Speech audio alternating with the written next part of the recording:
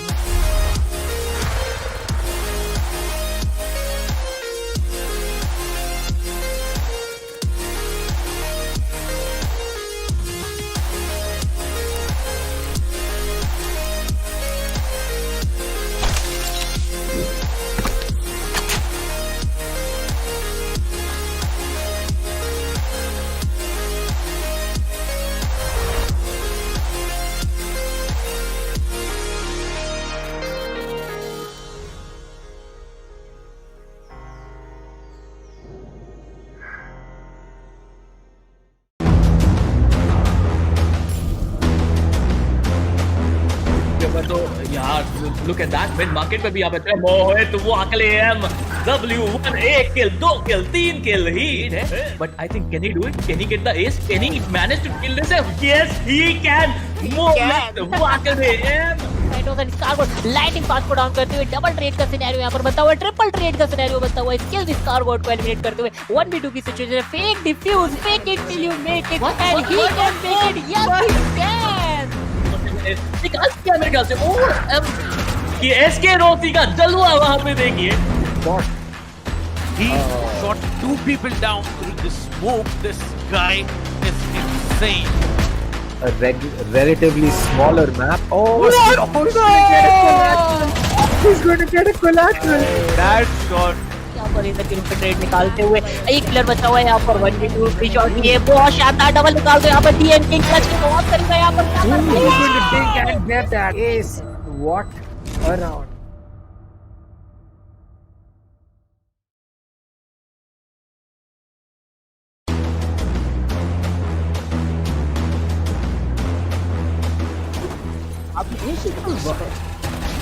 बिल्कुल यहाँ पे एक बेहतरीन और यहाँ पे टेम्पेस्ट यहाँ पे जो डिफेंडिंग करके दिखाई एक प्राइम एग्जांपल है क्यों हम कहते हैं कि एसेंट का मैप कमाल का है. But is gonna hold a very nice angle for himself. He saw one player there. Oh my god, Who's gonna knife him? Yes, he's gonna knife him. No, wait a minute. Other player that's gonna be Thanos, who was about to use the showstopper. It's a 3v3 situation. No! Take one down, and it's the last man standing. इनके पास double satchel boost जरूर रहेगा. क्या वो use करना चाहेंगे वही एक बड़ी बात है. सेज काफी डिस्टेंस से आ रहे हैं लेकिन कोई गलती नहीं होगी. दो प्लेयर को टेक डाउन किया जाएगा. तीसरा प्लेयर भी यहाँ पे आके आता हुआ बहुत ही शानदार तरीके से टेक डाउन किया जाएगा. And that's gonna be I am the hunter. That's gonna be Hunter's durability. Sharon gets taken down. Oh my god! And look at that ultimate! Brad with so much information doing the job out here. Yeah, maybe. Now you can see the Omen. He actually teleports onto the other side, but let me see how's it gonna be. The Brimstone is caught off guard, goes for the reload. Rina needs to come up front. That's a beautiful heading. That's a double heading coming in. But now he comes up strong. 3k already. This might be another round in the hands of the defense and a 4k for Akku. Oh my god! Akku goes on and he builds an ace for himself. What a ace play did this guy have?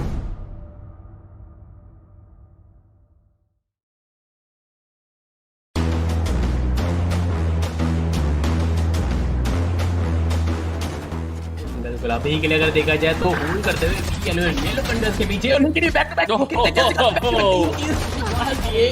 यार ये काफी शानदार. I guess क्या बहुत चीज है तो ये थोड़ा सोच समझ के आपको ऑपॉर्चुनिटीज का इस्तेमाल करना पड़ेगा. अगर आप कॉन्फिडेंट हो तभी आप कीजिए. लेकिन यहाँ पर जो लोग कर पाएंगे विद दैट 700 HP और मुझे लग रहा है ये चीज होना ही था. Get this spike. or get the spike diffused and get those kills. He is being pushed from two sides. He will spot the Omen, get that kill. The recon dart is going to get taken out. 3 bullets, goes in for that reload. 25 in the mag. He connects that headshot.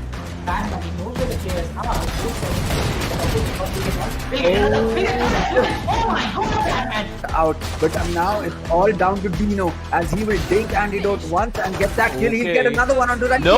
Third one on Scally. Nothing else bought by Corbett here. You can see how aggressive Amiterasu is shutting down 2, maybe just 3. Okay, no, 3 players are not shut down here. Only 2 players will be shut down, but there it is. He needs to take down another one, will be taken on another one. There's only one player standing. It's going to be the breach that comes in, but Amiterasu says, oh my god.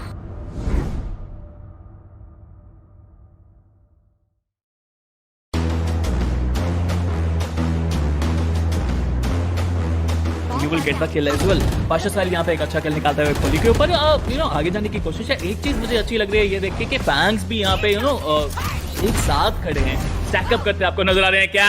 Cactus is too spiky. By the specters you can buy the shields here, but you can see the arena being very smart here, checking that corner where Prophet was holding, takes down 2. It's impossible for Team Playground Esports. They have been shut down all week from sight. What was that, dude? You can't do that. That is manhunt. This guy is an absolute beast, dude. Going out there. He is pretty aggressive. Will he get the kill? He will get the kill. And right now, this guy is angry. He gets 3, and he might get even more. इतना ज़्यादा matter करेगा. बाकी हमारे जो neutral ये जो display दिखाया जा रहा है वो कमाल का है. स्मोकी यहाँ पे 2 किल निकालते हुए, that is really good. Smoky यहाँ पे 3 किल निकालते हुए. TOC Smokey is literally on fire. You can see the flames burning out of him, and he is just ripping things apart. अपने इसके लिए यहाँ पे बढ़ने की कोशिश नहीं भी सकते हैं. ऊपर कितना रीलोड होती है किस ले लेंगे. Smokey is smoking. And Spiro थोड़ा सा डिफरेंस नजर कि यहाँ पर फॉर्म में नजर नहीं आ रहे अभी एम आई रियली प्रो, लेकिन कौन जब तक है यहाँ पर एक उम्मीद अभी भी रहेगी. केजीएल से यहाँ पर किल निकालेंगे. बिल्कुल है यहाँ पर. And Every time there was a nice just deleting him. Oh, okay, now someone else got deleted. Things are much hotter in the finals, as you can see. Every time someone peeks the operator and he headshots him in mid-air, and he's gonna get the 3rd. Well, he's gonna get a 4th. वही काम अब किया जा रहा है the red syndicate के द्वारा. वो प्रेशर बनाना चाहते हैं अपने अपोनेंट के पास में, क्योंकि एक बार आपने माइंड प्ले कर दिया तो फिर माइंड प्ले से ऊपर बहुत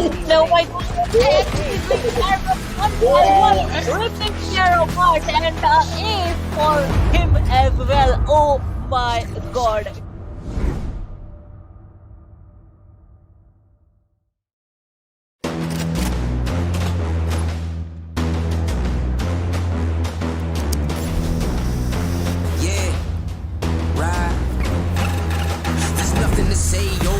Nothing to say, I ain't have words, I erupted in thunder and rain. If you're made strong, then why call me running away? It's just a game, but nobody coming to play. I press. Rise up though, all my people where you at, rise up though. Let's go, yeah, let's go, let's up, one time, go get it, it's yours, let's shot, come on, yeah, let's go, raise up, that's right, run with it, it's yours, let's shot, come on. With each day we wake up, we get stronger and stronger.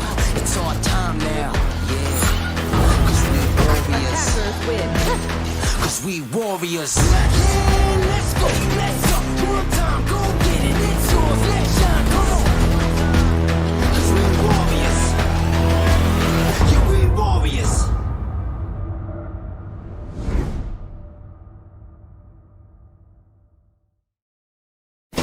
Valorant Agents of India. Are you ready? The ESPL Valorant PowerUp Series is a tournament open to players of all skill levels. Whether you are an agent with competitive experience or not, this series is meant for you to test your skills and have fun. Agents will battle for a total prize pool of 7.5 lakhs and the title of Series 1 champions. It's time to power up. Let's break down the tournament format. At the beginning of the tournament, there will be 4 open qualifiers. In the qualifying rounds, players will go through a best-of-1 single elimination, battling their way up the ranks. Those ranked top 16 onwards of the qualifiers will face single elimination in a best-of-3 match. The top 4 teams from each qualifier will earn a spot in the group stage, resulting in a total of 16 teams. These teams will then be split into 4 groups, with 4 teams per group. Teams will then compete in a GSL format, where 2 opening matches are played. The winners will then battle in the winner's match, which will determine who tops the group. The losers will battle for survival. The victor of this match will then battle the loser from the winner's match to determine who progresses further in the tournament.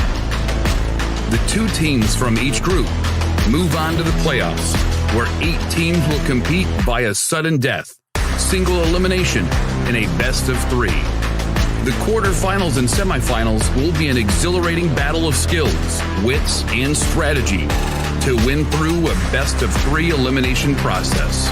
And finally, we reach the grand finals, where our final top 2 teams of the series will battle for glory through a best of 5 elimination. Valorant Agents of India, will you and your team be the one that reigns supreme?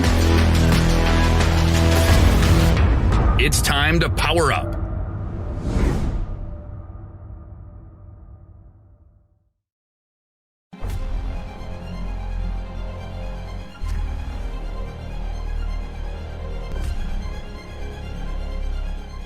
Every young gamer wants to become an esports professional. We make it happen. You just keep on winning.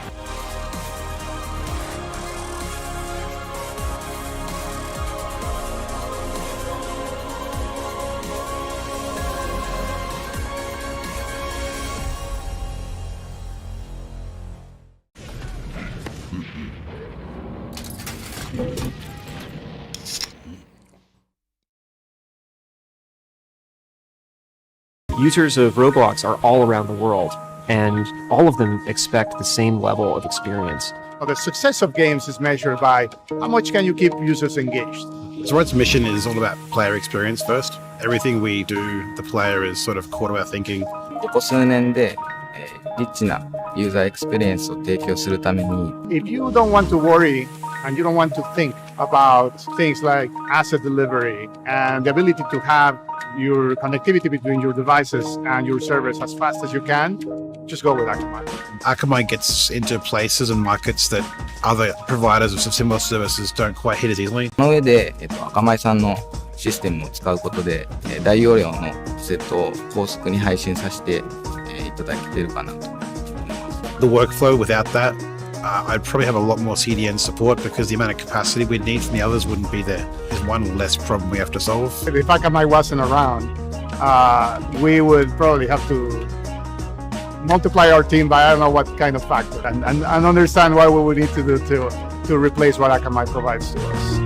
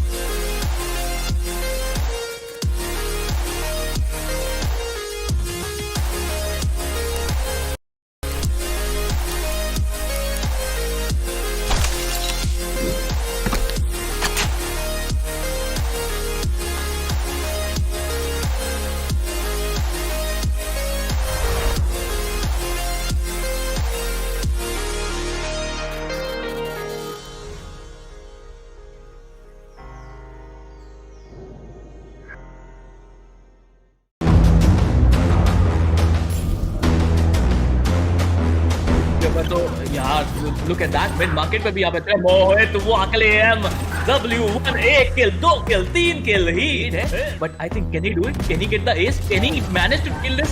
Yes he can. Mohit वो अकेले M lighting पास को down करते हुए double trade का scenario यहाँ पर बनता हुआ, ट्रिपल ट्रेड का सिनेरियो बनता हुआ, स्किल स्कारगोट को एलिमिनेट करते हुए 1v2 की सिचुएशन है. Fake defuse, fake it till you make it and he can make it. Yes he can. निकाल दिया मेरे ख्याल से. और ये एसके रोती का जलवा वहां पे देखिए. He shot 2 people down through the smoke. This guy is insane. A relatively smaller map. Oh, no! He's going to get a collateral. That shot. यहाँ पर इधर की रूप ट्रेड निकालते हुए एक प्लेयर बचा हुआ है यहाँ पर 1v2 फ्री शॉट ये बहुत शानदार डबल निकालते हैं यहाँ पर डीएन किंग क्लच के बहुत करीब है यहाँ पर He's going to take and get that ace. What a round.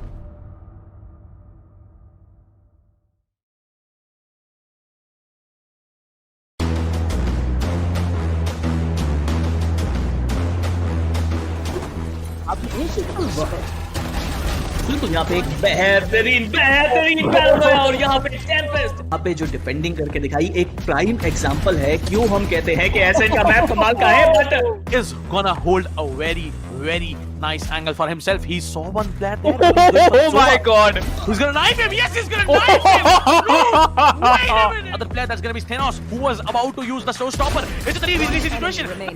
No! Take one down, and it's the last man standing. इनके पास डबल सैचल बूस्ट जरूर रहेगा. क्या वो यूज करना चाहेंगे वही एक बड़ी बात है. सेज काफी डिस्टेंस से आ रहे हैं, लेकिन कोई गलती नहीं होगी. तो प्लेयर को टेक डाउन किया जाएगा. तीसरा प्लेयर भी यहाँ पे आके आता हुआ बहुत ही शानदार तरीके से टेक डाउन किया जाएगा. And that's gonna be I am the hunter. That's gonna be Hunter's ability. Shannon gets taken down. Oh my god! And look at that ultimate! Brad with so much information doing the job out here. Yeah, maybe. Now you can see the Omen. He actually teleports onto the other side, but let me see how's it gonna be. The Brimstone is caught off guard, goes for the reload. Rina needs to come up front. That's a beautiful heading. That's a double heading coming in. But now he comes up strong. 3k already. This might be another round in the hands of the defense. And a 4k for Akku. Oh my god! Akku goes on! And he builds an ace for himself. What a ace play did this guy have.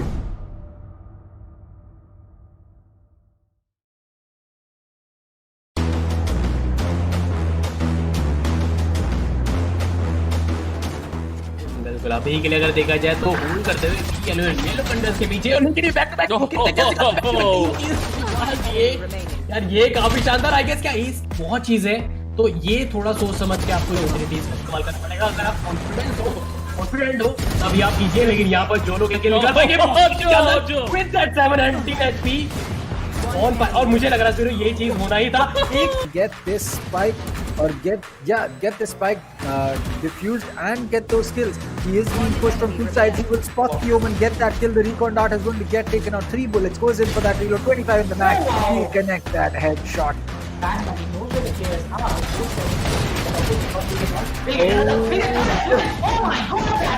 Out, but now it's all down to Dino as he will take antidote once and get that kill. He'll get another one onto that. No! Third one on Scally. Nothing else bought by Corbett here. You can see how aggressive Amiterasu is shutting down 2, maybe just 3. Okay, no, 3 players are not shut down here. Only 2 players will be shut down, but there it is. He needs to take down another one. Will be taken on another one. There's only one player standing. It's going to be the breach that comes in, but Amiterasu stays. Oh my god!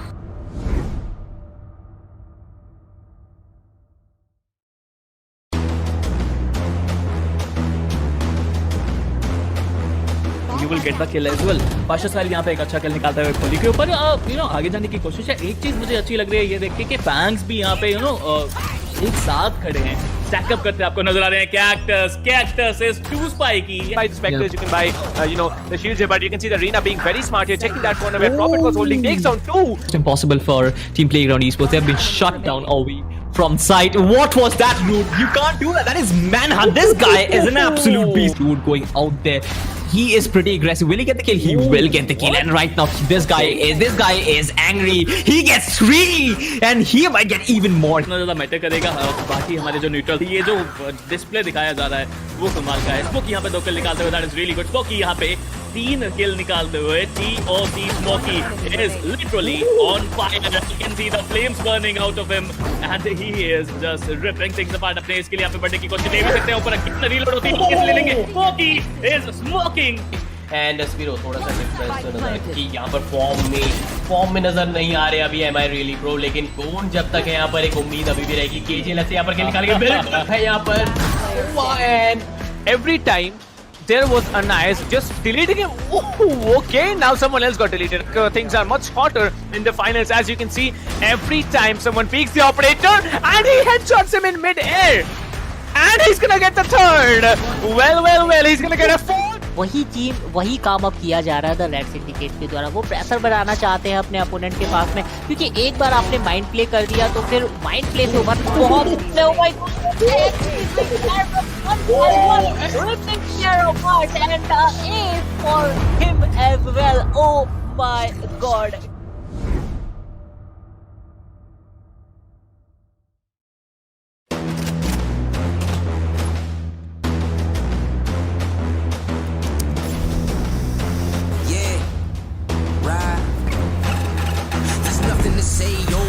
Nothing to say, I ain't have words, I erupted in thunder and rain. If you're mad strong, then why call me running away? It's just a game, but nobody coming to play. I'm less. Rise up though, all my people where you at, rise up though. Let's go, yeah, let's go, let's up, one time, go get it, it's yours, let's shine, come on, yeah, let's go, raise up, that's right, drop with it, it's yours, let's shine, come on. With each day we wake up, we get stronger and stronger. It's our time now, yeah. Cause we warriors. Cause we warriors. Yeah, let's go, let's up. One time, go get it. It's yours, let's shine, come on. Cause we warriors. Yeah, we warriors.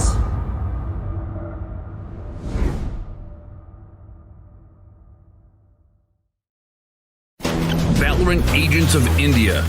Are you ready?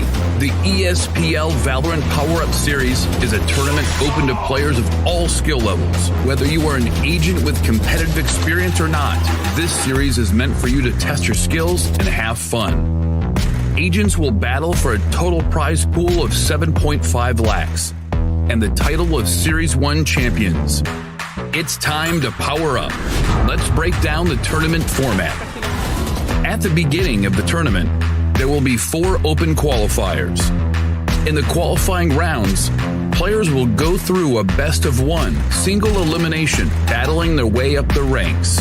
Those ranked top 16 onwards of the qualifiers will face single elimination in a best-of-3 match.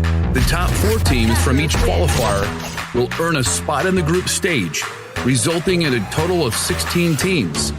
These teams will then be split into 4 groups, with 4 teams per group. Teams will then compete in a GSL format, where 2 opening matches are played. The winners will then battle in the winner's match, which will determine who tops the group. The losers will battle for survival. The victor of this match will then battle the loser from the winner's match to determine who progresses further in the tournament.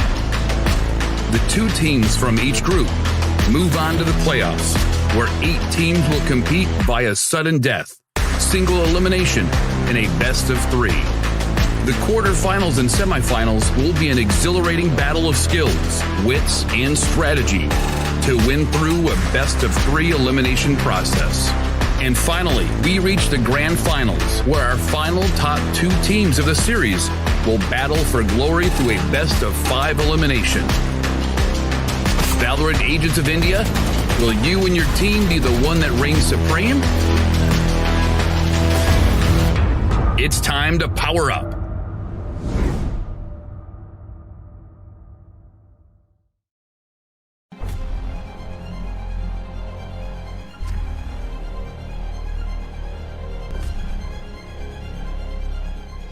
Every young gamer wants to become an esports professional.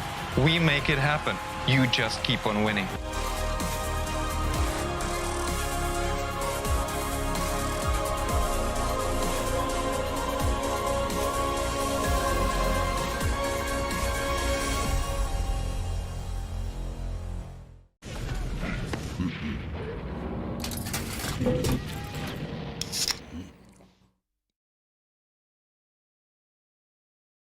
Users of Roblox are all around the world, and all of them expect the same level of experience. The success of games is measured by how much can you keep users engaged. Zoroark's mission is all about player experience first. Everything we do, the player is sort of core to our thinking. ここ数年で、リッチなユーザーエクスペリエンスを提供するために、 If you don't want to worry and you don't want to think about things like asset delivery and the ability to have your connectivity between your devices and your servers as fast as you can, just go with Akamai. Akamai gets into places and markets that other providers of similar services don't quite hit as easily. その上で、アカマイさんのシステムを使うことで、大容量のセットを高速に配信させて、いただけているかなと。The workflow without that, I'd probably have a lot more CDN support because the amount of capacity we'd need from the others wouldn't be there. There's one less problem we have to solve. If Akamai wasn't around, we would probably have to multiply our team by I don't know what kind of factor and understand what we would need to do to replace what Akamai provides to us.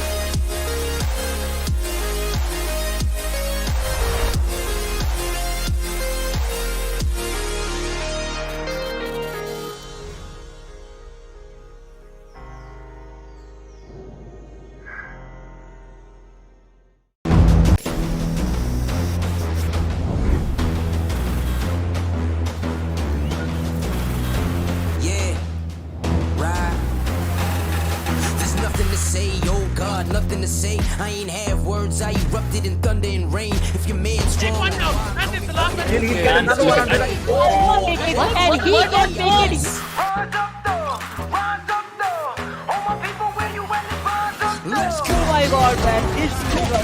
यहाँ पर एक किल करके फिर Moving on full by. Oh my, what? Yeah, let's go. Raise up, that's right. Ride with it, it's yours. Let's try. Come on. Goes in for that attack. And Yeoman, what a shot. And then a this full is. game for us. Oh my god. Cause we warriors. Cause we warriors. Spike has been initiated. Whoa! Who's gonna knife him? Oh my god. Oh my god. Cause we warriors. Yeah, we warriors.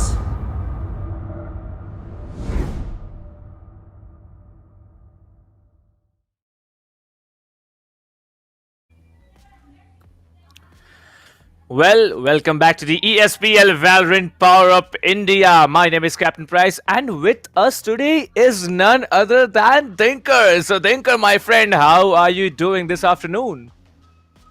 I'm doing great, Captain. Let's see how it goes. I mean, it's going to be an amazing day with Team Mahi coming up in the first game against Lag.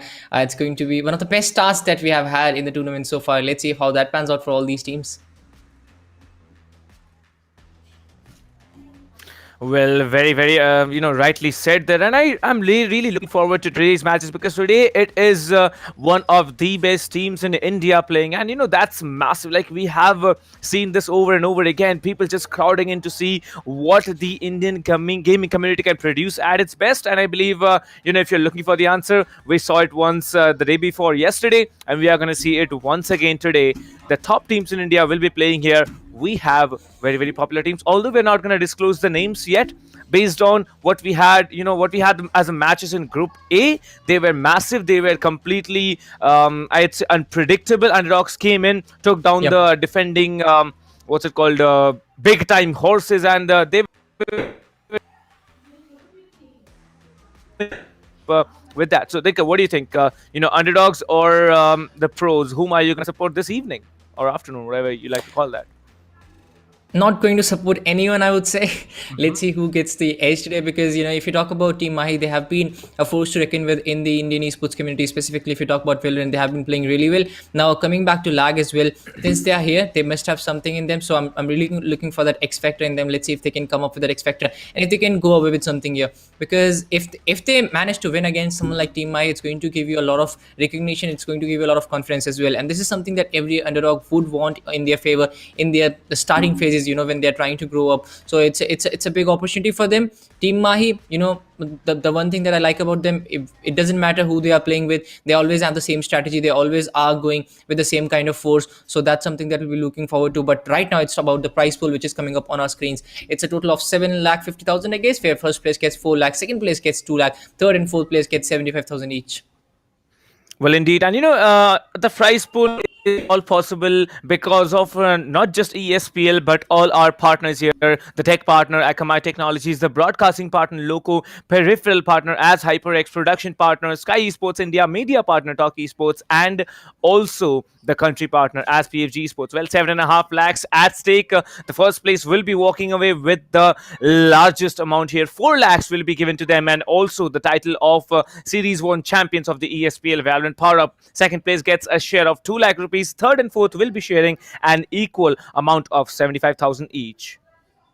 Yeah, and as you said, it's not only about the prize money which is going in; it's also about the title. When you are the winners of such a big tournament, that I kind of weighs in on your name as well, and that tells you that how much of a competition you're getting. Since this is an open tournament, everybody has an equal chance of going in. So winning this tournament is going to be a big thing. It's not like some invitational tournament or something like that. So it actually allows you to actually show what you have got, because whenever we are streaming any tournament, there is always someone who's like I can do better. So this is your chance to actually go in and prove yourself. So this tournament has been really well so far, and if we talk about the kind of opportunities that have been given to the underdogs, it has been amazing. Now group stage starting from 13 to 15 of February, and now it's already the group stage which is happening. Let's see who gets the edge today. Is it going to be Team Mahi, the usual winners kind of when they go in, or is it going to be Team Lag trying to surprise them today?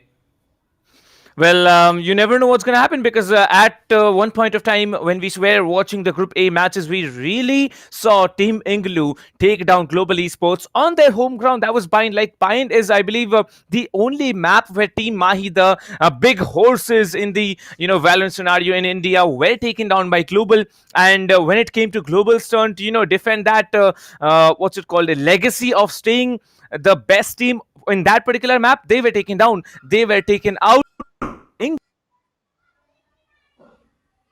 At Syndicate, they battle out against White Shadow Esports, and now they are already alongside Global Esports, waiting there for the playoffs to happen. Well, there are 3 more groups to go as we are down here with the Group B matches. We have Team Mahi versus Team Lag as the first match, and the second game, it's going to be between Team TempesT and Kuch. Both of the winners from both of the BO3s here will be battling it out for that one spot in from Group B, who are going to move into the playoffs from the upper bracket. So, Dinker, we have 4 teams here. I think there are, if a poll is conducted, probably there will be maximum votes in the favor of Team Mahi here. What do you think? Is there any possibility that Kuch, Lag, or TempesT, either of the 3 teams can actually beat Mahi and, make a step ahead into the playoffs?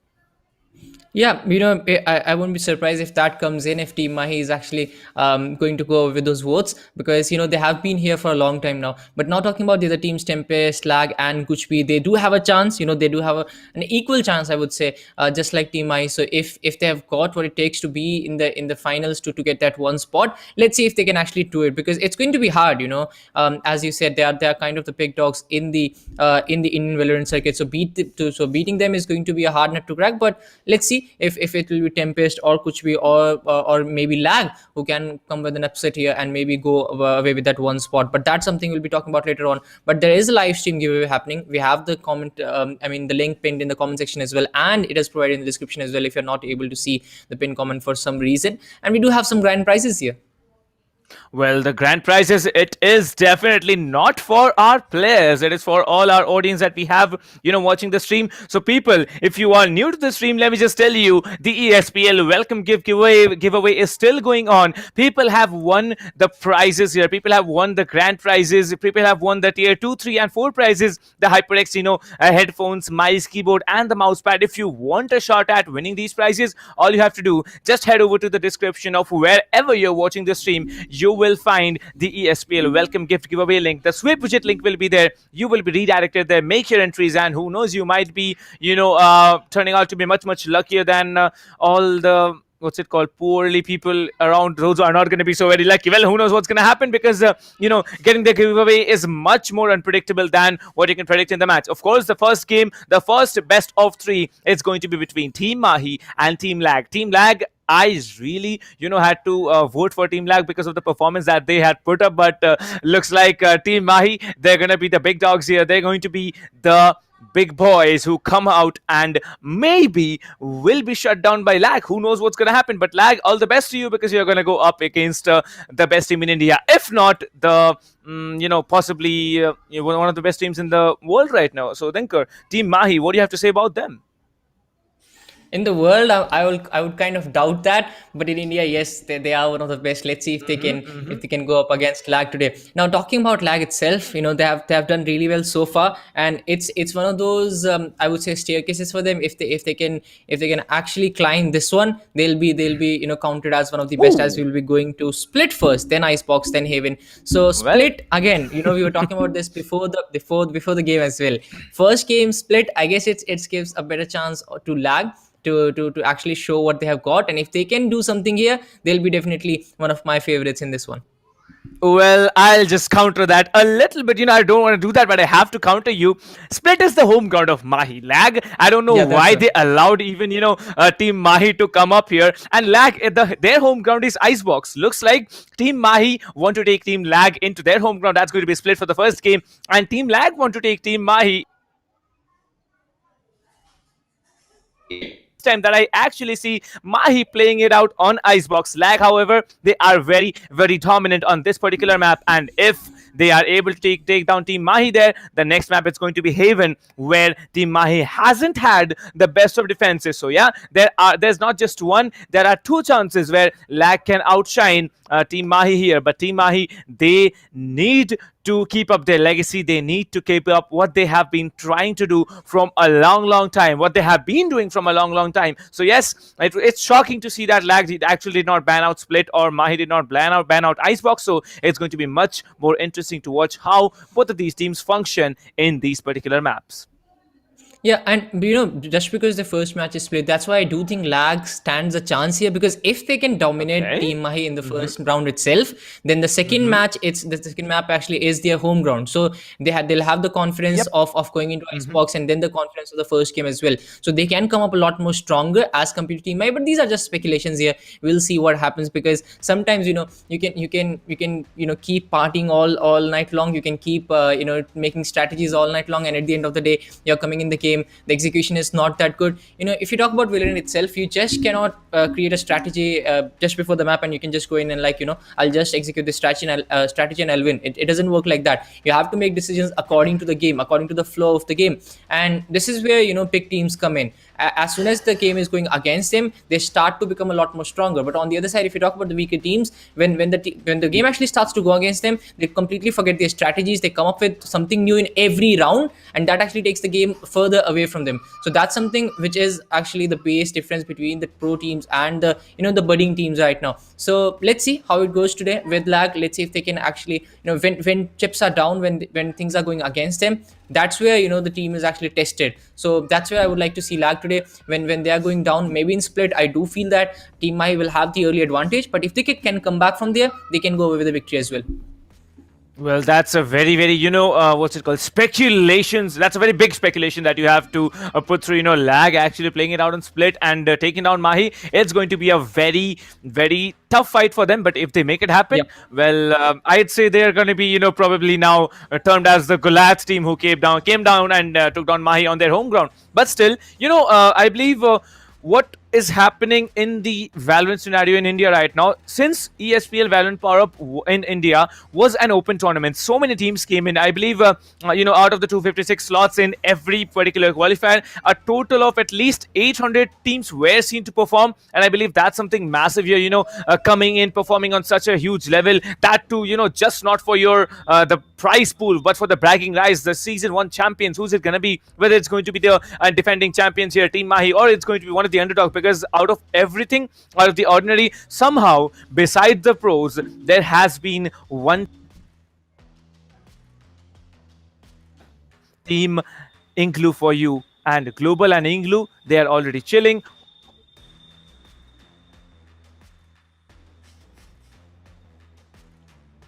well, if it's not Team Mahi, then who knows who's going to be, because people, I believe, are really already hoping that, Mahi's already there in the finals, maybe battling it out against some other top team in India. But who knows what's going to happen? Lag is there. There's going to be, multiple teams. There's going to be Kuch B. There's going to be Team Tamilas. So there are many teams to look out for. But there's going to be one champion, and we are going to have to wait at least for another, I believe, 15 days for that. Talking about waiting, well, the wait is over, and we move in for the first map here. It's going to be split. Defenders are going to be Lag here. Attackers are going to be Team Mahi. Excali, Right to Ace, Hellfighter, Antidote, Amiterasu from the side of Mahi. Who am I? YT Cone. Am I really pro? Zakrims and Stiffmeister on from Team Lag.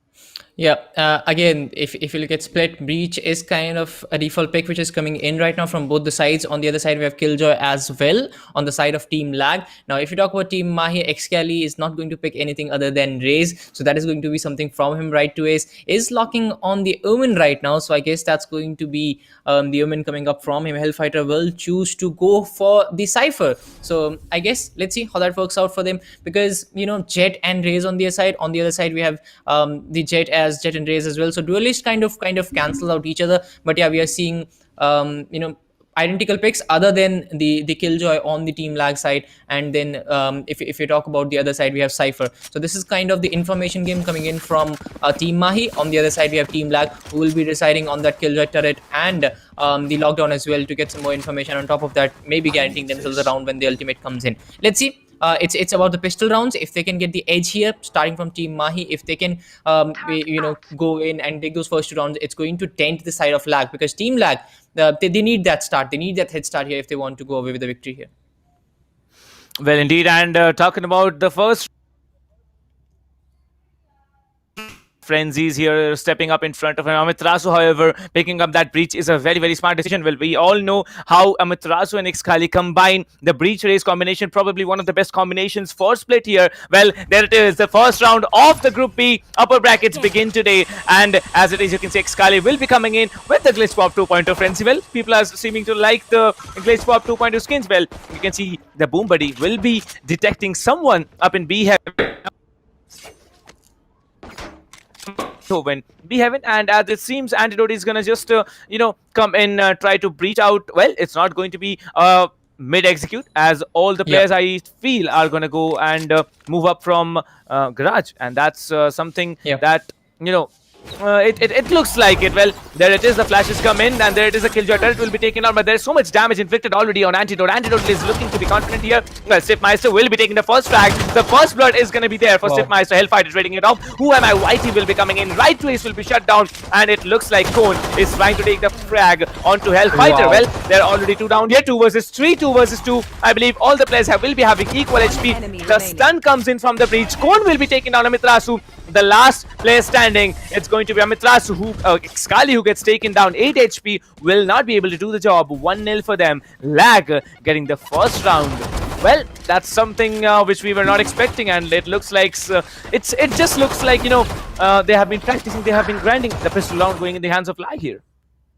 Yeah, but actually it was beautifully done by Team Mahi, but the retake was just too good for Lag. If you talk about the first strategy that came in from Team Mahi, they were looking for the center control. They gave away a little bit of information, which actually pushed out all the players from Team Lag towards the mid. Now, Team Mahi, they completely rotated towards the other side. They went in towards the B side, but fortunately for Team Lag, they were very quick to rotate in. There was the Killjoy turret, which actually gave out all the information that yes, now they have the control of the side. And as soon as Team Lag, they knew that now the players have come into the side and not on the mid. The retake was just too good. The first kill coming in from Stiff, that was perfect start from them, and after that Cone actually coming up with a couple more to dent the side of Team Mahi completely. A very good retake coming in from Lag. Let's see if they can do it again, because right now I feel that Team Mahi, they're going for the same strategy where Cypher will go in towards the A side. He'll try to get some more information, maybe try to get the distraction in, but they'll go in for the B side again, because the first time as well they were looking very strong, but it was just that the retake was too good. The first kill actually Stiff was this from Stiff was the starting point, was the first nail which went in, and after that Team Mahi was not able to come back. Let's see if the same thing happens again. I can already see the Jet moving towards the A side, so that's something new. But if you look at Team Lag, they're expecting a B push here. Well, looks like it because the Killjoy setting up B side. It's default for Killjoy. The Killjoy needs to be there on B side every time because I believe the narrow corners in split really give off a better angle, for the Killjoy to defend it off because just place the turret in the entry spot, place your alarm bot on the entry as well, place one swarm on the default plant site, one swarm along with the alarm bot, and you can inflict a hefty amount of damage onto the attackers. However, this time I believe it's going to be a little bit different because Team Mahi, they have decided to go for attack break, and when it's attack break they have discussions going on. They start to gather all that information that this went wrong, this could have been possibly played that way. Well, that's going to be discussed, and I believe force buy round has trying to come in with a force buy as they will be also trying to secure the second round. Well, if not this one, then Team Mahi is definitely going to come in with a full buy in the next one, and who knows, things might be different onwards the third round. Yeah, it's going to be all defensive round coming in from Team I. They're not going to buy anything. On the other side, we have Team Lag, who have got all those Spectres and Stinger as well with the shields coming in. So I do expect this round will be favoring Team Lag as well. But, they cannot be overconfident here because you can see Team I, they have another best aim. So if they can go in and if they can get a couple of guns, even a couple of guns can get the job done for Team I here. And, with no investment going in, I do feel that Team Lag, even if they have all the guns, they do have a lot of pressure on them. Let's see if they can hold it out. On the other side, we have Team I who are going in for those frenzies and then selling it back. So they are still kind of unsure what they want to go with, but we'll see how it pans out for them as this round as well. I guess it will be 2-0 captain because look at that. Look at the difference of the loadouts here. Well, it's just not the difference of the loadouts. A defenders oriented map is definitely beneficial for them, and by the looks of it, I'd say that it might be a 2-0, but who knows what the Team Mahi is planning, because every time they're taking attack break they usually come up with one round in their favor. So well, Cone definitely did a good job here. Zakrim's also playing that breach is a good advantage in their favor, and it seems like there's only one key difference between the two teams. That's the pick of the Killjoy and the Cypher. Well, Cypher, we all know that is a very, very powerful agent when it comes to being on the defender side, but watching out the flanks, I believe Cypher is a much more crucial agent when it comes to the attacking side. Well, Team Mahi starting off on the attack, they knew they had to start off on the attack, so they chose the Cypher here. Hellfighter, we know, is a very, very strong player here. Right to Ace will probably be deciding to go on for a force buy as well. I mean, Team Mahi will be deciding to go on for a force buy. Stingers coming into play here. 3 Stingers, 3 light shields, 1 heavy shield, 1 ghost coming into play. Right to Ace, however, decides to go on for I believe Savior. As you can see, the loadouts will be coming on, and yeah, it looks like Right to Ace is gonna go on for a save. No, okay, he's not. It's a force buy for both. Yeah, Frenzy and Full Shield coming in as well. So that's something that Team Mahi has done. So they are looking to actually go in this round and maybe do it a 1-1. So if Team Lag can actually go away with this one, that's going to boost their confidence too much, because we have seen Team Mahi come back a lot stronger in the third round. It has been a kind of thing that we have been seeing in the past as well. That has happened a lot more often. That Team Mahi, they like to come back in the third round. But if Lag can go away with this one, that's going to dent the if you talk about the economy on the Team Mahi side as well, as we have finally started the game. It's going to be the second round which is going to come in. Com3 on the other side, we have him holding the A side. It's an all A stack coming in from Team I. This is something that I didn't expect, whereas the will start to come in. Any2 is completely rushing in. It's going to be the dash. He has already flashed out the players. Any2 will get the first kill. That's the starting kill which is going to come in. On the other side, we have Com3 trying to hold this angle well, but he'll get spotted. He'll get flashed and he'll get served as well. Xcali gets one more as we are down to the 5v3 scenario where Jet is actually struggling with those health points on Team I side, but it's the numbers just struggling on Lag. Now Lag, who MIYT trying to come up with a backstab here, will take away that Cypher utility. Will take away the player as well. That's the perfect hit shot coming in from him, but will the retake be possible? Stiff gets another, but Amiterasu, this guy is standing tall right now as we are down to a 2v2 scenario. Well, looks like there's only going to be one player standing, as Amiterasu will be taking out Zakrim. It's a 1 versus 1 where Who Am I YT will be coming in with a 3k and also a clutch defuse. Well, that's something you don't see every day. Force by round coming in from Mahi, not playing out according to how they wanted it to, and I believe they now will be down into an Dior, because coming in on the third round, which is supposed to be a full buy round, normal situations here, looks like Team Lag, it's going to be a 2-0 for them, and they're going to be happy about it, getting 2 rounds against a Goliath level team. That's amazing. Yep, I mean, I do feel that it was Spectre which kind of made the difference, because you could see Excali trying to get that kill, but unfortunately was not able to land that shot. It was much more better coming in from the other side, where they, I mean, it was a 5v3 retake which came in, and it was kind of difficult. But the kind of rush that was shown by the Jet on Team I side, that was just perfect, the kind of start that they would have wanted. And now it's going to be the mid control which is happening here by the players of Team I. They want it desperately. On the other side, we have a 3-2 split coming in from the side of Lag. They would like to buy some time. On the other side, it's going to be again Whoema Whitey will get the first kill. Antidote shut down. That's the duelist off the boards from Team Mahi. Now again, it's going to be a tough retake coming in from Mahi.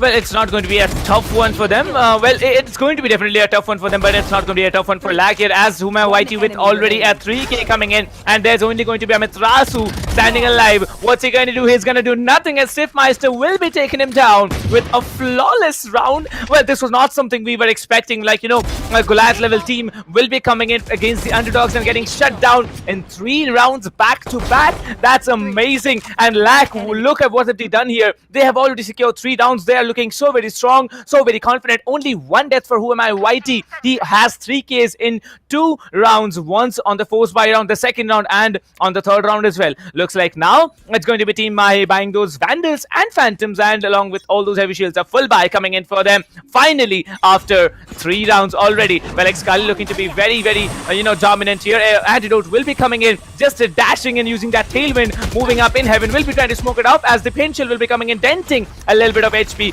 on the defending Jet here. Well, this time it has been done here. Excali moving in, taking down Stiffmeister, the Killjoy getting down. That means the B side is out of the traps here. Hellfighter will be triggering the cage here, trying to hold off CT all on his own. Antidote will be coming in. There's going to be 1 player still lurking around here. The Stinger will be coming into play. Korn will be taking down 1. Excali already on to 3k here. 3 attackers versus 1 defender. It's going to be the Omen who is still standing, and there it is. Amiterasu will be closing it all once and for all.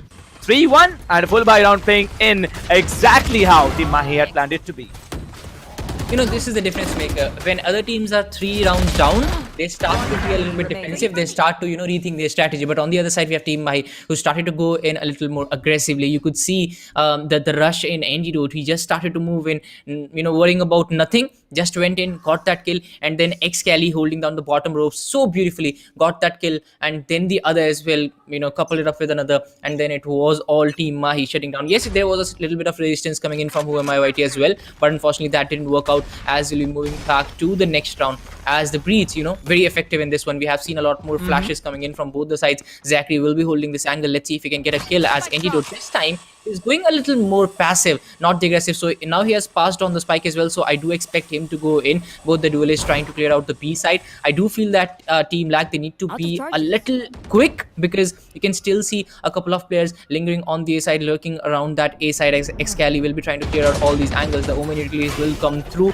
and again the Killjoy, you could see the difference maker here. He's trying to buy some time here. He's trying to spot out the players of Team Mahi, and he's also delaying the time here. And Huma Whitey, this guy is just perfect, coupling up with that flash which came in from the breach. He gets that kill beautifully, connects that shot, and this is the same kind of synergy which we have seen from Team Mahi in the past, and this is what we are seeing from Team Lag as well. Well, looks like this time it's going to be a far passive approach, but there's going to be 1 player down already. Excali gets taken down, and that's a huge frag. Excali is being one of the most dominating duelists that we have seen as for today, and for some of the previous games as well. Am I the really pro here, coming in and taking down Hellfighter? 3 versus 5 scenario, as there's going to be 1 more round here. It's not a flawless round, as Amiterasu will be taking out Am I Really Pro, but this time it's going to be Stiffmeister again with the closure. 4-1 on the scoreboard. Team Lag looking to be very, very strong. As you said, Dinker, if Team Lag can showcase something in split here, it's going to be very, very confidence induced for them in the next game as well. Yeah, let's see if they can come up with split, because as you said, split is one of the strongest maps for Team Mahi, and if they go down here, it's going to be a good confidence boost for Team Lag as well. But if you talk about the fan base that they have, it's amazing. The kind of the words they come up with, the kind of lines they come up with. First they have like, if they are beating the other team, that's Mahi Marra, and if they are losing, then Mahi Hara. So it's something that it's very funny from their side. So their fans, they are as creative as the team. So that's just perfect combination coming in. Anyways, let's talk about the game again as we are going to go back to the 6th round, which is coming in. The Bladestorm is ready for Antidote, and this time it's going to be the A side he's rushing in. The Omen still trying to protect the B side. Let's see how that works out for them, as Antidote is looking for that first frag. He has a couple of players inside, and the Omen is actually low on health. So if one more good shot, and he'll be able to get that now. And yes, he gets the confirmation. He gets the kill. It's Antidote starting off the proceedings, but Excali connects the showstopper as well, and that's Team Lag down to 2. It's a 5v2 situation, and I guess it's going to be a lot more easier for Team Mahi in this round. One enemy remaining. But it's definitely going to be easier, but not a flawless round. Well, we need there to be a flawless round here. Zakrim should be coming in. It has to be Excali who does the job. Already Lag sitting there with 4. Well, the lead is definitely closing up, but it's not over yet. Well, I had seen in many just probably because of studying, who knows what they're planning up next, because Team I, we all know they're playing in a boot camp, right? They can probably just peek off along from their headphones and listen to what their teammates are discussing, and they can just come up with different strategies. That's what boot camp helps you to get. But talking about Lag, they're definitely doing a fantastic job out here. 2 more rounds and there can be an equalizer coming in. Well, this time YT will be coming in again, taking out Antidote. They knew how Antidote rushes in. They even did the same amount of work here. Kone will be taking on Mitrasu. Here comes the party. The showstopper is going to come in. Excali gets shut down. There's going to be another. Hellfighter takes down Zakrims as well. Well, not a flawless, but Hellfighter do a man's work out here. 4 players still standing. Looks like Kone is gonna catch him off guard. 4K for him, and another round for Team Lag. Well, I'm shocked here. I'm shocked. I'm really shocked as to how Team Lag is playing. But they're playing well. They're playing definitely a lot better than Team Mahi at this point. Who knows what Team Mahi is gonna, when Team Mahi is actually gonna hit that clutch and probably pop off into the 6th gear and just get the rounds at a stretch. What do you think, Ninka? Will that be possible, or Team Lag, they're gonna give us something different this afternoon? Well, since it is a defensive favored map, I do feel that Team Mahi will be able to come back. But, in the last round, it was on the back of YT, who positioned himself so unusually that Team Mahi was not expecting that. He got the first kill, and then it was a 4K coming in from the Raze, trying to clutch that round up. Now, moving on to the next round, it's going to be the 8th round, which will come in. Com3 again trying to get things up and running for his team. He's trying to do the same, as he'll be clearing out the Haven side here. YT on the other hand trying to move in. Again, he's holding the same angle, and I do feel that Team Mahi will be expecting this one. So if he overpeaks, he'll be going down as YT trying to clear out things. I did feel that it's going to be Team Mahi who will be a lot more offensive. But my God, that first player gets the first. The Cypher has been spotted as well. Oh wow, Hellfighter comes up with that pistol, connects the headshot and takes down the Jet on the other side. Sifmeister on the other hand has been spotted. It's going to be the Cypher who will be coming up with that ultimate. The neural theft coming in. Hellfighter holding the angle very well, but Con3 he's coming in with the retake here. Well, one thing is interesting that the Breach actually has to play with his ultimate. Sifmeister also has his ultimate to work with. 2 attackers only remaining now. Excali will be shutting down 1, as it looks like the Killjoy and the Breach has to do the job. His Zakrim will be dented very hard here. However, both of them are gonna get taken down at the same time. Well, looks like the coordinations have been playing out in favor of Team Lag a lot more than Team Mahi, as the last remaining players right to Amitras to get shut down. The defuse comes in, and it's going to be 6-2 on the scoreboard. Well, 4 rounds on defense, not very shocking. It's still a defense-oriented map, even though there have been multiple nerfs coming in on the defender side, but still. What's the scoreline? Is the scoreline here? They did not use the ultimate. Well, I really thought that the Breach is gonna, pop up the fault line over there, and then he's gonna just come in with the Killjoy's ultimate, but that was not the situation. They decided to go for a gun game. They had it in a gun game play out against Team Mahi. 6-2, 4 points lead already in Team Lag's hand. Yeah, and now Team Mahi, they have the ultimate ready on the Breach, so I guess they'll be able to clear out a side, but the same thing can be said for Team Lag as well. They'll be able to do a very good retake just because they have 3 ultimates ready. The Killjoy is ready as well, so I do feel that Team Lag, they have an early advantage, but it will all come down to the momentum and the first kill here. The Omen coming in very handy, trying to block out the views here, but Antidote, they'll be trying to take the the tower side, will be trying to come up with something here. The rotation is actually coming in from Team Lag, so let's see who gets the first kill here. It will be Con3 who has been fragging lagging out a lot throughout the game. The boom bot comes out to get some more information, and I guess it will be very beneficial. Yes, the boom bot is coming in from both the sides. Now they know the positioning, but it's going to be Hellfire. I'll get the first kill, completely denting. Am I really pro? On the other side, Excali takes down Comfrey as well with the help of that paint shell. It's all clear, I guess, for Team Mahi. Excali gets another, so it's a 5v2 now, and Team Lag are going to go out in this one. Well, it's 5v2 indeed, but the Killjoy ultimate is a very, very strong one. We all know how powerful it can be, but looks like that one player has been spotted already. The Cypher Cam doing an absolutely, a fantastic job catching off to Who Am I YT off guard. Well, there's going to be the Killjoy, I believe, somewhere in screens here as he gets shut down by Mitrasu, and a flawless round coming for TM.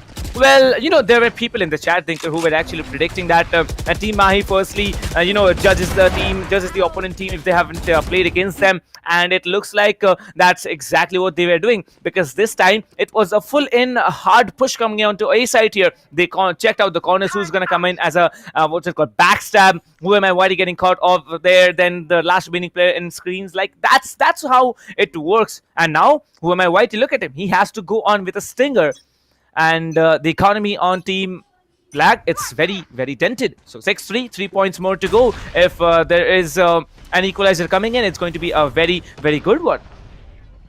Yeah, the ultimate is ready from the Jet on the Team Leg side. It's going to be Who Am I YT will try to go in. And yeah, we talked about the Stinger on him, but Stinger, it can be a very lethal weapon. Let's see if we can connect some. But we saw what these guys can do. A Classic versus Phantom and Hellfighter coming out on top. That was something else. Anyways, Who Am I YT will try to get something here as Team Mahi. They're looking for the mid control as the paint shell will be drawn out. It's going to be Cone 3 who will deal a little bit of damage, but not enough to get any kind of confirmations. Yeah, he has dealt a little bit of health points there as Who Am I YT will be trying to hold this angle well, but he has been spotted as well. Paint shells again doing a little bit of damage to him. He's down to 88 health points coupled with 26 of shield as the couple of players from Team Mahi have been flashed out. This is what Reach can do as Excali is coming up. Oh, he gets one more with the showstopper. Hellfighter also connecting that Phantom well. That's going to be Lag down to 3 players. The race is still standing. Zachary finally comes up with something. That's going to be Excali who's taken off the boards, and now it's going to be an A push which is coming in from Team Mahi. It's completely open for them, but on the other side we have Lag who's coming in with a retake. If they can take out the Cypher first on the main A side, let's see if that can ease tension here as Cone 3 will be judging out that pair, will go for some shots, will connect. The Satchel comes in, but unfortunately won't be able to do any kind of damage here just because the Raze on the other side he has repositioned himself. Well, indeed, and the Breach still has the ulti to work with. I don't know when he's going to pop it up as Amitrasu will be taking down Cone as well. It's going to be 6-3 now. Well, one gets taken down and that's another. Oh, and the wow. attackers get a very, very successful round. Holding with the reason for a straight victory, even before the spike actually started taking out here. Well, that's it. It's going to be 2 more rounds for that equalizer that comes in from Team Mahi. Well, it's a defense-oriented map, and Team Mahi looks like they have done quite a little homework here, as I believe Team Lag, they're going to move into an eco round here. Well, who knows what's going to happen, because after this eco round, there's only 1 round that's going to be left. If Team Lag gets shut down now, it's going to be that 1 round which matters, as on the side switch, it's going to be very, very beneficial for Team Mahi, even if they are able to secure an equalizer. However, Right to is predicting that particular push very, very well. 2 players already down here. The Omen has been spotted. Hellfighter will be coming in, trying to do something out here. Well, the cages will be triggered. As you can see, Hellfighter needs to get out of this position. The Omen has spotted him. He has a classic. Hellfighter once had taken down the defending Jet with a classic, but I believe he's not going to get, let that happen to himself now. Well, the spike gets initiated. It's going to be a B execute that finally comes into play. 3 players on side, 2 players playing as the lurkers, both of them right around mid. Let's see how it's going to function. 3v5 retake, it's possible, but will Team Lag make it happen? We're about to find out. Yeah, the time will be running out very soon, as the Raze is actually expecting a B backside push which is coming in, and yes, it is. It's a 3-man stack which is coming in from Lag. I don't know if that's going to work out. I'm not really sure, as Excali will be trying to move in. He has a chance here to get at least a couple of kills, because Omen is trying to come up. Yes, he'll get spotted. The first kill comes in, the second one as well. Breach trying to come in as well. He'll get spotted, but he'll get the first kill. That's going to be Zaki will come up with something, but that's just it. That will be the most he'll be able to do, as he'll get taken out. Amit Rasu will fall down to the spike explosion. But you know, look at the way Team Mahi have come back from a 4-1. They have come down to 6-4, 6-5 actually, and I won't be surprised if it's a 6-6 at the end, because this is where things start to happen for Team Mahi, as they have got the momentum on their side. I mean, I'm kind of sure now it will be 6-6, but let's see if Team Lag can recreate what they did in the first 3-4 rounds. You know, they just need to get those first 2 kills. Who am I, YT, getting that, you know, opening kill, and then the raise on them, the Cone 3. If we can couple it up with a couple more, then I guess it will be Team Lag coming back, as Cone 3 is trying to play a little more aggressively here. They do have the Killjoy, you know, ultimate as well. So let's see if he'll be able to use it this time. Well, as you can see, it's going to be 6-5 as the defenders are having a full buy here. Cone will be coming in. He is trying to hold off mid along with the Jet and the Breaches, you know, help here. Well, looks like Right to Waste will be watching the flank eyes. Excali will be coming in, and it's the Breach ulti from the attacker side. The Showstopper is coming in. The Showstopper will be missing a lot here as Cone gets stunned once again. Excali with a 4K already, and he's outshining everyone else. Will he be getting an ace? He drops that pain shell. The Stepmeister going to be the last player standing. Looking in for him. Coming in with the Showstopper. Hits it, and he gets the ace into the hand. What a way to answer all those rounds taken from Team Lag. And ace finally coming in from none other than Team Mahi, Excali. Excali doing what he does best. I mean, I think we saw at least 3 showstoppers from him, so that tells you the kind of fragging he has been doing. 20 kills for him, just 8 deaths, so that's perfect coming in from the duelist from the Mahi side. But if you talk about Team Lag, they have done well as well, 6-6 on the score. But I do feel that you know, when now the things have changed. Now it's going to be them on the attack. So this is where things will get interesting, because Team Mahi, they were looking a little weaker on the attack side in the first few rounds. After that, they were you know, if you talk about Team Lag, they were not able to compete with them. The perfect ace coming in from Excali. Let's see if the pistol rounds, they'll have the same fate as we saw in the first 2 rounds. It was Team Lag going away with that, but it was on the back of a couple of players doing the best, and it was also on the back of them playing on the defense, you know, rushing in. They were kind of staying on the edges. They were kind of, you know, positioning themselves well, and they were able to land themselves a couple of kills. This time the story is kind of different. Now they have to go in. The usage of utility so far has been good, but now Cone 3 trying to get things up and running for his team. He's trying to move in. It's I guess a 3-2 split, and now actually Team Mahi, they have completely read that this is going to be a B push coming in from the side of Team Lag. The sides have been blocked. Let's see if they can come up with something. Well, looks like it's going to be a very, very confident pistol round that comes in. The fight will be initiated. The defenders are falling. The attackers are falling harder, as there's going to be only one defender standing. It's going to be Amit Rasu. He has 20 HP to work with, and a Coast here. Full ammo on the Coast. Zakrams with that frenzy. Oh, beautiful. Amit Rasu and the attackers get the first round. Well, the professional teams, they are not able to play, like, how can I say it, like, to the best of their abilities against the underdog in pistol rounds. However, when the buy comes in, and it's something of a different story to tell, and looks like Team Lag, they've done it again. The second pistol round of the match going in the hands of Lag as well. Well, shocking, but definitely not very shocking, as Zakrams will be having 11 frags, being the Breed sitting up there as the team MVP. That's good. That's great performance coming in for them. However, this time they are going to be going in for another force buy round here, and looks like 7-6 is going to be the scoreline, where Excali will be deleting Cone. That's massive. That's a very, very huge kill for Team Mahi at this moment. Yeah, one of the players from Team Mahi is struggling with those health points. That's Raze, who just cannot do anything here. On the other side, we have my YT trying to block the sides, trying to connect some shots as well. But Excali on that Sheriff, he can be very lethal. He has already connected one. Let's see if he can connect one more. Who am I YT on the other end, doing what he does best. Gets a couple. That's right to his enemy. That's off the board. But it's going to be Antidote coming in from the backside. He'll take out my YT, and I guess he has taken out the hopes of Team Lag as well, as the Omen is the only player. He'll get one. Now it's down to a 1v2. The Jet still remains. Hellfighter on the other hand says, I'll get the job done. That's the thrifty coming in from Team Mahi. Even with less investments, they have have managed to go away with this round, and that's big for Team Mahi right now. It's down to a 7-7 scoreline, but I do think it is going to be favoring the Team Mahi side just because they are on the defensive side, and Team Lag.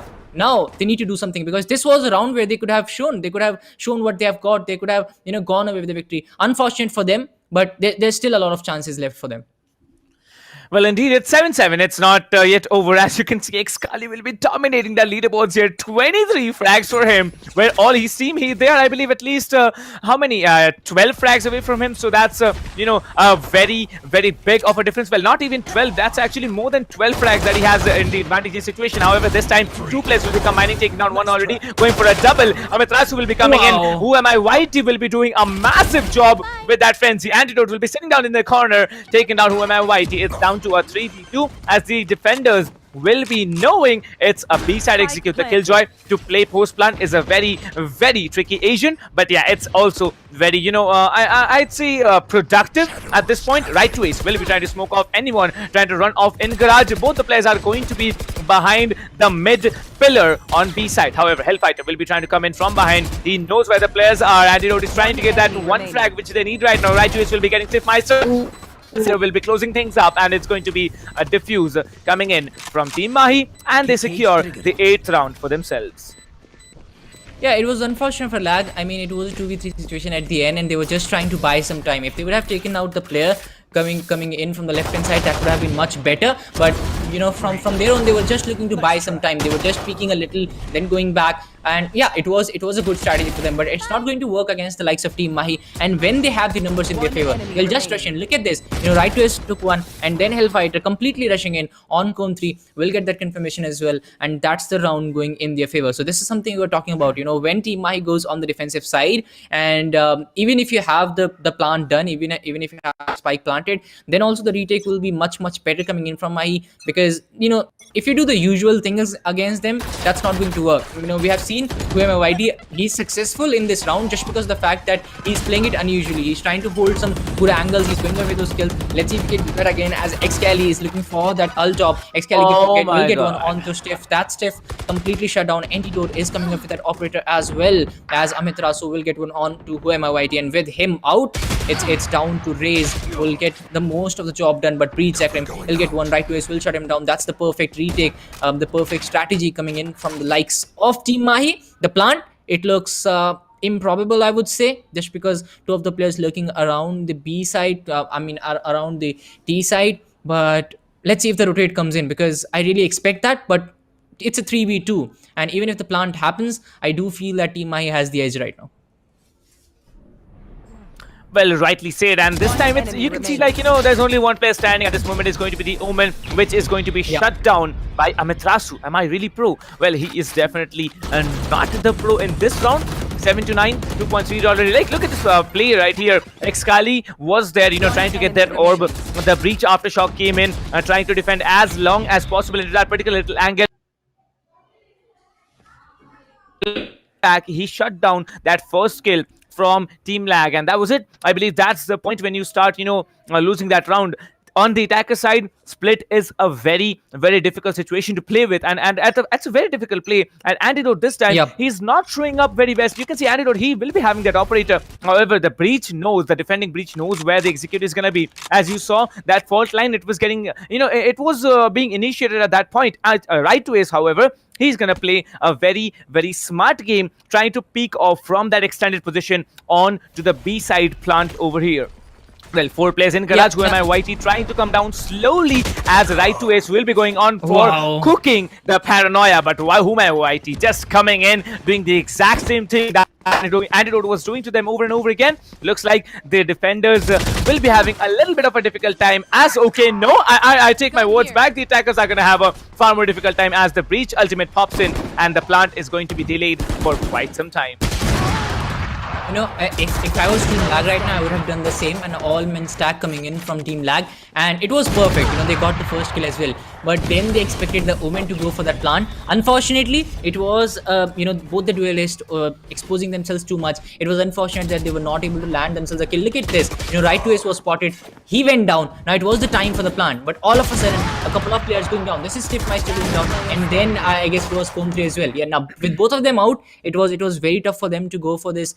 You know, the plan, and it was unfortunate that, you know, even with that side control, they were not able to land that. It was just on the back of Team Mahi coming back very strongly. Both the players on the A side, you know, if you look at Cypher, he was very quick to rotate. That actually dented the Lag side completely, and with the Jet and the Killjoy out, I do feel like it was a lot tough, as Antidote will go in, will get that kill. YT completely shut down, deleted from the map, as Excali will look for one more, and again it looks very tough for Team Lag to go away in this one as well. Well, looks like the operator guy had to be shut down. Cone will be coming in, however, Excali will be trying to get the frag here, gets one, gets a double, goes for a third, but this time Cone will be a single tapping Amiterasu. It's going to be just one player standing. Cone with a Sheriff and a Dream to live with. He does take him down once, has the ultimate to play with, has the Phantom in his hands. The spike is going to be dropped down in mid. Hellfighter versus Cone, 24 HP versus 150. One tap to the head. That's all it takes for Cone to come out and function. However, Hellfighter, he knew the spike needs to be picked up, as he gets the round, 11th round already for Team Mahi, and looks like, you know, they have stopped playing around, as 11-7 is going to be the scoreline before we move in to the next round. Well, I definitely think that, you know, Amiterasu could have pulled off the fourth kill as well, if he had decided to not just, you know, spray down with that massive, huge aim punch of a weapon that we call as a Vandal. I don't know what's going to happen in the 12th round, if at all it's the 12th round for Mahi, but looks like Team Mahi know exactly what they are doing. Yeah, let's see what happens. I do feel that, you know, the Killjoy on the Lag side, he needs to play a little more passively, because, you know, he's going down a lot more than what we would have expected, as Antidote gets one onto him by YT, and now Antidote is looking very strong with those shots, as Team Lag, they're again in a dilemma where they want to go, as Excali will get one onto him by really pro, completely denting the side of Team Lag, as one more bites it does.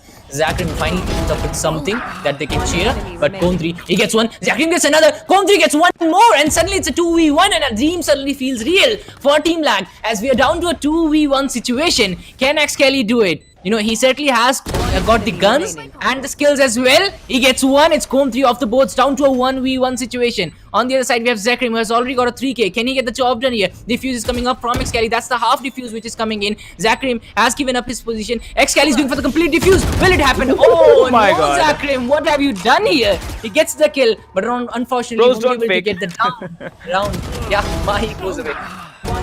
Well, you know, the pros don't fake, and that's exactly what happened. Cone definitely opened it up for Team Lag out here. But, you know, Excali, the better man in the hour and in the round as well. 12-7. It's a match point for Team Mahi. Dinker, predictions. You know, win already, or probably one round maybe for Team Lag after so many round losses that they had? I mean, if it was the other way around, if it was the Lag on the defensive side, I would have thought that maybe they can go with a couple more. But with Team Lag, they only have 3 fraggers right now. If you look at them, if somebody asks me who you can rely on Team Lag, it's just the top 3 players.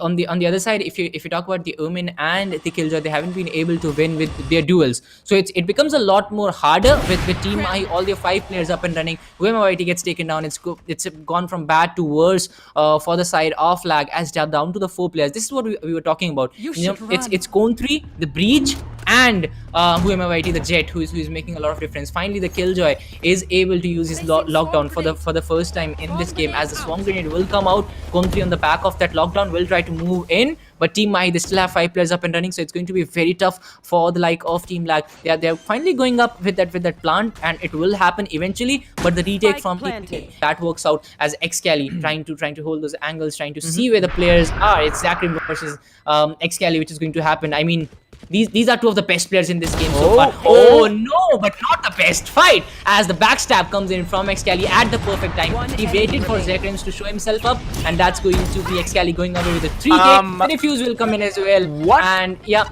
he's just throwing away those utilities just because he knows that the round is over. That's going to be a victory for Team Mahi. Well, I was not shocked that he was just showing away the utility.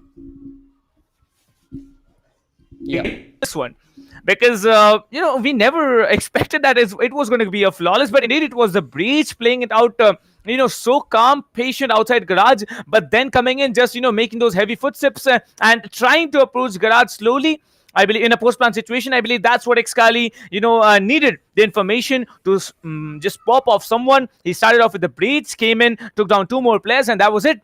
The flawless round came in. Team Mahi, what an excellent show by them, as it's going to be 13-7 for the score line of the first game on Split. Well, Split was their home ground, and they have shown no mercy after that crystal round was lost. Well, if I'm not mistaken, yeah, that was it. Like, no round was given off against Team Mahi after they lost the crystal round in the second half of the game. Like, Dinkar, how is that even possible?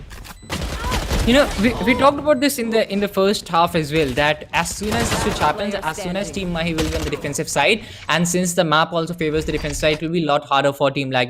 When it was 6-6 at the start, whenever you're on the defensive side, you need to have at least 3 to 4 rounds in your favor. On that you can actually go in and turn the fate of the game. But unfortunately, that didn't happen. Team Mahi was very quick to come back. When it was 4-1 actually in the first half, I did feel that was where Team Lag needed to push that extra accelerator and put that brakes on Team Mahi, but unfortunately they were not able to do that. It was just perfect retaliation coming in from Team Mahi, and after that they continued their run in the defensive half as well. Antidote was just looking so good with that operator as well.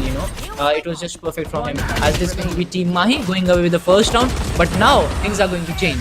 The second map, it's going to be Icebox, I think, and this is where Team Mahi can maybe slack a little, where it's a chance for Team Lag to come back strongly. One enemy remaining. Well, indeed, and it was a great game overall. Lag starting out so strongly, but Team Mahi just showing them why they are the defending champions here. They try to keep up with the clean sheet, but it's not going to happen in this tournament, at least, because they had lost one of the previous games in the qualifier stages. However, talking about this game, it was an absolutely madman's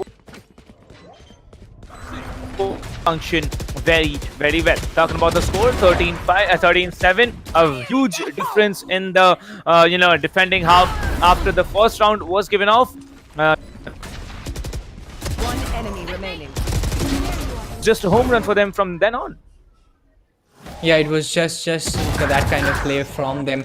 And Lag, they certainly were leading in the first half, but they were lagging in the second half, and that will give the victory to Team Mahi. But now, coming back to Icebox, we were talking about this. It's going to be a tough fight. Again, in the starting, we did see a very good play coming in from Lag. But this is what we talked about in the starting. If you talk about the first half, we talked about this. Good teams, when they are falling down, they tend to be a lot more aggressive. They tend to stick to the basics, and then they go with the victory, they come back. But the teams who are kind of new to the esports scenario, who are trying to make a name for themselves, as soon as things go against them, they start to actually fall down. They start to their strategies tend to go down as well. Their strategies, they tend to break down a little, and that's what happened with Team Lag. They were looking very strong in the starting, and on the back of that momentum, they were able to land themselves a lot of rounds. But as soon as Team Mahi started to come back, they were in splits. They were not nowhere to be seen, as Team Mahi were going away with all those rounds. Again, I hope that they don't make the same mistake in the Icebox, because I do feel that they'll have the edge again. But it's all about continuing with the momentum. It's all about running high on that momentum and going away with the victory. And let's see if we can see a 3-round game here.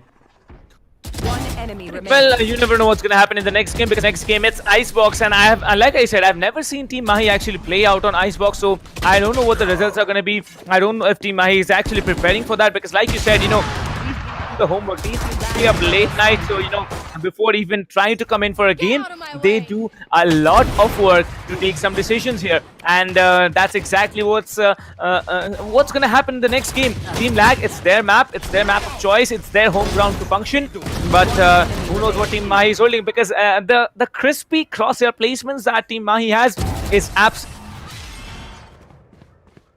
Spike planted. way they function in the second half of the game. I'm really looking forward to a close game in the next one. I don't want to see a very, very dominating performance from either of the teams in the next game. All I want is a top tier competition, neck and neck fights here, and that's exactly what's going to happen. Well, even in this match, although Team Mahi won with a huge scoreline difference, there were moments when we almost thought that this round is going to go on for lag, this round is going to go on for them, because that's how they're supposed to function, that's how Team Mahi is all about. But in the end, it was Team Mahi just coming in with a flawless end, and there it is, the scorecards on your screens, ladies and gentlemen. 13-7, and a 6-point victory, 6-point lead victory coming in for Team Mahi versus Team Lag here. Xkali, the god of the game, 31 frags for him, 471 average combat score. The rest of the scoreboard is up to you, Dinker. That's huge for him. Cohen and Humawaiti also making an appearance in the top 3. Amaterasu falling down to the 4th position. But we talked about this in the middle of the game, that it's Killjoy and the Ermin on the side of Team Lag who are the difference maker here. Not for the right reasons, but for the wrong reasons. So I do feel that they are going to go for a little bit of change in the next one. And if they start to play on the back of the maybe the duelist that will come in from them, and that will be much better for them. Let's see if they can do that, because in the defensive half as well, when Team Lag was on the defensive side, Stiff Master, he had the lockdown right from the 5th, 6th round, but it was just that he was not able to use that. He was till the end of the game, he was just going out very early, so that actually didn't allow him to go for that round. So I do feel that if he would have done that, maybe it would have been the round for Team Lag, and if they would have had the lead in the defensive half, maybe they would have been a lot more stronger, they would have been a lot more composed, but unfortunately that didn't happen. So let's see if he'll be able to come back this time, because the top 3 players, if you talk about Zekrim, he was playing beautifully, White as well, he was going away with those frags. And then if you talk about Kontri, that guy, the 3Ks coming in from him at one point when his team was about to lose, all of a sudden it's Kontri who comes up, takes away all those frags, completely dents the numbers on the Team My side. He's one of the players that I'm looking forward to. White as well, the kind of special plays that he has come up with, I'm really looking forward to him as well. So even if Team Lag is not able to win the first round, and maybe let's see what the score of the game is, either they win or lose, it doesn't matter, they're going to go with a lot of fans here just because of the kind of play they have shown. Well, talking about the kind of plays, I'm really impressed at what Team Mahi have done here. Taken the first, giving away the first few rounds, but then coming back, trying to equalize the scores, and they did equalize the score 6-6. And then after losing the pistol round, it was all down to Team Mahi, just a walk in the park situation for them. Well, talking about the group stages, this is the 3rd day of the group stages, and it is the upper bracket matches that are going on. The upper bracket semi-finals between Team Mahi and Team Lag. Team Lag, however, they have hard, but then just went down against a Goliath level team. But it's not over yet, as there's going to be at least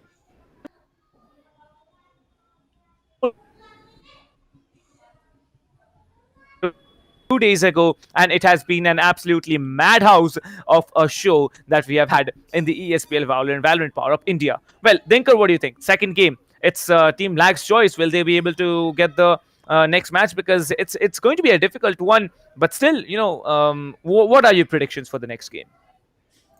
If you talk about the next game, it's going to be Icebox, and where it's the pick of Team Lag. So I feel it's going to be a lot more closer, but going away with a round victory, it's going to be tough. I'm not going to lie here, it's going to be very tough for the likes of Team Lag. Yes, they have shown a very good play, but at the end of the day, it comes down to a 3v5 situation. So if the other 2 players can step up as well, then it will be Team Lag going away with the victory. But if the same kind of things happen with the other 3 players trying to go all out with all those kills, it's going to be tough one, because for Team Mahi, all their 4 players, they're always looking for those frags, they're always looking for those kills in their favor, they're always looking to turn the things upside down in the favor of their team. But now if you talk about Team Lag, it has always been those 3 players shining. So if a team play can come up from Team Lag, yes, they'll go away with the victory in Icebox, just because they have their pick.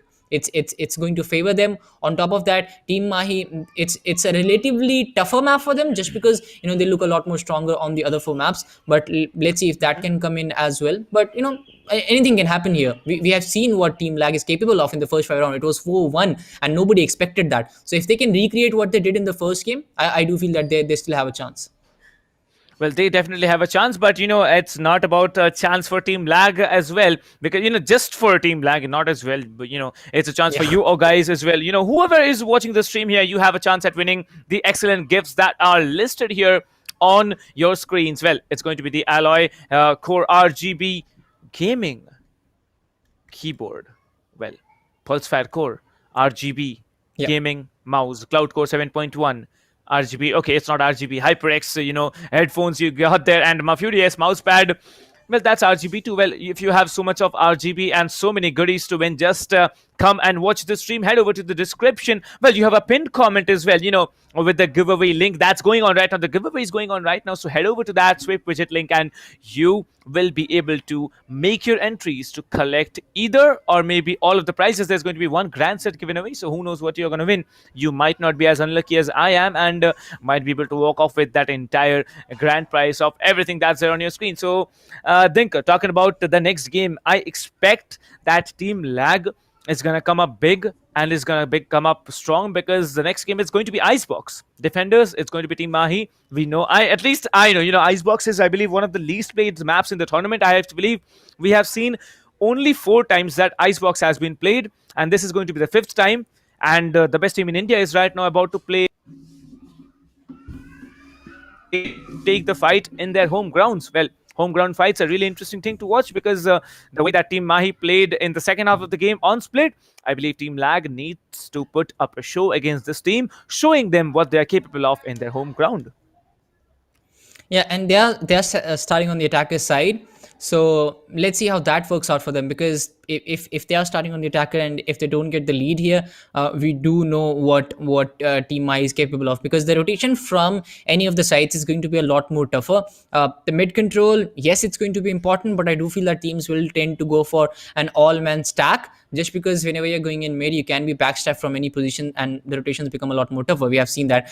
Again, the second match is going to start in a little while. It's going to be Icebox. The attackers are going to be Team Lag. The defenders on the other side is going to be Team Mahi. And as we talked about it, it's only the 5th time that we are seeing that. So that tells you the kind of frequency that this map is being picked with, because you don't. I do feel that one of the main reasons for Icebox to not be being picked is just because of the if you talk about the games itself, if you talk about teams, they have been a lot more familiar with other maps. They have been playing it from the starting, and all of a sudden a new map comes in. Yes, it's not new. It's teams have played there, but when it comes to the competitive scenario, you want to play at your strengths, and Icebox is something that is not the strength of any of the teams, I would say. It's just that if it's a weak point of the other team, you tend to take the advantage of that. You tend to make the best out of it, because if you don't have a strength on that map, you can play on the weakness of the other team, and that's what I guess Team Lag is doing right now. Let's hope that it works out for them, because I really want to see a 3-round game. Well, it's not just I want to see, a 3-round game. I want to see Team Lag win. This team, they were very, very dominant. Like, trust me, Dinker, for a second, I thought picking Icebox, Team Lag made a mistake. But the way they played against Purpose Esports Junior, back in the qualifiers then they came up stronger, and this is the team which came in from qualifiers 4. Like, it was the last chance for them to actually be a part of the tournament. They came in, they outshined almost anyone who stepped in their way, and now they're here playing out against a Goliath level team. Like, what a Goliath is like. It's probably one of the strongest names given to a team in an entire region, and taking them down, it's definitely not going to be easy. But I'd say they're doing fine. They're doing pretty good, because no one expects an equalizer coming in from against Team Mahi in the first half of Split, but still looks like they made it happen. But Icebox, since it's their home ground, I really expect them to vouch for it. I want them to function. I want them to function far better than Team Mahi, what they had done in Split here. And if we talk about Icebox, well, it's a different world. So, Dinker, I don't think you have casted Icebox before. So what should be your own predictions, from a caster's point of view? How do you think Icebox is overall?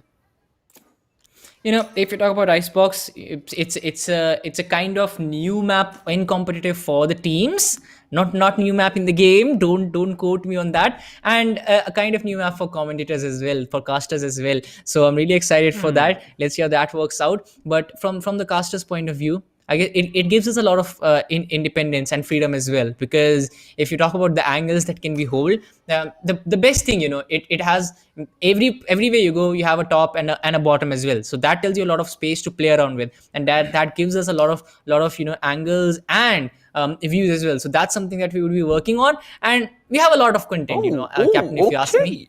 Content is a lot more on Icebox. But there's one very, very different thing that I'm seeing.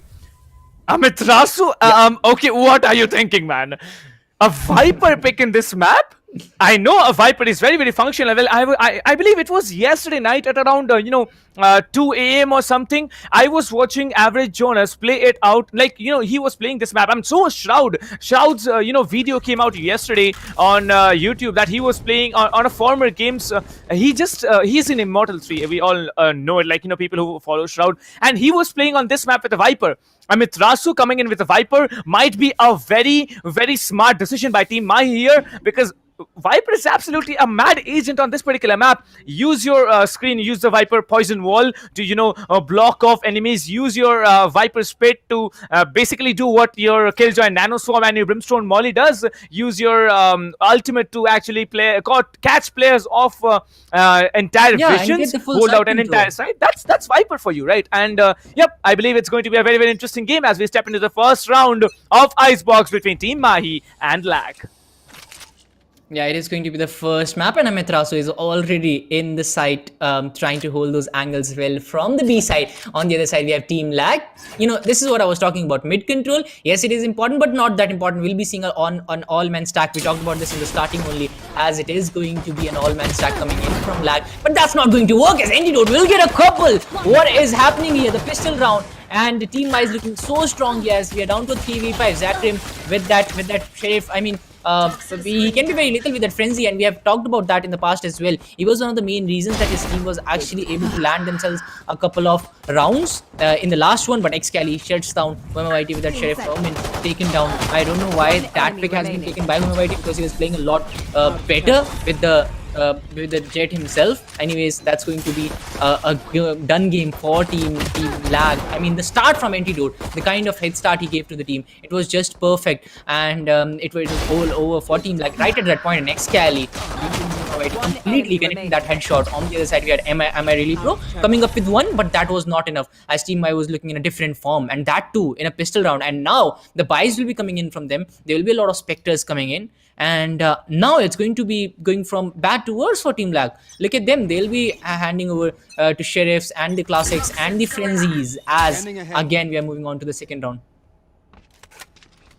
Well, I don't know what Team Mahi has planned for, but looks like Amiterasu knows the Viper lineups and he's exactly playing like a beast now. An eco round coming in. Well, it's the second round. You need to have an eco round. Excali, however, starting things off in a great style for Team Mahi. Hellfighter will be taking down Cone, as the Killjoy will be stepping in. With the Killjoy will be much more, what's it called, I believe, dominant in this fight here. But, he comes in, coming in from behind. Excali will be trying to get multiple frags here. This time, Amiterasu will be dented to a very low HP. 16 HP on the Sova here has been spotted for Amiterasu. Will be turning back and taking him down as well.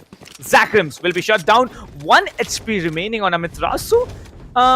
Works out fine, but now it's going to be a full buy round coming in from Lag, and I expect the next round is going to go in for Team Lag. Well, never undermine the underdogs, and you never know what they're going to come up with. A full buy round coming in from Team Lag here. Team Mahi sticking with their Spectres. There's going to be, however, one player who has decided to change things up and take it up a different level.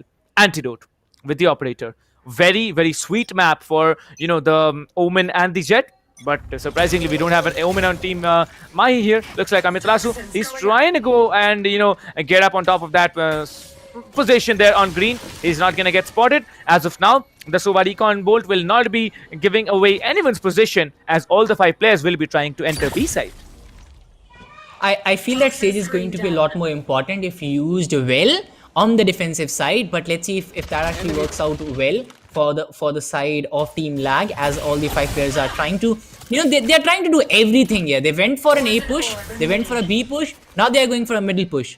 and this is something which actually hampers your play. You're trying everything. You're not sticking to one strategy. Let's see if that works out for Team Lag, because if you talk about Team Mahi and Team Lag, that this is the main difference, and we saw that in the last round as well. And this is the difference maker here. The players, they're all good. They all know how to use those guns, but it's all about the execution, which is coming in just perfect from Team Mahi as the first kill comes in. Am I really pro? Trying to get some information here. The Sage, we know that it's going to be a lot more influential as the recon bolt comes in to get some more information. Antidote. He has got the first kill. Stephmaster uses that Vendel to get another, as we are seeing a face-off between Hellfighter and Stuff. Stiff it is. Hellfighter gets one. And again, this is what I was talking about. This is the difference that Sage can make. Walled in, get that spike planted, down to a 4v2 situation, and it might just be time for Team Lag to show what they have got. As you know, he will get one. Amiterasu gets one as well. The retake comes in at the same time as the last player. Am I really pro? He's struggling hard right now. But he's fighting. He's fighting till the last breath. Can he do something? He gets one more. Can he get the other one as well? It's a 1v1 situation. Oh no! Amiterasu shuts him down. That will be it for Team Lag. Yeah, he'll go for it. That's I believe the exact thing. Look at the weapons lying beside Amiterasu here. Like, basically everyone just walked into the crosshairs of Am I Really Pro. Well, just for your information, I'd like to tell you, Zinker, that Am I Really Pro is a very, very strong player out here on Icebox. He plays Sage every time, and he's very, very predominant with it. Well, who am I? Whitey doing an absolutely fantastic job, taking down the guy with the operator. But then Am I Really Pro? He almost had made it happen, but looks like Amiterasu, he has a better way of thinking and outplaying his opponents. That's exactly what he does. 3-0 already for Team Mahi. Not exactly. I'd not say not exactly. It's like, totally different from what we expected. Team Lag not being able to function in the first 3 rounds now have been pushed into an eco round here. Everyone from their team is going to have sheriffs to play with. Toxin screen down. Yeah, a very hard one for Team Lag after going out in the first 3 rounds. Amiterasu on the other hand holding the region very well, as he'll be looking for some frags here. The opening frags, they have always come in from the Team Mahi side, and that has been one of the main reasons that they are playing in so strongly. Look at this again, Antidote getting that first kill with the operator. If Team Lag knows they have an operator on the other side, they don't need to peek this much, but they are paying the price for it as one more player has been taken out. It's down to a 5v4 where Team Lag is actually going for a B stack, whereas the Sova on the Team Lag side, he'll be looking for some information on the mid side as the Viper, as we talked about it. It's going to be one of the difference maker. It's going to be one of the agents that will get the control as Amiterasu gets taken out. It's going to be Tiff will come up with one. Oh, Cone! He gets another. That's the sheriff in play from both the players, and now they'll get some good guns as well. So it's down to a 3v4. The numbers in the favor of Team Lag. The guns not so in favor, but if Zakim can connect this one, it will be a lot better. But Excali getting that advantage will land one onto Zakim. It's down to a 3-3 situation where the spike will be planted. I do feel if the gun would have been in the favor of Lag, it would have been much better. But the Playstorm, it's enough. It's enough for Cone 3. The Oldham comes in. He'll surprise the player. No, right to ace connects beautifully. Cone 3 goes down. Antidote connects one more. And all of a sudden, Team Lag, who are looking so strong, are going down. Nope. Denied. Half defuse done. 23 HP to work with. Right to ace will be there. That's what the India's first Radiant player can put you through. Well, I believe he has made his point. Right to ace defusing, half amount of that spike and then coming in, taking him down. That's a good move. But, I'd also like to congratulate the Killjoy. Like the way he tried to wallbang right to ace, that was massive too. But just didn't work out, in his best interest. But it's really painful to watch when the Jet misses the ultimate, especially on a Sova who's using his owl drone. Well, that's, Cone for you. He messed it up, and he messed it up bad. 4-0 already for Team Mahi. Looking good, doing good, and it's going to be full buy rounds coming in from both the teams. Yeah, there were actually 2 things to look out for there. If you talk about the tailwind which was used, it actually gave away his position to right to ace, and right to ace was very quick to respond. The second thing was the guns in the hand of both the players. If you talk about the other side, it was, I guess, Cone 3 who had a sheriff in his hand. So you cannot actually compare sheriff with that vandal on the hand of right to ace, I guess it was. So, maybe it was a phantom. I'm not really sure. So yeah, it was both the things, working in the favor of right to ace. The execution was just perfect for for Kontri, but unfortunately was not able to land that kill. And now it will be an equivalent competition with both the teams having some good guns, having full shields as well.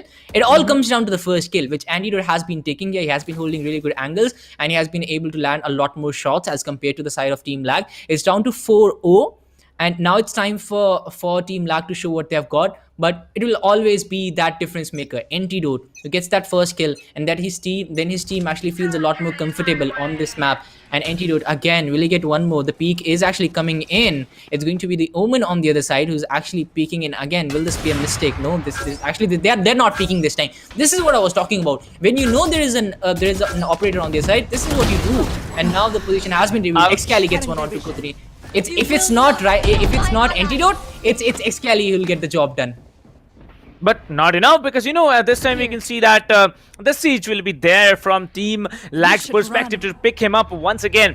There's the Killjoy lockdown coming in. Attacker lockdown will be popped off here. Well, the good thing that about Antidote is that he has a little bit of an advantage playing the jet here. He can actually try and get back out of that position. 2 players deep, and it's going to be massive for Team Lag here, trying to shut down multiple.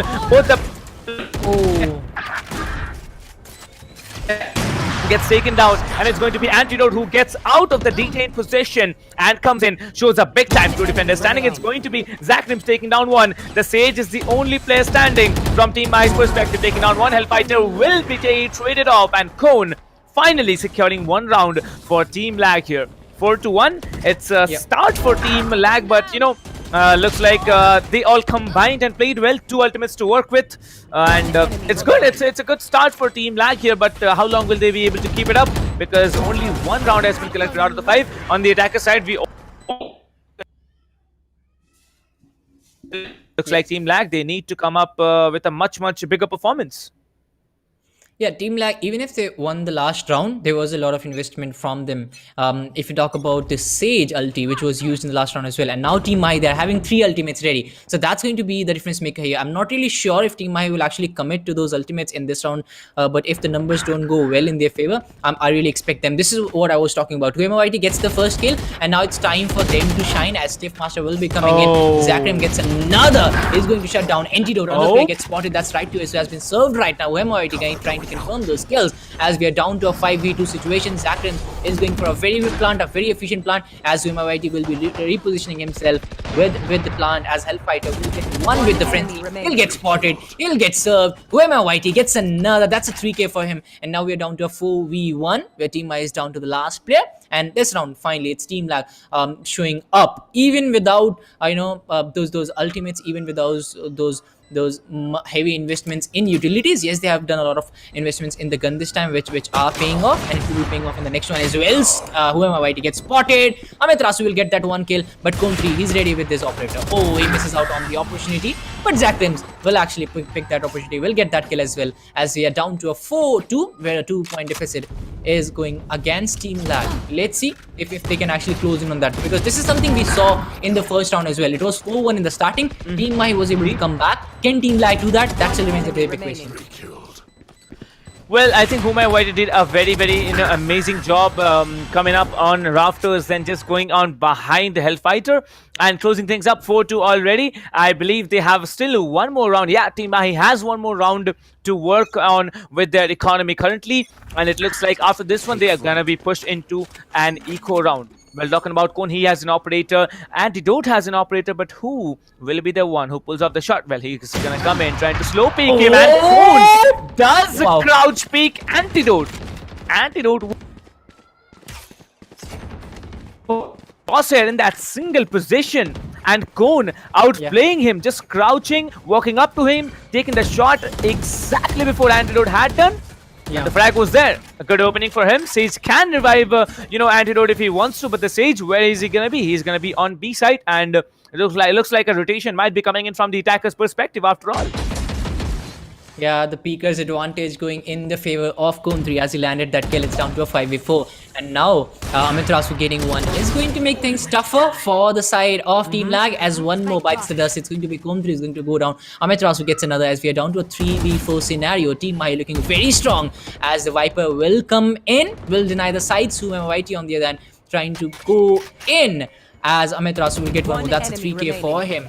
all the players just coming in. Hellfighter will get 30 one seconds onto left. MI really pro as well, and the rebound which we were talking about from Team Lag, it's not going to come in so easily as Team Mahi. They are looking to frag out here after losing the last 2 rounds. They are looking a lot more composed in this one. The usage of utilities has been far better if you compare the last round. Sage on the other hand will try to heal himself as quickly as 10 possible, seconds as left. who am I YT is looking for some exit frags here, I guess, because it will be very tough for him with this time on the clock and a 4v1 fight. Yeah, he's not going to do anything as Team Mahi is going to go away with another. That's 5-2 on the boards, a 3-point deficit against Team Lag. Oh, no. I really thought that, you know, a kill is gonna come through, but it looks like it didn't happen that way. 4-2, a very, very good work out here. I mean, sorry, 5-2. Like that was replay. I'm sorry about that, but 5-2, 3 more points for Team Lag to have a comeback. Well, it's far. It's very far. Because, you know, it looks like if they lose this round, they might be have to, you know, pushing in for an eco round. Look at Zakrim's 200 creds left, 300 creds for MI really pro. And every time Team Lag is trying to make a play here, look at Amiterasu. He just throws the Viper Spit, preventing anyone from walking up this particular position. The green is going to be a very, very crucial position to breach. But, you know, Amiterasu, with his brain games, with his knowledge that he has of the game, he will be holding out against players along with the Sage alone on B side. However, the attackers looking to be much more, you know, confident about the push here, as MI really pro will be picking up the ultimate orb, and the Jet along with everyone else combined will be coming in for a B execute. They want to clear side because I can see the Sova will be still waiting up near spawn, trying to come in. The Sage will be taken down here. 2 frags already. People are trying to come in. Who am I? YT will be teleporting onto the other side, as from behind you can see Antidote will be shut down. A very, very important frag here. But who am I? YT will be starting things off on a very, very good note as Zakris initiates the plant, and slowly it's going to be a 2 versus 4 retake that comes in. The Sova, however, will be dented. Excali will be coming in. He does overheal. The attacking Sova is a little low on HP, 63 HP to work with, to be, you know, precise here, and looks like Zakrim 1 enemy remaining. attacking the defending Sova here. Well, Stepmeister, the Omen, and the Sova. 3 players against 2. A very, very, crucial retake for Team Mahi, because they would want to push them into eco. Excali will be coming in, 42 HP to work with. He does get taken down, and all the attackers, they just, you know, eliminate the defenders, and they have the round. 2 players standing.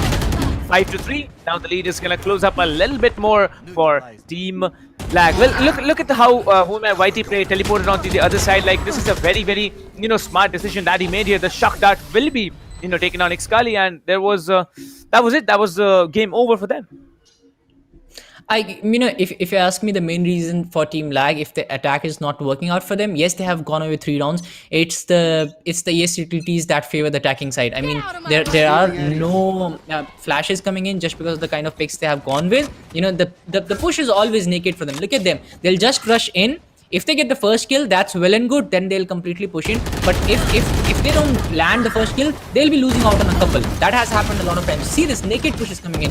Nothing coming in here. Only the side has been denied. The complete B side, the Omen smoke has come in this time. So that's going to help them as they are going to land that kill. Now, this is the same thing which happened in the last round as well. They were able to take out one of the players. I guess I'm not really sure who it was. But yes, they were able to do that as we're down to a 2v2 situation here. The Killjoy will be revealed and will be... Killjoy actually a lot of damage here as we're down to a 1v1 push. It's right to Ace. He'll connect that headshot onto Step. He'll get him. But this time, it was a lot more balanced. Yes, Team Mahi lost out on a couple of players early, but look at this retake coming in. 2v4 situation. Excali gets one, right to Ace gets one as well, and then it was all Team Mahi going away with the victory in a 1v1 scenario. So, you know, now I feel that now it's time for Killjoy to shine. I'm really sure if his ultimate is ready. Let me actually, yeah, his ultimate is ready. Yeah. So now I guess they are going to go in the B side again, and this time the lockdown should be coming in. In my viewpoint, it should be coming in. Let's see if that actually happens. Well, 3 more rounds to play on either side. Amiterasu will be shut down this time, trying to come up aggressive, will be eliminated. There's no Viper, there's no controller from their ends. As you can see, Cone was dented on a lot of HP here. The Sage playing very calm and patient, trying to catch one, maybe more of the players off guard. Let's see what the defending stage has to offer, as Hellfighter will not be able to revive Amaterasu. So he has been down on a very, very difficult position. The plant has been initiated. The Sage can be waiting up here. No. Because it's down to all the 4 defenders who are going to function as a unit or not, as the shock darts keep coming, and 60 HP is left on top of who am I YT. Well, the dash comes in, the tailwind will be doing One enemy remaining. out wow. very, very brightly. It's down to a 3v1. He needs to go for the defuse.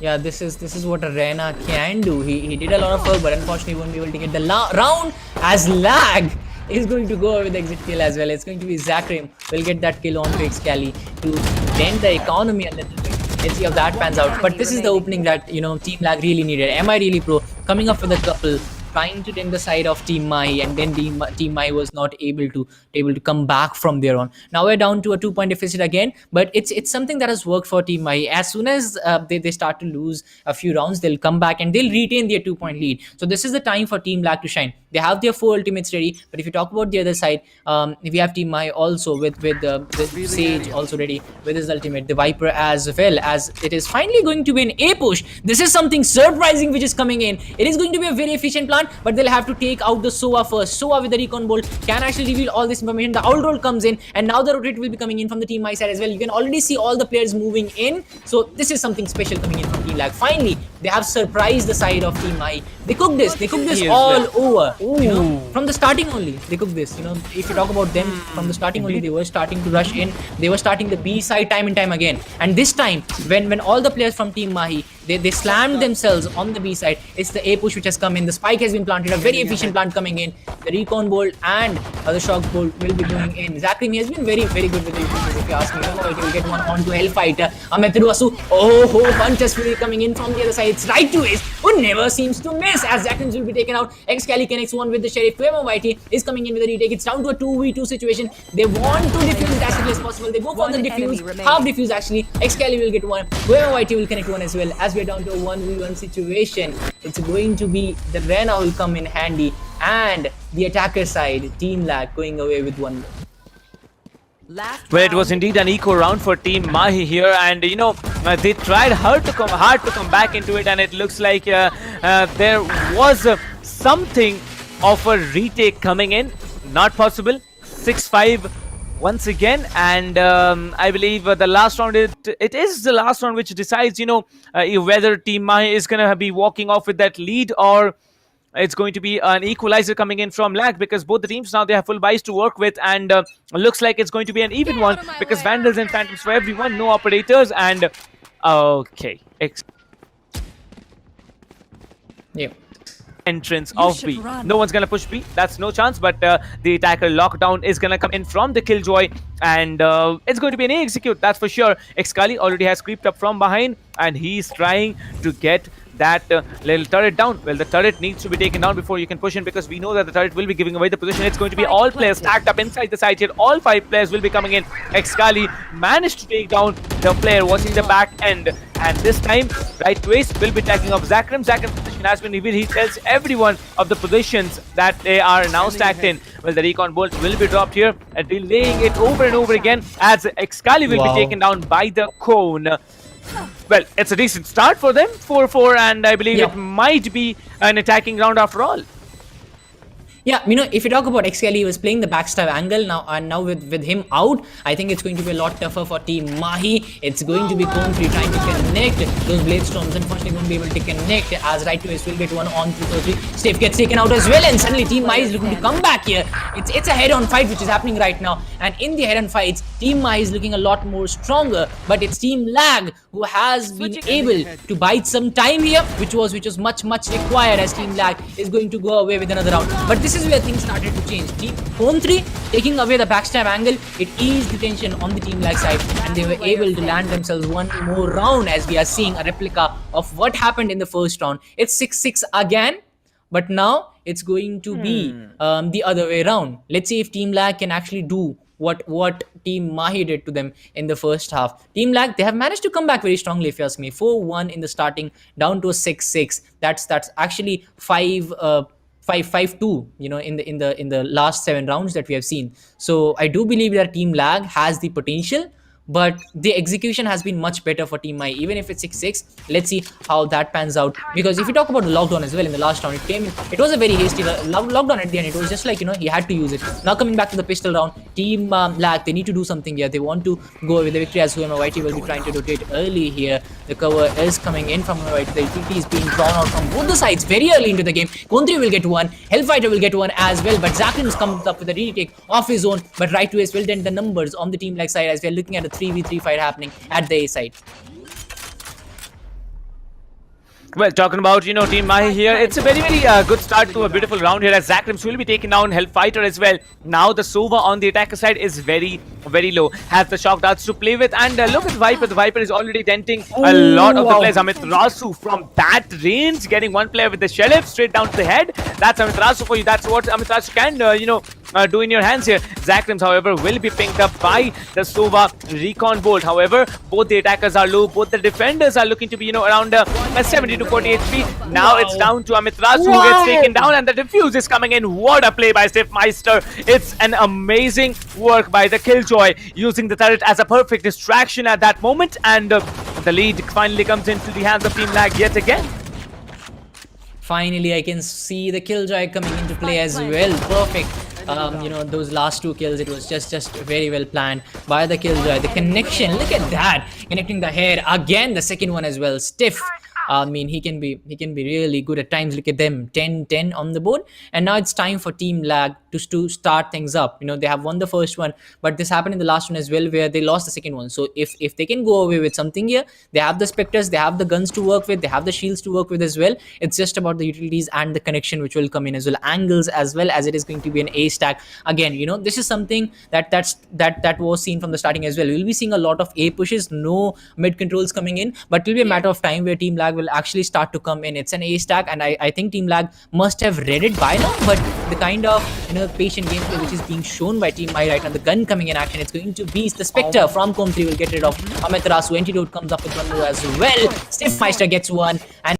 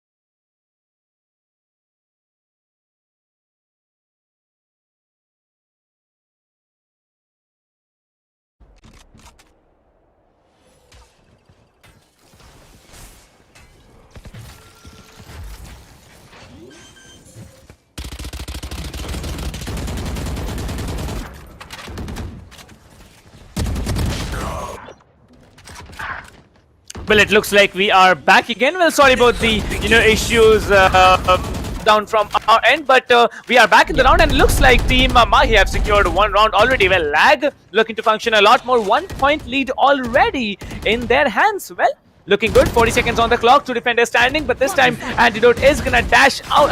Cone is gonna dash out. Well, Team Mahi, they need to function a lot more. 4 defenders still standing. 2 defenders will be standing as Cone will be dented with a lot of HP. 83 to work with. 3 attackers still will be there. The Viper Spit will be there for Team Mahi to use. Well, you never know what's going to happen because it's still a 2v3 where one player has been shut down. The second gets shut down as well. Antidote starting out to be very, very fascinating as the Team Mahi equalize the scores. Yeah, as it is going to be Team Mahi closing in on that deficit as we're down to an 8-8 scoreline here. And now Team Lag, they really need to do something. Antidote is ready with his Blade Storm, so that's something which will come in.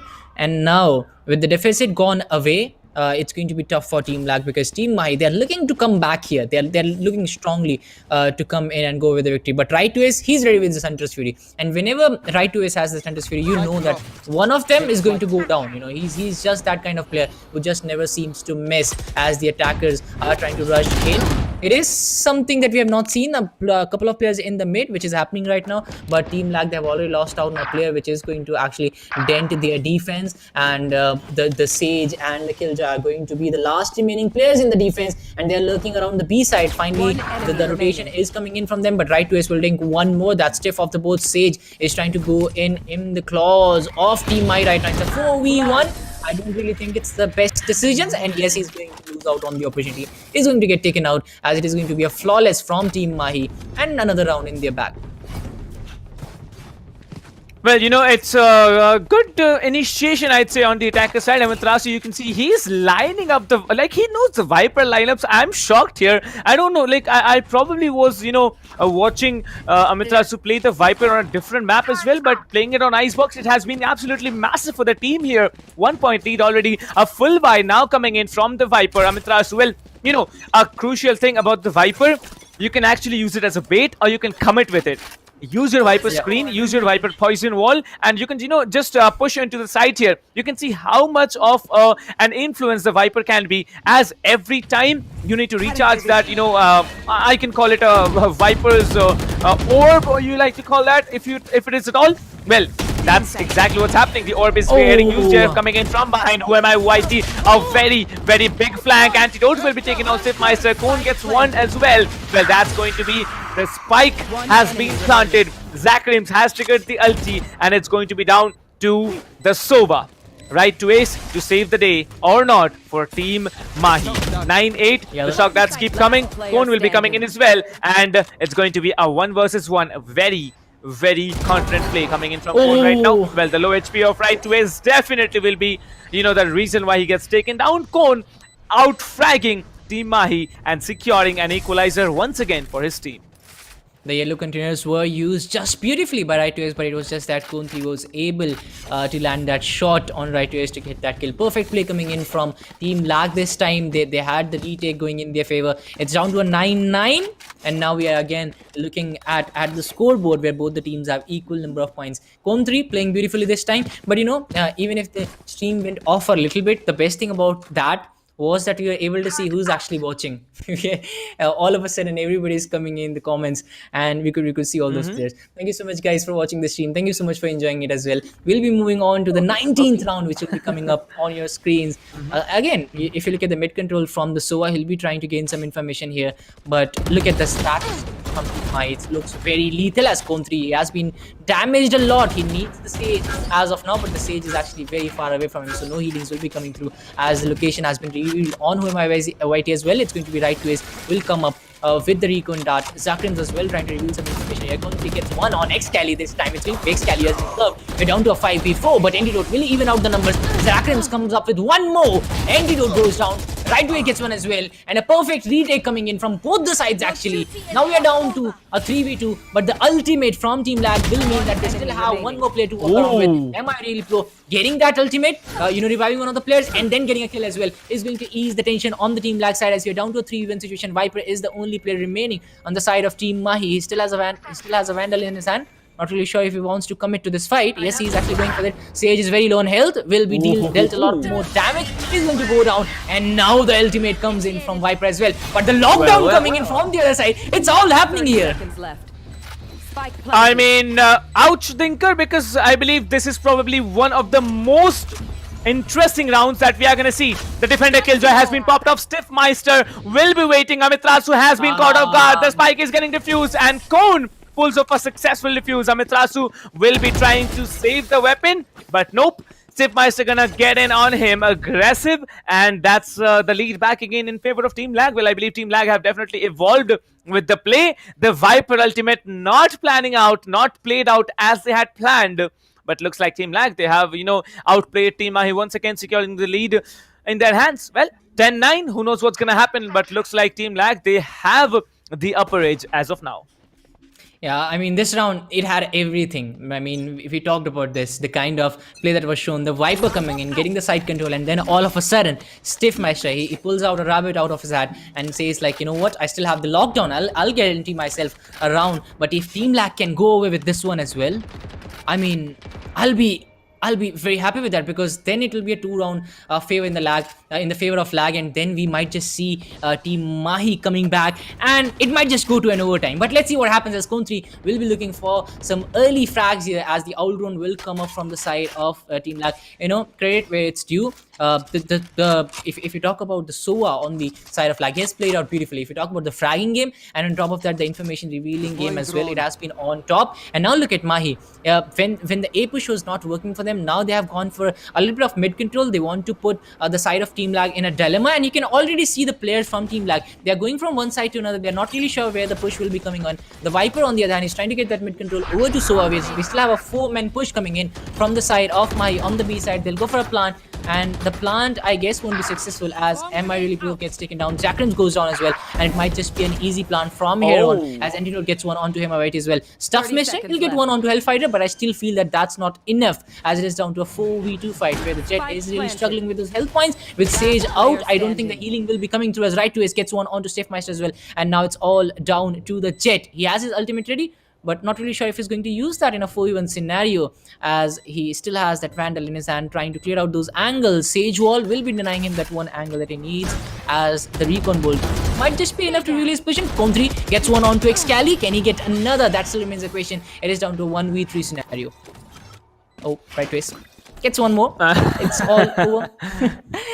It's all over indeed. Yeah. And it's 10-10 again. Like, Dinker, what's happening? 9, I believe it was 6-6 when we started off. Then it was 7-7. It's 8-7, 8-8, 9-10, 9-9, 10-9, 10-10. Like, it's going to be very, very, what's it called? Boot catching, because that's exactly what's happening here.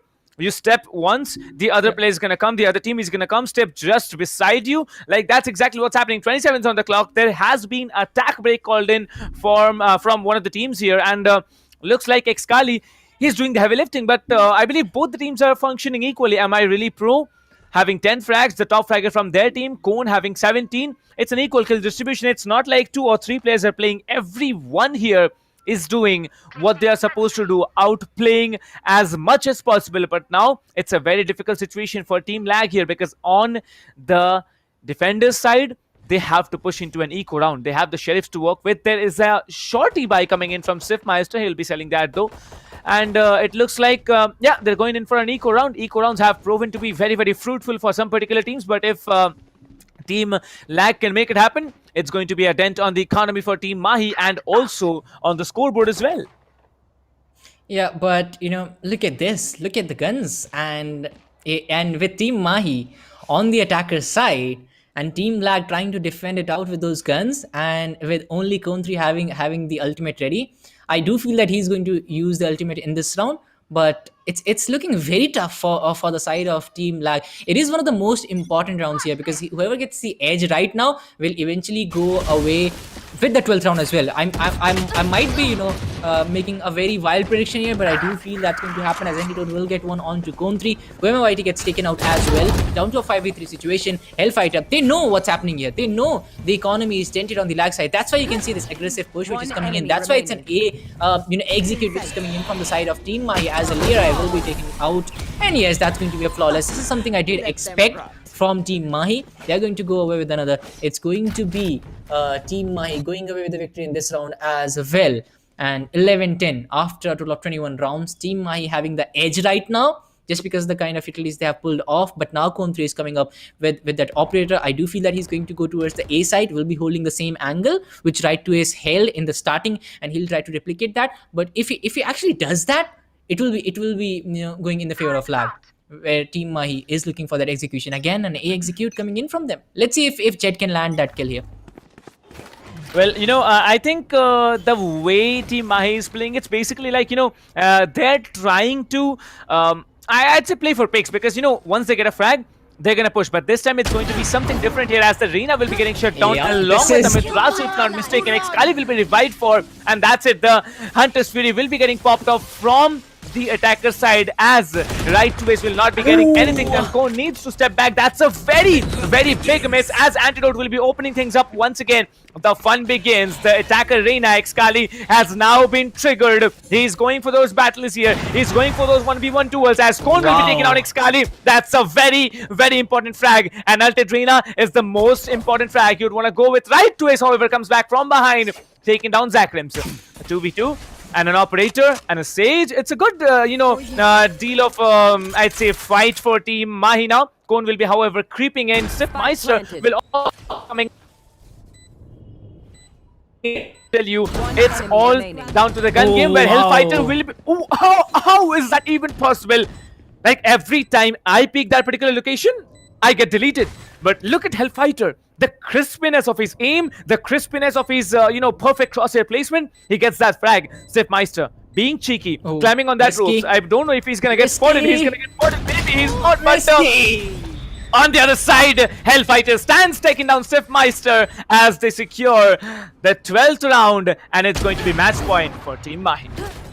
I did feel that Cone 3 was the difference maker there. He did what I expected him to do. He got a couple of kills. But after that, it was a 5-3 situation. If Team Lag would have held it for a little longer, because it was an execute, if they would have been a little more patient, this round would have gone in the hands of Lag. Now, they have lost the operator, so that's the investment going down the drain. Now, they have Spectres in hand, and this is the match point. So, I mean, Now, just because they didn't play well in the last round, the execute was not so well. It's Team Mahi having the edge here. Cone 3 holding the angle really well. He has been one of the top players for me. I mean, I'm really impressed by this guy. It's the first time that I'm seeing him play, but the kind of maturity he has shown, the kind of madness and maturity at the same time, it has been just perfect, as he'll be looking at Team Mahi trying to finish this round off right at this position. Excali gets one. That's the perfect start for the match point game for Team Mahi. Let's see if Team Lag can come up with a backstab here, or maybe a very good retake. Well, two important factors, Dinker. Firstly, the defending Sova has the Hunter's Fury ready. The attacking Jet has the Blade Storm ready. And I'm really looking forward to use the players to use the ultimates in this particular round, because it's the match point. Team Lag, they have to have, they need to put out something in this round, because there are still 5 attackers remaining. Look at Cone, the way he's going up behind them. Right to ace has no information, but Cone, if he peeks off this location, right to ace, he's dead. He makes the mistake here. Right to ace will be spotted, absolutely getting deleted by that one bullet from the Vandal. The score's even 4-4. Sifmeister still down here on site, will be trying to get multiple players from that elevated position. Antidote getting 1, Zakrim's getting 2. That's going to be a little bit of a beneficial situation for Lag, but not for long, as Hellfighter will be again spotting off. Am I really pro? The spike gets initiated slowly, but it's not going to be initiated as of now. 10 seconds more to go. The Hunter's Fury will be coming in. That's a very, very important, frag coming in. Well, that's Excali taking out one more player to go. The Sage can heal himself. The Jet Cone having a Vandal, 93 HP and a Dream, trying to stop Excali from getting him down. Well, he dashes out, takes down one. He gets one, but he will be so close to taking down Excali, surviving on 43 HP, securing the match point for his team. Team Mahi, they were almost about to get out of this game, but the way they functioned, the way they came through, it's an amazing work that they have done out here. 13-10 will be the scoreline of the second match. Team Mahi with the victory. I mean, if there was someone who could do that clutch, it was definitely Cone 3. I mean, he connected one, but unfortunately the other one, he was not able to land that shot. Unfortunately for him, unfortunately for Team Mahi, they're going to go with the victory here. Perfect win coming in from Mahi on. If you talk about on Icebox, that too, you will have to add that. But you know, as we talked about it in the starting only, it doesn't matter who's going to win. Team Lag, they're going to get a lot of fans here, and I could see that in the chat as well. A lot of players were appreciating that, and this is something that I really would want to see in our community as well. Everyone supporting everyone, and Team Lag, they are going to go away not with a victory, but yes, they have won a lot of hearts here, and they'll have a lot of fans at the end of the game, which has ended actually. Whoever YT played beautifully, but I was really impressed by the transition of the Killjoy. I mean, he was not looking that good stiff actually. He was not looking that good in the first round, but after the first game, in the second game in Icebox specifically, he was looking a lot more influential, and on top of that, he was using the utilities really well. At the end, it's Team Mahi who have finished it off in 2 rounds only. But yeah, we still have a lot of games left. We still have Team Mahi action for the finals as well. Well, you know, it was 4-0, right? We really thought that Team Mahi was gonna actually dominate Team Lag, but the way they have played, the way they have, you know, functioned as a team, even got the lead, I believe, not just once, twice, you know, once at 9-8, the other at 10-9. Like, that's massive. I believe not just twice, they did it twice. There was also, you know, a scoreline of 7-6, I believe, with, you know, Team Lag having the pistol. That's just, you know, doesn't matter right now, because in the end, people are not going to see what you have done throughout the match. People are not going to see what you have, you know, left behind, what you have got as the scoreline here, 13-1 or 13-11. It's a victory which matters, and I believe the victory, as we all saw it, I don't believe I actually saw what happened here. Team Mahi securing the victory. They're going to be remembered, but neutralized. Job taking on a Goliath team and almost, you know, getting them out in you know, a map which I believe no one likes to play. That's a very great you know, game that we had this afternoon. The second game, definitely not a one-sided game. Like I said, we don't want to see, you know, one-sided games. We want to see competition, and there it was. Team Lag provided with an absolutely madhouse of a competition to a Goliath level, probably the best team in India right now. Yeah, I mean, that was, and that is something that we have heard from a lot of you in the chat as well. They welcome that with yes, with this kind of competition against one of the top teams in India, it's always tough to do something like this, and Team Lag has actually done that today. Even when they have not got the victory, they have still landed themselves a very good fight. They have fought well. Unfortunately, the result was not in their favor today, but it happens, you know, it's a part and parcel of the game. Sometimes you win, sometimes you learn, and I guess today Team Lag has learned a lot of things playing against one of the top teams. Let's see how that works out for them in the later phase of the tournament. Yes, we did talk about this. The finals will be coming up today only, and it will be Team Mahi facing off against one of the teams who will win the next game, I guess, where the next game is going to come up in a little while. But it was a perfect game against Team Mahi and Lag. Something we didn't expect, the kind of fight that Lag put up, and you know, all their top Zakrims as well. When he was playing the Breach in the first game, he was so influential.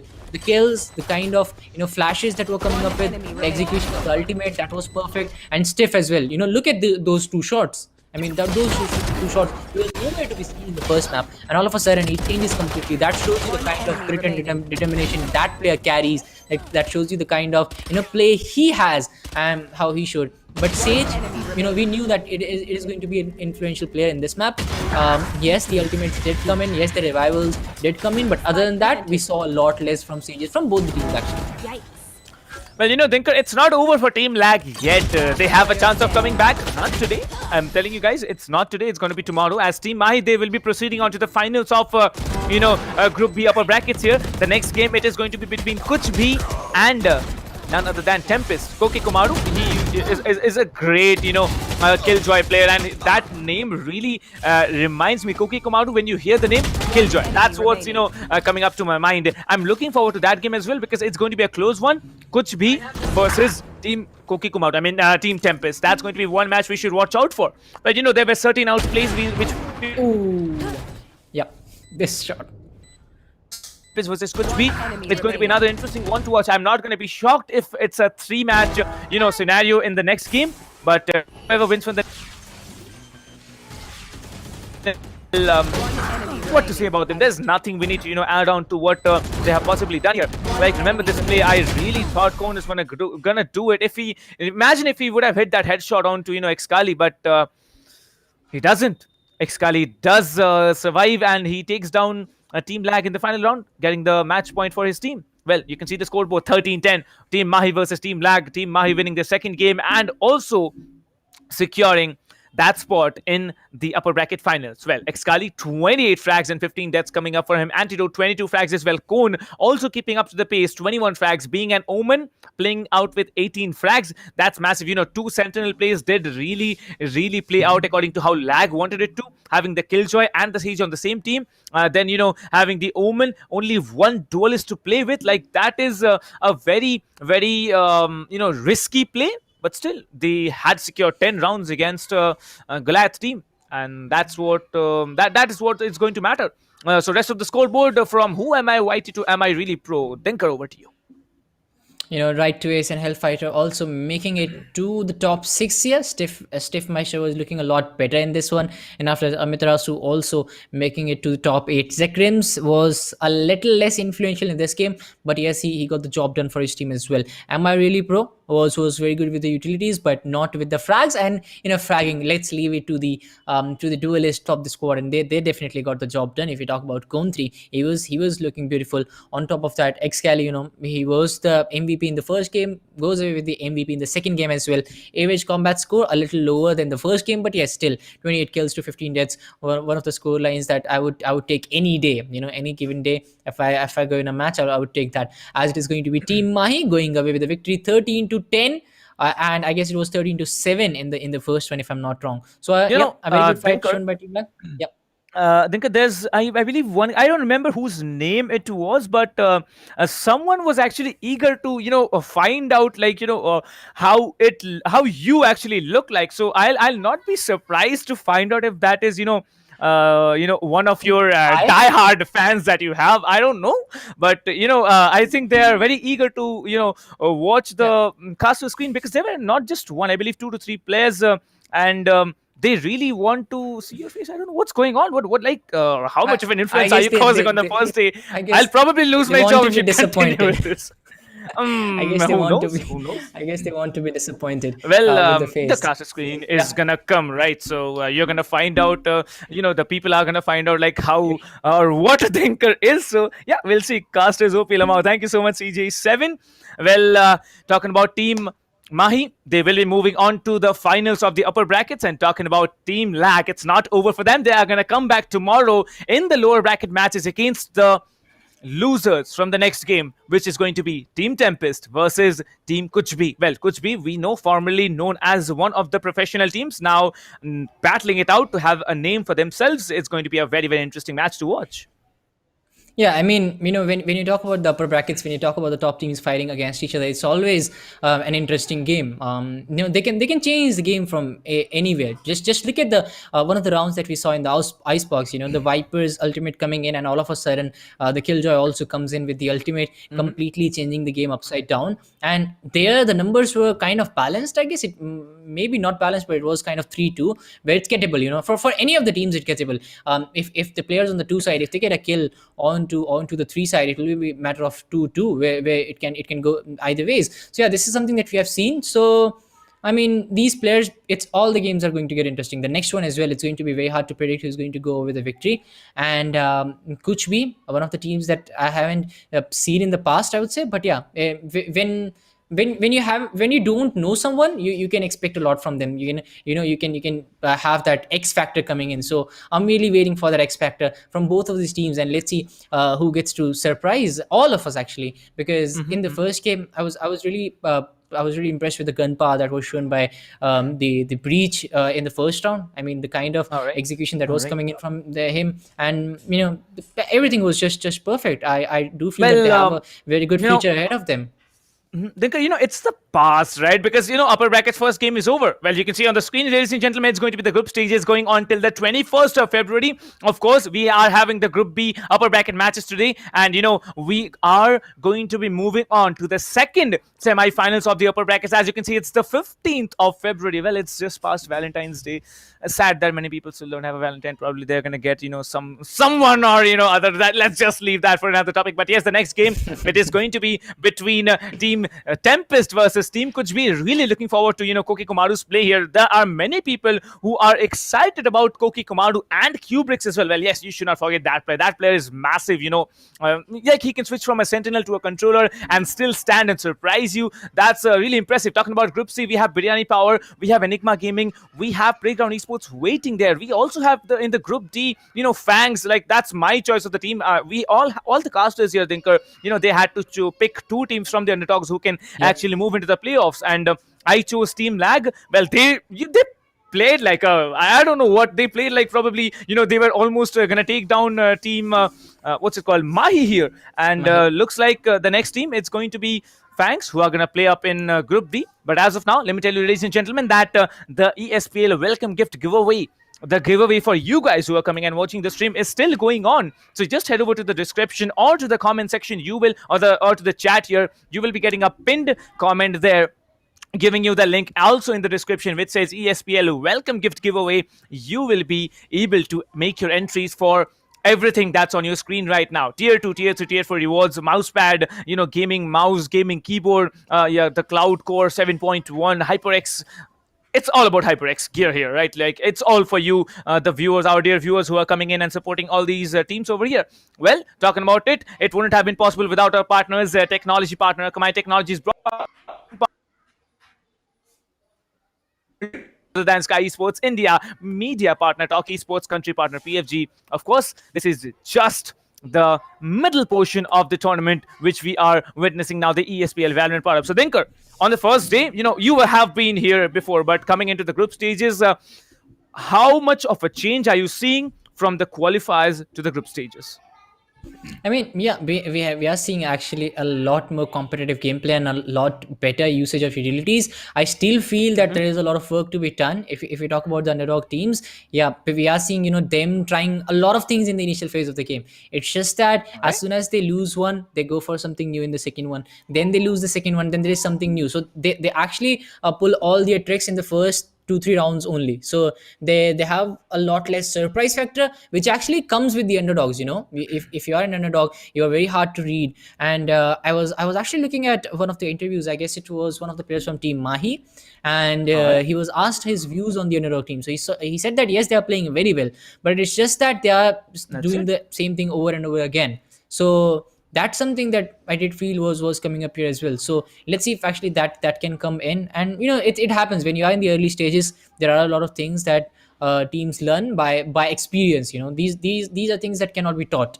You have to play a lot. You have to go in a lot of tournaments. You have to but it's all about trial and error method, and that's what's going on right now for these teams. Well, talking about experience, I believe, guys, those of you who didn't know that our dear caster Dinkar is also starting playing Valorant here. So if you want to, give this guy a challenge, and he's becoming a pro in minutes. So just head over to wherever you want to, message him. You can just come to the chat and tell us, like, if you are trying to even give him a fight. Well, that's going to be it. So, Dinkar, second game, TempesT versus, Kuch. Expectations from your end. It's all about the close game that I expect. Maybe an overtime, maybe a 3-round game, which we're not able to see in the last one. And I would really like to see Bind and Ascent coming up here, because they were banned in the last one. So let's see, because I really like the teleportation factor, because on bind, that's the beauty of bind. And all of a sudden, the rush is coming in. It's a 2v3. The teleportation comes in, and they start to go in. So that's something that I have seen, and it actually makes the defense a little easier, because you are guarding the B side, and all of a sudden you think that it's an A push which is coming in. You go to the teleporter, but the noise that it creates, it's heavy. It's amazing, right? Well, the amaze. Yeah. The amaze is gonna have to wait a little while longer, but whether it's going to be bind or not, we are about to find out. But after a short break, so my name is Captain Price. With me is Dinkar. We are gonna get back right over here with the next game of the group stages of Group B, upper bracket semifinals number 2 between TempesT and Kuch. See you in a short while. Stronger, it's our time now. Cause we warriors. Yeah, let's go, let's up. One time, go get it, it's yours, let's shine, come on. Cause we warriors. Yeah, we warriors.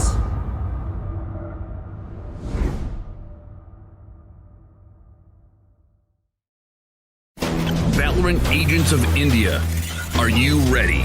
The ESPL Valorant PowerUp Series is a tournament open to players of all skill levels. Whether you are an agent with competitive experience or not, this series is meant for you to test your skills and have fun.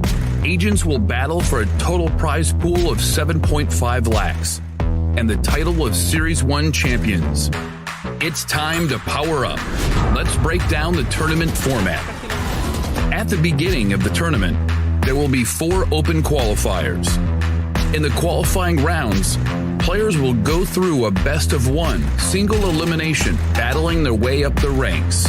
Those ranked top 16 onwards of the qualifiers will face single elimination in a best-of-3 match.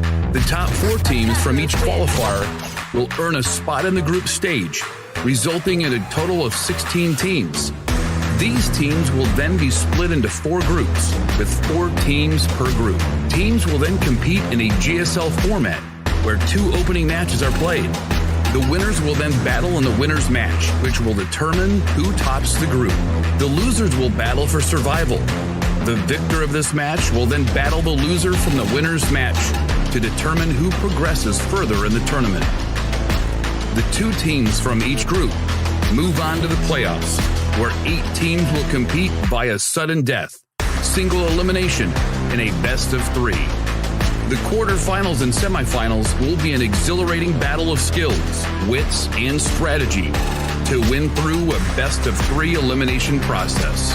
And finally, we reach the grand finals, where our final top 2 teams of the series will battle for glory through a best-of-5 elimination.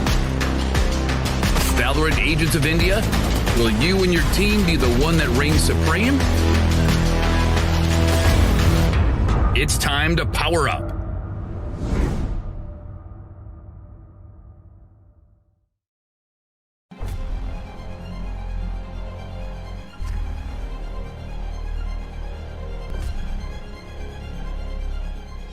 Every young gamer wants to become an esports professional. We make it happen. You just keep on winning.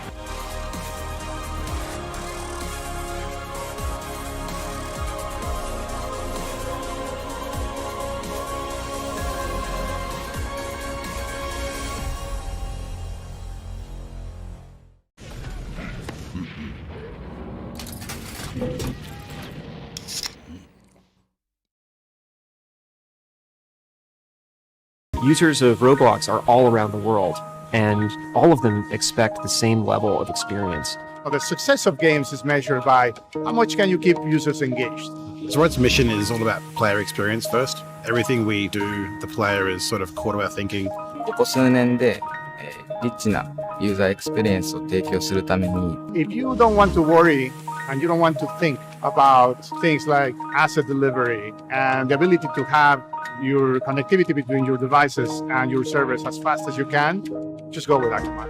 Akamai gets into places and markets that other providers of similar services don't quite hit as easily. その上で、アカマイさんのシステムを使うことで、大容量のセットを高速に配信させて、いただけているかなと。The workflow without that I'd probably have a lot more CDN support because the amount of capacity we'd need from the others wouldn't be there. There's one less problem we have to solve. If Akamai wasn't around, we would probably have to multiply our team by I don't know what kind of factor and understand what we would need to do to replace what Akamai provides to us.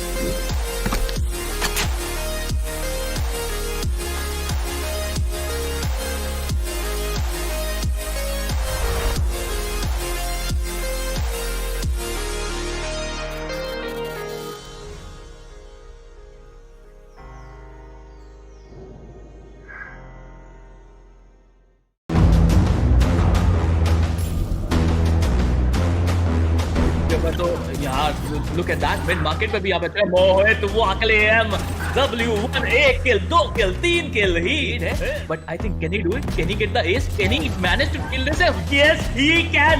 मोहित वो अकेले M lighting पास को down करते हुए double trade का scenario यहाँ पर बनता हुआ, ट्रिपल ट्रेड का सिनेरियो बनता हुआ, स्किल स्कारगोट को एलिमिनेट करते हुए 1v2 की सिचुएशन है, fake defuse, fake it till you make it and he can make it, yes he can. निकाल दिया मेरे ख्याल से और ये एसके रोती का जलवा वहां पे देखिए। He shot 2 people down through the smoke. This guy is insane. A relatively smaller map. Oh, he's going to get a collateral. That shot. यहाँ पर इधर के ट्रेड निकालते हुए एक प्लेयर बचा हुआ है यहाँ पर 1v2 की शॉट ये बहुत शानदार डबल निकालते हुए यहाँ पर डीएन किंग क्लच के बहुत करीब है यहाँ पर He's going to take and get that ace. What a round.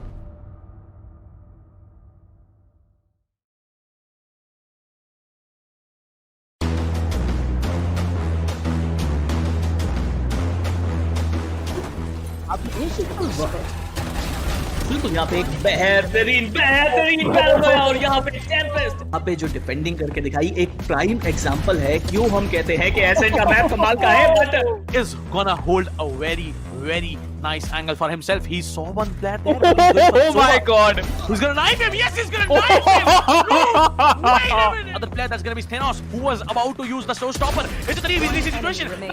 No! Take one down. And it's the last man standing. इनके पास डबल सैचल बूस्ट जरूर रहेगा, क्या वो यूज करना चाहेंगे वही एक बड़ी बात है। सेज काफी डिस्टेंस से आ रहे हैं लेकिन कोई गलती नहीं होगी, दो प्लेयर को टेक डाउन किया जाएगा। तीसरा प्लेयर भी यहाँ पे आके आता हुआ बहुत ही शानदार तरीके से टेक डाउन किया जाएगा। And that's gonna be I am the hunter. That's gonna be Hunter's durability. Shannon gets taken down. Oh my god. And look at that ultimate. Brad with so much information doing the job out here. Yeah, maybe. Now you can see the Omen. He actually teleports onto the other side, but let me see how's it gonna be. The Brimstone is caught off guard, goes for the reload. Rina needs to come up front. That's a beautiful heading. That's a double heading coming in. But now he comes up strong. 3k already. This might be another round in the hands of the defense. And a 4k for Akku.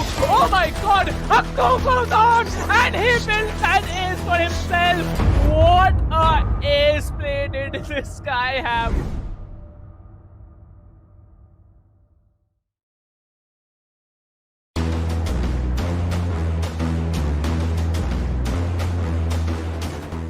बिल्कुल आप यही के लिए अगर देखा जाए तो hold करते हुए येलो पंडर्स के पीछे और उनके बैक टू बैक यार ये काफी शानदार आई गेस क्या इस बहुत चीज है तो ये थोड़ा सोच समझ के आपको ऑपॉर्चुनिटीज का इस्तेमाल करना पड़ेगा। अगर आप कॉन्फिडेंट हो तभी आप कीजिए, लेकिन यहाँ पर जो लोग विद दैट 700 HP और मुझे लग रहा है ये चीज होना ही था। Get this spike or get the spike diffused and get those kills. He is being pushed from two sides. He will spot the Omen, get that kill. The recon dart is going to get taken out. 3 bullets goes in for that reload. 25 in the max. He'll connect that headshot.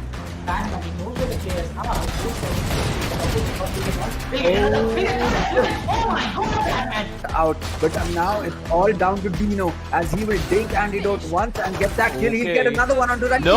Third one. Scally. Nothing else bought by Corbett here. You can see how aggressive Amiterasu is shutting down 2, maybe just 3. Okay, no, 3 players are not shut down here. Only 2 players will be shut down, but there it is. He needs to take down another one, will be taken on another one. There's only one player standing. It's going to be the breach that comes in, but Amiterasu says, oh my god.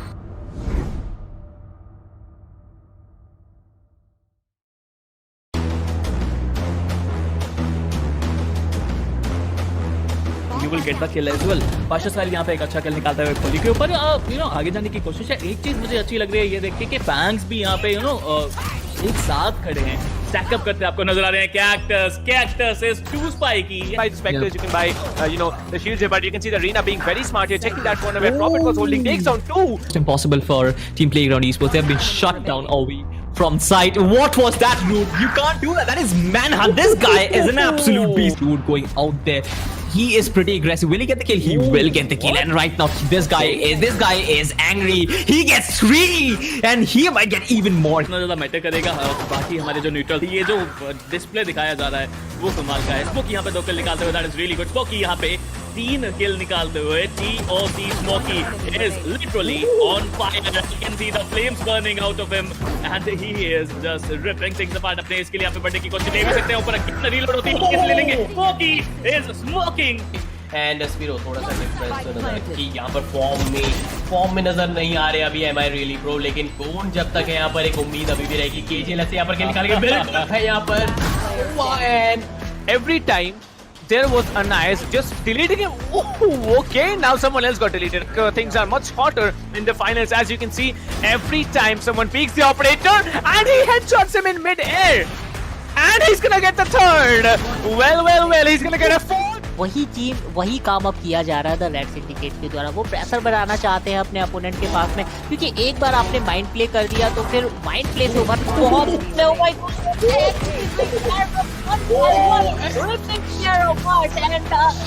for him as well. Oh my god.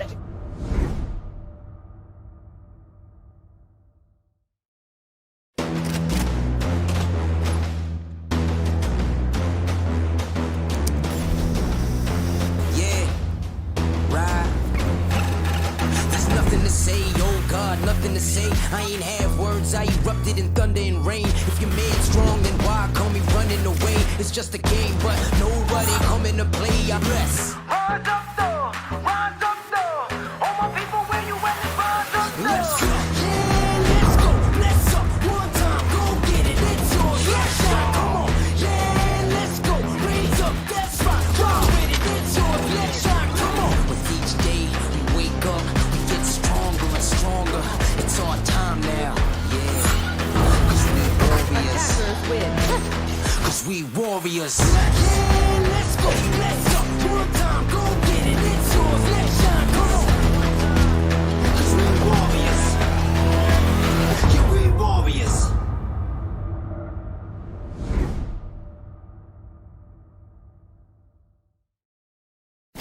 Valorant Agents of India. Are you ready? The ESPL Valorant PowerUp Series is a tournament open to players of all skill levels. Whether you are an agent with competitive experience or not, this series is meant for you to test your skills and have fun. Agents will battle for a total prize pool of 7.5 lakhs and the title of Series 1 champions. It's time to power up. Let's break down the tournament format. At the beginning of the tournament, there will be 4 open qualifiers. In the qualifying rounds, players will go through a best-of-1 single elimination, battling their way up the ranks. Those ranked top 16 onwards of the qualifiers will face single elimination in a best-of-3 match. The top 4 teams from each qualifier will earn a spot in the group stage, resulting in a total of 16 teams. These teams will then be split into 4 groups, with 4 teams per group. Teams will then compete in a GSL format, where 2 opening matches are played. The winners will then battle in the winners match, which will determine who tops the group. The losers will battle for survival. The victor of this match will then battle the loser from the winners match to determine who progresses further in the tournament. The 2 teams from each group move on to the playoffs, where 8 teams will compete via sudden death, single elimination, in a best of 3. The quarterfinals and semifinals will be an exhilarating battle of skills, wits, and strategy to win through a best of 3 elimination process. And finally, we reach the grand finals, where our final top 2 teams of the series will battle for glory through a best of 5 elimination. Valorant Agents of India, will you and your team be the one that reigns supreme? It's time to power up.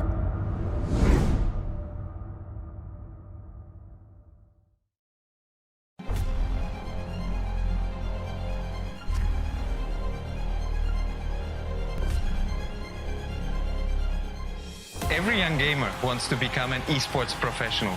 We make it happen. You just keep on winning.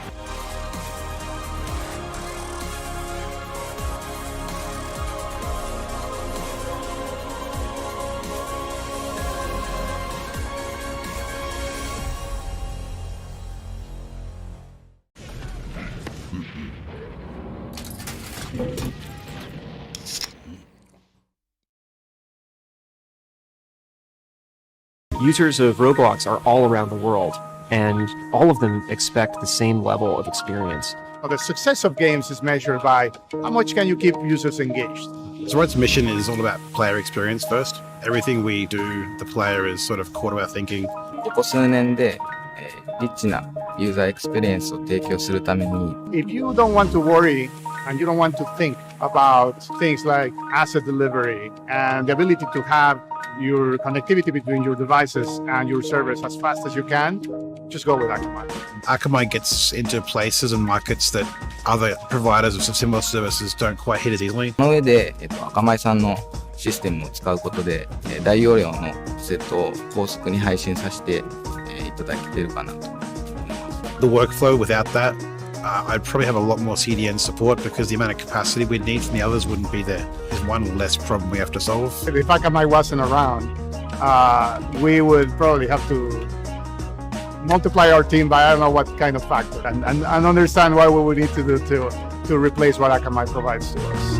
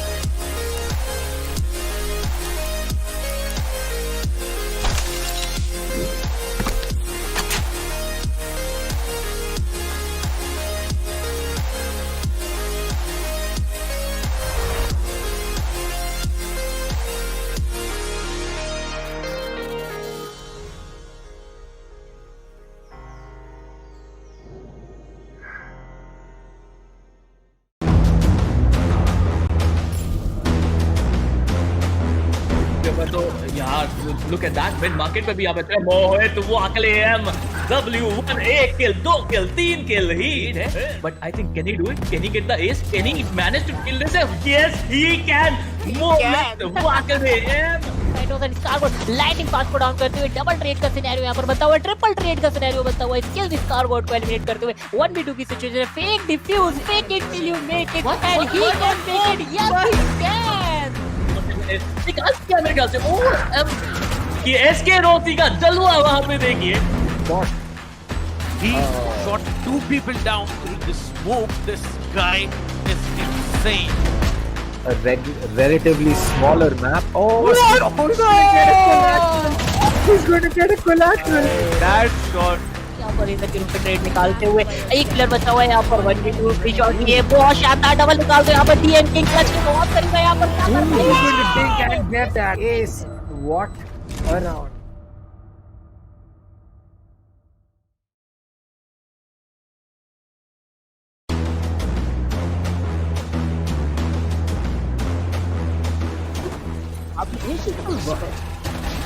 बिल्कुल यहाँ पे एक बेहतरीन battle है और यहाँ पे Tempest यहाँ पे जो डिफेंडिंग करके दिखाई एक प्राइम एग्जांपल है क्यों हम कहते हैं कि ऐसे का मैप कमाल का है but is gonna hold a very nice angle for himself. He saw one player there. Oh my god! Who's gonna knife him? Yes, he's gonna knife him! No! Wait a minute! Other player that's gonna be Stenos, who was about to use the showstopper. It's a 3v3 situation. No! Take one down, and it's the last man standing. इनके पास double satchel boost जरूर रहेगा. क्या वो use करना चाहेंगे वही एक बड़ी बात है. सेज काफी डिस्टेंस से आ रहे हैं, लेकिन कोई गलती नहीं होगी. दो प्लेयर्स को टेक डाउन किया जाएगा. तीसरा प्लेयर भी यहाँ पे आके आता हुआ बहुत ही शानदार तरीके से टेक डाउन किया जाएगा. And that's gonna be I am the hunter. That's gonna be Hunter's ability. Shannon gets taken down. Oh my god! And look at that ultimate! Brad with so much information doing the job out here. Yeah, maybe. Now you can see the Omen. He actually teleports onto the other side, but let me see how's it gonna be. The Brimstone is caught off guard, goes for the reload. Rina needs to come up front. That's a beautiful heading. That's a double heading coming in, but now he comes up strong. 3k already. This might be another round in the hands of the defense, and a 4k for Akku. Oh my god! Akku goes on, and he builds an ace for himself. What a ace play did this guy have?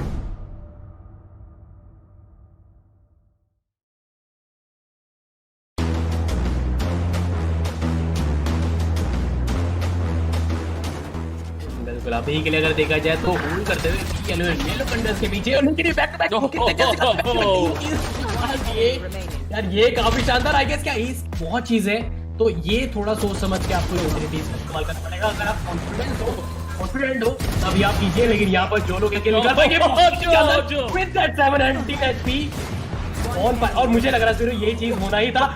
Get this spike or get the spike diffused and get those kills. He is being pushed from two sides. He will spot the Omen, get that kill. The recon dart is going to get taken out. 3 bullets, goes in for that reload. 25 in the mag. He'll connect that headshot.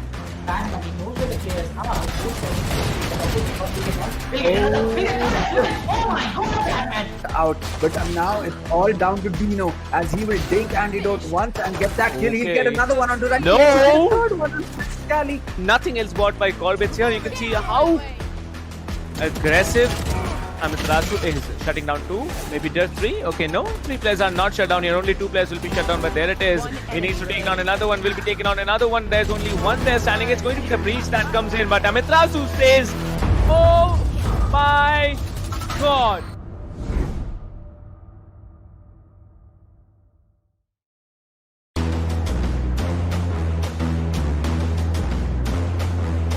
will get the kill as well. Pasha साहिल यहाँ पे एक अच्छा किल निकालते हुए खोली के ऊपर आगे जाने की कोशिश है. एक चीज मुझे अच्छी लग रही है ये देख के कि फैंस भी यहाँ पे एक साथ खड़े हैं, स्टैक अप करते आपको नजर आ रहे हैं. Cactus is too spiky. By the specters, you can buy the shields here, but you can see the Rina being very smart here, checking that corner where Prophet was holding, takes down 2. It's impossible for Team Playground Esports. They have been shut down all week from sight. What was that, dude? You can't do that. That is manhunt. This guy is an absolute beast, dude. Going out there. He is pretty aggressive. Will he get the kill? He will get the kill. And right now, this guy is angry. He gets 3, and he might get even more. इतना ज़्यादा matter करेगा. बाकी हमारे जो neutral ये जो display दिखाया जा रहा है वो कमाल का है. स्मोकी यहाँ पे 2 किल निकालते हुए, that is really good. Smoky यहाँ पे 3 किल निकालते हुए. TOC Smokey is literally on fire. You can see the flames burning out of him, and he is just ripping things apart. अपने इसके लिए यहाँ पे बढ़ने की कोशिश नहीं भी सकते. ऊपर कितना रीलोड होती है किस ले लेंगे. Smokey is smoking. And Spiro थोड़ा सा डिफरेंस कि यहाँ पर फॉर्म में नजर नहीं आ रहे अभी. Am I really pro? लेकिन कौन जब तक है यहाँ पर एक उम्मीद अभी भी रहेगी. KJL से यहाँ पर निकाल के बिल्कुल है यहाँ पर. And every time there was a nice just deleting him. Oh, okay, now someone else got deleted. Things are much hotter in the finals, as you can see. Every time someone peeks the operator and he headshots him in mid-air. And he's gonna get the 3rd. Well, he's gonna get a 4th. वही काम अब किया जा रहा है the red syndicate के द्वारा। वो प्रेशर बनाना चाहते हैं अपने अपोनेंट के पास में, क्योंकि एक बार आपने माइंड प्ले कर दिया तो फिर माइंड प्ले से उभर बहुत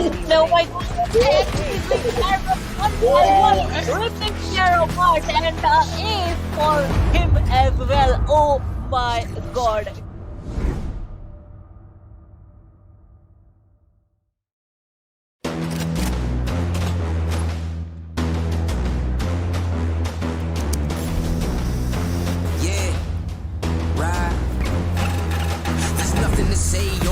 Nothing to say, I ain't have words, I erupted in thunder and rain. If you're made strong, then why call me running away? It's just a game, but nobody coming to play. I bless. Rise up though, all my people where you at, rise up though. Let's go, yeah, let's go, let's up, one time, go get it, it's yours, let's shine, come on, yeah, let's go, raise up, that's right, go with it, it's yours, let's shine, come on. With each day we wake up, we get stronger and stronger.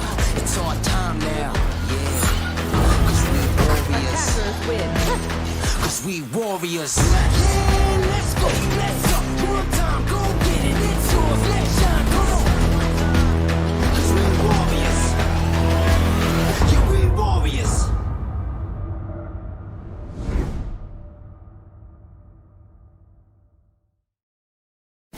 Valorant Agents of India. Are you ready? The ESPL Valorant PowerUp Series is a tournament open to players of all skill levels. Whether you are an agent with competitive experience or not, this series is meant for you to test your skills and have fun. Agents will battle for a total prize pool of 7.5 lakhs and the title of Series 1 champions. It's time to power up.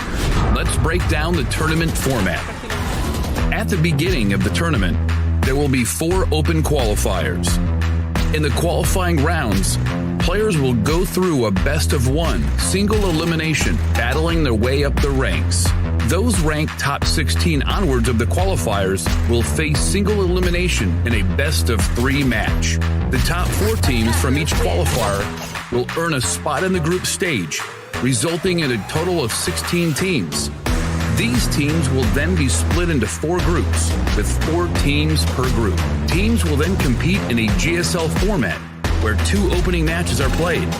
The winners will then battle in the winner's match, which will determine who tops the group. The losers will battle for survival.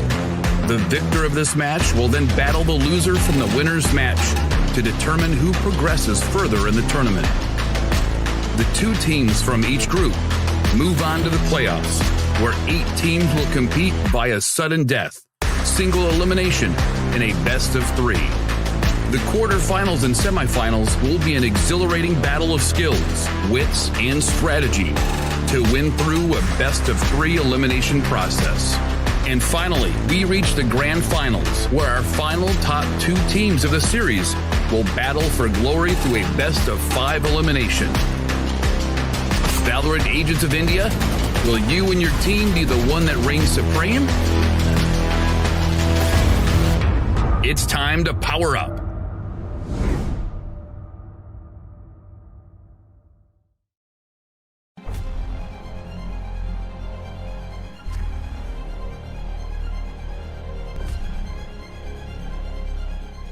Every young gamer wants to become an esports professional. We make it happen. You just keep on winning.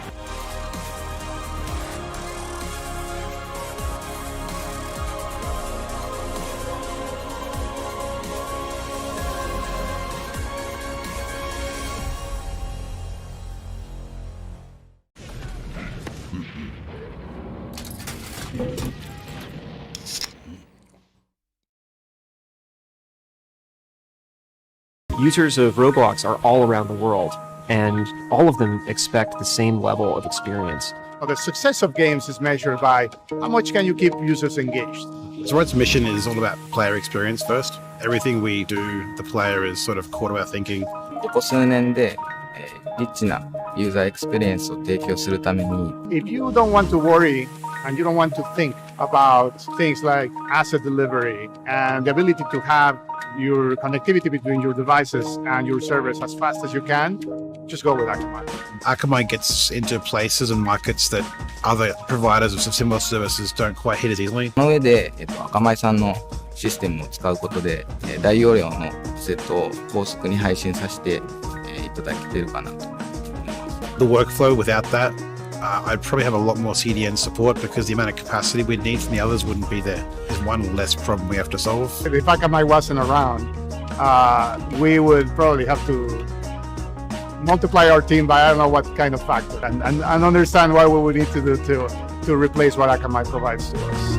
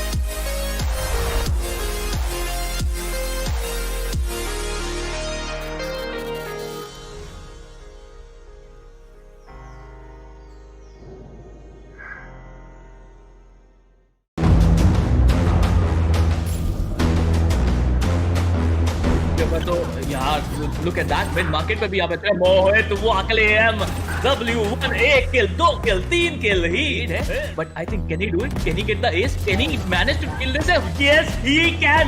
मोहित वो अकेले M lighting पास को down करते हुए double trade का scenario यहाँ पर बनता हुआ, ट्रिपल ट्रेड का सिनेरियो बनता हुआ, स्किल दिस स्कारबोर्ड को एलिमिनेट करते हुए 1v2 की सिचुएशन है, fake defuse, fake it till you make it and he can make it, yes he can. निकाल दिया मेरे ख्याल से। ओह ये एसके रोती का जलवा वहां पे देखिए। He got two people down through the smoke. This guy is insane. A relatively smaller map. Oh, he's going to get a collateral. That shot. यहाँ पर इधर के रूप में ट्रेड निकालते हुए एक प्लेयर बचा हुआ है यहाँ पर 1v2 फ्री शॉट ये बहुत शानदार डबल निकालते हुए यहाँ पर डीएन किंग क्लच की बहुत करीब है यहाँ पर he's going to dig and get that ace. What a round.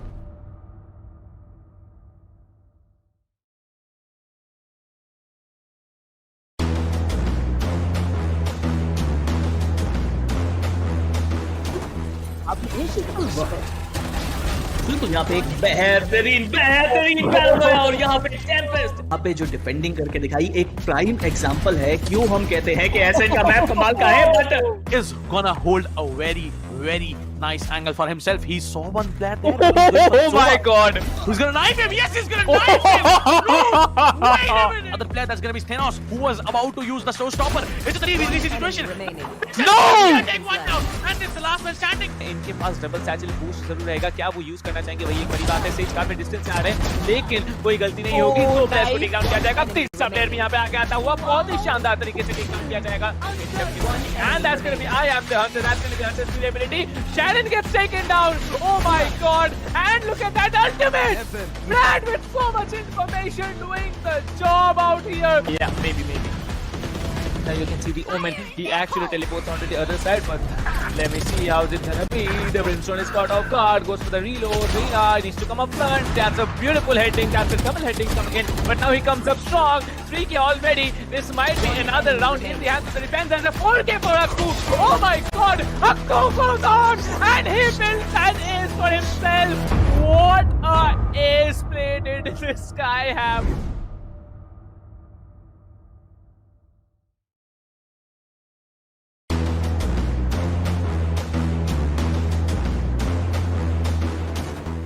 बिल्कुल आप यही के लिए अगर देखा जाए तो होल्ड करते हुए येलो कंडर्स के पीछे और उनके लिए बैक टू बैक यार ये काफी शानदार आई गेस क्या इस बहुत चीज है तो ये थोड़ा सोच समझ के आपको ऑपॉर्चुनिटीज का इस्तेमाल करना पड़ेगा। अगर आप कॉन्फिडेंट हो तभी आप कीजिए लेकिन यहाँ पर जो लोग विद दैट 7 एंटी एचपी और मुझे लग रहा है ये चीज होना ही था. Get this spike or get the spike diffused and get those kills. He is being pushed from two sides. He will spot the Omen, get that kill. The recon dart is going to get taken out. 3 bullets, goes in for that reload. 25 in the mag. He connects that headshot.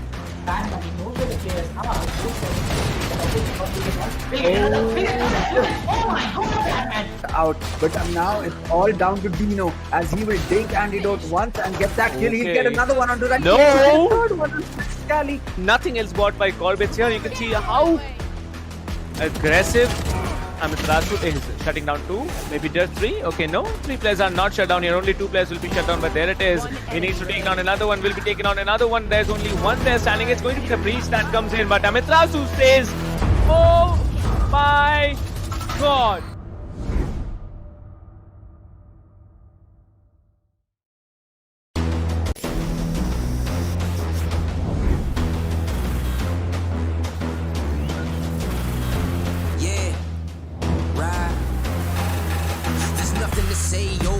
Nothing to say. I ain't have words. I erupted in thunder and rain. If your man's strong, Take one down. And it's the last one. He'll get another one onto that. And he can make it. let's go. Oh my god, man. It's Moving on, pull by. Oh my, what? Let's go. Raise up that spot. Draw with it. It's your flexion. Come on. Goes in for that knife. And Yeoman, what a shot. And then the 4K for us. Oh my god. Cause we warriors. Cause we warriors. Spike has been initiated. Whoa! Who's gonna knife him? Oh my god. Oh my god. Cause we warriors. Yeah, we warriors.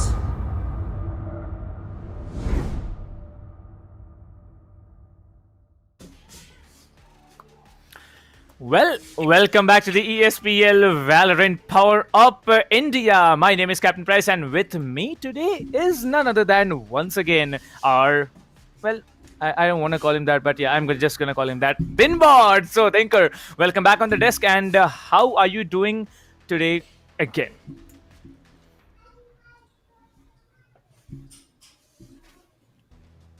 Well, all right. I believe able to hear you for some reason. For some reason, that's happening. But okay, that that's should you be know fine. we're gonna figure that out in a short while. All right, but I am really excited, to step into the next phase of the game, like especially because finally. it is the semi-finals. Yeah, I know what you messed up. I'm telling you what you did. All right, I'll tell you that later on what you did. But talking about the prize pool, as you can see. 4 lakh rupees, as the first share of that huge 7.5 lakhs prize pool. 2 lakh for the second place, third place, and fourth place gonna walk off with 75,000 each. Yeah, that's going to be the third place and fourth place going away with 75,000 each. But talk about the day today. First game was full of action and the determination from the team lag side. Team Mahi showing a very good outing as well, going away with the victory. So they'll be moving on to the finals. And now it's time for the second finalist. Let's see if Kuch can dominate or it will be the other way around. Anyways, whatever happens today, it's going to give us our second finalist, and then we'll be moving on to the finals, which will be giving away the winner of this stage.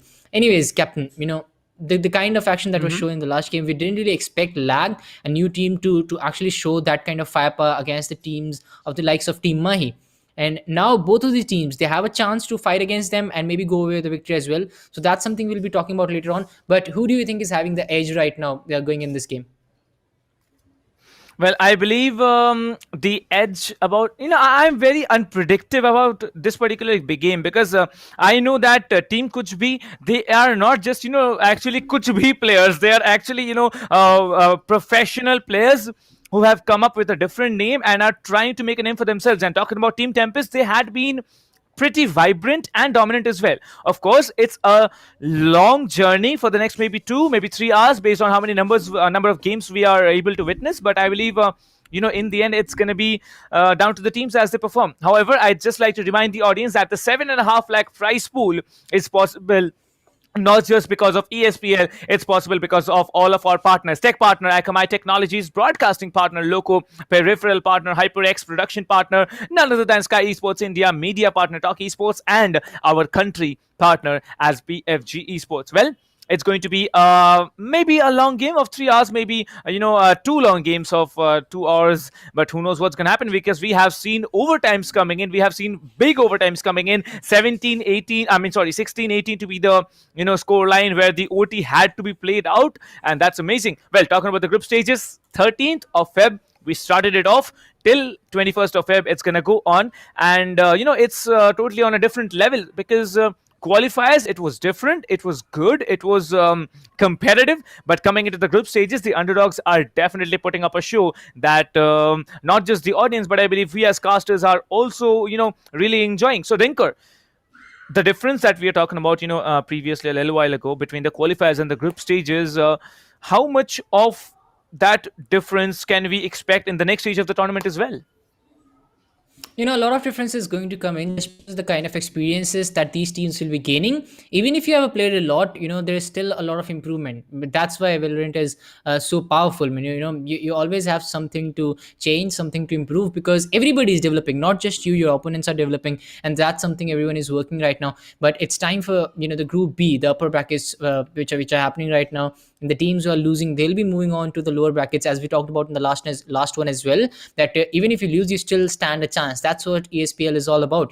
It's giving the chances to the underdogs. Then who have performed well, you get a lot more chances than the others. So it's all about your might, how well you play, and how will you redeem yourselves when you get the chance. Right now, Team Mahi have already moved on to the finals. Kuch will be fighting for that chance again. TempesT again, one of those teams who is very hard to beat, and that's why they are here.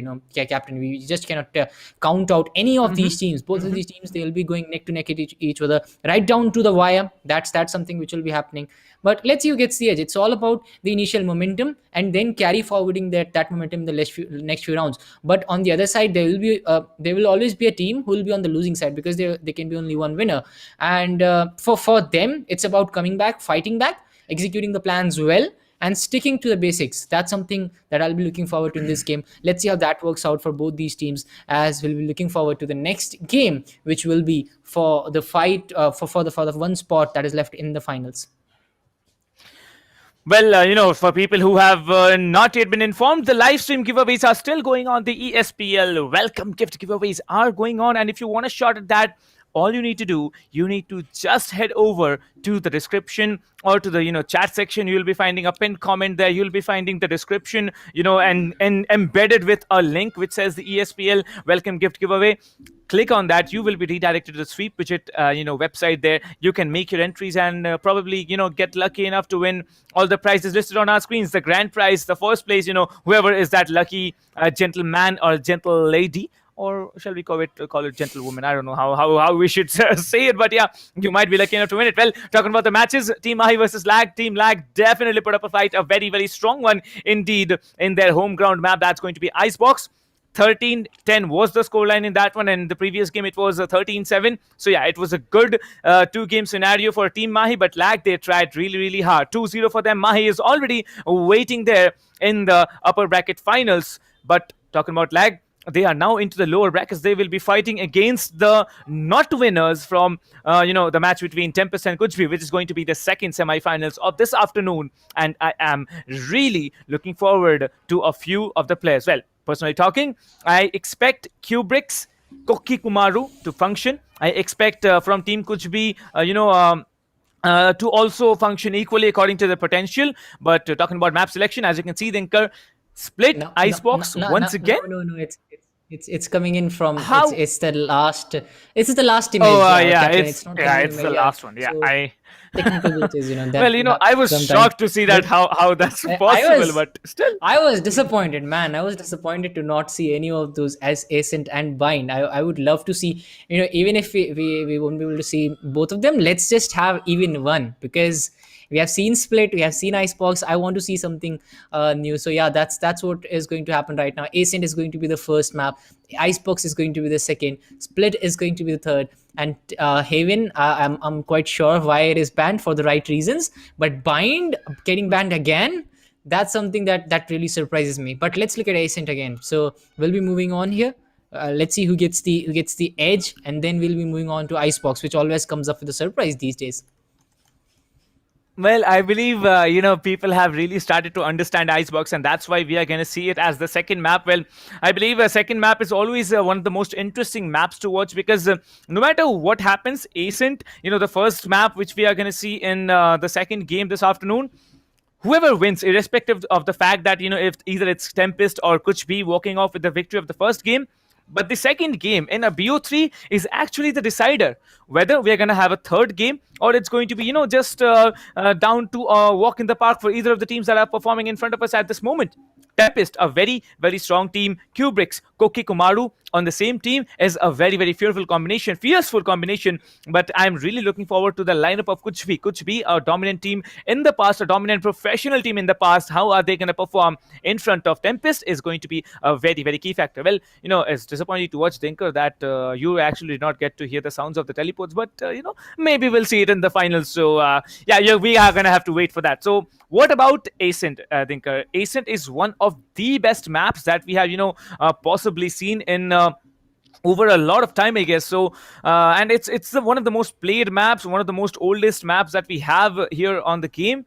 And what do you think about it? Like, it's basically like you are probably walking down your own stairs. And how's it gonna help both the teams function? Since you said it, it's one of the oldest map, one of the most played map, and I guess that's one of the main reasons that it is being selected by TempesT, and then one of the newest map being selected by Kuch B as well, Icebox. Well, the name of Kuch B, it suggests that they'll be trying to play a little casually, but I don't think that they're going to do that since they have made it here. I guess they are a lot more, serious players. That's what we talked about. But right now, talking about Ascent itself, since it has been played by both of the teams, I guess it's more about getting that control over the sites and then making the play according to that. On the defender side, you do have a lot of places where you can hide yourself or where you can hold that so that you can take down the attacker side. But for attackers as well, there is a lot of things to do. You can fake it on the A side and then move on towards the other side. But That's Dinker, happening. Yeah. I have to stop you. I have to stop you. We just got cue about a very interesting thing happening. It's going to be the interview from one of the very popular teams right now, Team TempesT. The interview is about to come up. So, ladies and gentlemen, see you on the other side of the interview.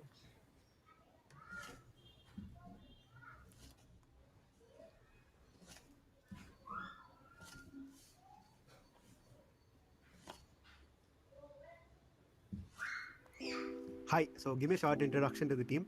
Greetings, we're TempesT, the best team down south. And here's my team. I am Praglad, also known as AEZ. I play for TempesT. Hi, I'm Drixod, aka Bonish. I represent TempesT. I am Kubrix, aka Sanjay. I'm from TempesT. I'm Ritish, aka Koki Kumar. So, do we collect the money or you all gonna GP it? Where's the team's home base? We're mainly from Chennai, but we're all over the south. What would you highlight to players from your home base on why they should be proud of the esports talent there? I think players from the south should really know that we're always here to help them out. We'll represent only the best down south. What is the team style? We are versatile and adapt our strats in accordance with whoever we are playing. Sticking to one style isn't a thing. What are the team strengths that will take you to the finals? We are all good friends and we have the same perspective of life, so we are connected personally and we trust each other during the action. What was your favorite moment from the ESPL Valorant PowerUp India tournament so far? I would say winning the semis in group qualifiers against Team Tamlas, and that too with a massive comeback. I think that was really a great moment, man. That was a favorite moment for us. Which team are you most concerned about in the tournament and why? Cliche answer, but it has to be Team Mahi. Which team in the tournament would you consider your rival? Team Mahi, of course. We wouldn't want to face anything but the best, so Team Mahi. Why is that team your rival? They are pretty strong with solid team experience, so in case we play with them and win, that would be super satisfying. How do you plan on beating your rivals? Can't really reveal our stats, can we? What would becoming Series 1 champions mean to the team? So I think we'll be carrying on our team's legacy. TempesT has been a pioneer in a lot of things. Like we were the first Indians to win the Fortnite Middle East Cup and the first Indian to step into top 16 in the E World Cup series in FIFA and so on. So I think by winning this, we'll make our team proud by continuing the legacy. How important is it for you to win this tournament? No pressure, but a lot of eyes on us, so it's pretty important, I'd say. So, how does the team plan on using the prize pool? Sorry, can't be disclosing team details.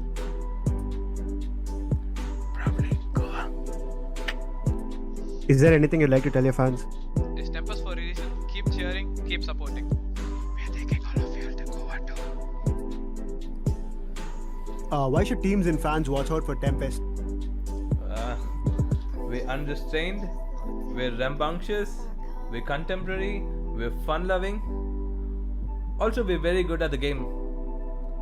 And it's TempesT for a reason, fam.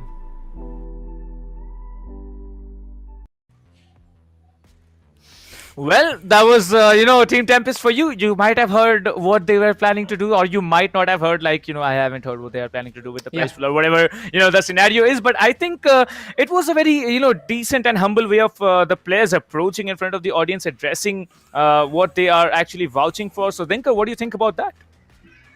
Not just the humble way, the confidence that they had, it was just amazing. The kind of confidence they were carrying and the kind of goals they have set for themselves. They want to, go against the best team of India, but also they are carrying the confidence that if they win it, they'll be super happy with that. So that tells you the kind of weight that carries. So, and all the players actually, they were all confident. That kind of tells you that they are very confident about the game. Everyone was like, we are best in the business. We play well, and down south we are one of the best teams. So that tells you the kind of influence they have in down south, and on top of that, they also the kind of feeling they have across themselves, the kind of synergy they come up with. They told that they are very good friends among each other. So that kind of goes on to tell you that when they are coming up as a team, they have a lot of respect for each other, and on top of that, they also believe in each other. It's not like when one player is rushing in, the other will be standing behind. He'll be like they all know that their backs are covered. They can just go in without worrying about anything. So that's one of the best things coming in from TempesT. Let's see if they can show up that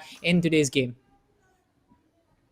Well, indeed, and I believe there's a crowd here. I wasn't expecting such a big crowd, but I believe we have a crowd, watching this team play. This team might be having a very, very big future. As I can see this time, TempesT, I remember when they were playing the qualifiers, TempesT, not everyone had, changed their names with the pre-tag of TEMPEST or TMPST like they have now. But looks like they are vouching to stick together as friends, as teammates, and go on for as long as possible. However, from Team Kuch, you can see Meow16K. Well, we have a girl gamer in our house. We have Pasha Sahil definitely coming in. Meow16K, like I always say, a better woman player than possibly any other agent she would be able to play. But let's see what she goes on with. Probably the Jet here, Juven as usual, coming up with a Sova pick. Poke is no good. I'm thinking he might be going on for a Killjoy. Yeah, he didn't even let me complete, but that's it. The agent selections are done and dusted. Just waiting on Poke is no good. Despite that, I believe we have a decent pick coming in from either sides here. Yeah, decent picks coming in from both the sides. And, the mid control is going to be very, very important, specifically in Asane, and that can allow you to get control of any of the sides. So that's one of the most important things. We'll be seeing team committing to that. But I do expect in the initial phases, we'll be seeing a lot of all-man B stack. If that's something which will come in, we'll have to see how that pans out. Reyna, very influential in the pistol rounds, specifically in the pistol rounds. Yes, it is very important throughout the games, but I do feel that it's going to be a lot more influential in the first 2-3 rounds that we are going to see. Since Reyna is present on both the sides, that's going to cancel out. So again, a default pick which is coming in here. From the defender's perspective, I do feel it's a lot more important, because the B side can actually be completely cleared. It can be actually viewed completely if the opponents are coming in for that. Let's see how that pans out for both these teams. But then again, after first few rounds, we'll be seeing the mid control coming in, but this time we are seeing an all A stack which is coming in from Team TempesT. That's very wild, and if you look at Kuch, they're also expecting that. They have also sent in 3 players here, no players at mid since it is the first few rounds. Let's see how that works out. Well, I'm eager to see how it works out because it's going to be an all-out A brawl coming in from TempesT, being very, very aggressive in the initial round. The pistol round going to be the most aggressive round, you know, no matter what here. Well, the recon board has been broken out. I believe the Sova might be having a lineup coming in, you know, and trying to take down the planter. Well, it's not going to be a default plant. It's going to be a heaven plant that comes in. It's going to be a main plant as well. However, all the players now stuck in a 4v5 retake. Easy will be taking down Pasha Sahil, 70 HP on him, and it's a very decent post plant holds as there comes the backup here coming in from behind. TempesT Shobs will be taking down one. That's beautiful trades coming in. Shobs trading off for, you know, poke is no good. There goes the last remaining, I mean not the last remaining player, but there's at least two more defenders still left alive. Now the Omen will be taken down, and there's the Killjoy. The last player, Kubrix, will be shutting down. Poke is no good, and with that, it's 1-0. Attackers pull out the first round. The pistol round in Ascent has been going to the attackers for quite some time now. A very, very interesting and a decent round for Team TempesT. It was just perfect from Team TempesT this time. They completely committed to the A side, and you know, the Haven was blocked and the entry points from the left hand side was blocked as well. So that actually eased out the tension on the TempesT side. And as soon as they went in for the plan without you know, thinking about anything else. On the A side, we have Kuch, who were actually waiting for the backup, so they kind of delayed the resistance, and that actually worked in the favor of TempesT. They were able to go with the victory. Right now, again, you know, a much more stable gameplay coming in rather than going in for an aim and push. This is going to be the mid control which is coming in. I kind of expected this, where the owl run from Chubs, I guess it is, who will be trying to clear all these angles. He just missed out on spotting a player. So the A side is completely empty for them, so they have sent in 4 players, while the Raze is actually trying to buy some time here. He's trying to completely close the backstab which might arrive, and he has planted himself at a very good position here. He might just be able to get a couple of kills here, but we'll have to see through that, as AZ will get a plant. The Omen will start the proceedings with that first kill,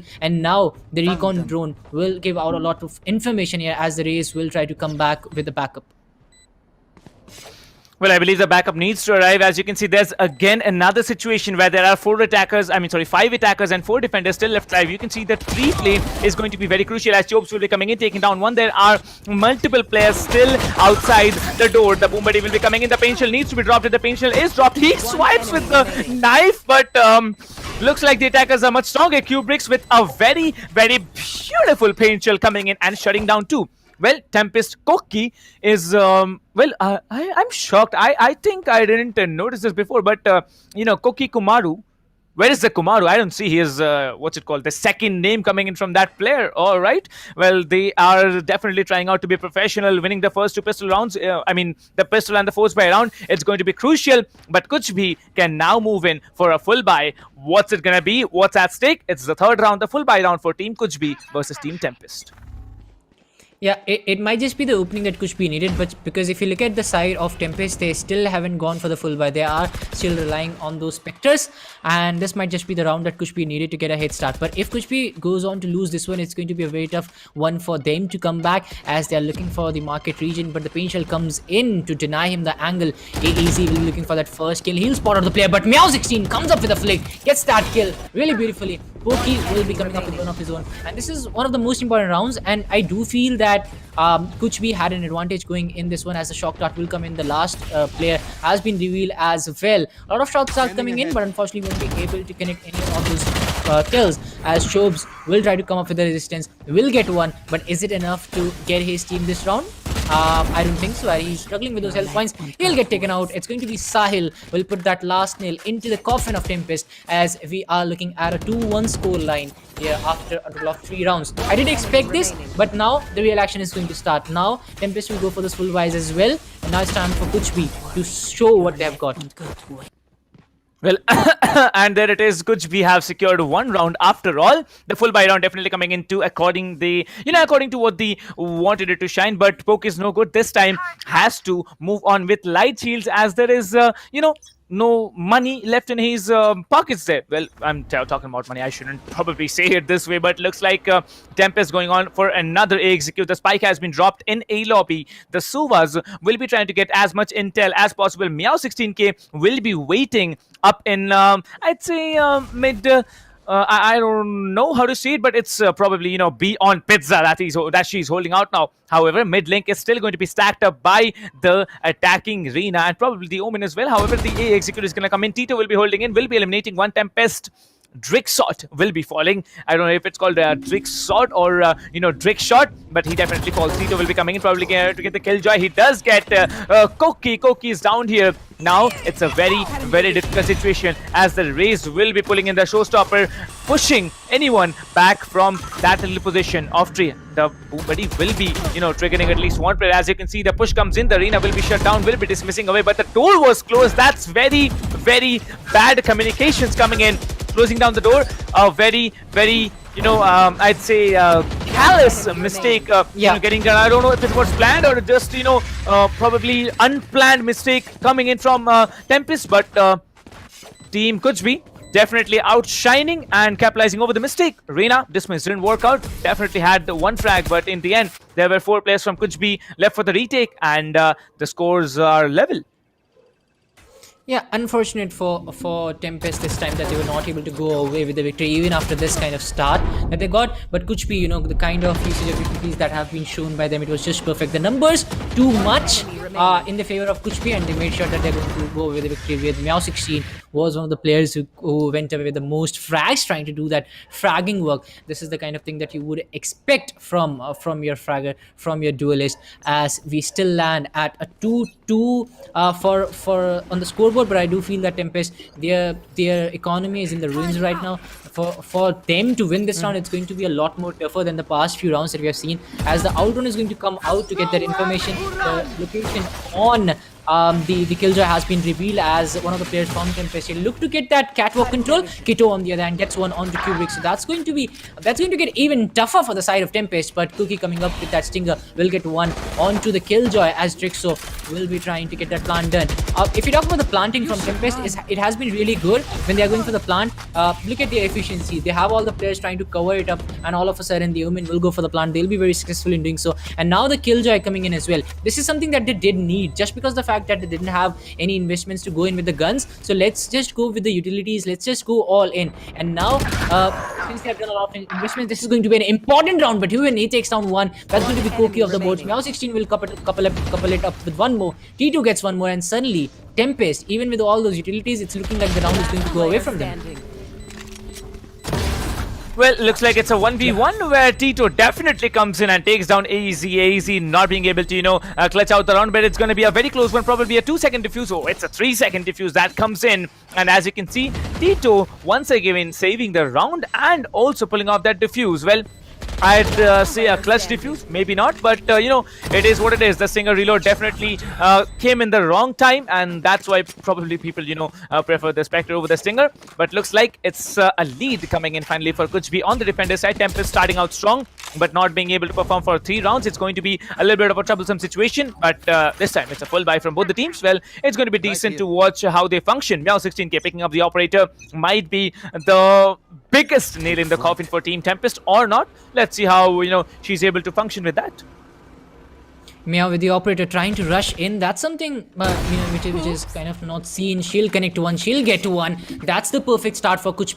They have 4 of their ultimates ready, so it looks like TempesT, they're going to have a hard win this one as well. One of the players' location has been revealed, so I guess they are going to build up on that as the rush will be coming in. Chobes will make things easier with that one kill onto the killjoy, but still things are looking good for Kuch as they're coming in from different angles. Jet still remaining on the B side, where Soa is on the B main. Pasha on the other end will connect a few more shots to take down Cookie, but Drixshot will come up with a shot of his own to actually dent the numbers on the side of Kuch. It's still down to a 3v3 fight, where the Raze is lurking around the mid side, and he can actually go for a backstab, but that still remains a question, as Tito will get one onto Chobes. Suddenly down to a 2v2 situation. This is something I was talking about. He comes up with a backstab, he gets one, and now the Jet, Meow16K, she has done 2k just a few rounds ago. Can she do it again?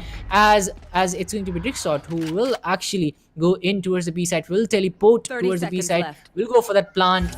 Meow16K will be left wondering what is happening here. It's going to be a B plant which is coming in. Will she rotate, or is she going to save? Yes, she's going to try. She's going to rotate, I guess, because she still has the ultimate ready. Let's see if she can actually clutch this one. Well, the best part about this is that now 16K has the Blade Storm running. All 5 knives there. She can actually come in and delete anyone she wants to. She has 2 updrafts, 3 smokes left, and 3 cloudbirds left. People will be probably crucifying me after he just said smokes to the cloudbirds here. Well, that's Kubrick's for you. He's gonna just, I believe we can't call it sniping, but erase the jet from mid-air, and that's the last player down here. Team attackers get another round. TempesT, they're back in form. The full buy definitely playing out according to how they wanted it to. And looks like the attackers, instead of having, man disadvantage, will be making a decent point in their hands. Equalizer again coming in, this time from Team TempesT. And looks like, Team TempesT are starting out strong. Full buys coming in. Everyone is going to have the heavy shields, full utilities, and also those phantoms and vandals to play with. Pasha Sahil, however, will be making a mistake of peeking up front, but, it's a very, very good, Hunter Fury coming in. He gets one. Pasha Sahil will be getting one, trying to go for a double, but no, Zhuban will be coming in, shutting down AZ. The arena getting taken down is going to be a very, very crucial frag here. No sages to play with, and that is going to be very, very troublesome. I believe they are going in still for that A execute, which is going to be very risky, but if they can play it, then, why not go for it? However, I'm wanting to see how they function, because there are players watching watching from every possible angle. All 3 players are stacked up in A lobby and A main. So I don't know when they're going to rotate, but they should pull out that rotation. There's only one player, the Jet, Meow 16K, holding up in B lobby. Rest everywhere. I can see the Killjoy in mid, sitting down under the mid arc, and looks like they're still going to be, vouching for that A-side push. What do you think, Dinker? A-side push, I believe it's a bad bet now, but still, why is TempesT trying to push on to A-side still after knowing that there are so many players already in A-side? Yeah, they don't have many options because they know that there's going to be a player on the backstab. As you can already see, Jet is actually planted towards the back of the B side, towards the T spawn, and that's what is going to trouble them, because even if they go for a rotate here, they are going to lose out at least one player, and then it will be down to a 4v2 situation where it will be kind of hard for them. As one of the players, he was looking to rotate, but Kubrick will give away his position to show that he's here. You don't need to go anywhere. The shock dart will come in, but unfortunately not to any use, as he still has 92 HP on him, coupled it up with 34 shield points. As we are seeing a save coming in from TempesT, they are not going to go in. Same goes for the team of Kuch as well. They are not going to hunt them down, and both the teams will be respecting them, as AEZ will be actually drawing out a lot of money from his pocket. That's going to be the Phantom and the full shield which is coming in, and again down to a 4-3 where Kuch is leading right now. And with 2 of the players, it's a Killjoy whose ultimate is ready. So even if TempesT is able to go with that that quick plant, the retake will still be very difficult with the Killjoy on the other side still having that ultimate. Well, indeed, and by the looks of it, I think the Reyna decides to actually play on with the overheal, because the Reyna from the attacker side did really go for the light shield, because the overheal strategy plays out for the Reyna, but you need to hit those shots. If you don't connect your shots, if you don't hit that headshot, then you are basically down here. As you can see, it's a 4v3.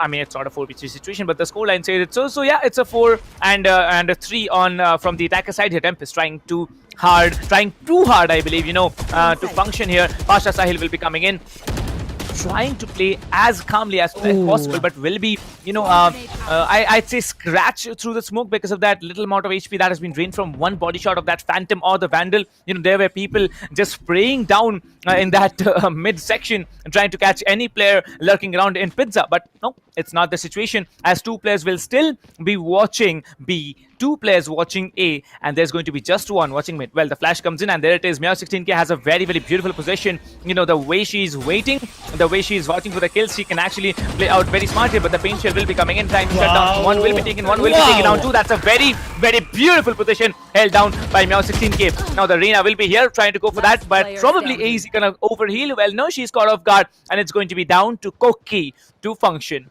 1 versus 3. And a dream, like I always say. The Killjoy comes in, 1 tap to the head. Now the position has been told here. The Sova just needs to be, waiting, and it's going to be game over. It's a time game for now, for the team of Kuch, and they're going to play the time game and probably secure the round. Yeah, they're going to secure the round for themselves. I do feel that the side of TempesT, they are a little bit scattered right now. they don't have the perfect strategy which is coming in. Look at this, they didn't check the market region, they didn't have any information on that. Yes, a few paint shells were thrown in, but that was not enough. You just cannot rely on those. You have to have a player. When you have a 5-man stack coming in, there should be different people looking at different angles, but that was not the case. All were looking to try to take out the players onto the CD spawn, but unfortunately that didn't happen. They were taken out rather easily. It was a perfect opportunity for Meow 16k to get a couple of kills, and she made sure she's going to go with that. Now for this team of TempesT, I do feel that if they want to win, they either need to get the mid control, or they need to fully commit to the complete site in the initial phases. Look at this. This is the scatter TempesT which we are seeing right now. They have already lost on a player, then they lose another, then it will be a 3v5 fight, or maybe a 4v5 fight, where the commitment will be a little late, and then they'll be taken down. This is something which we have seen in the past as well, and it's happening. Where first kill is coming in from TempesT time, it's going to be Koki who will get rid of T2, but the retake, if you talk about that kill which came in from Kuch, it was very quick. They're not allowing TempesT to have that man advantage at any point of time, and now Poki comes up with another. That's going to be AEZ who has been taken down, and suddenly it's a 4v1 where Kuch is looking a lot more stronger right now, and it might just be another round going in the bag of Kuch. Well, 1 versus 4, it's possible. Already 1 down. He needs to pull off a 3k and has the showstopper ready. Will be coming in, trying to go for that one frag.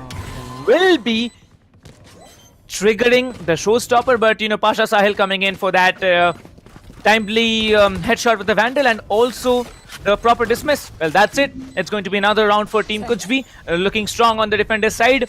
6-3 after this round, and they're trolling. They're just trolling now. Half defuse has been pulled off, and they can probably defuse anytime they want to. Well, they're gonna stick it down because who knows, it's a game. I have seen painful moments, like for example, probably I was playing a game back in December when there was some network issue happening with the last remaining player from my team. We had definitely clutched the round, but the player who was supposed to pull up the defuse, he's just got some kind of a huge packet loss, and then we couldn't defuse the spike. That was over. That round was not there in our hands. So yeah, sometimes there are situations where the troll definitely does not work out how you want it to be. And now it's a 3-point lead already for Kuch. 3 more rounds to go. TempesT definitely trying to secure at least 1 or more rounds, because they're going to switch over to defense, and they're going to have a very beautiful time, if I'm not mistaken. ASIN still a defense-oriented map, and I'm looking forward to it. Yeah, well, the lockdown is going to pop off from the attacker side, but the defender Killjoy also has a lockdown. Whether they're going to use it, let's find out. I did expect him, since they were on a losing spree right now, I did expect him to go for that Killjoy. Not this early into the game, but yes, that's happening. But T2 comes up with a couple to completely then the TempesT side. And even with this much of investment, if they are not able to go over this round, that's going to be a blow to the economy, blow to the game as well. Chobes finally gets one to actually get that numbers deficit to a low, but Chuven will come up with 1 more to take down Chobes. And now it's up to Brixo to do something. He's still up and running for his team. Can he get 1 more? No, says Chuven. It's going to be Kuch. Will go away with another. And even with all those utilities, even with a perfect 5-man push, they were not able to go away with those 2Ls. And it's going to be Kuch again. I did feel that this round might just go in the favor of TempesT, but unfortunately for them, they're not going to go away with it, as we're down to a 4-point deficit right now. Well, I don't know how Koki, messed up so many shots there with the Phantom. Like, with the Oni Phantom, or with any kind of, Phantom you have, doesn't matter the skin you're putting it on, but I believe the Phantom is one weapon which you can actually, spray down and get the kills, because Vandal, it has such a huge amount of aim punch that it's difficult to spray, but with the Phantom you can still make that happen. Looking like Meow 16k is gonna peek off mid, trying to catch off any player struggling around to from top mid here. Well, many people like to call it high mid as well. As you can see, it's going to be a B execute that comes in. The Omen Flash will be coming in, trying to go for that frag here. Will be taking down 1, but Kubrix will be trading it off. That's a very hello. What just happened there? A trick shot definitely performing much better than our dear Jet from the defending team, as he takes down 1 trick shot and take down the Reina as well. Will be switching. Wow. That's a very, very beautiful flick coming in from trick shot here. Last player standing. It's down to the Killjoy, who takes down 1. Easy will be taken down. It's the plant getting initiated. However, the defender Killjoy has the lockdown. will be trying to go for one versus one. It does not need that lockdown to function. He's gonna come in. Oh, wow. Too much aggressiveness in a post-plant situation does not get the job done. As Poke is no good is gonna come in and secure the 8th point for Kuch B. Kuch B looking decent, securing the 8-point. TempesT, even if they walk away with the final round, the lead on Kuch B will be definitely helping them to function once they switch on to the attacker's side. But look at the mistake. Look at the situation here. Peter was taken down. Meow16K, I don't know what she was doing with the operator. Trickshot just came in, took down Meow16K in very, very close range. And that flick onto the arena, that was also very, very big, a time performance coming in for him. But Poke is no good. Absolutely a god in a 1 versus 3 situation. Yeah, it was very good execution coming in from TempesT in the starting. If you talk about, they knew that Mew16 is actually carrying that operator and she will be lurking around the market region. They had an all-men push where the sites were denied to Mew16, but it was just that the rush in the ending phase was just too quick from TempesT to do anything. They lost out on players on regular intervals, and that actually worked against them, as Pookie will be looking for that initial kill onto AEZ. AEZ on the other hand, it's going to be the Killjoy from the other side who will put out that turret to get some information here, to get some initial information. But the ultimate is coming in from Chobzia. Will he get one?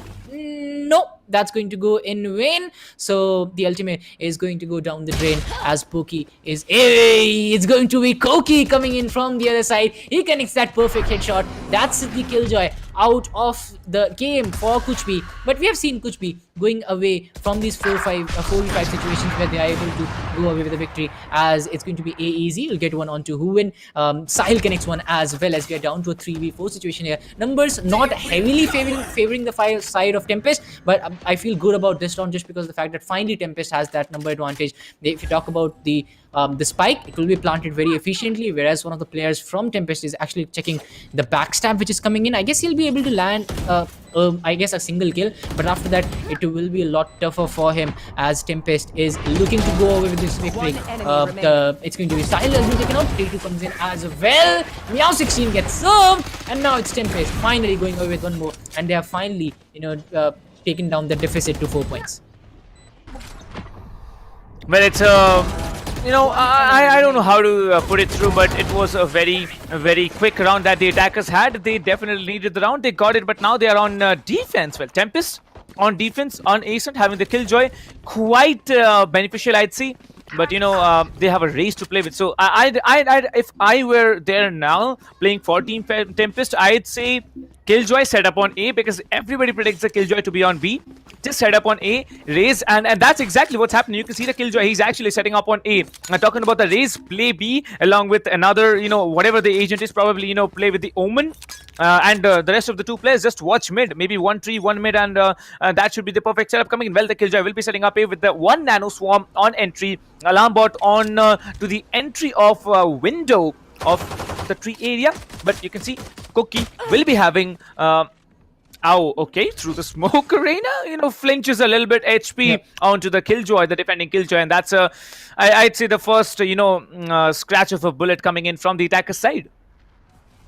Yeah, and if you look at the thing, Team TempesT, Team Kuch B, they haven't looked for the mid control as of now. So now TempesT trying to go in. Let's see if they can go away with another.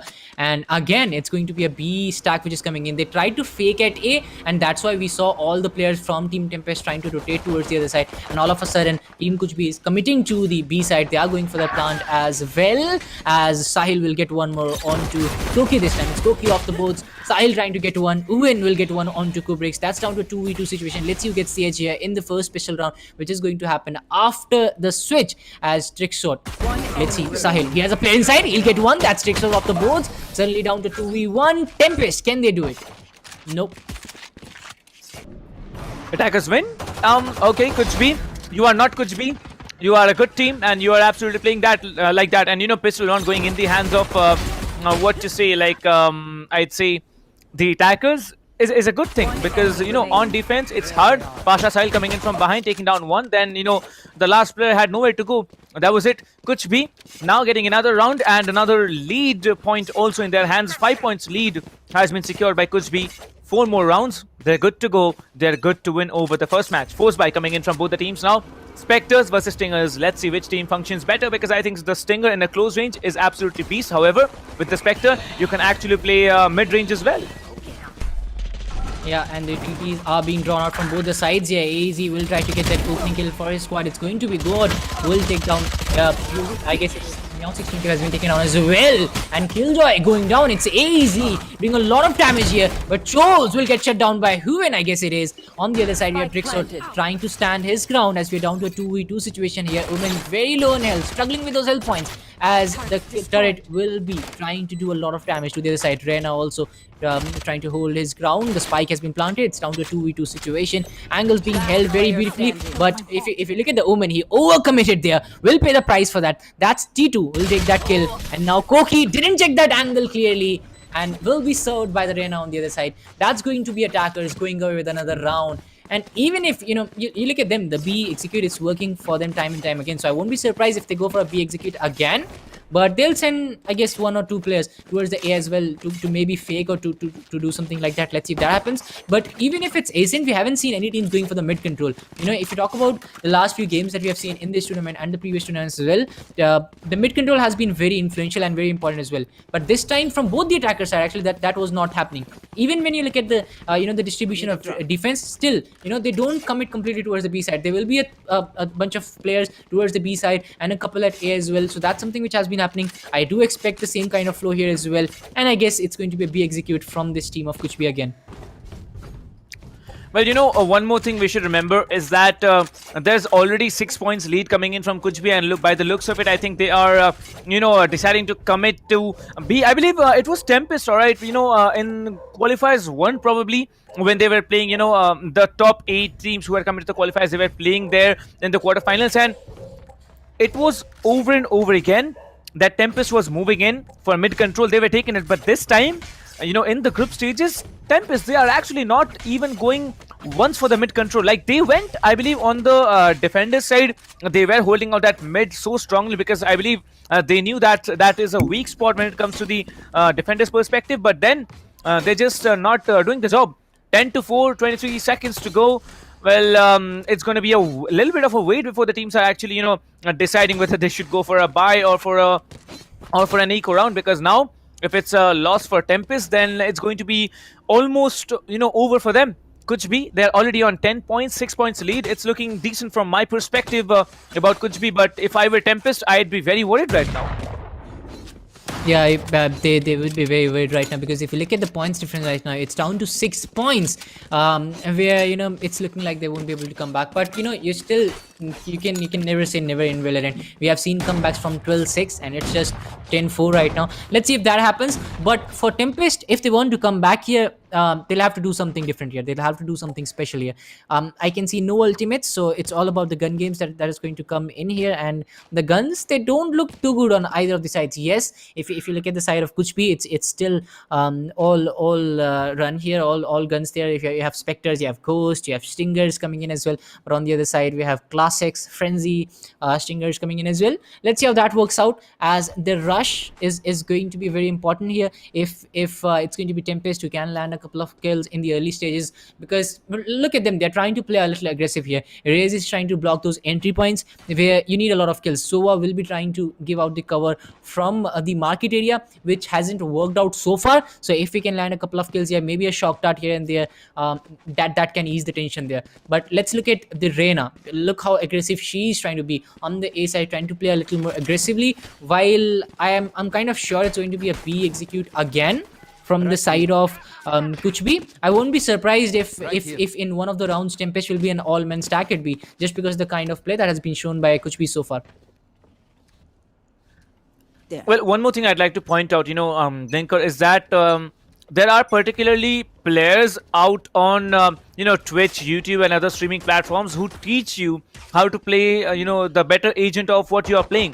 For example, Average Jonas. That guy, he has insane Sova shock darts, and one of my, current teammates, we usually play out in the night, and I have also promised you that we're going to play, probably after today's stream if you are not tired. But, if you learn the game properly, if you have that amount of knowledge that where the player is going to lurk around, if you play with their minds, you might be able to do the job here. Because, Juven, playing the Sova, he's absolutely doing that. Every time he's trying to function, on a different level now.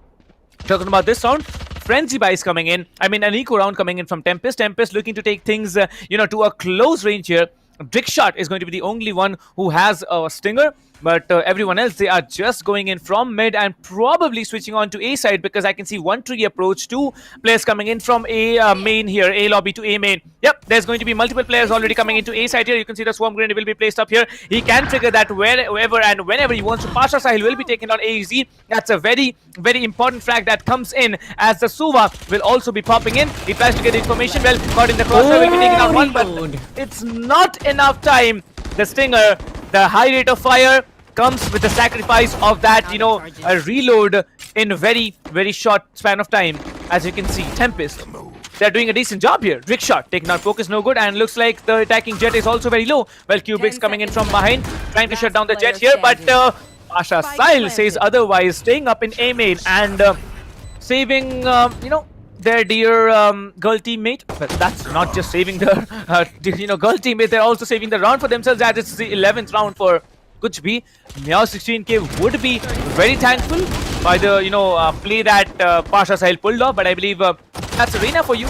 Big brain Arena main. I believe that's the new, you know, tagline that I would like to give to Pasha Sahil. Yeah, let's move on to the next round. It might just give Kuch bhi the advantage here of I guess it's going to be the match point that can come in after the end of this round, just because the kind of play that TempesT has shown. Even if they have connected those shots, even if the numbers are in between, you know, in balance, but still Kuch bhi has been able to go, because he takes a lot more, and this is something that Kuch bhi will be trying to do in this one as well, as we are seeing a 2-3 split which is coming in from both the sides. It's an execute which is coming in from the side of TempesT. Let's see how that works out for them, as they'll be trying to move in. Koki, on the other hand, trying to clear out all these angles on the A side. They are playing a little bit patiently here, which I didn't expect from Kuch bhi, just because the kind of domination they have shown. So I really like how they're trying to be a lot more patient here, as the ultimate is going to come in from Juven. He'll clear out the market region, but since there was no one there, he will be left to nothing, as we are still seeing a 5v5 coming in, a little slow paced if you talk about it as compared to the last few rounds. But Koki will get that first kill, a very important kill coming in for TempesT, just because they need the numbers advantage in their favor. T2 getting shut down as well. TempesT finally doing what they do best, finally getting those frags, and now the killjoy coming in from Kuch bhi. Let's see what kind of difference that can be. Well, I believe you know, Kubrix did play it out a little bit smartly, but you know, there was Easy will be coming in, taking out another, and it's down to the attacking jet, which is going to be Meow16k. Has the Bulldog, has 2 updrafts, has to take down 3 players, but Chobs standing right there in between of the spray and pulling that tuck, one tap with the headshot, and he's down. I mean, she's down, and what else to say? TempesT definitely, you know, turned out to be much more confident, because of, you know, how many, I don't know how many rounds they had lost, but in this round they were looking to be very, very confident, and they did it with style. Like 4 players surviving, 11-5, 2 more points to go for Kuch bhi to, you know, actually secure the victory. They might be going in for an eco round, but looks like they are going to go for a buy, and they are going to commit everything that they have. Coming back. Yeah. And you know, you talk about this, I guess the B execute was working so well for Kuch bhi, but it's all about, you know, being unpredictable. That's why they committed to the A side to be a little more unpredictable, to actually surprise their team. But in turn, they were surprised, because the retake was just too good for TempesT. Let's see what happens right now, as one of the players from Team Kuch bhi is looking for that mid control, whereas Meow16k is actually committing to the B side, where she's wanting a kill by the use of her Blade Storm. But that's not going to happen right now, because nobody from TempesT is actually overcommitting here. They're trying to hold their angles well. They are waiting for the opponents to make a mistake. That's the perfect play, which is the kind of recipe if you want to come back in any kind of games. And specifically if you're on the defensive side, and if you're actually, you know, you have a deficit of 6 to 7 rounds on your back, so that's what you need to do. As Meow16k is looking to play a little more aggressively here towards the mid side, will be looking for that kill, as Kubrix is coming in, finally trying to peek a little, but not too much to give away his kill, as both the teams a lot relies on this round. If TempesT can go in this one, and if they can go with a victory here, they'll be a lot more confident in the upcoming rounds, which is very important for any kind of comeback, and TempesT is actually looking for that. But looking at the side of Kuch bhi, they're again trying to play a little slow. Sahil will get one, that's going to dent the TempesT side completely, and it's going to be Kuch bhi starting on a very good note. Koki, on the other hand, gets one, gets second, gets a third as well. That's a 3k coming in from Koki, evens out the numbers on both the sides. Like, equation is completely balanced, but Drickshot, he comes in and says, I will be the catalyst for his team. I'll change the game for my team, as the Omen still struggling on the side, as he'll go for the plant. But is it enough? Look at those health points. He's really struggling there, but it's a 2v1 which is coming in. No charges.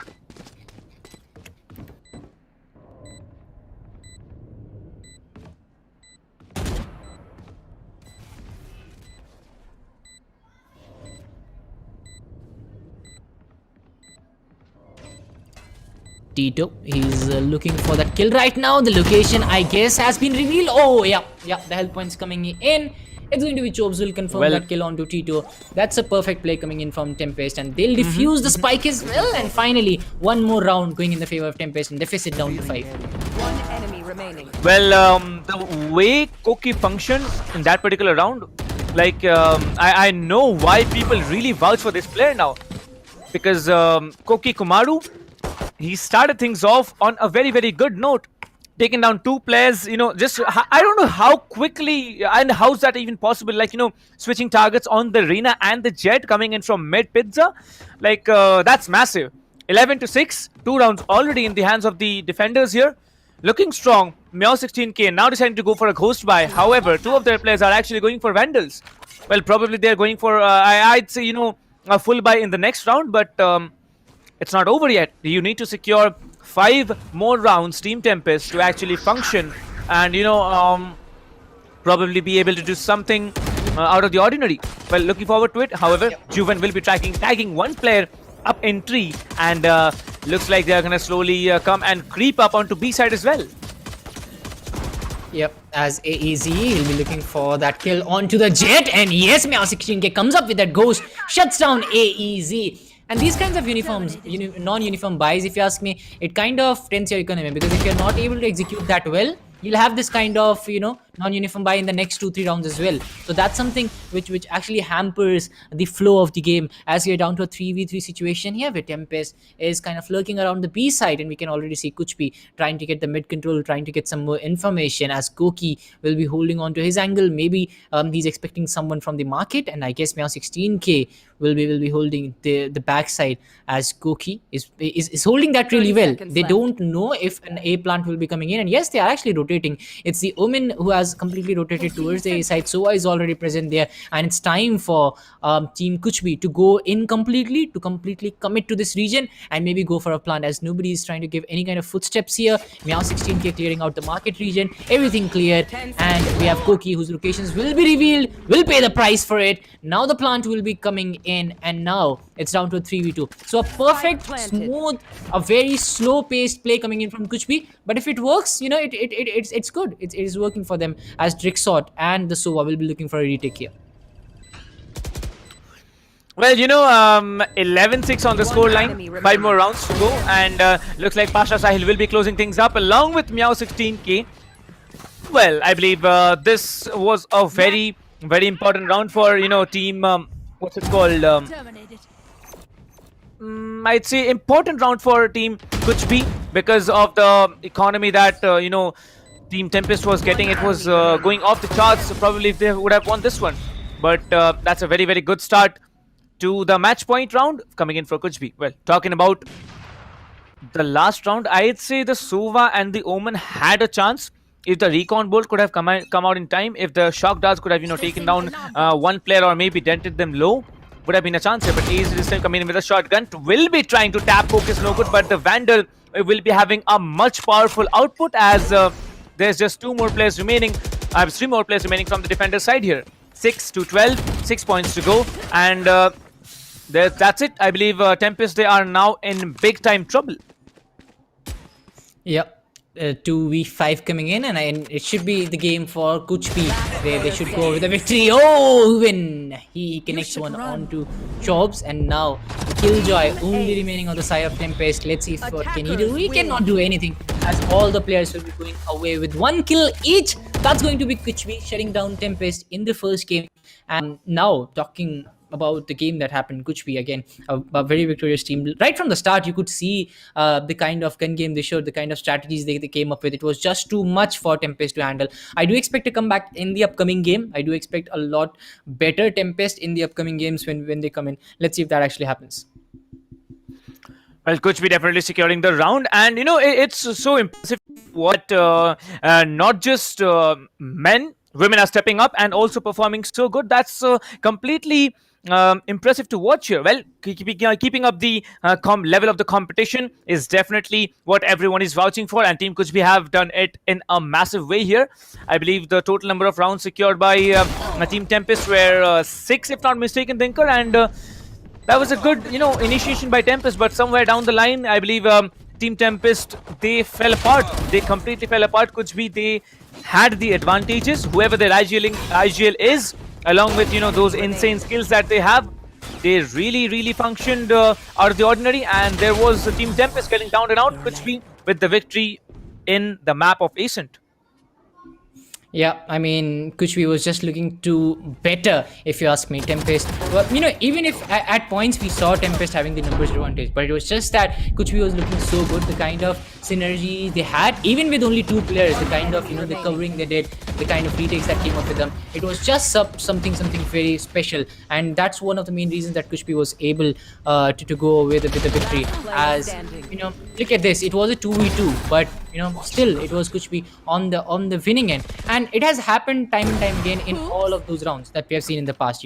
If you talk about the past few rounds as well, whenever it was a 3v3, 2v2, still it was Kuch always on the winning end. So I do feel that TempesT, they need to win a lot of these kinds of plays. TempesT in this round, we had Raze coming up with a backstab, perfect backstab coming in, but this one, Uwin coming up with the Hunter's Fury, amazing.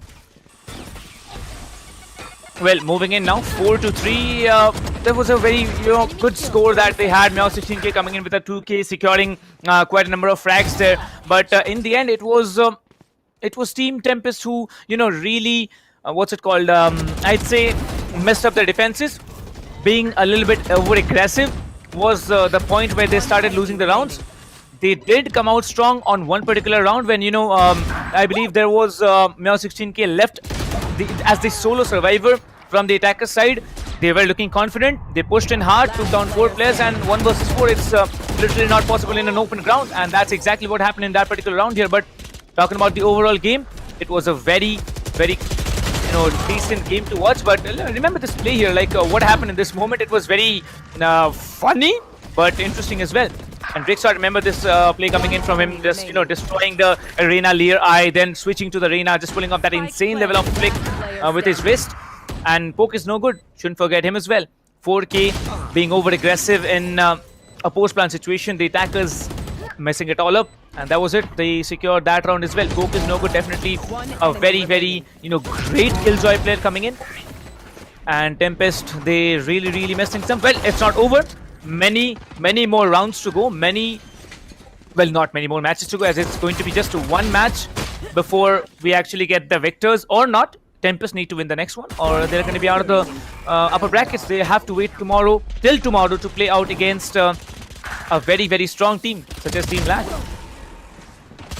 Yeah, I mean, a lot of action is still left. Even if Kuch is able to land a victory for themselves in the next round, they still have a lot of work to do when they go up against the likes of Team Mahi. Right now, this game, TempesT, yes, they have lost the first game, but they still have, there's still a chance for comeback. A lot of fans from Team TempesT, they are committing to it. They are waiting for that comeback. On the top of that, they want to come back strongly, because we could see the kind of commitment they showed. Even just before the start of the game, we could see that they have a hunger to win. Unfortunately, that was not satisfied in this one, but let's hope that they'll be able to come back a lot more stronger in the upcoming game. And if they are able to if they're able to come back in the next round, I do feel that they'll have an edge going into the 3rd round. But that's something which will happen a little later. Let's see how that happens.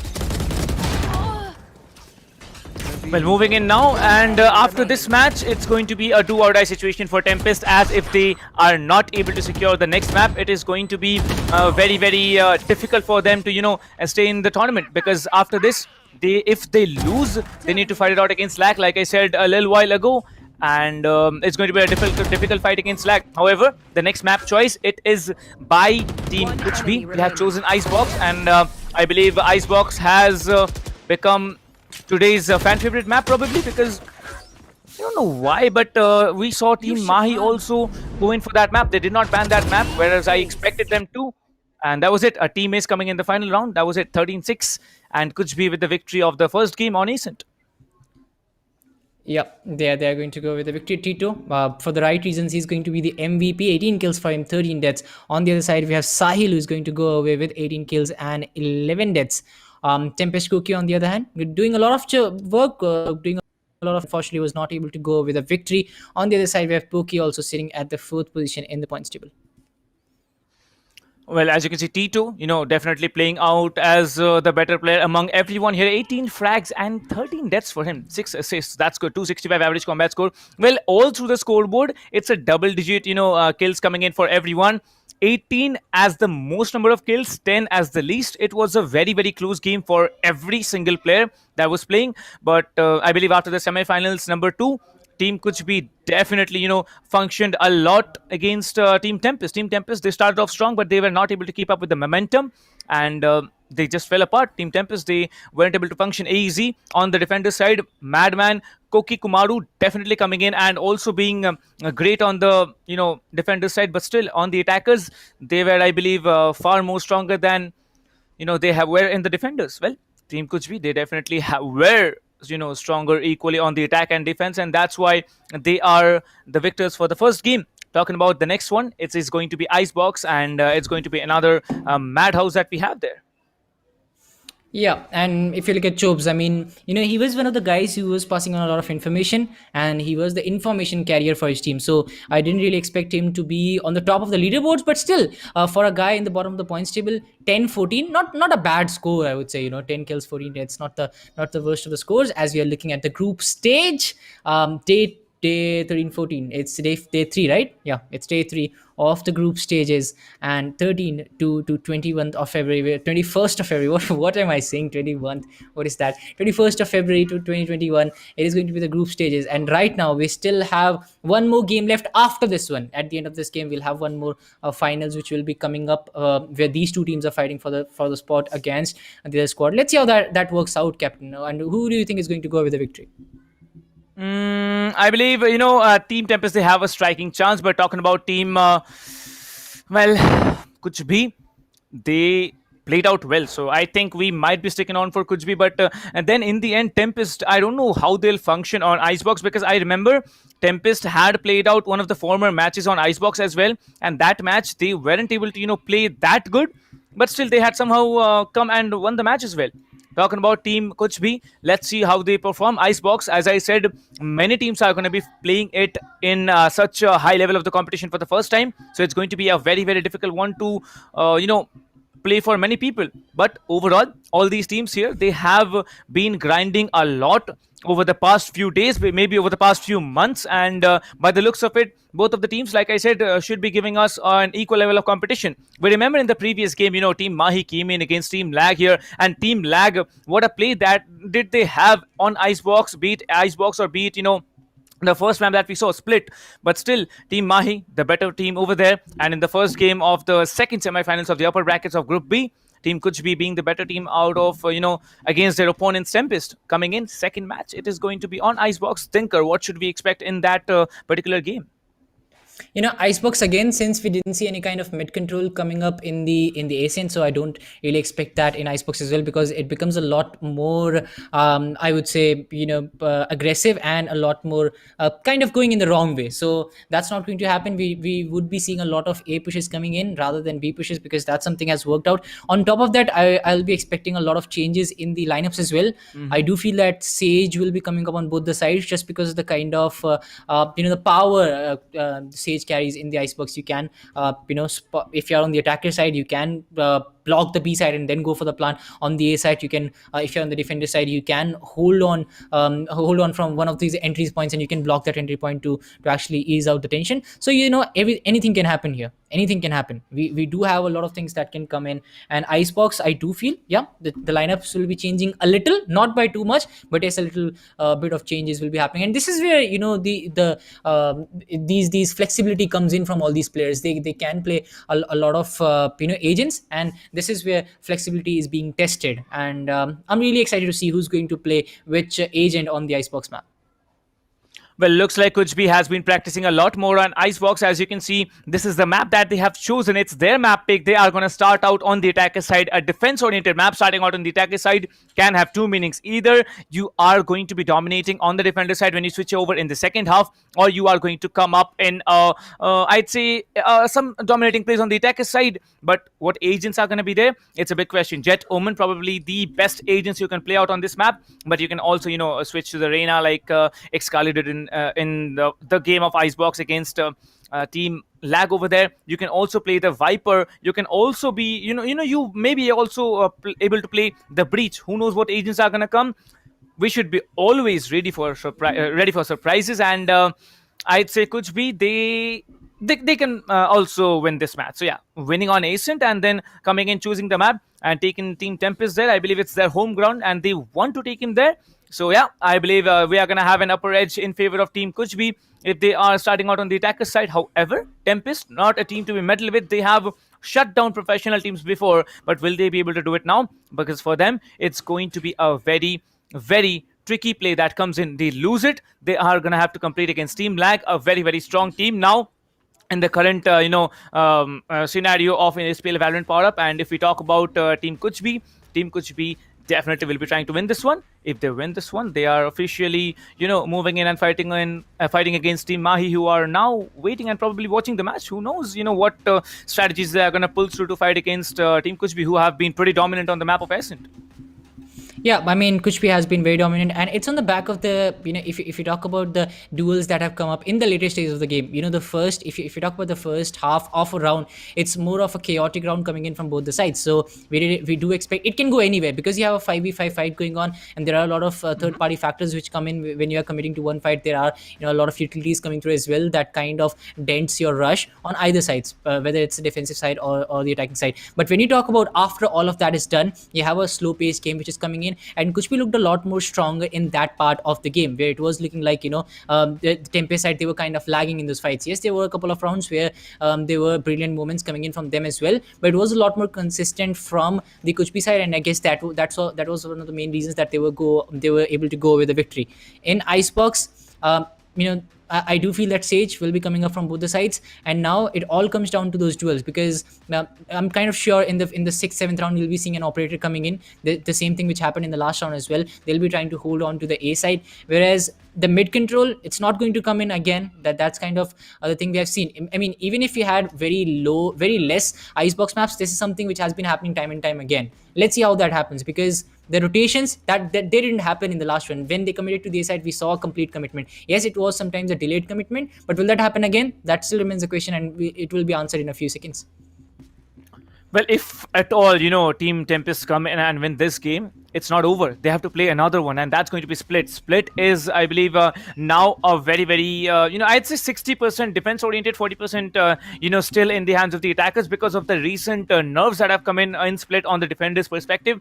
Increasing the entry onto Vents, increasing the entry onto B side, also mid-link. There have been multiple changes that have been offered, also on A Heaven. Like, there were multiple positions where you could just, hold out, just stay crouched down in a corner, let people walk into your crosses, but that's not going to happen. Talking about Split, we are going to move in if at all TempesT comes in and functions in Icebox. Icebox, a very, very powerful map to play, a very, very tricky map to play. There are multiple locations of approach. If you want to go A side, you can actually, just walk down onto A main, probably go from A belt, snipe out somewhere, someone lurking around in rafters. That's different. But if you are wanting to go B, imagine the points of approach. You can go from under tubes, you can go from inside of tubes, you can go from kitchen, you can also just walk up mid, take the entire flank from A, just visit their spawn, because on Icebox it's a clear path from the attacker spawn to the defender spawn.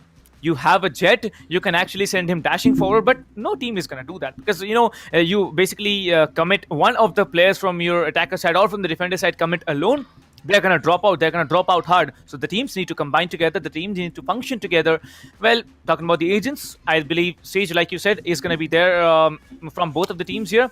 What about two duelist plays? We saw a two duelist play coming in from Lag. We saw a Sage and a Killjoy play coming in for them. Are we going to see something like that from either of the teams that are going to play, Icebox in the next game?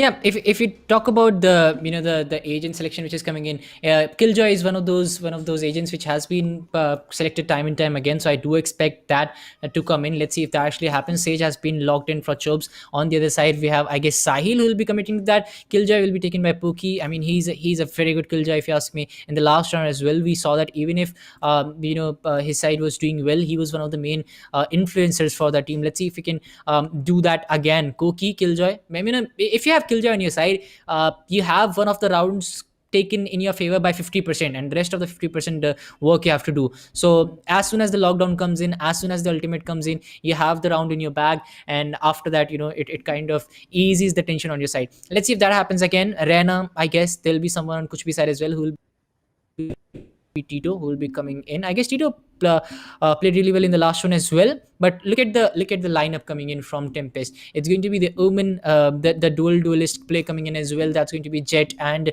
Kubrix will be playing in on. That's going to be the Jet, and yeah, it's going to be Drexo and Kubrix will be coming up with that. Agent. Yep. So no Killjoy on the side of Kuchpi. Oh, that's interesting. That's interesting here. Let's see how that works out for them. Well, double duelist, double sentinel, and one controller. No Sova from TempesT. That's going to be huge. No information is going to be there. Whoever is going to come in up front and, probably try to push in. Imagine TempesT, they're on the defender side, right? If you had a Sova, you could have possibly thrown a recon dart, in mid. You could have thrown your recon dart all down A side and, probably on top of the belt area on A. But this time, they decided to go for a dual duelist and a dual sentinel play. Dual duelists are very, very common, but talking about dual sentinels, it's very interesting. But what's more interesting is that Kuch are working with two initiators. Something we haven't seen for a long, long time is actually happening. Sky and Sova on the same team. Poke is no good. Not having a sentinel. How is he going to function? Shifting from that Killjoy to the Sky. We're about to find out. Well, 22 seconds on the clock. Dinka, let's have quick predictions. What can be the scoreline? 12-8. Yep, 12-8. 13-8. Sorry. Okay, 13-8. Yeah, I was thinking, what's 12-8? Like, after that, is it going to be 12-12? Well, yeah. That's jokes for another time. But I believe 13-8 is a decent score. But I'm going to stick with 13-10 because of the map choice coming in from Kuch. But this time, as you can see, the Sky Flash will be coming in. Well, it's so painful to watch. Like, Dinka, trust me. And if you have a Sky opponent, it's so difficult to play out against him. Oh my god, Jobs! What a beautiful trade coming in. That's an amazing trade that came in. Kubrix will be trying to do a mad job, but trick shot. Look at him. Meow 16k will be taken down. Now switching to the Omen is a very, very smart decision.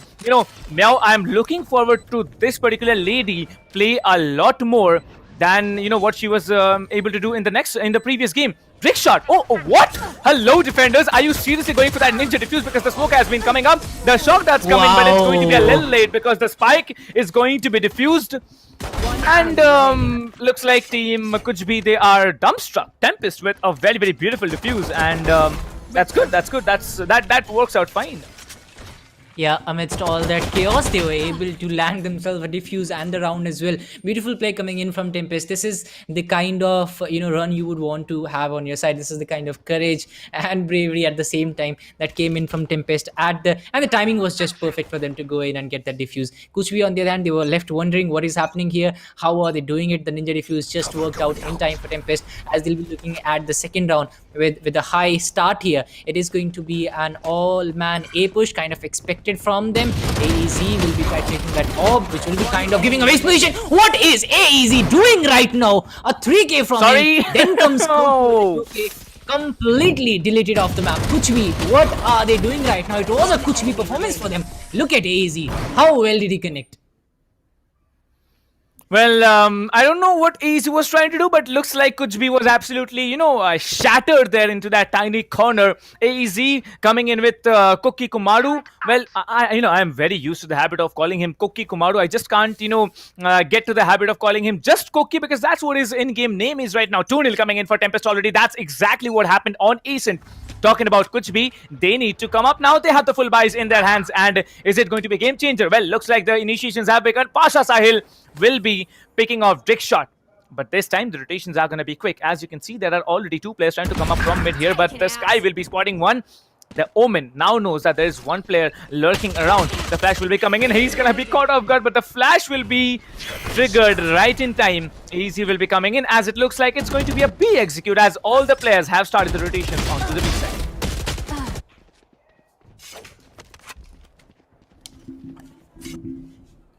Well, Last player standing. As it is going to be the last player from TempesT. Yep, Omen coming in, but unfortunately won't be able to survive for long, as it is going to be a 4-1 which is coming in from the side of Kuch. And Kuch, finally, they'll be able to guarantee themselves around where the predictions have started to come in the chat as well. Tito trying to get that last player. Omen has been spotted, will be served. That's a 3k coming in for Tito with that Phantom, as it is going to be Kuch finally opening their accounts, finally going away with the round. But can they actually continue this kind of run in the next few phases as well? That still remains a question, as it was a perfect start for the side of Kuch this time. Well, I believe it's a good start once again for TempesT, but Kuch, when they get the bye round, TempesT just seems to fall apart. What is wrong with this team? TempesT wasn't, this kind of a team that came into the qualifiers. Like, when they came in, they struggled hard, but still they were able to come in and punch through the, I don't want to say it this way, but they punched through the enemy lines and they came in. But this time, QBreaks, you can see how confident he's being.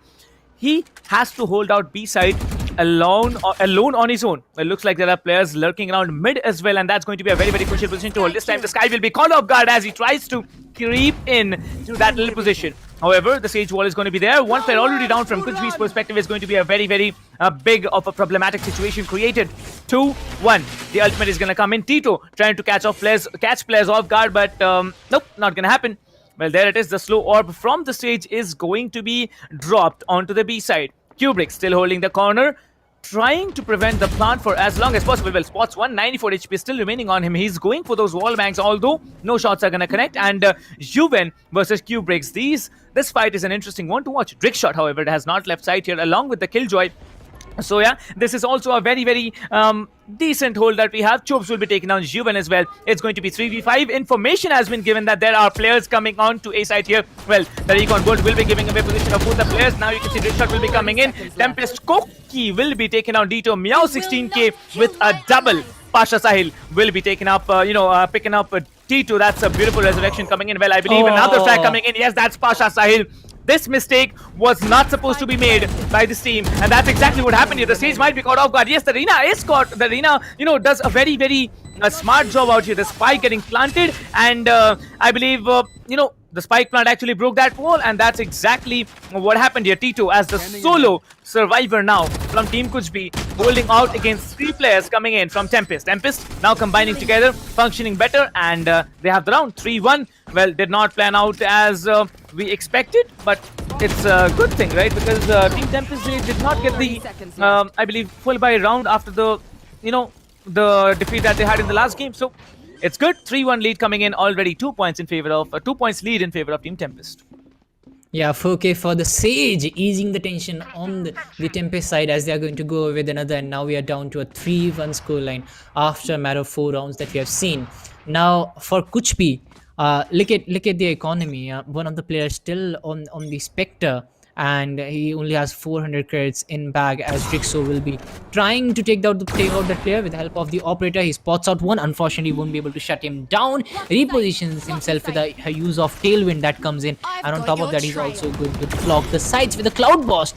But the Sky, can he be the difference maker here? Can he get that opening kill, as the Sage will be trying to use the slope to slow the TempesT side? But how is that going to pan out? That's the question, as Sky will get the first kill, will use the flash as well as Huin will get one onto Chobes. Get down to a 5v3 situation. Drixo finally connects one. That's going to be the first kill coming in from the side of TempesT, a much needed one, as the yellow is being used by the Omen on the side of TempesT, and he'll connect it beautifully. That's going to be the Omen. Meow 16 gets that kill onto Drixot, as we're down to a 2v3 situation. 4v2 actually. Kuch looking very strong right now, but can they do that? Yes, it's going to be Pokey getting one onto AEZ, and this time it's looking like Kuch is going to actually decrease that deficit of 2 points to the last point, as Sky gets the last pair as well, and that's done and dusted for Team TempesT. That's going to be Kuch going away with one more round.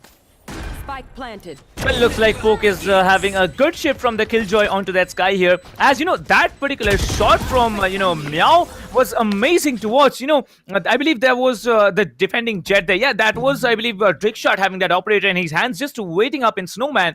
And out of the ordinary, I didn't expect that, Meow was actually going to pick that location. And I really thought that even if she was going to pick, Rickshot was going to drop her down. But looks like insane level of crosshair placement, and she got him down. Well, 3-2 coming in, 1 minute 30 seconds on the clock, and Kuch be looking to be much more confident than previous, and Rickshot will be actually pulling off that ultimate. Well, that's a very beautiful frag coming in.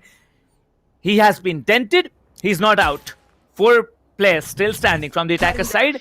The round is yet to happen because it's just, first 20 seconds and there's already one body drop from the attacker side. Kuch trying out to be very, very careful because every time there's one player coming up in mid. As you can see, this time it's going to be the Sova. The Sova will be coming in. Well, there's no one. Wow, Tito. But you should not play the gun game with Tito, Chobes. You have a Spectre. He has a Phantom. He can absolutely melt you with that one tap from the Phantom. However, Trick Shot will be taking on Pasha Sahil as well. The planter has been killed. The spike has been downed on site here. And they are trying to be very, very confident. Well, as it is 5 HP now remaining on the Jet here. Jet will be trying to get one. Has 2 more blades to work with. Well, I believe the attackers might have a round here. But nope, I believe Kubrix is there to deny that fact. And AEZ is already coming in from behind. One player standing. It's going to be Tito. And again stuck in a 1 versus 3 situation. Kuchbi will be coming in. But looks like TempesT, they have the better hand. They are going to get their guns, and it's 4-2. Another 2-point lead getting secured from Team TempesT. Yeah, another round going to TempesT this time on the back of those kills coming in with the help of the Blade Storm of the Jet. Jet was just, I guess, the difference maker this time. The first kill with that Blade and then coupling up with another. That was the third kill which came in for the Jet. Third for the team and second for her. That was perfect coming in from TempesT. Finally getting a lead of 2 points here, which is very important in the side of Icebox. If you're on the defensive side, let's see how well they can pan it out in the later phases as we will be going towards the 7th round here. AEZ looking for some more information here. The sites have been denied to Ruin, but Chobes will be trying to rush in. That's the mid control which is coming in from Kuchbi, which is kind of new in this game that we have seen so far. In the first game as well, we are not seeing this kind of mid control coming in, as the Sky will be trying to hold on towards the A side. On the other side, we have one of the players trying to control B as well. He's looking for that backstab. If the Reyna can actually rotate towards the other side, it will be the Sova who will be looking for that backstab. Mid control again, I do feel that it's going to be an A push which is coming in from the guys from Kuchbi, as they have landed that first kill. It's going to ease their way as the Lerai will come in, but unfortunately won't be able to do anything as we're looking at a 5v4. The Sage Wall trying to block some angle. Toki trying to go for that spray. It's going to be Trick Shot who will connect one. Koki gets one as well. Sile coming in with a retake. It's going to be Sile will get a couple actually to dent the TempesT side. Now we're down to a 3v2 scenario. Sage struggling with those health points. Tito will get one more, and TempesT is looking down right now. But are they out? That still remains the question, as Reyna will be trying to live for a little longer. Spots the first player, unfortunately not able to land any, but still holding on to that angle. His location has been revealed, it has been exposed, so I do feel it's going to be Kuchbi going away with this round. Well, I'm shocked to see Kubrick stuck in that same position where Tito was being stuck for, I believe, 2 or 3 times here. However, this time not missing any shots here. The shock that is going to come in. The Sova still playing up on that little bridge there. Well, Tito will be trying to come in, and Kubrick will be trying to go for that defuse. However, the siege is very, very close here. One tap to the head, and that's it. Well, yep. It's not going to be 1 bullets, but 2, which actually does the job. And Kuch be securing another round. It's down to 1 point separating both of the teams here. TempesT and Kuch be looking to be very, very strong. 2 teams and a dream, because if it's, game over for TempesT, it's game over because they're going to be out of the upper brackets and they are going to have to fight against Team Lag if they don't win it. Well, TempesT needs to put a much better fight here against Team Kuchbi, but Kuchbi is actually playing Kuchbi. Like, if you're understanding people, what I'm trying to say here. Like, yep, it's good. It's turning out to be very, very beneficial for their team. Well, 1 more point separating the 2 teams. 1 minute 30 seconds on the clock, and it's going to be an A execute after all. Yep. An execute coming in, and TempesT is actually very quick to rotate here. They are very quick to read onto this at the Sage, and will trying to move in. On the other side, we have Reyna, whose sights have been denied, but I do feel that he'll be trying to come up here. Koki on the other hand gets one on to win. Tito will come up with a retake as well. Now down to a 4v4 situation, which can go at any location. Meow comes in, gets rid of Trickshot as well, and it's going to be Sahil who will couple it up with one more. That's going to be Kuch getting one more, I guess, down to a 4v2, where the plant will be as easy as it gets. Omen trying to commit to this fight. It is still a 4v1 which is happening here, as Sage is still lingering on towards the mid side. It might just be a complete commitment coming in, and yeah, it's a 2v4 where if you look at the side of Kuch, they have planted themselves really well. They are trying to buy some time here. Sage Wall will deny them the angle they want, and this breaking of Sage Wall will actually give away their position as well. And now you can already see the Sage from the other side trying to move in. Omen on the other hand trying to use his utility as well, but this recon dart coming in from the Sova of Kuch will actually give away his position. Sahil actually spots out AZ, takes him down, and the last player, that's going to be the Sage, will be up and running, but will be taken down by Tito as well. That's a perfect round coming in for Kuch, and now finally it's down to a 4-4 after the first 8 rounds. We have seen a perfect retake coming in from Kuch, and this is what I was talking about. TempesT, they have started off well, but they needed to actually continue with that momentum, and right now they are losing that momentum. Right now it's on the back of Kuch trying to get that middle control, and that actually put the side of TempesT in dilemma. Now after going for that mid control, they have committed completely towards the A side, which TempesT was actually not kind of sure about. They were not expecting that, and now TempesT, they need to put a couple of players at A, a player in mid, and a couple of players in B. So that's giving a lot of advantage to the Kuch side, and they are actually basing their game on that, and that's why they have been so successful in the last few rounds. Well, I'd say 4-4 is a decent score because Icebox is equally unpredictable, and I'd say if you want to play well, you can play well, as there it is. Kubrix and Koki will be taking down 2 players right off the bat. The swarm grenade is going to get detonated, and you can see some damage getting done on that Sage as well. The planting agent gets no damage. Okay, it's a very little damage. It's a very tiny fraction of a damage here, because now the ultimate can be popped off. However, they decide not to go for it. Trickshot now will not be missing any shots here, as he will be connecting the shot. Chobes will be taking down one. The last player standing, it's going to be the Sova. Tito once again, this time in a 1v5, not a 1v3. Well, save your gun, Tito. You probably will be having some better, chances here. Yeah, he'll definitely be having a lot more chances. I really like how TempesT was so quick to rotate this time, so quick to come back with a response. A perfect response coming in from TempesT will mean that they're going to go away with one more round, as we are down to a 5-4, where TempesT is again having the lead. But can they increase that lead? That still remains the question, as Kuch will be trying to get back into the game with a retake. Maybe get a lead at the end of the game, as we still have 3 more rounds left in this one. And again, it's a full no, actually it's a 3-2 split coming in from Kuch. Not really sure what they're trying to do right now, with Omen trying to go towards the B side, maybe acting as a distraction. That still can be a thing, but I do feel that it is going to be an A plan from them as soon as they get a kill here. But Trickshot with that operator, he can be a lot more influential here. He can change the game completely towards side. Yes, it's going to be an A execute from them, as they had already sent 3 players in. The Omen, he sent in a smoke to give out like the information and distraction that yes, we might just come in at B as well, to put the other Omen in dilemma, and that's why you could still see him onto that side, as the teleportation was coming in from him, as Koki will be trying to come up with some more utilities. The shock dart comes in as well. The slow will be trying to stop him, slow him down, as Trickshot with that operator. This is what I was talking about. He can be the game changer here. He gets one on the other side, where Hooven will come up with a retake. That's going to be a 4v4 scenario which is coming in. Sahil going in for that the plant which is coming in. Hooven will get one, will reposition himself. On the other side, we have Meow 16k gets rid of Chopes as well, down to a 3v2 situation, where Omen and Jet will remain on the defensive side. Trickshot gets one more, and suddenly it's down to a 3v1 situation. Oh, Trickshot, can he do that? It's a 1v3. He's the last line of defense for his team. I don't think so he's going for it. And when you have the operator on your hand, sometimes even if you want to commit, you just can't commit, just because it's the operator in your hand that you don't want to lose, as the sights will be denied. He goes for the shot, misses again. Trickshot will be falling back to his operator. That's he finally connects one on two pockets, and that should be it. That should be it, I guess. Well, nothing more done. He has to go for the operator save, because of 5,000 creds weapon, you're not going to give it away, right? But someone might be just walking into his crosshair, as I can see the Sova will be coming in. He hits a 4k. Will not get the ace, but looks like, it's a decent thing. Well, there where things are, like, everyone makes mistakes. Like, we saw this particular player missing so many shots in that round where, it was basically a bloodbath. But then coming in, hitting the ultimate right on that next round, putting off a 3K, now using the operator, getting a 4K. I believe that answers all the critics that were against him. And he's doing an absolutely mad one's work here. However, it's 5-5, a very, very close game now. TempesT looking strong, and so is Kuch. The Sage from Kuch is working so well. As you can see, the Sova Recon Bolt will be coming. Needs to destroy the Recon Bolt. Big shot will be destroying the Recon Bolt, trying to go for that shot on the Sky. However, the Sova Recon Drone is going to come in. He's going to get tagged up again, but no, he hits it perfectly as the Omen will be walking into the crosshair.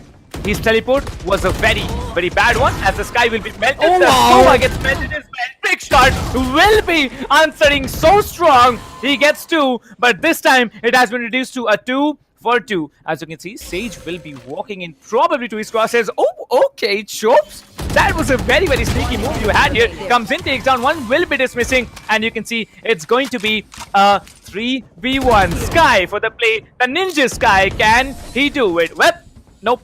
Okay, Chopes. Answers my question whether before even I could finish it, and that's it. 6-5 already. Defenders securing another round. One more round could be. If they get it, it's going to be another equal score. And what else to see? They're doing absolutely massive here. Rickshot sitting there with 12 frags and just 6 deaths after a total of 11 rounds. Yeah, I'm really surprised by the fact that there's nobody to actually block the angle onto the operator player. I was really surprised by that, and I did feel that was the difference maker in the last 2 rounds. If you look at the Jet with that operator, he has been the difference maker in the last 2 rounds. And Drickstall, even if he was not able to land a win in the second last round, he definitely made a lot of difference in the last one. But this time he's going to change to the other gun, as Tito will be trying to get some more information here by the use of his Owl Drone. We might just be seeing another A execute, but they still are trying to gain some more information here before they can completely commit to it. On the other side, we have the defender side, TempesT, who are actually they are kind of in a dilemma as well. I still feel it's going to be an A execute as a slow op comes in from Chopes. On the other side, we have AEC, who's looking for if you look at the Killjoy on the other side, he's still lingering around the B side. He still has an option to rotate towards the other side, and now since all the ATVs are coming in there, they must be sure that it's going to be an A execute which is coming in. I can hear the Hunter's Fury. Let's see from where it will come in, as the Sage Wall will try to deny those angles, will try to protect them as well. Sahil goes for that plant amidst all this chaos which is happening right now. All these players trying to spray each other down, but no connection whatsoever happening as we are going in towards the 12th round. Sahil gets the first one. It's going to be AEZ who has been taken off the boards, and the Killjoy comes in as well. It might just be the round for Kuch, as we are seeing a 3v1 here, and the last player will get shut down as well. Down to Kuch going away with another. As soon as we see TempesT going away with the victory, Kuch comes up with a retake as well. They get one of their own, and now again we are down to 6-6. Well, predictions are working out fine by far. 6-6 on the scoreline. Dinka, you said 13-8, right? And we didn't predict the teams, like whoever was going to win it. It was 13-8. I believe I said 13-11. And there was another guy who actually predicted 13-11 in the chat here. So guys, whoever is watching the stream, you can drop down your predictions. And also, you have, when you have some time, like maybe 1 minute or so, just head over to the description of wherever you're watching the stream. And you can actually get something from HyperX. Well, giveaways are going on. Enlist yourself, and you're gonna get something or the other if you are lucky enough, and not unlucky like I am. Well, that's a different story. But 6-6 on the line, switching sides, and Kuch will be now. Okay. I didn't see that coming, but Kubrix has definitely started out strong here. The Omen will be coming in, just moving into the crosshair of Trickshot. Massive plays coming in from Team TempesT here, but will they be able to keep it up? Is a big question. Pistol round. It's always going in the hands of Kuch. All 3 players from the defenders. Okay, 2 players from the defenders will be shut down. It's only 1 player standing, the Sage, who is lurking around rafters. CT coming in. Well, Chopes, no idea, gets deleted, but still has the time to work with. 3 players still standing. The heal was popped off in time, and looks like Rickshot is going for that jiggle peek along with the defending Sage, but Pasha Sahil not making it happen. Ghost having a certainly better, amount of accuracy at that range, and he'll be just deleting it. I mean, in the last few rounds, Dickshot has been playing so well.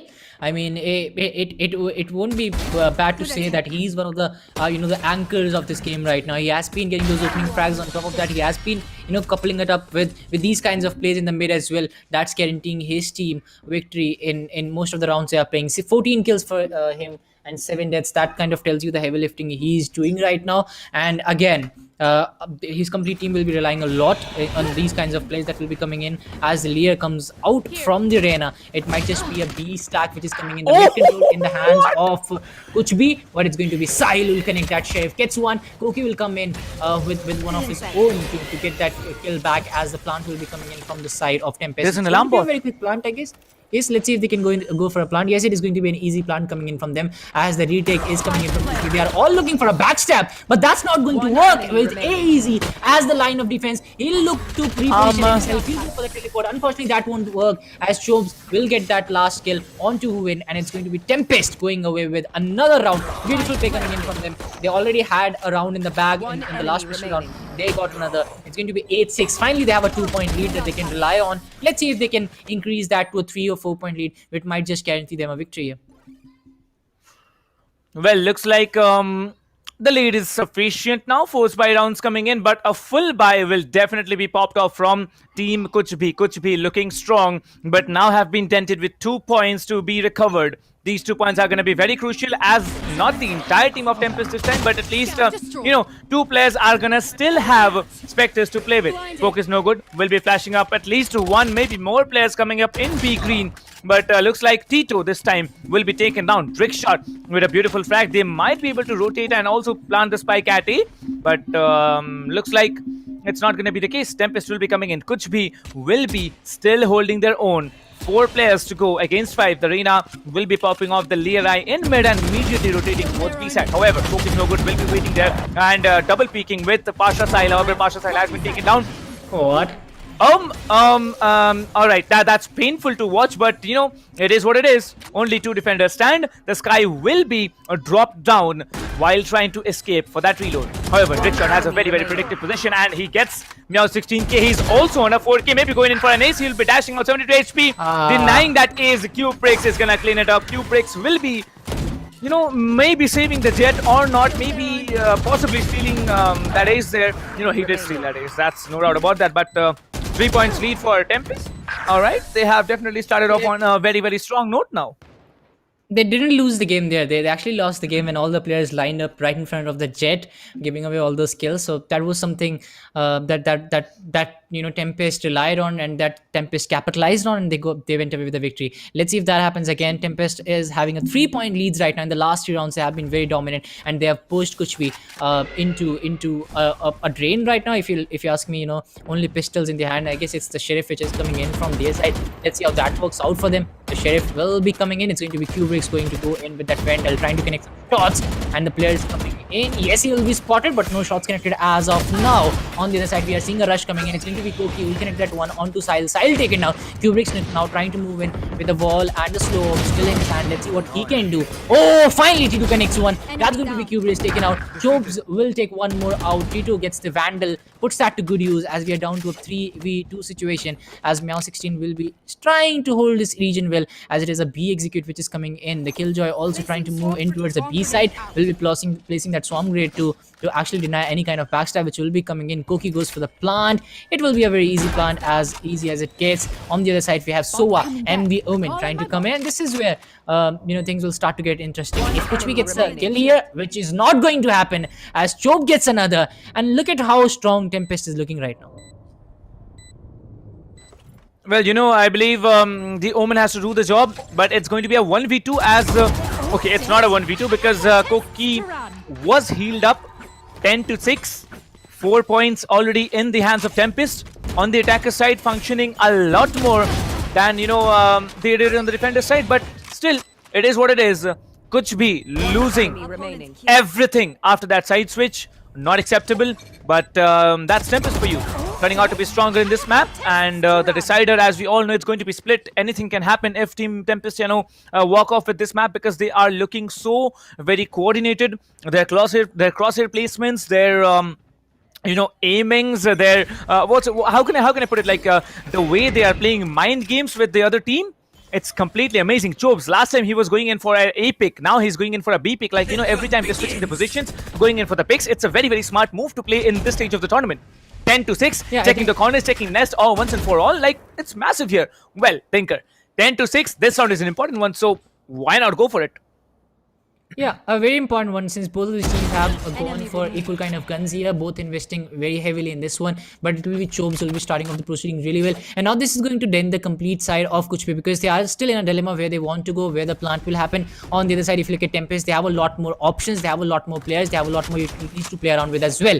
Now, the amount of space that is being covered by Kuch is a lot more, but that is the cause of their concern, because they cannot just start at one, just like what TempesT is doing right now. And that shot from Drixshot is actually going to take the round away from this side of Kuch. Let's see what happens, as it is going to be TempesT trying to come in, will actually make the wall disappear. Meow16 can disappear, makes AEZ disappear as well, as we are down to a 4v3 situation. Let's see what happens, as the Leah will be coming in, will be destroyed. At the same time, we are looking at a 4-2. Drixshot gets one more, Chobes get one as well, down to a 4-1. Meow16 gets another.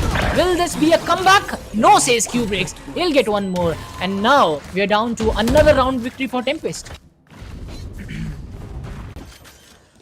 Well, TempesT is almost knocking on the doors of victory after this round, because one more point, they're into match point now, and they're not going to be just knocking on the doors. They're going to be actually, probably barging it open, as this round was a very, very important one. Meow getting that, one frag, but then not being able to pull it through. It's quite disappointing, but definitely, I'm disappointed to see Juven down there playing the Reyna. Reyna are supposed to outfrag everyone else, right? But somewhere Juven is not being able to do that. However, this time you can see the Sky will be ulting, trying to catch anyone off guard, and there you can see Kubrix will be trying to evade that position. The Sova ult will be missing him so close, as Chobes get traded for Juven. However, Meow16k will be coming in, will be having a Bulldog to play with. Pasha Sahil will be reviving Juven. I believe this round might be going in the hands of Kuch, but TempesT just come in. They have executed the plant here. They are gonna plant on A side. The attacker lockdown is gonna pop off. TempesT has the upper hand here. The lockdown is gonna delay a lot of time here. He's trying to go for the ult, but where is he gonna go? He tries to get out as he gets sprayed down. Kubrix coming in from behind, trying to do a man's work here. He's gonna dismiss. He needed to heal up, but he does not. As you can see, it's going to be a 2v3. Takes another one. Kubrix is on a very, very big performance here. Only one attacker remains, two defenders to work with. Kubrix is gonna come in. The defense is falling. It is going to be a very slow amount of time, very low amount of time, as he goes for one. But Kubrix, oh my god, such a massive performance. But in the end, it didn't even matter, is exactly what I could say for the guy. So many frags, so much low HP to work with, and still coming in. It's just that time was not in his hands, and Team Kuch, after a streak of losing 6 rounds, are now back and have secured 1 round for themselves. Yep, a very good round coming in for Kuch. Finally there they were able to land themselves around, as it's going to be Kuch starting the proceedings. Will spot out a player. Let's see if he will be able to capitalize on that. If you look at Team Kuch, they have 2 players on the B side. They are looking strongly here. Juven gets 1, and this is what we were talking about. You need your entry fragger, you need your duelist to get the job done. Finally gets the job done, as we are looking at AZ right now to get some kills. He has stinked the player, and I guess he's struggling with those health points. The healings will be coming in from Sahil. The Sage coming in, as Kubrix will get one onto Meow16. Kuch again going down rather easily, which was kind of not expected, just because they were playing beautifully in the last round. It was more of TempesT going away with those frags, but Kuch going away with the round. Beautiful play coming in from them, as Pokey will be trying to hold this angle well, as Drixshot goes for the plant. Will be planting that very easily. Kubrix gets taken out. Drixshot gets one more. Sahil gets one. Oh my god! Without 4K will get his team around, and that is going to guarantee them a match point. And if things don't go their way, an overtime, but I don't think that's going to happen. But this is where things started to go bad for Kuch, and then bad to worse. Everything happened. It was all Drixshot who was there to be seen all across the map. It is going to be TempesT match point for them. Let's see if Kuch can come back with something here. Well, Dinker, it's not going to be easy. Look at the economy on, Kuch bhi. One Bucky. Like, okay, I understand that you're trying to do something here, but Bucky plays coming in on match point. Not very ideal, but look at Team TempesT, looking to be confident. Everyone has Vandals and Phantoms to play with. The Sky Flash is going to come in, will be denting the Sky. A little bit of, off of a little bit of HP there. Still, I believe he has the heal coming in from the Sage here. The Sage will be peeking up forward, trying to go for it. I believe only one player had the credits to buy a Vandal, and looks like they're going to go in. Well, as you can see, it's going to be 12-7. And Dinker, last time I believe I did the, a match point round, so I'm going to give this to you. Yeah, as we're down to a 4v3 situation, the Sage Wall comes in as well. The revive comes in from TempesT. That's actually a very heavy investment coming in, since this is the last round for them. It's going to be the last pair from Kuch, be a 4v1 situation. Nowhere to go for Meow16. Those players will be hunting for her, as Meow16 will get one. That's Kubrick off the board. Koki is going for the plant. Koki will get that planted rather easily. Drixo is ready with his Blade Storm. Can he get that last kill? Meow16 will reposition herself to a different location. Chobes, on the other hand, is looking for her. Can he get that kill? It's still a 1v3. Drixo, he's ready with his Blade Storm. He's looking for that last player. Omen gets another Meow16k. A 2k for her. Can she get another? Come on, Omen. Drixo, again, it's going to be the Vandal versus Vandal, I guess, which is coming in here. Can she connect? Repositions herself, but paying the price for that. Drixo connects the last bullet, and that will be the last nail in the coffin for that team. It's TempesT who are going to go with a victory here. The first map to the other side, the second map goes to TempesT, and finally we are looking at a third round here. Not a third round, Thinker. What are you saying? The people will be very, annoyed if we say a third round. It's going to be a third match. Oh my god. Yeah. Well, yeah, it's a third match. We are going to see. We are going to split. We are going to go to split here to witness this extraordinary, battle between the teams here. TempesT versus Kuch B. Very, very daunting performances. Well, I believe the score on the first map was 13-6. And coming in at this one, it was 13-7. So it's a very balanced out situation. Like, both of the teams who have won have actually been quite dominating. And moving on split, I'm going to be shocked if either of the teams are going to dominate. Or maybe we are going to have an OT. Who knows what's going to happen? And it's going to be very, very crucial to find out who is going to be the team who actually move in against Team Mahi. And Team Mahi right now will be probably, scratching their heads that... who's gonna come in and face us? Because we all know that whoever is chilling, they're usually planning out the next strategy. And by the looks of it, I'd say Team Mahi is scratching their heads as to which team is gonna come in, because both of the teams, the way they have played, they have equal chances of moving in forward into the upper bracket finals. Yeah, and that's going to happen. But look at this match. I mean, it started with a 6-6, but all of a sudden it ended with a 13-7. So that kind of tells you how strong TempesT was on attack. And going into the next round, I guess they are going to carry this momentum. But will that work out? That's another question. Now, talking about the third map itself, I guess it's going to be split. So yeah, I do feel that the Raze will be coming in, and on top of that, the Sage might be retained by one of the teams. I'm not really sure if both the teams will be going in, but I do feel that there will be either one of the teams will be actually retaining this Sage. But talking about this match itself, there were a lot of rounds where all the players from TempesT shone. It was not just one player doing the heavy lifting. Drixot, yes, he was the standout performer, but other than that, you could see Kubricks also doing a lot of work. You could see the other players, Shobes as well, trying to get those kills away. So it was a team performance from them, and that's why they were able to go with the victory. Let's see if they can recreate this in the third round.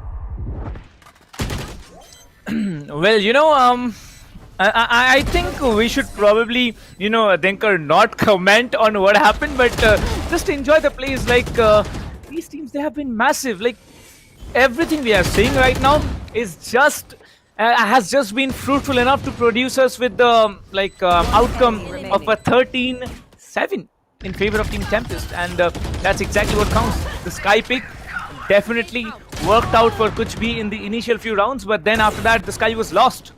They were absolutely massacred, and Team TempesT, that dual Sentinel play, working out far better than the dual Initiator play. Yeah, that did work out. And Drixot with his Operator, he was just a totally different player. Look at him getting that 4k here. Unfortunately, he was not able to land an ace, but it happens sometimes. And in the next round as well, he was, look at him going away with all those kills, the first one. Then even this is where I thought like things went wrong. Even when you know that there's an operator on the top, you're still peeking, you're not blinding him, there is no cover coming in whatsoever, so you're allowing him to dominate you. And that's where TempesT got the edge, and TempesT went in to put that extra bit of pressure onto Kuch. I do feel that if Kuch had an advantage onto their side at the end of the round, maybe a couple of rounds, that would have made things easier for them, but no, that didn't happen. TempesT was looking a lot better in the pistol round as well. Both of the pistol rounds went in their favor, and Kuch was nowhere to be seen in all those rounds. Well, I don't have words to say. Honestly speaking, I'm gonna fall short of words as to the performance that the teams have put through. What can we say after such an interesting match? We saw a 6-6 in the previous game on Deja Vu. We saw a 6-6 in this game. It was a 13-6 in the previous one.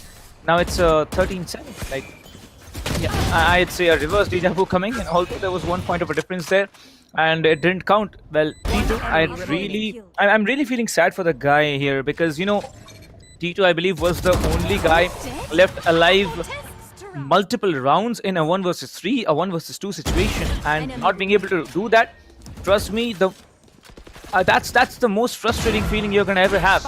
Your entire team doesn't function, you're gonna share the burden, but you left alive in a 1 versus 3 or a 1 versus 2, not being able to do it, you actually move in and blame yourself for not being able to outperform them.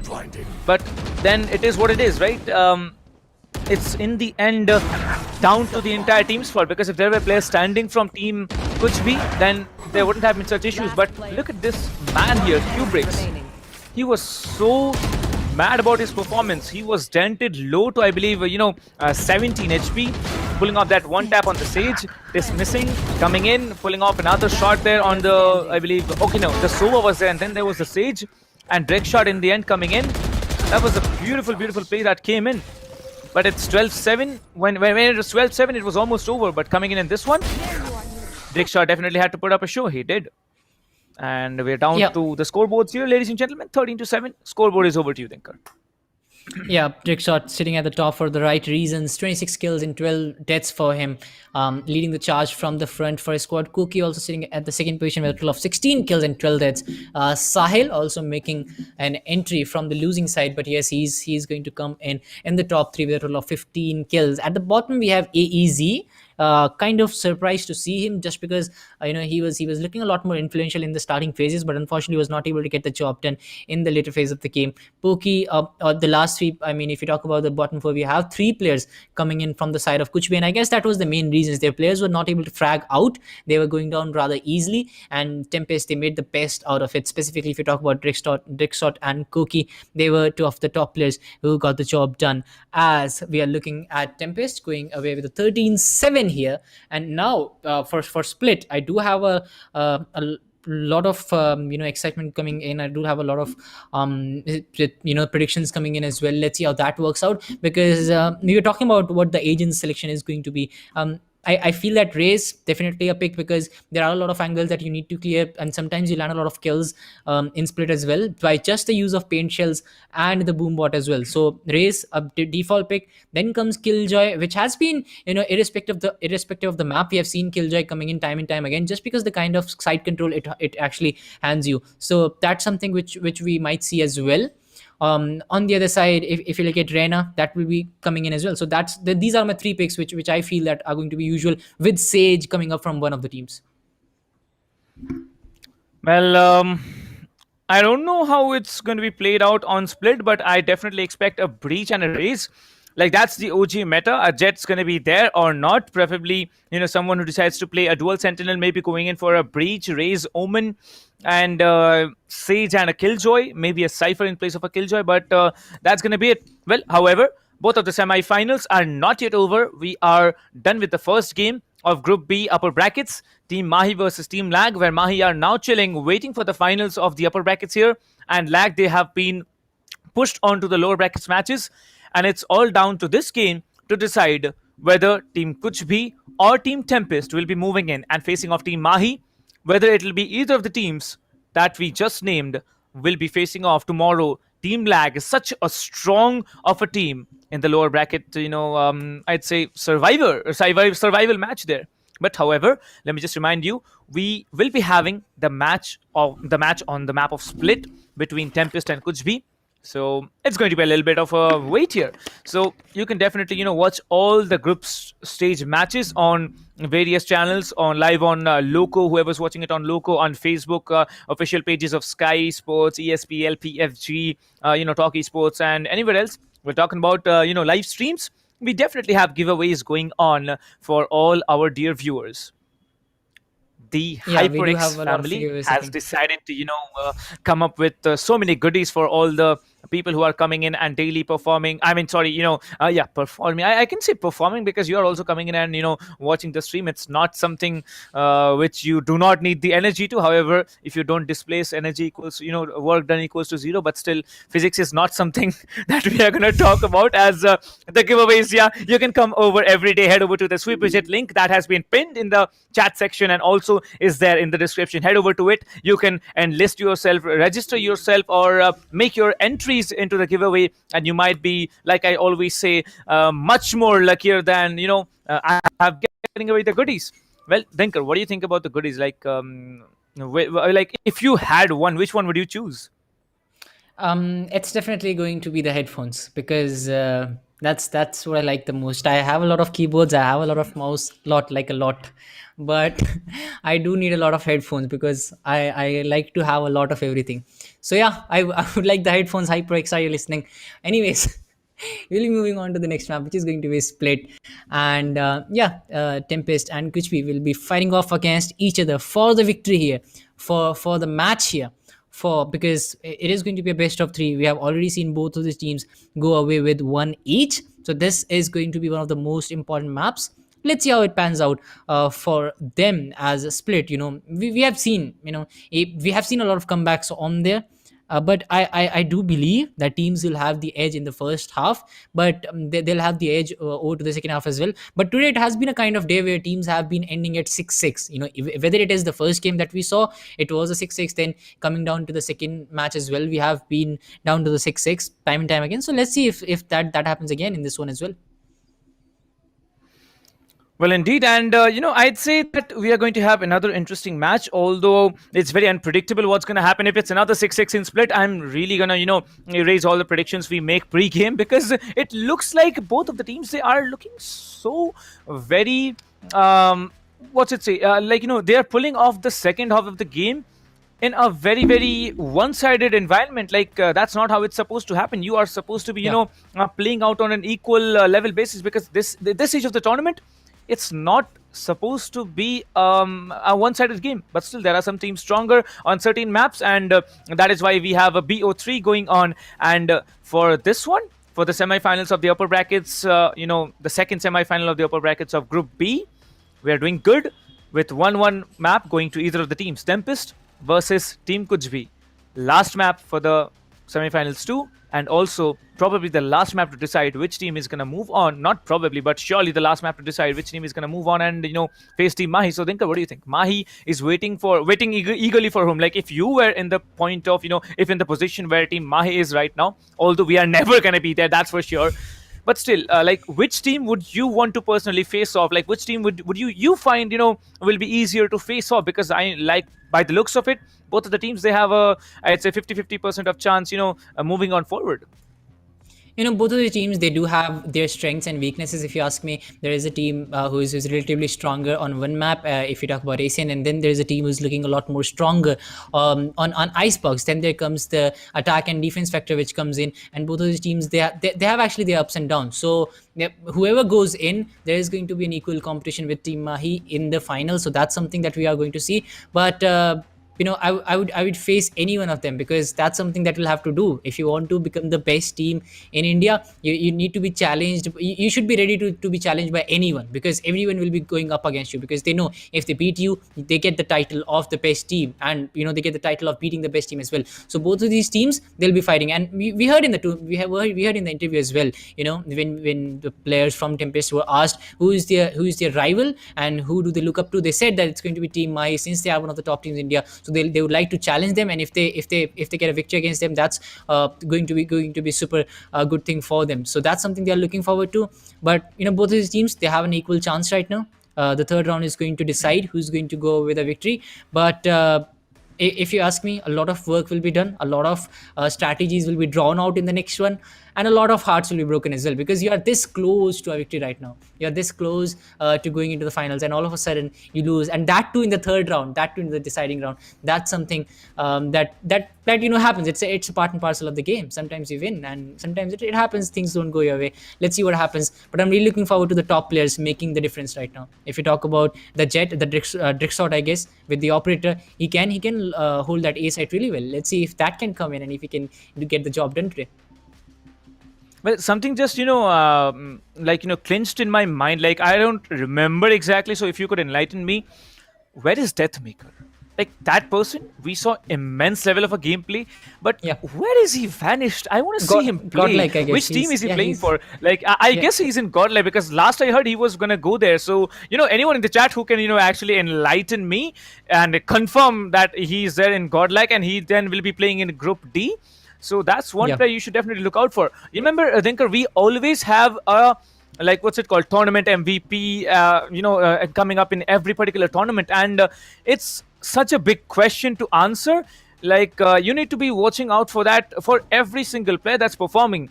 Imagine today's performances. There were particular moments where the Jet from TempesT absolutely outshined and outdid everything. There were people in the chat actually who were, criticizing him for missing so many operator shots from Snowman. But after that, with the operator, with his ultimate, massive outlook. Like, all right, you cannot, maybe you are not, a god on the operator, but with that ultimate, with his crosshair placement and, insane level of skills with the Vandal, pulling off a 3K, 4K, 3K, 4K back to back, that's massive. And that's exactly what every player here can do. Face the criticism, come up front, come up, and don't be shy. Don't be shy like our bot here. He's very shy. I'm telling you honestly, he's very, very shy. But still, the match, it's gonna go on, and the more you can perform, the more people are gonna be, happy about what you have done.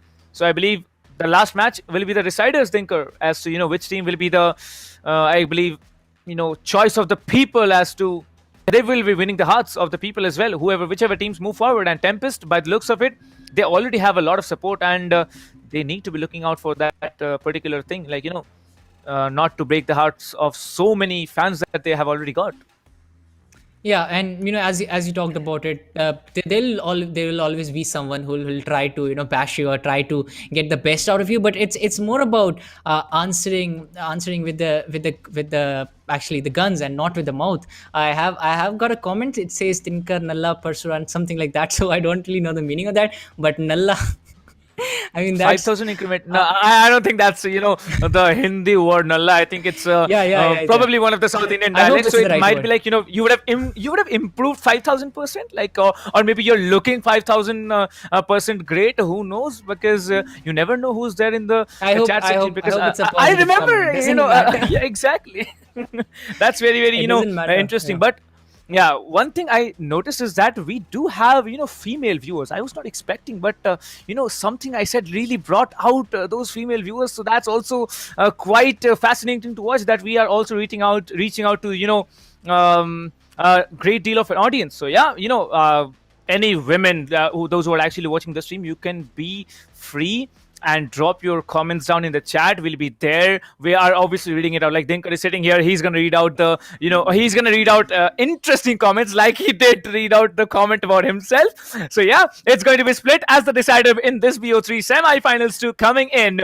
Kuch versus TempesT. Poke is no good. Switching back to the Killjoy might be a very crucial factor. Meow will be going in with a raise this time. Pasha Sahil switching on to the Jet from the arena. Juven will be playing the Omen as Tito, this time from a Sova to a Sage. Quite drastic shifts we are, observing, Dinkar, in this match.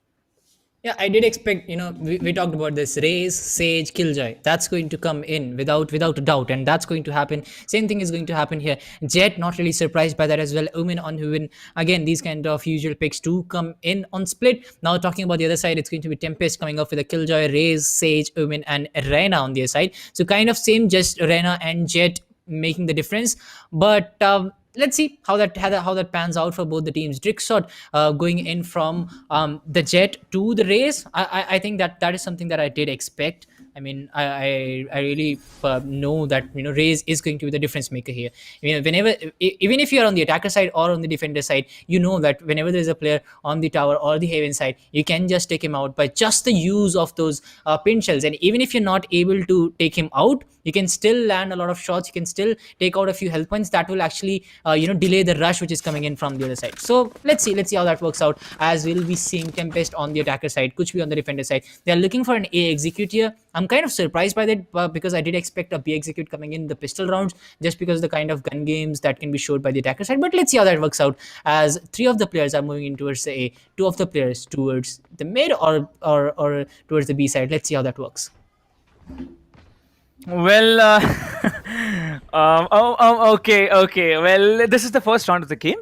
Could be against TempesT. It's a very close map, I'd say. It's a closed map because of so many corners you need to check out for.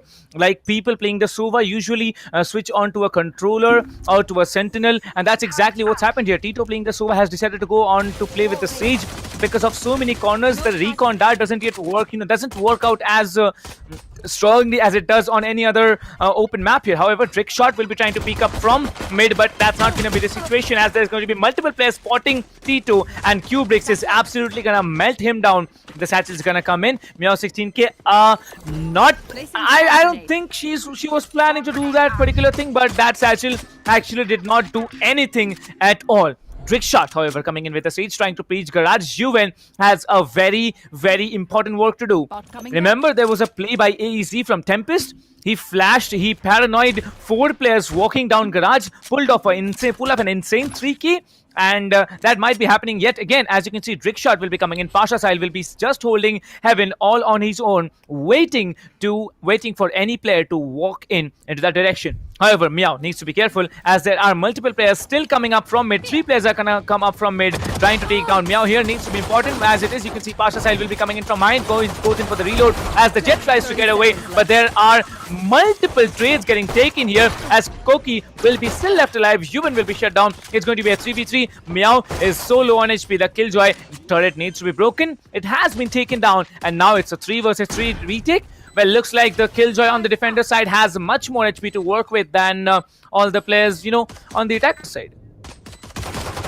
Yeah, it's going to be a 3v3 take which is coming in. TempesT trying to hold their angles well. Cookie trying to connect, but the players are coming in from all the sides. Both the teams taking a trade each, but Killjoy is actually struggling with those health points. Connects that beautifully. He's going for another one, but unfortunately that won't be the case, as it's going to be Chobes will come up with that shot. Will connect that one as well. It's going to be TempesT starting off on a good note in split. Now they just need to get the second one as well, and then put that extra bit of pressure on the third one, and it will be the perfect script for them to go into the finals. But Kuchbi, they're not going to let go of this match easily. You will see them trying to come back strongly. You can see those Spectres, those Stingers as well coming out really early into the game from the side of Kuchbi. That tells you that they're kind of desperate to go with this round, because they know if they lose this one, it's going to be tough for them in the third one. But this if you talk about this investment, it is a double-edged sword. It can actually cut the side of the TempesT, but it can actually come back and haunt you as well. Let's see what happens as we look at Reina with the spike trying to lead the charge for his team, as they are looking for some mid control here. Sage Wall, again, a very influential factor coming in. Koki goes for a spray, gets the first kill. The perfect start for Koki, not the start that Kuchpi would have fetched for, but Meow 16 will be holding this angle. Let's see how that works out.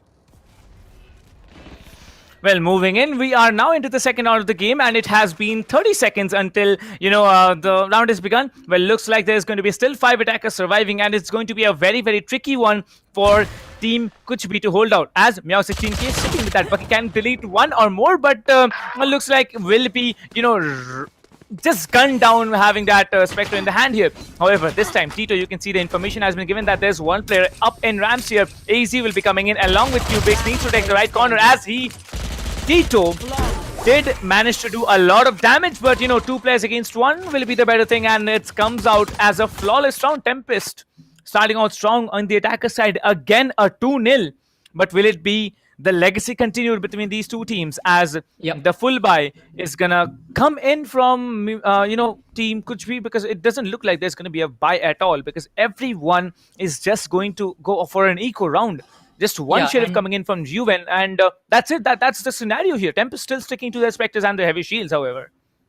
Yeah, because they know that the economy on the Kuch side, it has been totally ruined. Just because of the fact that they committed a lot in the last round, they went on to lose that one. So that kind of tells you that the pressure is high on Kuch, but they are actually redeeming themselves. They'll get the first one. But Juven and Meow16, they are trying to come up here as the Spectre and Goku will get 3k, gets a 4k as well. Can he actually get an 8? Yeah. Can he completely change the game? Oh, no! That's going to Poki. Will dent Koki, but Chobes come up.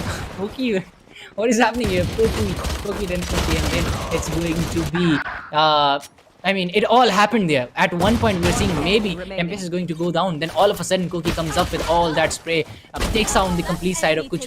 The last player, he did manage to come up with some resistance, but unfortunately that was just not enough, as it is going to be another round for Team TempesT. Well, 3-0, the legacy is not going to get continued as you said it, but this time it's going to be an operator pick coming in from Pasha Sahil. Being a glass cannon is not something you would want to do in the 4th round of the game, as he has decided to go in for an operator and no shields. One tap, he can be one tapped with a ghost. What are you doing, my friend? Not something you should do in the 4th round. Coming in from behind, Poke is no good, will be still playing up, down, inside, elbow on A. Well, the paint shell is going to come in. Pasha Sahil needs to get out of that particular position. Poke is no good. Will be taking down 1, will be taking down 2, but he gets retained instead. But now they can have a chance to push in for HP on Poke is no good. How is he even alive? I don't know how he is, but he does get another. What a big play coming in. Meow16k will be taking down AZ with that perfect paint shell that comes in. Well, however, Tito is going to come in the back here and take down Chobes. I don't know how Poke did it, but what a guy! What a man! He's gonna be a legend, surviving the spray from 2 heavy weapons and still being able to pull off a frag. Alright. Yep.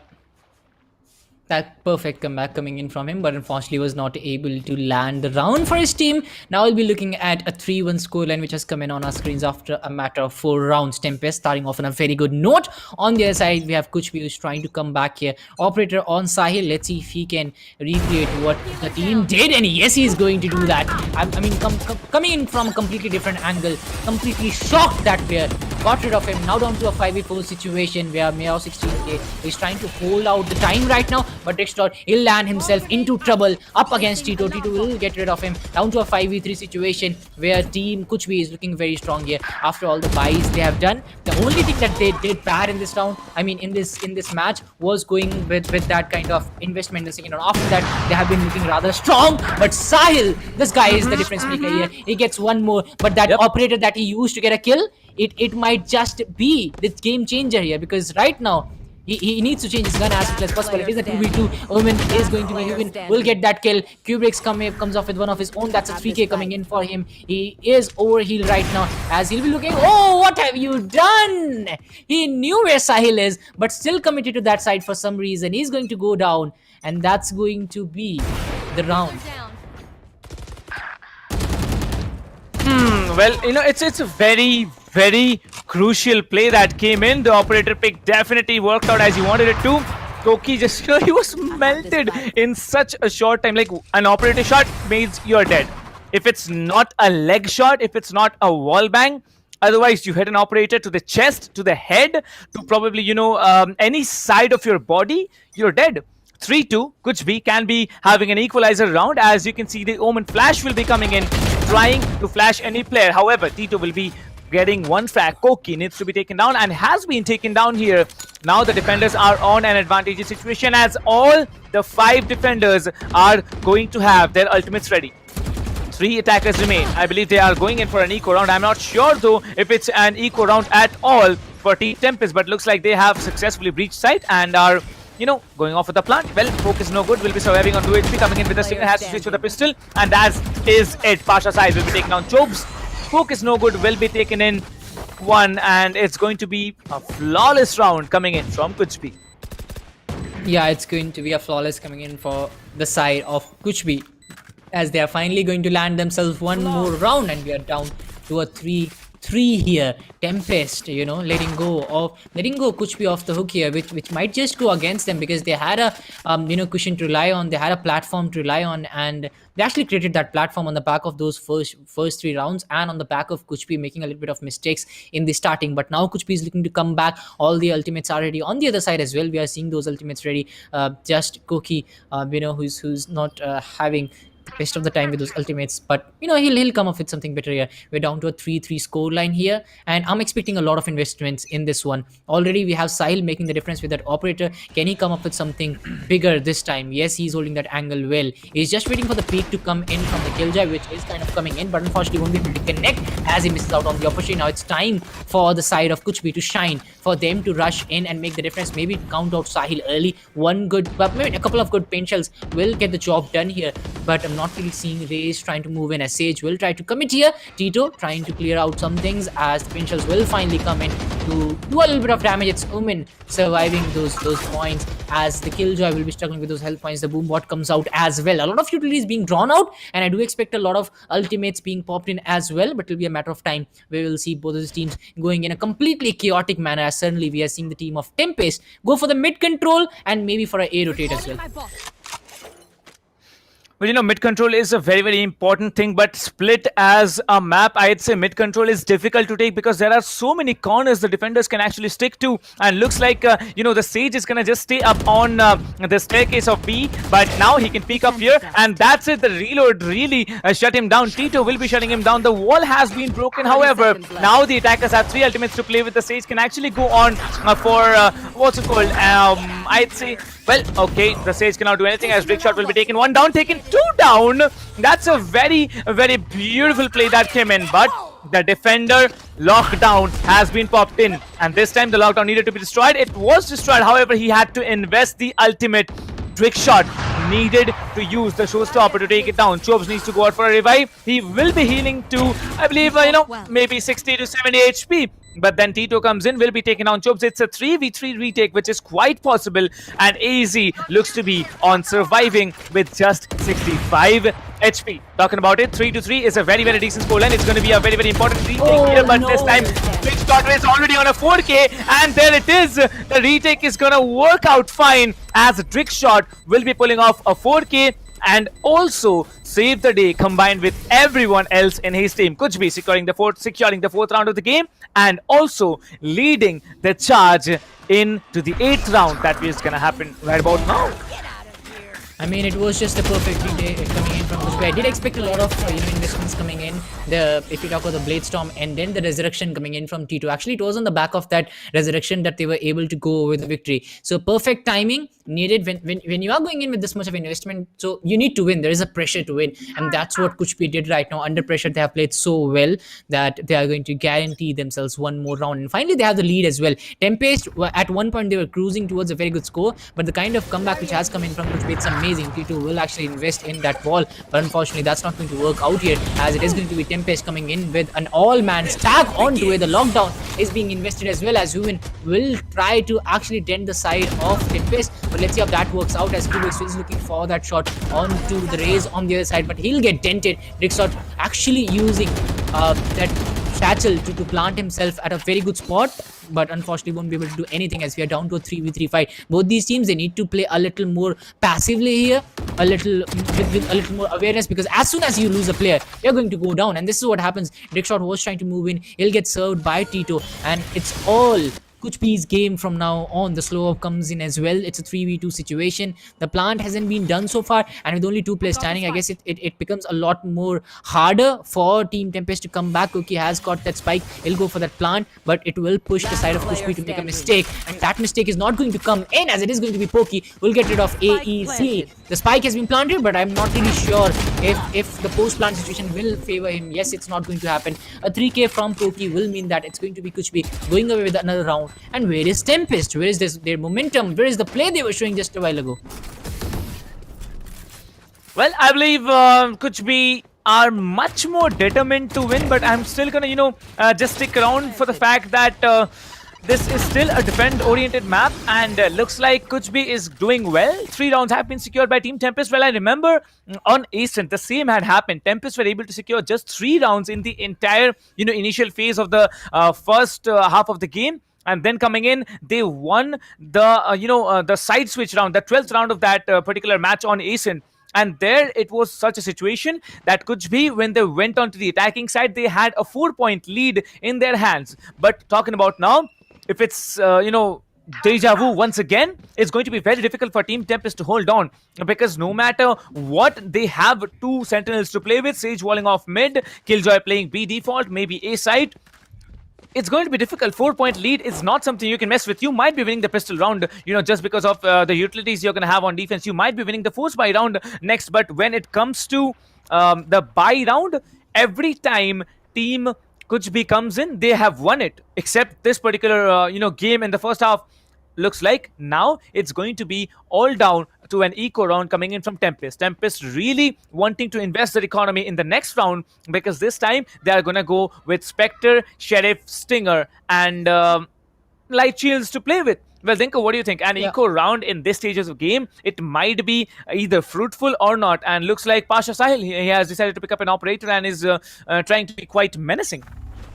Yeah, it's not that they have went in for that by choice. It's just that they have been forced to do so just on the back of the last 2 rounds that they have actually lost. Now Sage actually trying to pull the same trick that he has been doing from the past 2 rounds. Tito now looking to fall back, actually not trying to do the same thing as AEZ. Will be looking to get that kill. The slow up comes out to slow down the pace of the attack, but TempesT, I do feel that this round might just go in the favor of Kuchbi, and Sahil is actually starting the proceedings in the same manner. He gets that first kill. We'll be looking for some more as the peaks are coming in. Even if the operator is on the other side, they're still going in for those peaks. Fortunately for them, this time the Raze was still standing there to come up with the spin shell, which will mean that the rush is actually going to be a little more passive as Tito gets one more. So I feel that this round is actually done and dusted for the side of TempesT. Still, it's a 3v5 fight. You cannot count them out, but just because of the kind of guns they have got, the numbers they have got, a couple of players coming in, and Pokey will make sure that they are going to get served. Sahil on the other hand gets one more.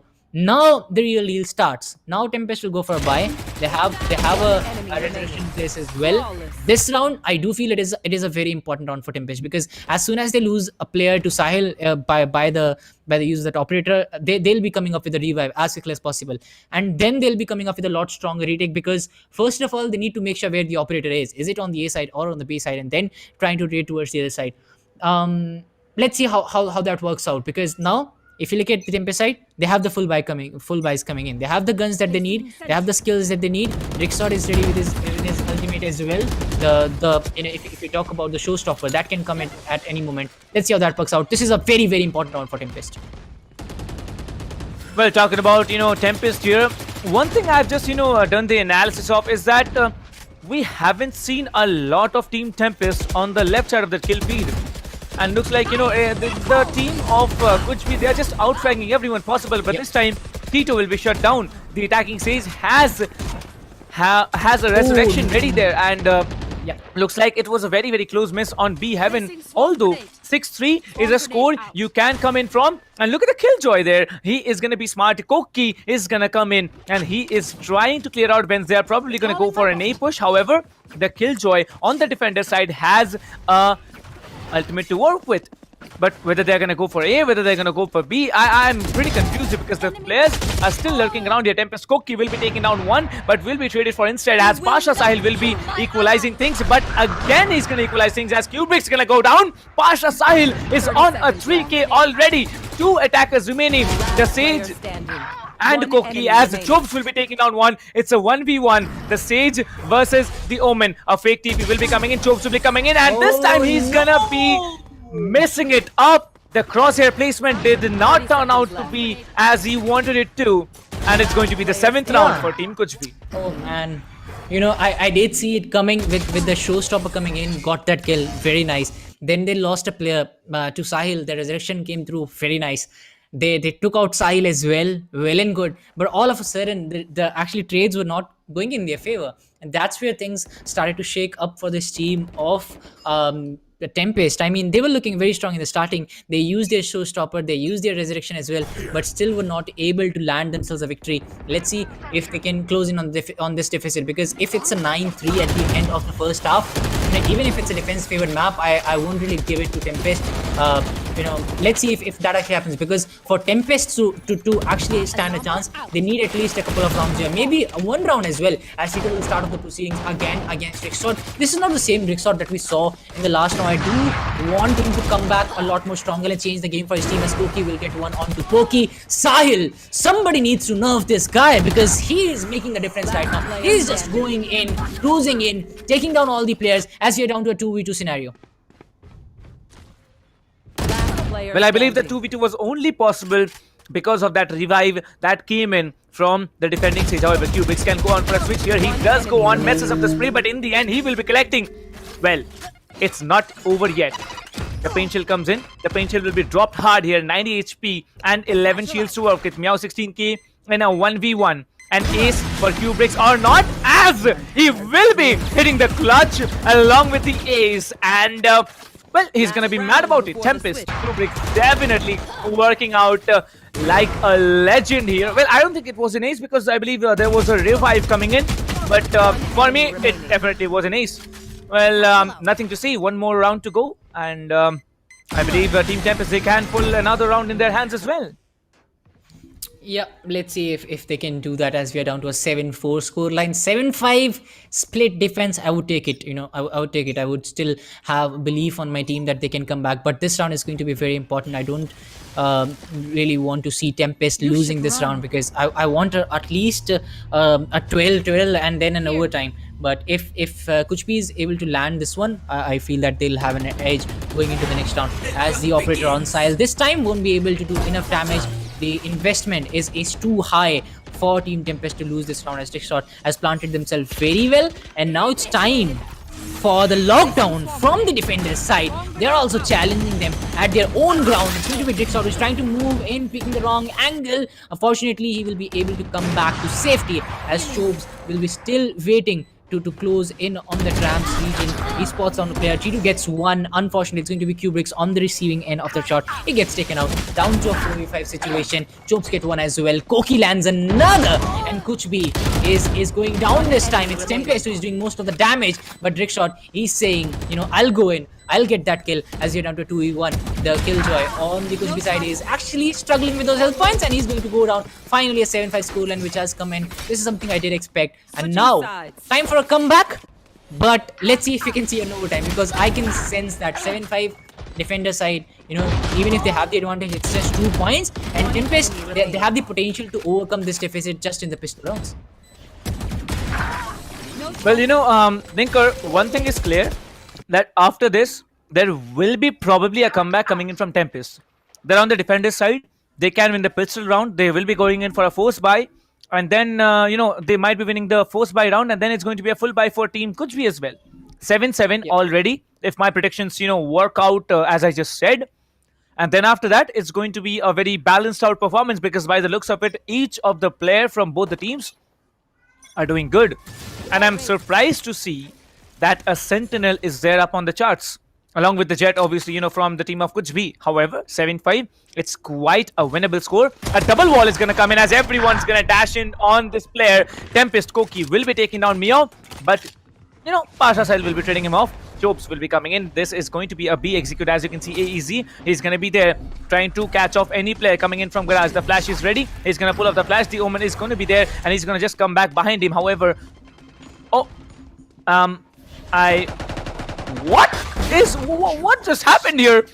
Well, looks like, Juven had no idea that AEZ had teleported onto the other side. Only one attacker remaining. 2 defenders will be still waiting, but it's Chobes versus the other 2.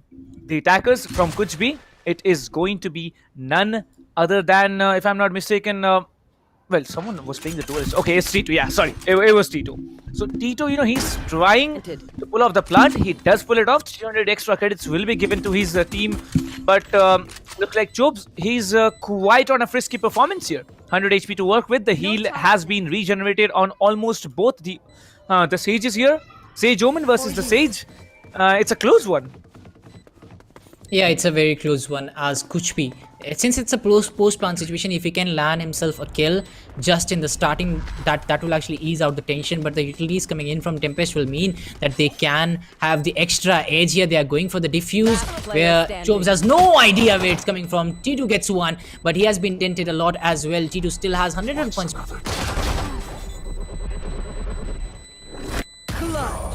Well, we both kept quiet, right, Dinker?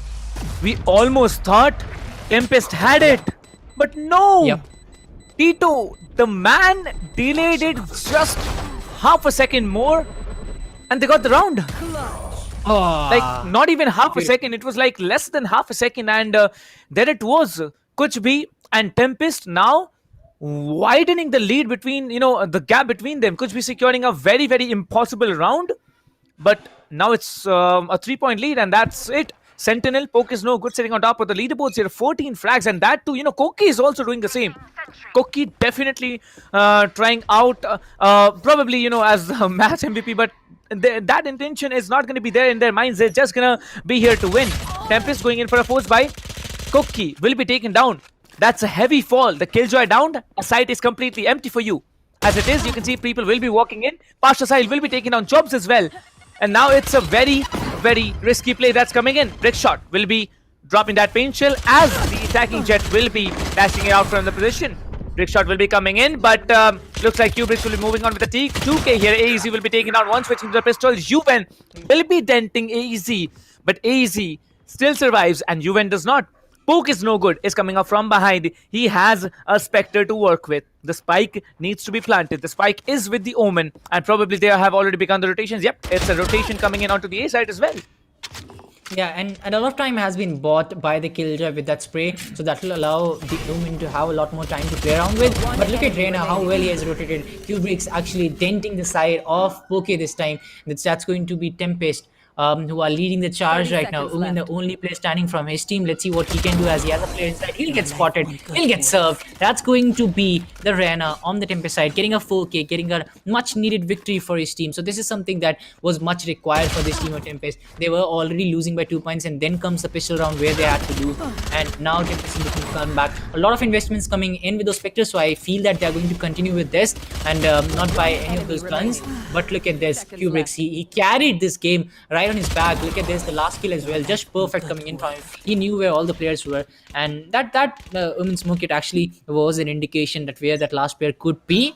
But now it's time for TempesT to continue with what they have done, because Kuch they're not going in for a lot of investments here. So it's time for TempesT to go with a victory here, and then maybe go for a only 1 round deficit, and then it will be a full buy round for both the teams, and we'll see what happens. But right now it's much more important for TempesT than it is for Kuch trying to not trying to commit completely. They are still trying to rely on the information game, but Cook, he comes in, gets a couple. He has the third player inside as well. He'll place the swarm grenade so that he's able to stop the other player, so he's able to stop the other side. But unfortunately that's not going to happen as Sahil comes up with the play. He'll get one, down to a 3v3.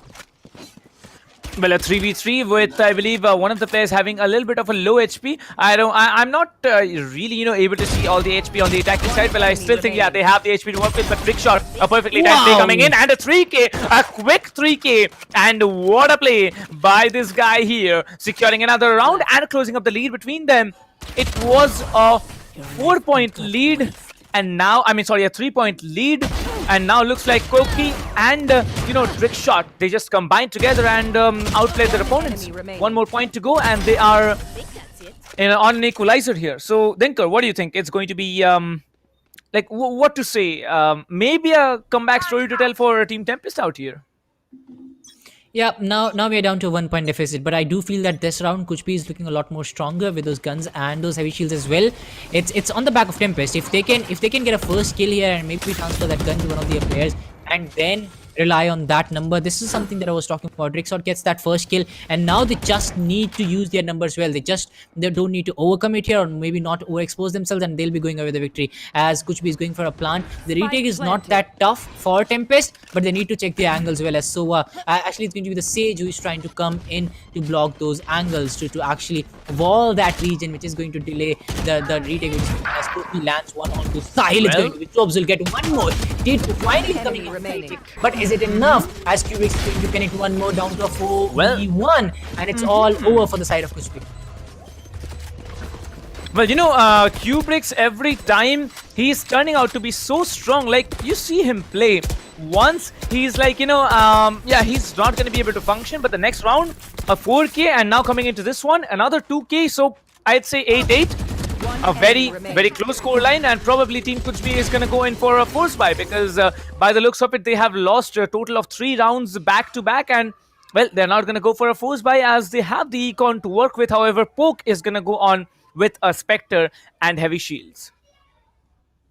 Yeah, the heavy shields are going to be drawn out from TempesT, and this is the round that TempesT can actually dominate from the get-go. Right off the bat, they can go in, they can stop the other players. As a couple of players from Team Kuch, they are still on the light shields. On top of that, one of the players only having Spectres. So TempesT, they certainly have the advantage, but they don't need to overcome it on the back of that advantage. It's all about those connections, which have been very good from both the teams so far. It's going to be the mid control, which is going to be in the hands of Killjoy. A 3-2 split coming in, but the Killjoy coming in, but the lockdown coming in from the player of Kuch is going to ease out the tension. But will it happen as Kubrick gets one on to Sahil? Sahil has been spotted. The Lerai comes in to block those angles, and yes, it is working well, as you can already see a couple of players from Kuch trying to fall back, trying to go back, as one player actually has been detained, but AZ will get a couple. That's TempesT at its best, trying to get the lead away from Kuch right now, as we are down to a 5v2. And it is looking very hard for Kuch to come back from here on.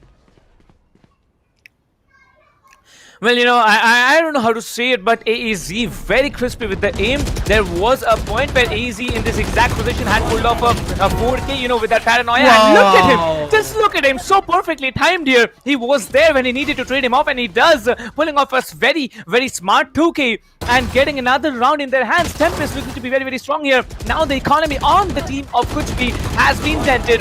Will they be smart enough to pull it up is one thing I'm really looking forward to, because now it is a time for Team TempesT to take the advantage of the economy of Kuch. They need to have a force buy round, and you know, they're not going to go in for a force buy. They are just going to have to be, you know, pulling off that eco, because next round, I mean, they need to be having the Vandals and the Phantoms to play. 10-8 can be the scoreline, 9-9 can be the scoreline, but an eco round in favor of Team Kuch hasn't yet worked out so fine. However, TempesT, they had secured an eco round, you know, back on ASIN, but talking about split, an eco round in this map is going to be very difficult to take down. Now, 8-9, 1 point difference remaining, and looks like we're having a tactical break. So what do you think the discussions are going on in between these players here? Because attack break means discussions and strategies getting laid out. So Dinker, if you were here from the perspective of Team Kuch, what would be your strategy in an eco round to, you know, go up and function better than the other team who has Vandals and Phantoms to play with? You know, this is where I would kind of feel that, you know, the game is going away from my hands, and I do feel that they're not going to go away with all investments in. If you talk about the ultimates as well, T2 has his ultimate ready, Huyen has his ultimate ready as well, but I don't really know if they'll be able to use it in here, just because they all are having chefs or the classics.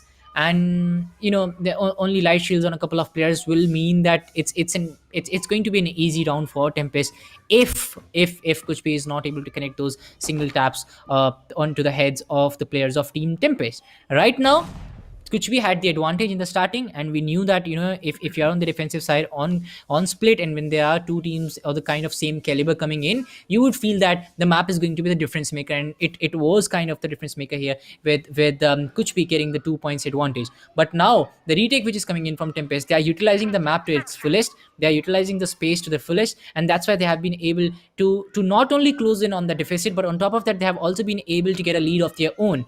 Now they have a 1 point lead. They have a very good chance of making it a 2 point lead, which is going to happen. I mean, I feel that just because of the kind of difference which has come in, the walls are coming in, the utility is being drawn out from both the sides, and look at the Killjoy. He's just committing to this fight completely. Loki trying to get any of the kills as the jump shot comes in, but unfortunately not able to connect any as of now.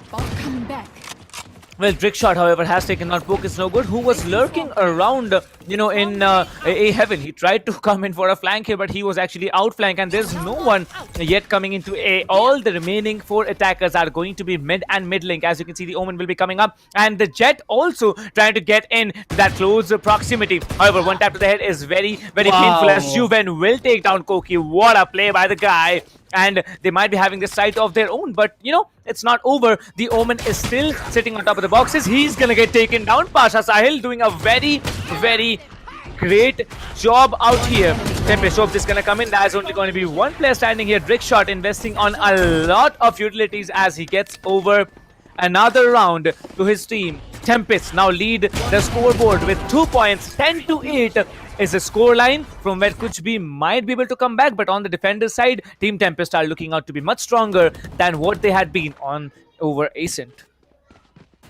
Yeah, I mean, they're looking very strong right now. And now look at the utilities on the Kuchbi side. They have the guns. They have Meow 16 ready with the ultimate as well. So she'll be able to land a kill or two in this round with just the use of the showstopper. On the other side, we have Chobes, who has his ultimate ready. So a resurrection is on the cards for the side of Team TempesT as well. So they'll be trying to look at it from a different perspective. They are trying to hold it well, but I'm not really sure about the side control which is coming up from the Sage on the B side. It's going to be an all-man stack at A because the rotation is still coming in. I do feel that it's going to be an A push which can come in from the side of Kuchbi, but let's see what they are up to as they're looking for the mid control here. On the other side, we have TempesT, who still have divided their players into 2-3 split, where a couple of players on the A side, 3 players on the B side. Kubrick, he's waiting very patiently here, and this is something that you would want to do when you have these players on the other side. When matches this close, you don't need to overcommit or overexpose yourself.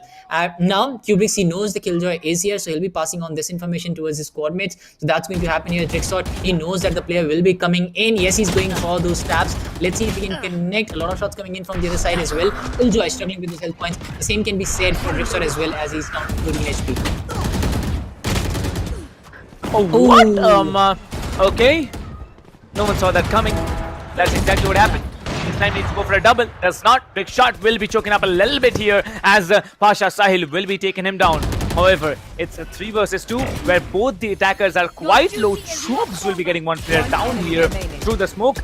The Jet makes the mistake of coming in. Well, that was a head ding. That was a head ding coming in from, the phantom of RDA Chobes here. The operator will be there. Juven almost about to clutch it out. 84 HP remaining on AZ. He can play smart. He just needs to run away, and he's doing exactly that he needed to do. Ran away in time, working out with the operator, picking up the corner. Well, time was the factor here as TempesT secure their 11th round, and what a play was there by this guy named Chobes. I don't know how to say it, whether it's Chobesy or it's Chobes, but look at the Sage. He just saw, I believe, half a second of that player, and that was it. It was just it was just a bloodbath over there. 8-11, 3 points lead coming in from TempesT is a very, very advantageous situation. And as you can see, Kuchbi, they are now shattered. The Jet decides to play on the ultimate at Drickshot will be taken down. Poke is no good. A very, very important frag for the post-plan situation. Killjoy is probably the best agents you have, and looks like the best agents you have in a post-plan situation has been taken down. The stage, however, Chobesy will be coming in as Koki will be taking Pasha Sahil down. 3-5. A very, very close game happening right now, but will he be able to do more? I don't think, because Chobesy will be taking down. Tito coming in as as the Ninja Sage probably can go for a a revive here, but AZ will be having that operator to kill anyone who walks up on B Heaven. Yeah, let's see how that works out, as Kuchbi is actually trying to rotate towards the A side, but look at the TempesT side. They are very quick to rotate towards the A side. Reyes is waiting for that angle. He's waiting for the peak, which might come in at any moment. Kubrick's also trying to hold his angle well. Then comes the Reyna from the CT side. On the other side, we have Sage trying to move in. He'll go for that revive, and the revive comes in again. The numbers were balanced, but it's going to be a trick shot. will come with a couple. That's a 3k for him. He's going for one more, but Mewin will dent him. But before that, he has done the damage to the side of Kuchbi. Kuchbi is now down to the one last player, the last line of defense which is coming in. But Trickshot, he was the difference maker here. Omen has been spotted. He gets one before actually not going down. He still has a lot of health with LOCO still standing. He'll be taken out by Q-Breaks. We'll put that last nail in the coffin for the side of Kuchbi. A lot of utilities being drawn out for the side of Kuchbi, but it was Trickshot who completely dented the side with a 4k here. Enemy remaining. 30 seconds left. Well, we don't see, aces and 5Ks too often, but 4Ks are something almost impossible to pull through, especially because the level of the players that are playing right now is completely massive here. This time, it has to be a very complicated buy that I'm seeing Kuchbi is going on with. 3 Vandals, 2 Heavy Shields along with them, and 1 Light Shield. 2 Spectres and Heavy Shields with them. Utilities are gonna come in fully handy here as Q-Breaks is sitting down in a corner trying to catch off anyone walking into A. However, it's not going to be an A execute as AEZ initiates the round with the first blood. Meow 16k has been shut down. The race gets eliminated, but Poke is no good. Will be trading down AEZ. As you can see, it's going to be a 4v4 scenario with no Sage Revive coming in. It's going to be a very, very interesting fight to watch. But Koki, he's in a difficult position. His position is probably one of the most difficult because he's gonna get detained and no one, will be allowed to move into the side here. He takes one, maybe going for a double. He does take a double. Pasha Sahil will be trading him off, but it's going to be too late. Because now the paint shell will be coming in, trying to rent the players as well. Chobs is coming in from CT, trying to get the job done here. All 3 players are going to come in. That's going to be the showstopper. He's going to get deleted by Pasha Sahil. Juven will be taking down one, as it is the Jet will be coming in. And the attackers will be securing the 9th round in their hands. Kuchbi with a miraculous performance coming in and getting the 9th round finally in their hands. Yeah, finally the investments paying off for the side of Kuchbi. And if you look at TempesT, they were looking very strong. The Killjoy, I guess, it was who completely committed to that fight, landed himself a couple of kills. Perfect play coming in from him as well. But now, with the lockdown ready for Koki, it's going to be very hard for the side of Kuchbi to actually get this round as well. Yes, they have got the last round. Yes, they are closing in towards that draw. But still, now they need to take the Killjoy out as early as possible, as it is going to be an A stack which is coming in from the players of Kuchbi. On the other side, we have TempesT, who is completely ready for it. Drexot gets one as well. That's going to be Meow 16k, who has been taken out. Sahil comes up with one, as Chobs will get that trade on his team's favor. That's going to be the healing which will come in. Chobs will get another, and that's all and over for Kuchbi, as TempesT will be landing themselves one more victory and they'll be going towards the finals. Well, it's a very, very powerful, Team TempesT that we saw in the last 2 games. Like, I don't know what happened on Eastern, but somewhere down the line, Team Kuchbi, they actually shattered. And I believe they were, actually probably, I'm not sure, just don't quote me here, but probably there were differences in the functioning of the team, the way that, Team Kuchbi was playing. I saw this team combine so well along with, everyone else on, like, imagine one particular player. He's combining so well with everyone else on the team. But in the latter stages of the game, on Icebox, on this map, they were down and out. But I saw that happen in the 9th round when Kuchbi just came in, secured the 9th round of the game. I really thought they're gonna go move in and push this into an OT.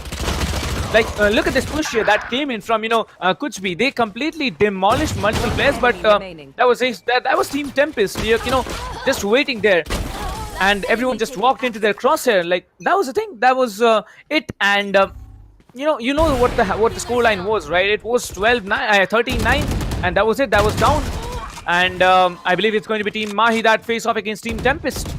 Thinker, over to you. Yeah, it is going to be Team TempesT will go up against the likes of Team Mahi. A good game for them, but there were a lot of times when you were just looking at one of the players from TempesT doing away with kills, playing the anchor role, and it was not just one player playing the anchor role in each game. It was different players shining out. In the first half, we did see a lot from Sahil, who was coming in to be a lot more influential from his team of Kuchbi, but after that he was nowhere to be seen.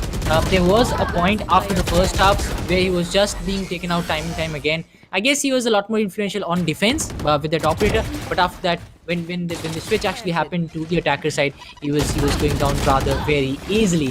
But now TempesT, they have shown what they have got. They have shown that they can come back even after losing on the first match. They were able to come back with the next two games. They were looking very good in the next two games. They were able to execute their plans well, and they went away with the victory as well. Now it's time for them to show what they have got against the team of Team Mahi, who will be going up against them. Last player standing. Well, you know, the last round was probably one of the quickest rounds that I really saw, and you know, it's just Team TempesT. I don't know, you know, I am seeing a lot of ISS TempesT getting spammed. I don't know what ISS stands for, but Team TempesT, they have definitely been quite menacing here, and looks like they are definitely gonna face off against Team Mahi in the upper bracket finals. Well, there's going to be one team out of Team Mahi and TempesT to actually move in and, you know, win the BO3, then step into the playoffs. It's difficult for Team TempesT, but Team Mahi, they definitely will not be giving any quarters to Team TempesT, you know, to actually shine, because this fight, it was a very, very close one. Either of the teams could have won it, and you know, in the end, it was 13-9. So I'd say a 40% chance for Team TempesT to actually come in, but Team Mahi is Team Mahi. We are going to see a lot of, you know, close-cut performances from Team Mahi as well as Team TempesT, and I'm looking forward to it. This match, however, was very interesting. Like, you know, the way multiple players came in those, you know, fractions of seconds, like this clutch, 0.42 seconds clutch, like, they were immense.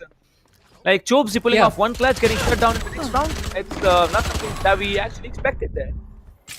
And yeah, and there were a lot of rounds where you could see, you know, only two of the players cleaning out the complete team, and it was very quick. And we have seen a lot of quick rounds. We have seen a lot of patience round as well coming in from both the sides. But in a lot of rounds, we saw only one even competition. This is where things got interesting. They got a couple of kills here. Then the player comes in from the backside with Trickshot, got a 3K here to actually dent the complete side of Kuch. This is where they got all the confidence from.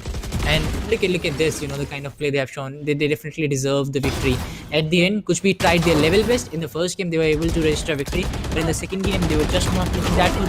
Third game as well, the first half was in their favor. But the second half, just like the second game of Icebox, it was all in the favor of TempesT as they went away with the victory, with the right usage of victory. On top of that, you know, if you talk about the numbers uses that they had, the kind of economy uses they came up with, just perfect. And you know, they definitely deserve victory. But what will happen against Team Mahi, you know, one of the best teams in India? We have talked about this in the past as well. Now they'll go up against them. This is where Trickshot, you know, he landed a 4K, and this is where things changed. You know, maybe if Kuch would have gone away with the victory here, it would have boosted their confidence. 11-9, you still know you can win. But 12-8, 12-9, you know, there is always a thing in your mind that, yeah, you know, as soon as I lose a round, it is all over. This is where Koki, I thought that he's going to go away with the victory. Maybe it's going to be Kuch, it's going to be TempesT, but Kuch, they came back very strong. Well, indeed, and you know, well, this play, like, remember this play at Trickshot, he was there, and I believe it was just 30 seconds, you know, the round was over. Well, like I said, it was one of the quickest rounds that we actually saw here. Not even 30 seconds. Let me just see. It's going to be, yeah, that was 1 minute and 19 seconds on the clock there. So that's basically 21 seconds for a round, that to match point. All right, Team TempesT, you have made your point, but it's not over yet for you guys. You guys, I don't know if you are, you know, willing to rest. That's League Hops going to decide, and along by, you know, your decision whether you're going to rest or not. But I believe Team Mahi, they have been waiting for your arrival, and they're going to be waiting with Excali's Raze and Reina plays. They're going to be waiting with Amaterasu's IGL. They're going to be waiting with Antidote's sniping.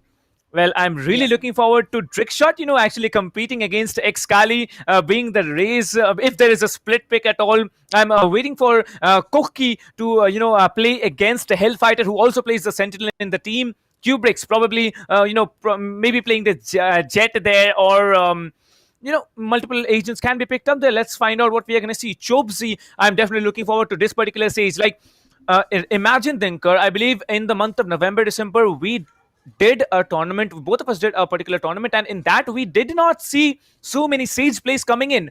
But ESPL Valorant PowerUp, it's not just giving a chance to the players, but the agents which are never used are being seen here. Sage coming back into the competitive meta, Viper coming in. Like, that's completely shocking. Talking about the scores here, 9-13. Kuch will be moving into the lower brackets matches. That's going to happen tomorrow, and they are going to face off Lag. Talking about TempesT, they are going to move on forward in today's finals of the upper brackets against Team Mahi. The scoreboard is over to you, Dinkar. as it is going to be Drickshot. He's going to sit at the top of the points table. Kind of usual pick, I would say. He's going to be the MVP as well. Sahil sitting at the second position. I mean, the first half was just too good for him. If he'd have continued that in the second half as well, it would have been much better for his team.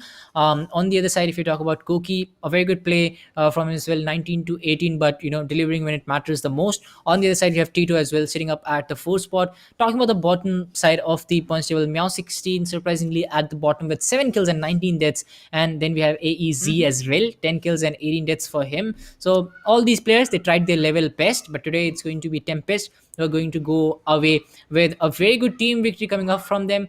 Kuch, they fell short of victory, they fell shy of victory, but they had their good moments as well. It was a mix of good and bad moments for them. If you talk about it from the first game itself, they dominated in the first game. In the second game, they were kind of there in the first half, but suddenly disappeared in the second half. Same kind of same kind of thing could be seen in the third half as well, where they were leading the charge just on the back of that the defense oriented map, but after that the retakes were just not good enough for them.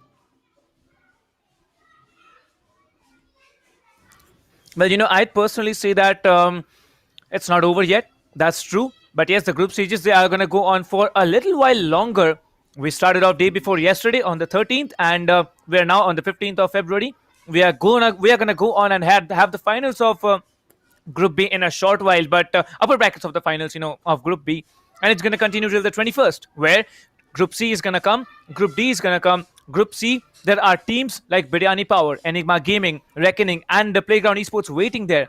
If we are talking about Group D, it's going to be Godlike, it's going to be Mages, it's going to be Team Tamilas and Fangs also waiting there. So I'm really looking forward to the matches of Group C and Group D. But I believe most fans will be looking forward for the next match, because looks like TempesT has quite an interesting fan base, I might add, and Mahi, we all know them.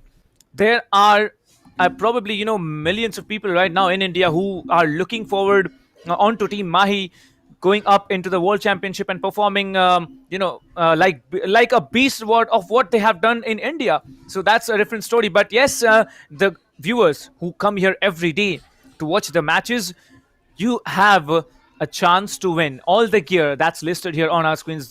You can see it on the graphics, right? You have to, as the tier 4 giveaway, you have the Furious mousepad, you have a Pulsefire Raid mouse. That's all HyperX gear for you. Cloud Core 7.1 or an Alloy Core RGB gaming keyboard, or you can have the entire set here in your hands. All you need to do, head over to the description of the stream or just come into the chat and you will be finding a pinned comment there. Head over to that link, as the ESPL Welcome Gift giveaway will be going on all through the group stages. You need to just make your entries, and you might be lucky enough to, walk away with this gear as well. So, Dinkar, what do you think about this extraordinary gear here? Which is the one thing you want if I am gifting you either? Yeah, gift me the headphones, as I talked about earlier. I love collecting headphones, so that's something I'm definitely going to do when I get a lot of money. But that will be happening later. But right now, both the semi-finalists, it's going to be Mahi winning the first semi-finals, then TempesT winning the second semi-final, and now it's going to be the finals where Team Mahi will go up against the likes of Team TempesT to go away with the victory in the upper bracket of their group stages. Team Mahi will be versus Team TempesT. It will be coming up in a little while when we'll have the both teams ready, and that will be shown on screen right here on this channel. Well, we are definitely going to see it. And as you can see, we saw an extraordinary play by Team Lag against Team Mahi. Like, at a point, we really thought that Icebox map was going to be claimed by Lag, but, Team Mahi, they're just better. Their coordination, their crosshair placements, their aiming skills are absolutely insane. Talking about Team TempesT against Kuch did win the first game, but after that they completely vanished. Ascent was their home ground. They chose the map. They won it, but after that, it was the choice of TempesT. It was not their home ground, and they won it. But when it came to the choice of TempesT on Icebox, their own choice on Icebox, they shattered. They fell out, and on the third game, there it was. They won again, and after losing the first game, TempesT are now going to move into the next phase of the tournament. That is the upper brackets finals against Team Mahi. So if I talk quickly about the predictions, Dinkar, what will be your predictions? Will Team Mahi be, downing and, demolishing over an underdog team yet again? Because the way that TempesT played, they were massive. And or is it going to be a 2-1 victory for either of the teams? Well, it's Mahi we are talking about, probably one of the best teams in India, if not the best team in India. So what do you think the output and the outcome can be of the upcoming game?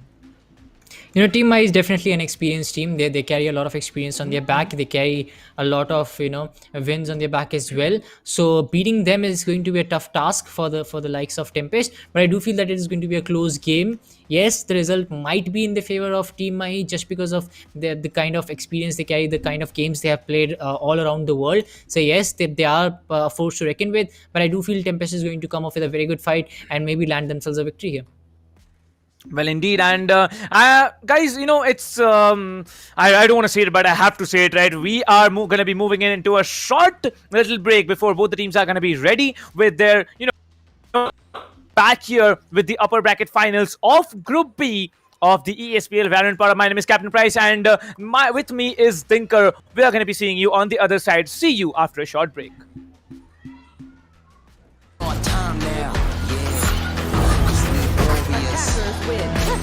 Cause we warriors. Let's go, let's go. One time, go get it. It's yours, let's shine. Come on. Cause we warriors. Yeah, we warriors.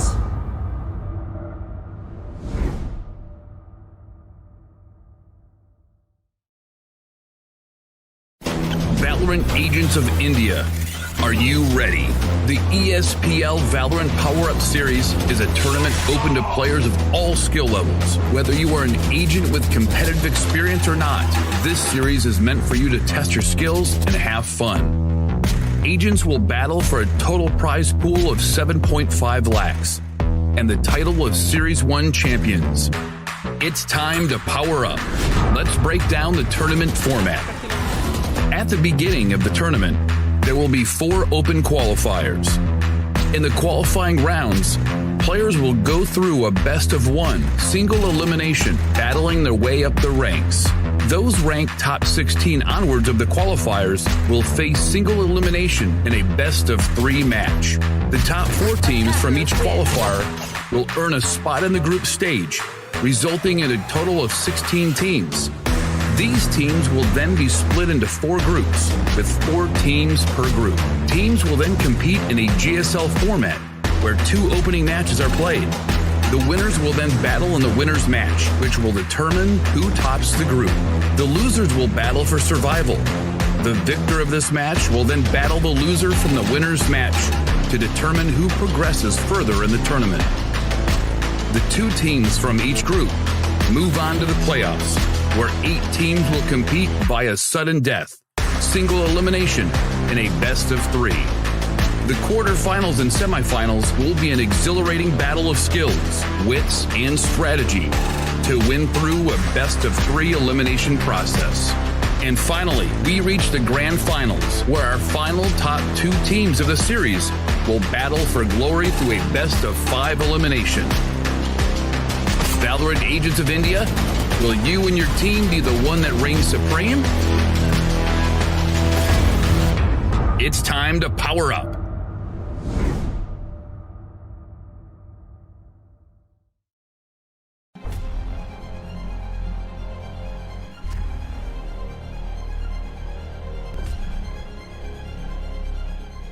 Every young gamer wants to become an esports professional.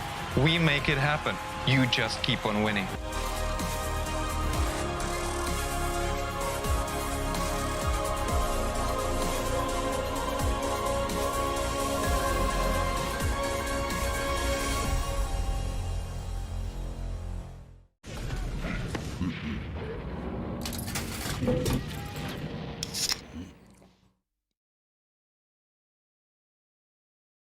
Users of Roblox are all around the world, and all of them expect the same level of experience. Well, the success of games is measured by how much can you keep users engaged. Zoroark's mission is all about player experience first. Everything we do, the player is sort of core to our thinking. ここ数年で、リッチなユーザーエクスペリエンスを提供するために If you don't want to worry and you don't want to think about things like asset delivery and the ability to have your connectivity between your devices and your servers as fast as you can, just go with Akamai. Akamai gets into places and markets that other providers of similar services don't quite hit as easily. その上で、アカマイさんのシステムを使うことで、大容量のセットを高速に配信させて、いただけてるかなと思います。The workflow without that, I'd probably have a lot more CDN support because the amount of capacity we'd need from the others wouldn't be there. There's one less problem we have to solve. If Akamai wasn't around, we would probably have to multiply our team by I don't know what kind of factor and understand what we would need to do to replace what Akamai provides to us.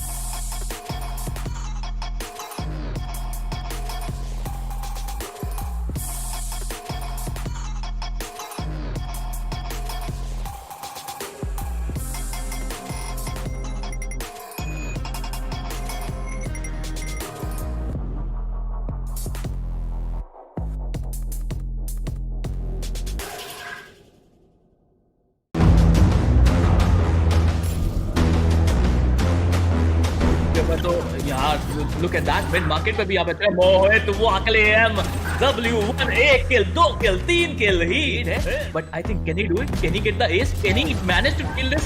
Yes he can. Mohit वो अकेले M lighting पास को down करते हुए double trade का scenario यहाँ पर बनता हुआ, ट्रिपल ट्रेड का सिनेरियो बनता हुआ, स्किल स्कारगोट को एलिमिनेट करते हुए 1v2 की सिचुएशन है, fake defuse, fake it till you make it and he can make it, yes he can. निकाल किया मेरे ख्याल से और ये एसके रोती का जलवा वहां पे देखिए। He shot 2 people down through the smoke. This guy is insane. A relatively smaller map. Oh, he's going to get a collateral. That shot. यहाँ पर इधर के रूप में ट्रेड निकालते हुए एक प्लेयर बचा हुआ है यहाँ पर 1v2 फ्री शॉट ये बहुत शानदार डबल निकालते हैं यहाँ पर डीएन किंग क्लच के बहुत करीब है यहाँ पर क्या करते हैं? He's going to dig and get that ace. What a round.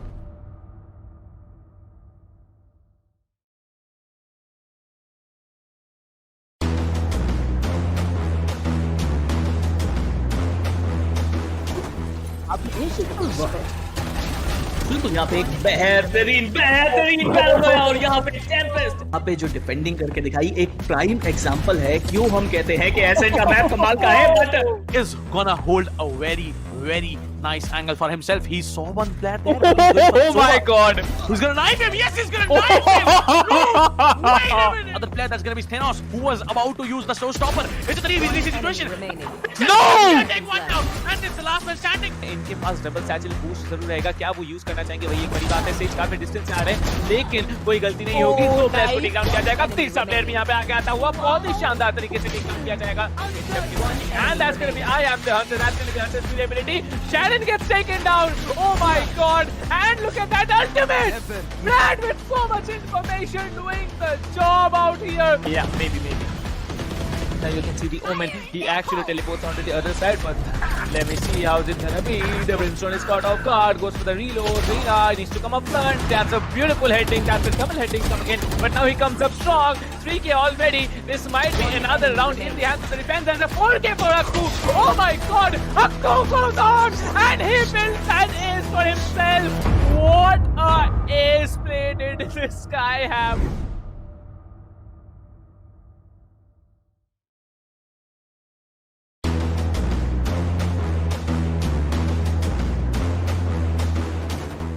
बिल्कुल अभी के लिए अगर देखा जाए तो होल्ड करते हुए येलो कंडर्स के पीछे और उनके लिए बैक टू यार ये काफी शानदार आई गेस क्या बहुत चीज है, तो ये थोड़ा सोच समझ के आपको एबिलिटीज का इस्तेमाल करना पड़ेगा। अगर आप कॉन्फिडेंट हो तभी आप कीजिए, लेकिन यहाँ पर जो लोग किल कर पाएंगे with that 700 HP on fire और मुझे लग रहा है सिर्फ ये चीज होना ही था get this spike or get the spike diffused and get those kills. He is being pushed from two sides. He will spot the Omen, get that kill. The recon dart is going to get taken out. 3 bullets, goes in for that reload. 25 in the mag. He'll connect that headshot.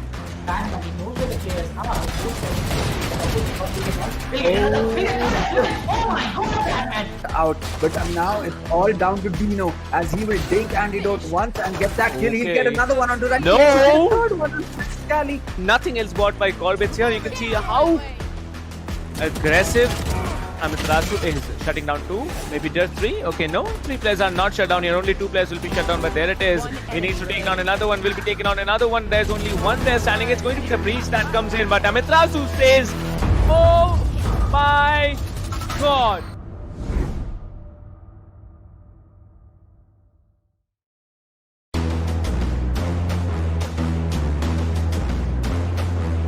You will get the kill as well. Pasha साहिल यहाँ पे एक अच्छा किल निकालता है खोली के ऊपर आगे जाने की कोशिश है. एक चीज मुझे अच्छी लग रही है ये देख के कि बैंग्स भी यहाँ पे एक साथ खड़े हैं, स्टैक अप करते आपको नजर आ रहे हैं. Cactus is too spiky. By the specters, you can buy the shields here, but you can see the arena being very smart here, checking that corner where Prophet was holding, takes down 2. It's impossible for Team Playground Esports. They have been shut down all week from sight. What was that, dude? You can't do that. That is manhunt. This guy is an absolute beast, dude. Going out there. He is pretty aggressive. Will he get the kill? He will get the kill. And right now, this guy is angry. He gets 3, and he might get even more. इतना ज़्यादा matter करेगा. बाकी हमारे जो neutral ये जो display दिखाया जा रहा है वो कमाल का है. स्मोकी यहाँ पे 2 किल निकालते हुए, that is really good. Smoky यहाँ पे 3 किल निकालते हुए. TOC Smokey is literally on fire. You can see the flames burning out of him, and he is just ripping things apart. अपने इसके लिए यहाँ पे बढ़ने की कोशिश ले भी सकते हैं. ऊपर कितना रीलोड होती है किस ले लेंगे. Smokey is smoking. And Spiro थोड़ा सा डिफरेंस तो नजर कि यहाँ पर फॉर्म में नजर नहीं आ रहे अभी. Am I really pro? लेकिन कौन जब तक है यहाँ पर एक उम्मीद अभी भी रहेगी. KJLS यहाँ पर किल निकालेंगे. बिल्कुल है यहाँ पर. And every time there was a nice just deleting him. Oh, okay, now someone else got deleted. Things are much hotter in the finals, as you can see. Every time someone peeks the operator and he headshots him in mid-air, and he's gonna get the 3rd. Well, he's gonna get a 4th. वही काम अब किया जा रहा है the red syndicate के द्वारा. वो प्रेशर बनाना चाहते हैं अपने अपोनेंट के पास में, क्योंकि एक बार आपने माइंड प्ले कर दिया तो फिर माइंड प्ले से उभर बहुत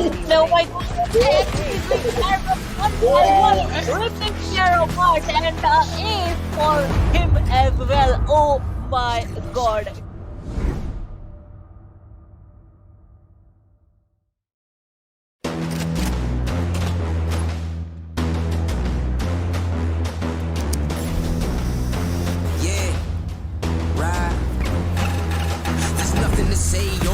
Nothing to say, I ain't have words, I erupted in thunder and rain. If your man's strong, then why call me running away? It's just a game, but nobody coming to play. I bless. Rise up though, all my people where you at, rise up though. Let's go, yeah, let's go, let's up, one time, go get it, it's yours, let's shine, come on, yeah, let's go, raise up, that's right, ride with it, it's yours, let's shine, come on. With each day we wake up, we get stronger and stronger.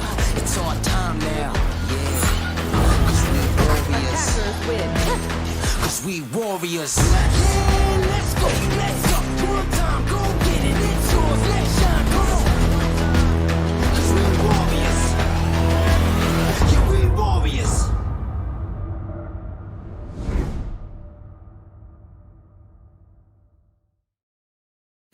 Valorant Agents of India. Are you ready? The ESPL Valorant PowerUp Series is a tournament open to players of all skill levels. Whether you are an agent with competitive experience or not, this series is meant for you to test your skills and have fun. Agents will battle for a total prize pool of 7.5 lakhs and the title of Series 1 champions. It's time to power up. Let's break down the tournament format. At the beginning of the tournament, there will be 4 open qualifiers. In the qualifying rounds, players will go through a best-of-1 single elimination, battling their way up the ranks. Those ranked top 16 onwards of the qualifiers will face single elimination in a best-of-3 match. The top 4 teams from each qualifier will earn a spot in the group stage, resulting in a total of 16 teams. These teams will then be split into 4 groups, with 4 teams per group. Teams will then compete in a GSL format, where 2 opening matches are played. The winners will then battle in the winner's match, which will determine who tops the group. The losers will battle for survival. The victor of this match will then battle the loser from the winner's match to determine who progresses further in the tournament. The 2 teams from each group move on to the playoffs, where 8 teams will compete via sudden death, single elimination, and a best of 3. The quarterfinals and semifinals will be an exhilarating battle of skills, wits, and strategy to win through a best of 3 elimination process.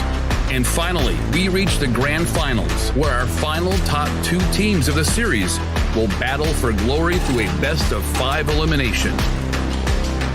Valorant Agents of India, will you and your team be the one that reigns supreme?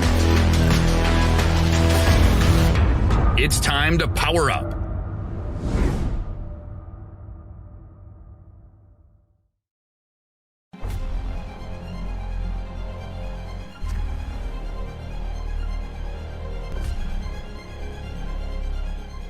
Every young gamer wants to become an esports professional. We make it happen. You just keep on winning.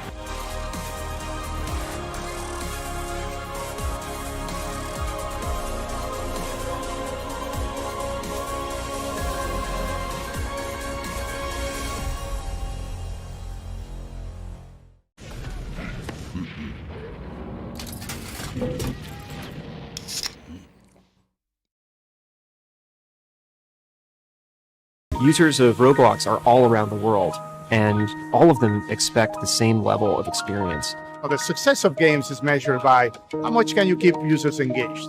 Zoroark's mission is all about player experience first. Everything we do, the player is sort of core to our thinking. ここ数年で、リッチなユーザーエクスペリエンスを提供するために、 If you don't want to worry and you don't want to think about things like asset delivery and the ability to have your connectivity between your devices and your servers as fast as you can, just go with Akamai. Akamai gets into places and markets that other providers of similar services don't quite hit as easily. その上で、Akamai さんのシステムを使うことで、大容量のセットを高速に配信させて、いただけてるかなと。The workflow without that, I'd probably have a lot more CDN support because the amount of capacity we'd need from the others wouldn't be there. There's one less problem we have to solve. If Akamai wasn't around, we would probably have to multiply our team by I don't know what kind of factor and understand what we would need to do to replace what Akamai provides to us.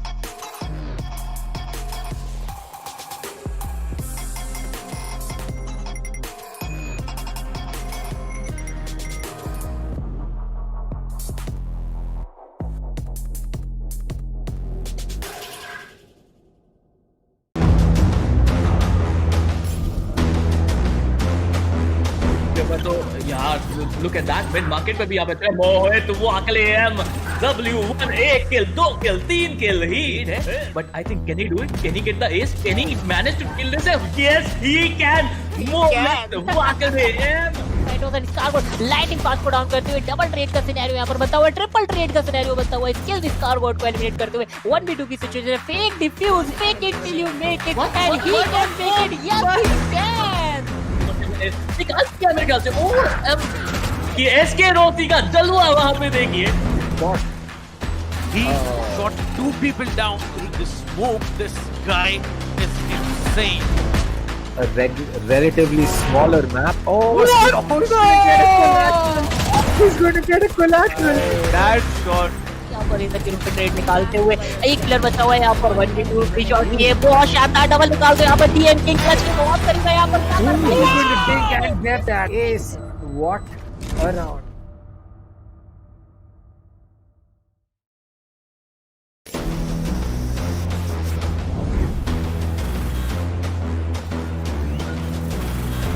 Yeah, right. There's nothing to say, oh God, nothing to say. I ain't have words, I erupted in thunder and rain. If your man's strong, and he can make it. Oh my God, man!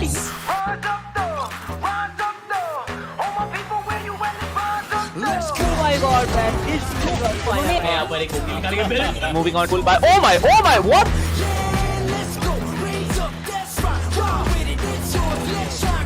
Goes in for that attack. And Yeoman, what a shot! And then the 4K for us too. Oh my God!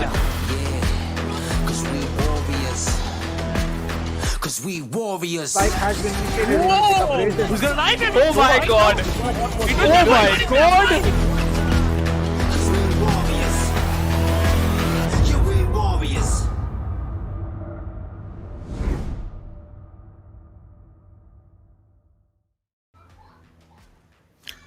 Well, welcome back to the ESPL Valorant PowerUp India. This is me, Captain Price, and with me today is Dinker once again with you, presenting with the winners of semifinals 1 and 2. It's going to be Team Mahi versus Team TempesT. What a day this has been, what an afternoon this has been, what an evening it's going to be. So, Dinker, what about you? What's going on in your mind? I mean, yeah, we are going to head over to an amazing finals with Team Mahi coming up as the winners from the first semifinals, and then we have Team TempesT coming up as the winners of the second semifinals. The first semifinal was kind of straightforward, Team Mahi winning away in the first two rounds itself. Then comes the second semifinal where Team TempesT was going up against the likes of Kuch. Kuch did start off well in the first round, going away with a victory, where it was all Team TempesT after that. Yes, the start of the second round was very good from Team Kuch as well, but after that, Team TempesT, they were very good to come back. The retakes were just too good for them. The usage of utilities were just tremendous, and they were able to land themselves a victory there. But now they have to go up against the likes of Team Mahi, the big dogs.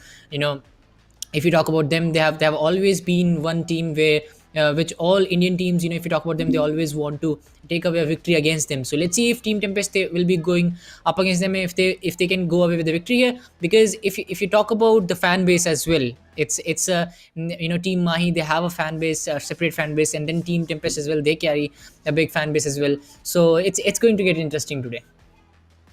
Well, it's definitely going to get interesting because the way Team TempesT came back, losing the first game, winning the next two, like that's amazing work they have done. Although it was not an easy journey, Kuch did put up a fight, you know, a lot more than they had been able to put up in the second one. The third game was there in their hands, but talking about the prize pool, ESPL is presenting you with this extraordinary prize pool along with all our partners here. Tech partner Akamai Technologies, broadcasting partner LOCO, Peripheral partner HyperX, production partner none other than SkyEsports India, media partner TalkEsport, and country partner PFG Esports. The prize pool, 7.5 lakh rupees at stake here. Not just that, you have the bragging rights of winning or maybe coming as the runner-up, second runner-up, or the third runner-up of the entire Series 1 of the ESPL Valorant PowerUp India. Talking about the prize pool breakup, first place gets a larger amount of the share, the largest amount of the share, to be very, very honest here. 4 lakh rupees will be there in their, you know, bank accounts, pockets, wherever they wish to. 2 lakh rupees for the second place. Third and fourth place are going to get an equal share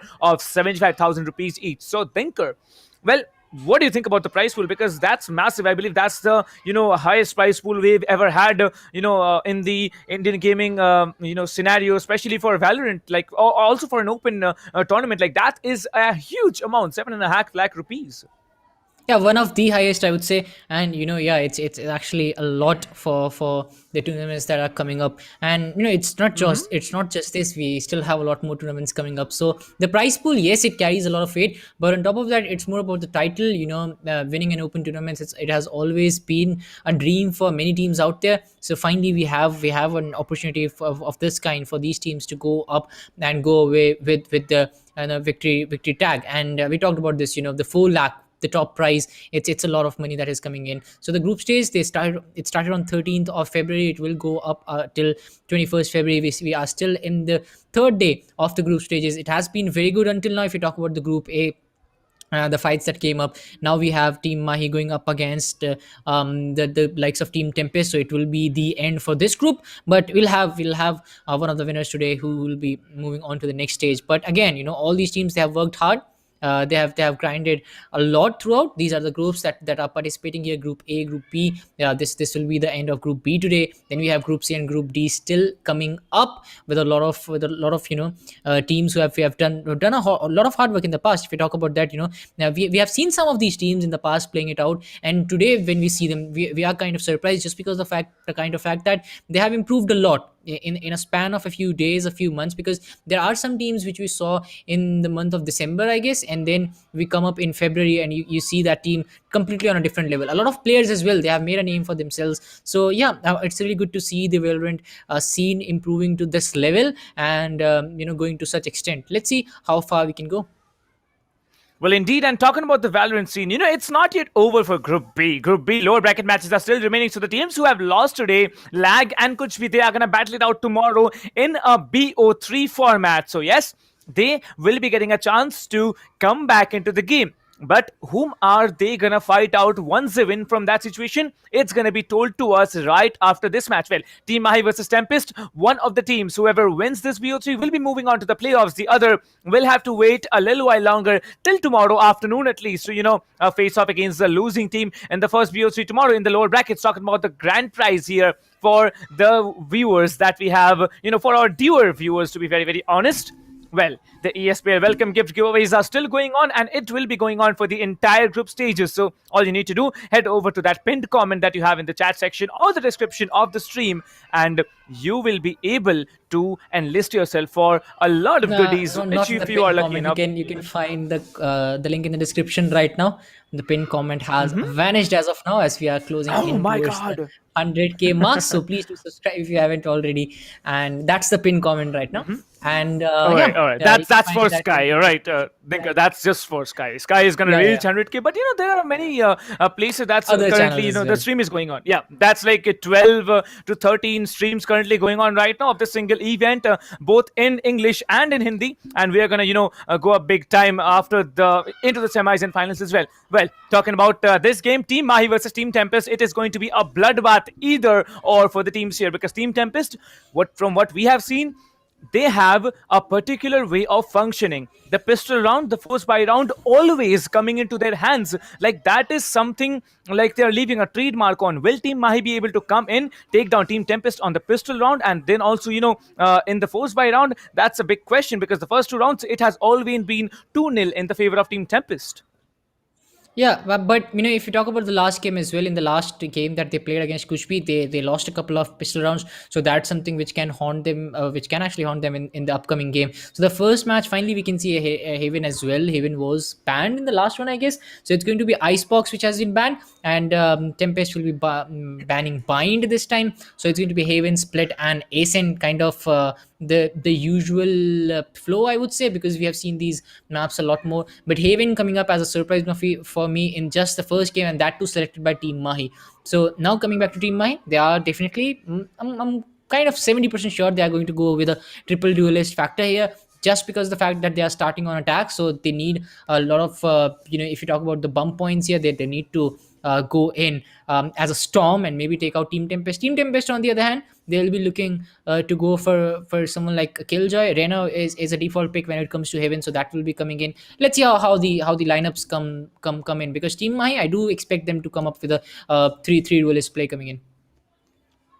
Well, I'm really surprised to see that Team Tempest have gone in for a split here. Well, I don't know what they're planning to do, but that is the best map that Team Mahi can play. Like they are absolutely gods on those maps here, and as you can see, they are gonna go on with split. Talking about the other two maps, Ascent is going to be the decider, where Mahi will be starting off on the attacker side here. Icebox has been banned surprisingly, where we saw two Iceboxes today, so both of the teams decided, we're not gonna play Icebox any longer. Yeah, they were fed up, playing that particular map here. But talking about Bind, not surprised that Tempest banned this particular map here, because Bind is one map where Team Tempest does not function at all. Like, I'm being very scrutinized at this point, but yeah, that is exactly what's happening.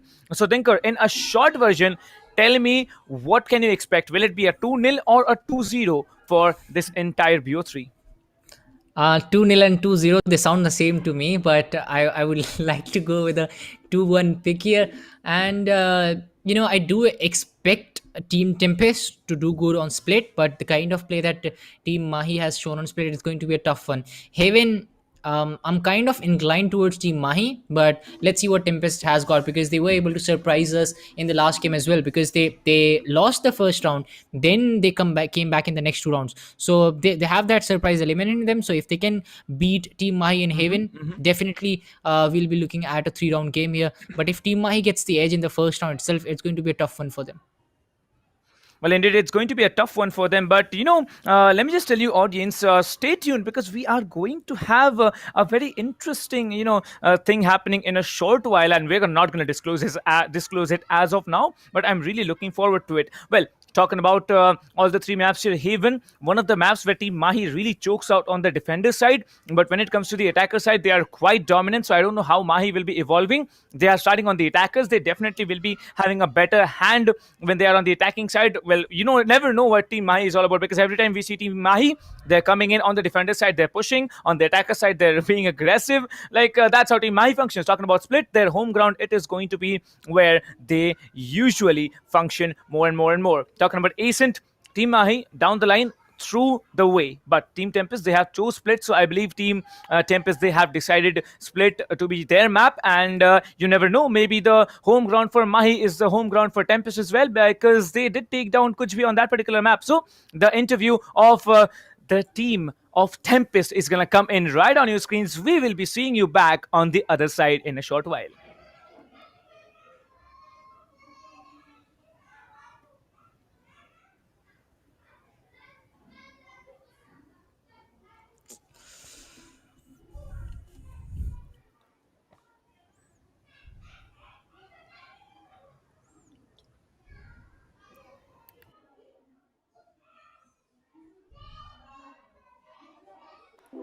Hi, so give me a short introduction to the team. Greetings, we're TempesT, the best team down south. And here's my team. Hey, I am Praglad, also known as AEZ. I play for TempesT. Hi, I'm Drixod aka Bonish. I represent TempesT.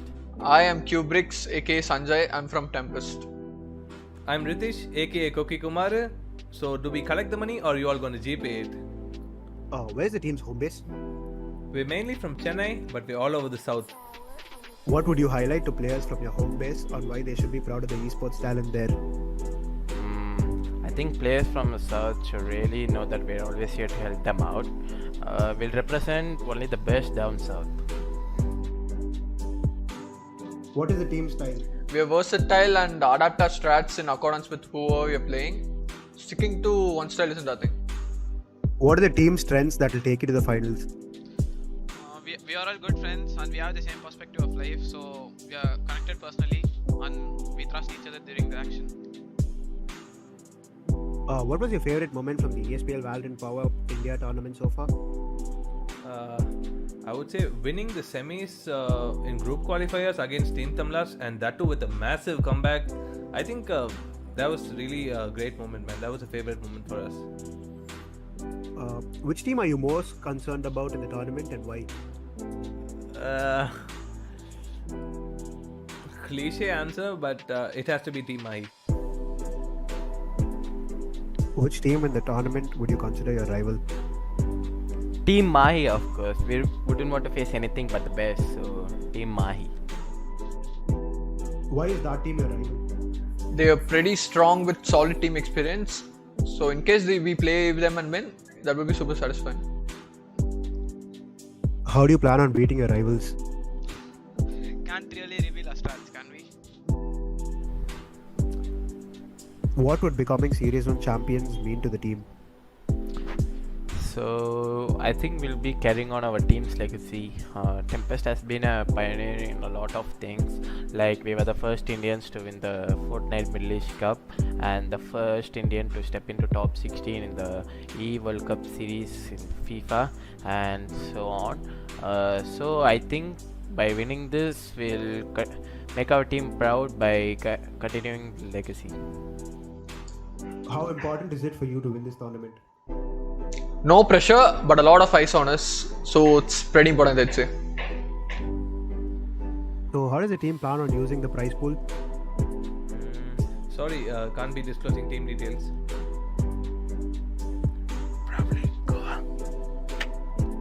Is there anything you'd like to tell your fans? It's TempesT for a reason. Keep cheering, keep supporting. We're taking all of you to Goa too. Why should teams and fans watch out for TempesT? We're unrestrained, we're rambunctious, we're contemporary, we're fun-loving. Also, we're very good at the game. And it's TempesT for a reason, fam.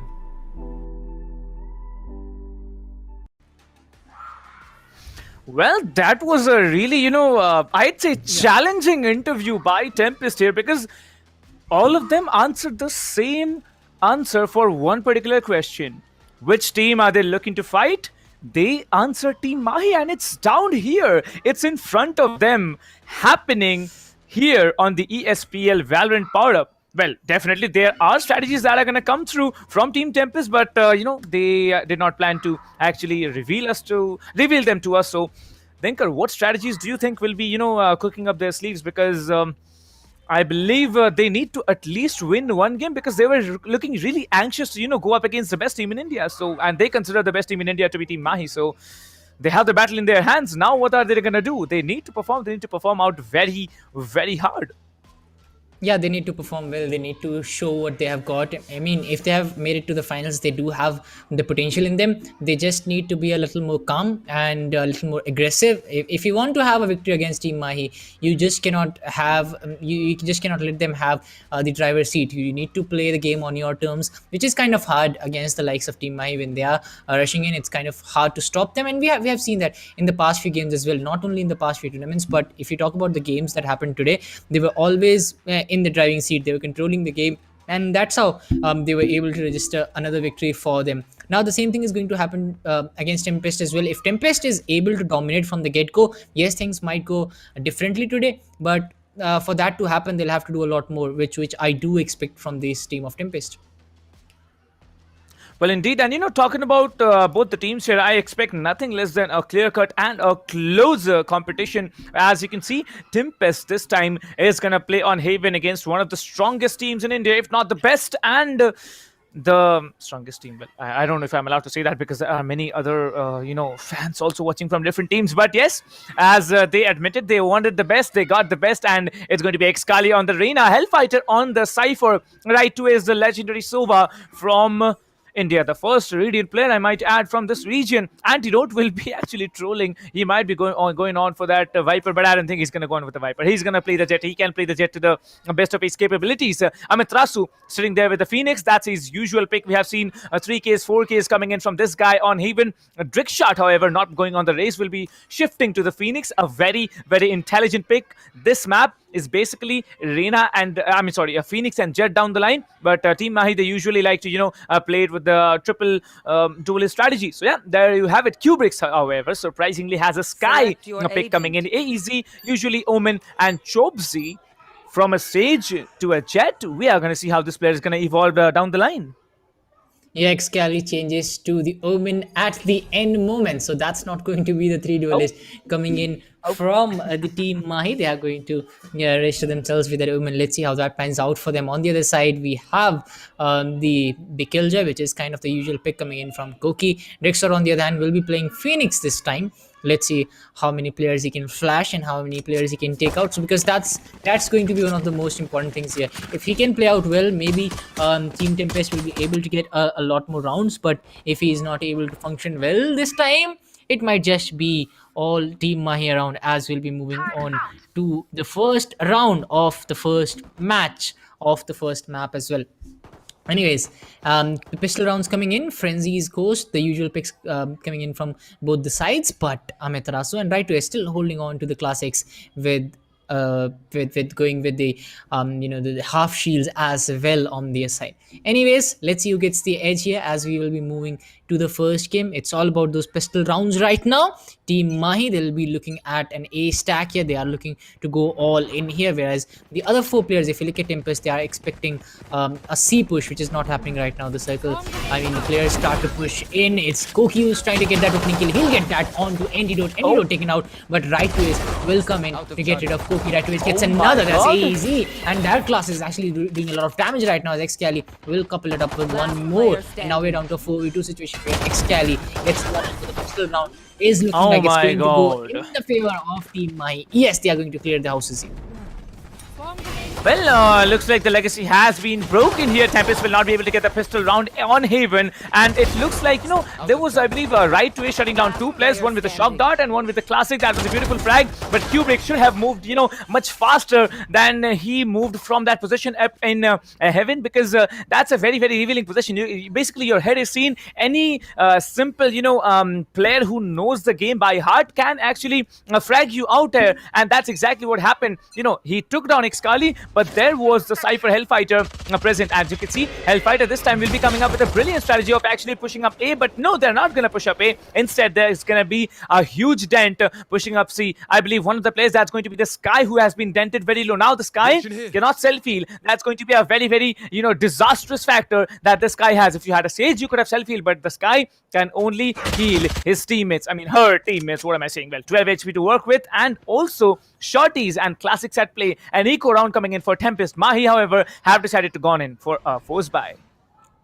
Yeah, but if you look at the A side, it has been completely emptied by the side of TempesT. Now they are looking to rotate there. The same can be said for Team Mahi as well, as they are looking to rotate towards the A side as well. It's Cypher who will be trying to gain some information on the likes of TempesT, where the Sky has completely committed with only 12 health points. So that's something which can go against him. The flash comes out. It is still a 5v5 situation where both the teams are trying to play it patiently. This tells you the weight that every round is carrying. Even in the pistol rounds, you can see all these teams trying to move in, as Hellfighter will try to gain some information. Amaterasu on the other hand, with that Spectre, he connects one onto AZ, that AZ of the boats. Antidote gets one more, Chobs and Rexod not completely aware of the fact that Antidote was still standing there. He'll get a couple as we are down to a 5v1 situation. TempesT looking all out here. Koki is the only player standing. Let's see what he can do. Can he get an exit frag here, as he'll be waiting on the staircase? I guess yes, it is going to be him trying to get some more information with the pistol in hand. Let's see what he can do. Can he land a shot? Can he get a kill?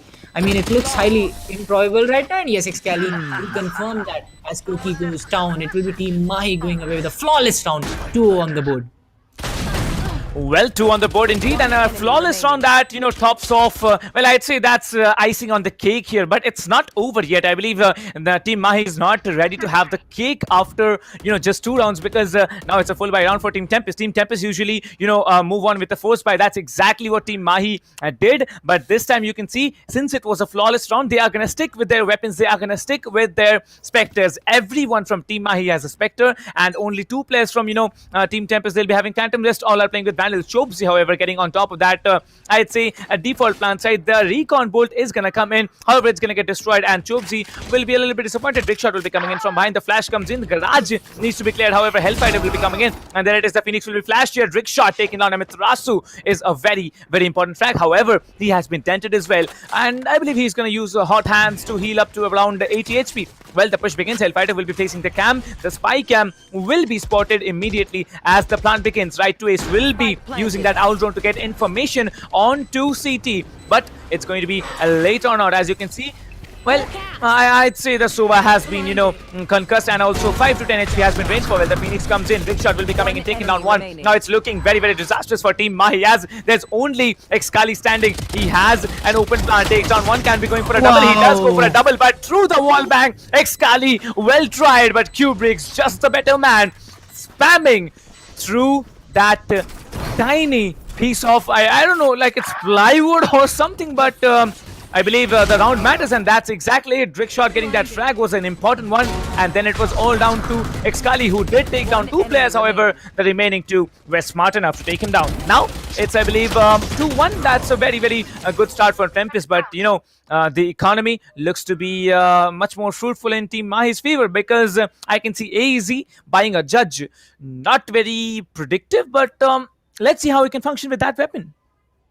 Yeah, it was Drickshot starting the last round with a bang, and then it was Sky finishing it off on a high. So it was a perfect round for Tempest. Let's see if they can continue it, as Chubes will be trying to move in with his gun. The doors being destroyed right now. On the other side, we have XK. We have the Sova actually going in with that owl drone, getting some information. He has spotted the Omen on the other side, so they do have the information that they can rely on. One of the players coming in from the back of the blocks. On the other side, we have Drickshot trying to block the entry points here. Kubrick's on the other hand is looking for some information. As the angles have been blocked, the smoke disappears. Will it be the start of disappears of either of these teams? That still remains a question. A B push without a kill, you know, it's always a tough one, as it is going to be Drickshot starting the proceedings. Right to is going in to gather some more information. Let's see how that works out for him. On the other side, we have AEZ still up and running, still trying to get some more angles, as a couple of players from Team Mahi, they have already started to rotate towards the A side, where we can see the Killjoy is currently planted. Cypher already moving in towards the A side, so it is a 3-man push which might be coming in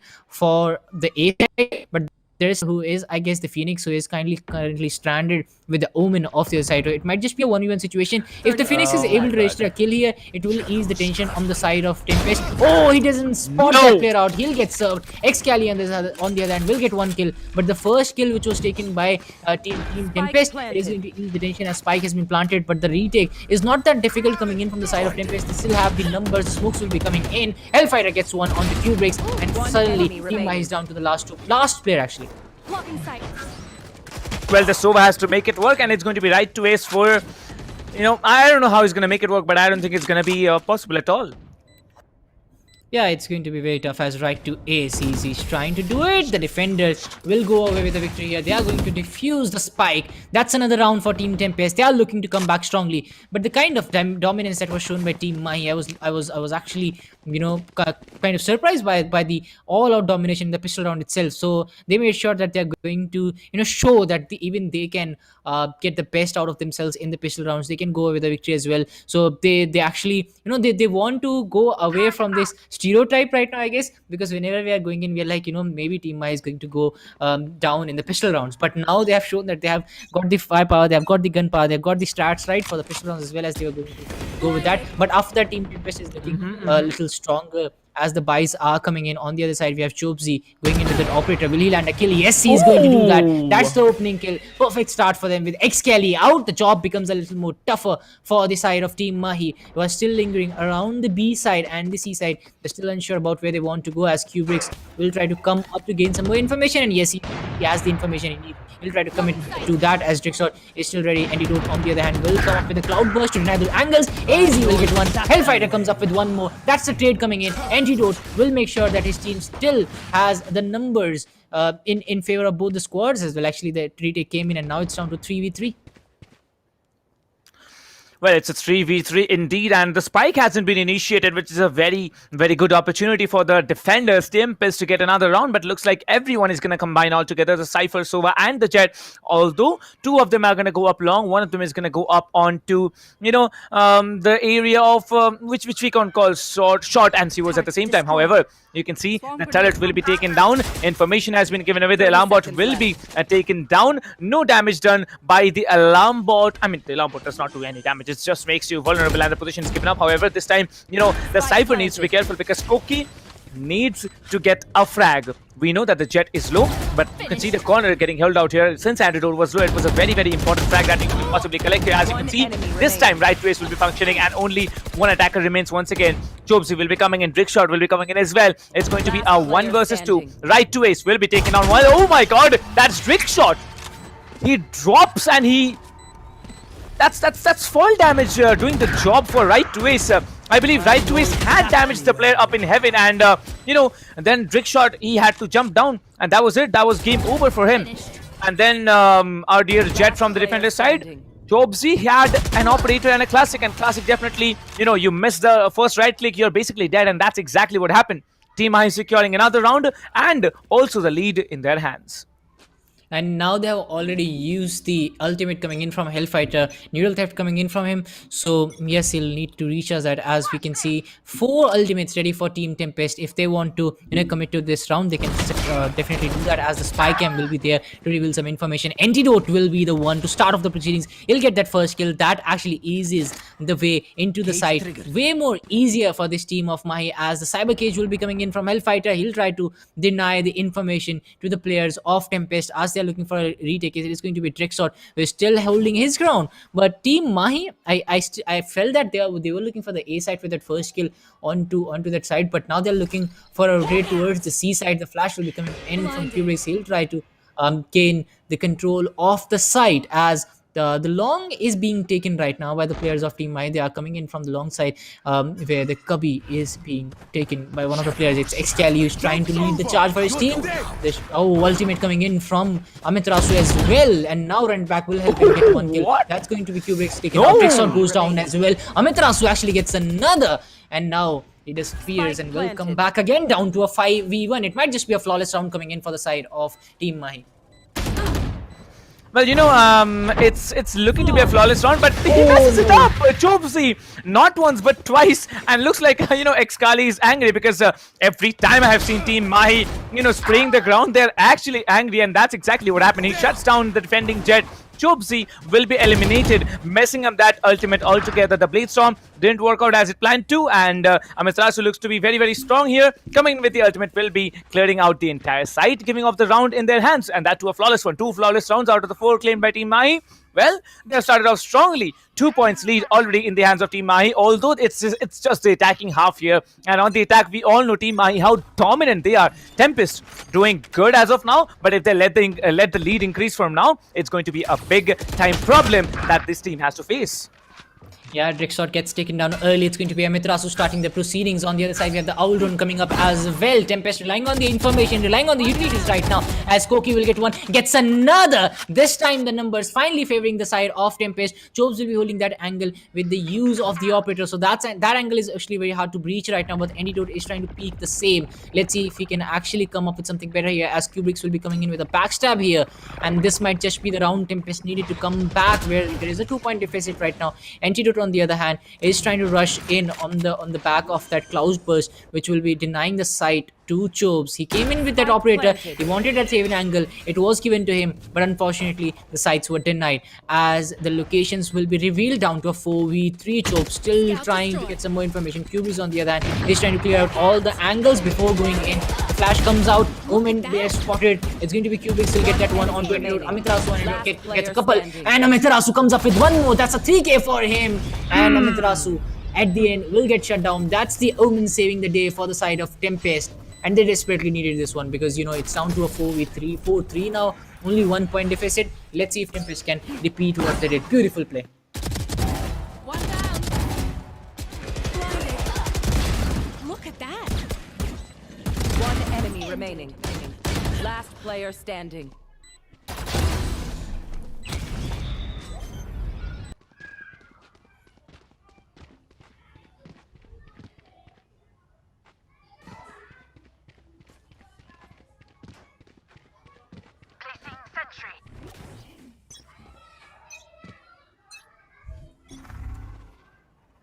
And now we are looking at the 8th round. This time it's going to be Team Mahi going for the A control right now. Let's see how well that pans out for them, as Umin will be holding this angle. Indeed.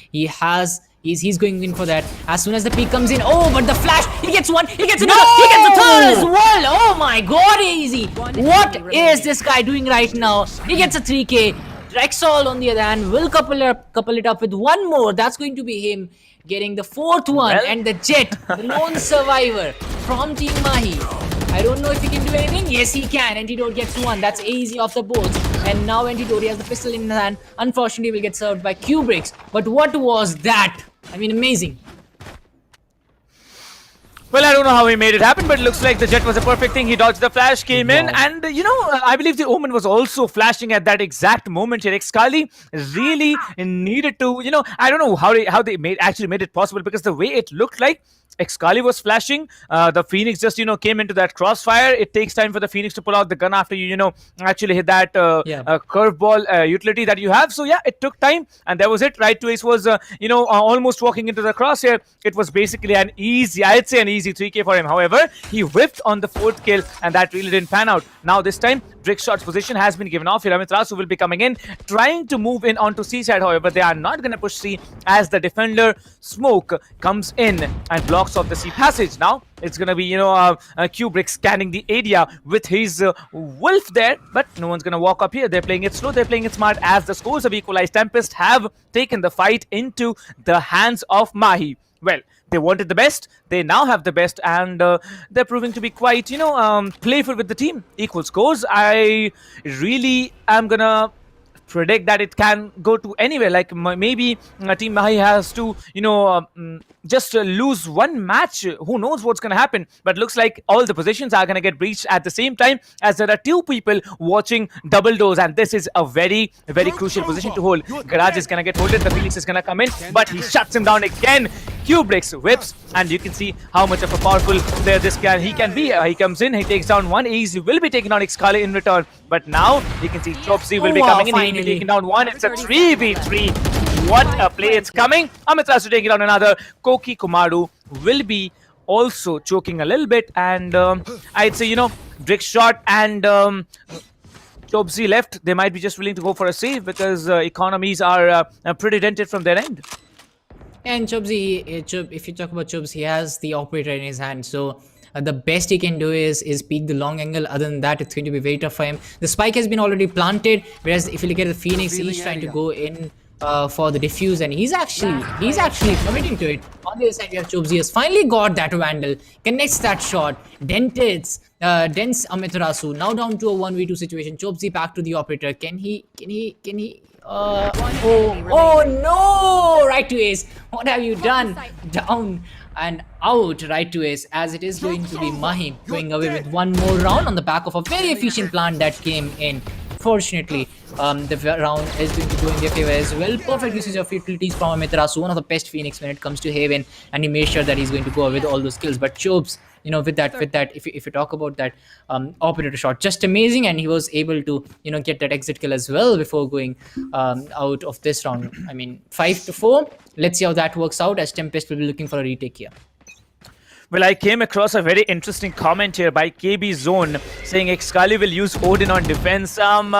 You never know. That happened, against the match, on the map Haven, on the defender side against the match. I believe it was Paratroops on the other side of the game here, but now it's looking to be much more difficult to push through, because you can see the Omen will be taking the position. He just checks, spots Excali, and he will be sent back. He actually does not cancel. He's going to be sent back. Antidote now picking up that same position. Oh my god, this is a very, very crucial frag. Nope, he's not going to do that. Well, it's possible, it's not impossible, but it's just that he's going to have to play much harder. Brickshot, however, will be coming in. The executor is going to come in. The flash will be denied for. Brickshot will be taking him down. Amiterasu goes down, and with that, it's again leveled at a 3 versus 3 retake. Easy walking down. Garage Link is going to be a very, very crucial position to hold down. 2 players in CT. They are all playing out on their own. The flash comes in. Well, he's going to go in, and there it is. Excali gets shut down. Shot with a 3K already. Antidote needs to be careful. The most feared operator players against 2, and last player standing, it's going to be the Phoenix here, moving on with that defuse. Well, Antidote might be able to just whip up here. He's gonna jump down, going in for the defuse or not, as he clicks it and he hits the headshot onto it. A massive play by Antidote, and then comes the Jet voice line. You guys That's it. That's exactly what happened here. The most feared operator players finally showing his skills to the play. Quick thinking by him to pull out the Blade Storm, and just one knife. That was it. The round was there in Team Mahi's favor. 2 more points to go. Mahi needs to secure them since it's an attack-oriented map. TempesT needs to secure them since they want this fight. They wanted this fight, and looks like TempesT are going to be pushed into an eco round. I feel this was a little impatient coming in from them. If they would have waited a little longer, Killjoy peak coming in at the wrong time, giving away that kill to Antidote meant that he's going to be ready with his ultimate as well, and that actually was the foundation for them to go away with the victory, as Excali will get one onto all the players from Tempest. That's Sky off the boards. Now they have a lot more freedom to go anywhere they want. On the other side, we have Killjoy trying to defend the A side, whereas the Jet will be holding on towards the C side. We have the Omen versus Omen, which can happen here. It all depends on him. If he can get the kill here, no, he doesn't. It's going to be right to Ace getting one more. The Killjoy will be going into lockdown, but is it going to work? That still remains a question, because I feel that a lot of investment has been done without the plant happening here, and down to a 5v1 situation, that's going to go in vain. 0 players have been detained. Right to Ace will go for the plant. It's as easy as it gets for them. Now, I guess this is one of those rounds which is going to go in the favor of Team Mahi. Well, looks like it, because there's just one player standing and another flawless round stepping in. Well, Excali, he's going to be very, very funny to watch. Like, I believe he's one of the most entertaining and also one of the most funny, guys that we have playing here. Well, Excali, look at him. Like, he was just, jiggling left and right along with that Phoenix, who was trying to shoot him down with that, the sheriff there in his hand. Well, I believe Team Mahi, they need one more round. TempesT, they did make a very smart decision of actually, pushing it into an eco round, and now they have a full buy. Chobes will be getting that operator. Antidote also has an operator to play with, and you can see the kill distribution, how even it is from both the teams here. 10-8-6-5-4 from TempesT, AEZ, Drickshot, Cubrix, Chobzi, and Koki. And talking about Team Mahi, Amiterasu, Excali, Antidote, right to his Hellfighter. We all know Antidote, he is a god-level operator guy. We all know Amiterasu, how confident he is on this particular map, and that's exactly how what's happening here. Amiterasu just 7 deaths out of, the 11 rounds we have played, 11 frags and 4 assists. So I believe the assists can be counted as half frags. So I'm going to just, add 2 more frags if it were up to me. But thankfully it's not. And we're down to the side switch round, I can call it that. And it's going to be the last round in this particular half. Dinkar, what do you think? Amiterasu, Excali, the way these players are combining and pushing through TempesT, are they unable to predict them? Because it looks like after 4-2, it's been quite some time, TempesT has been able to secure any round at all. Yeah, it has been tough on them, and there have been a lot of mistakes on their part, but they are trying their best to come back. But right now, look at the positioning here. Excali, he's ready with his ultimate, so that's going to come in. But right to Ace, he has the Hunter's Fury ready. So I mean, it's very, very rare that you would see him missing. So I can already count one of the players from TempesT down and out, since it is the last round before the half. So I do feel that he's going to use that a little earlier, but let's see how that works out, as we are expecting a little bit of time out here, maybe from the side of TempesT, who want to work out a better plan here to come up with, so that they can go away with at least this round. Because Haven, an attacker side map, you even if it's a 4-round, even if it's a 2-round deficit, I would still see TempesT coming back. Let's see what happens, as Shobs will be coming in towards the B side. He still has the operator in his hand. Let's see how that pans out for his team, because as soon as TempesT loses a couple of players, and then if it's Chobes and the other 2 players still standing, it will be practically a 2v3 or 2v5 situation coming in. So let's see how that works out for him, as Cubrix will be coming back. Koki, on the other hand, is trying to hold on. Look at Team Mahi right now. They're not committing to any of the sides. They are still putting Team TempesT in a dilemma. They're not giving away anything here. They want Team TempesT to be a little restless, a little impatient, then rotate towards one side, and then the other side will be completely open to Team Mahi, or it will be completely jam-packed, where right to Ace will be able to land a lot of kills by just using the Hunter's Fury. So it is a perfect plan coming in from Team Mahi. Let's see if they can actually go in and convert this into one more victory with a 4-point lead that they might have after this round. But Chobzi, all of them completely coming onto the C side. This is, as the location will be revealed, this is the perfect start. Right to Ace gets taken down. Chobzi gets one more. Oh my god! What is Team TempesT doing? They are coming in with a beautiful retake, but Antidote will come in with an operator. Now it's down to a 3v2 situation. It was just the perfect time for Team TempesT to show what they have got.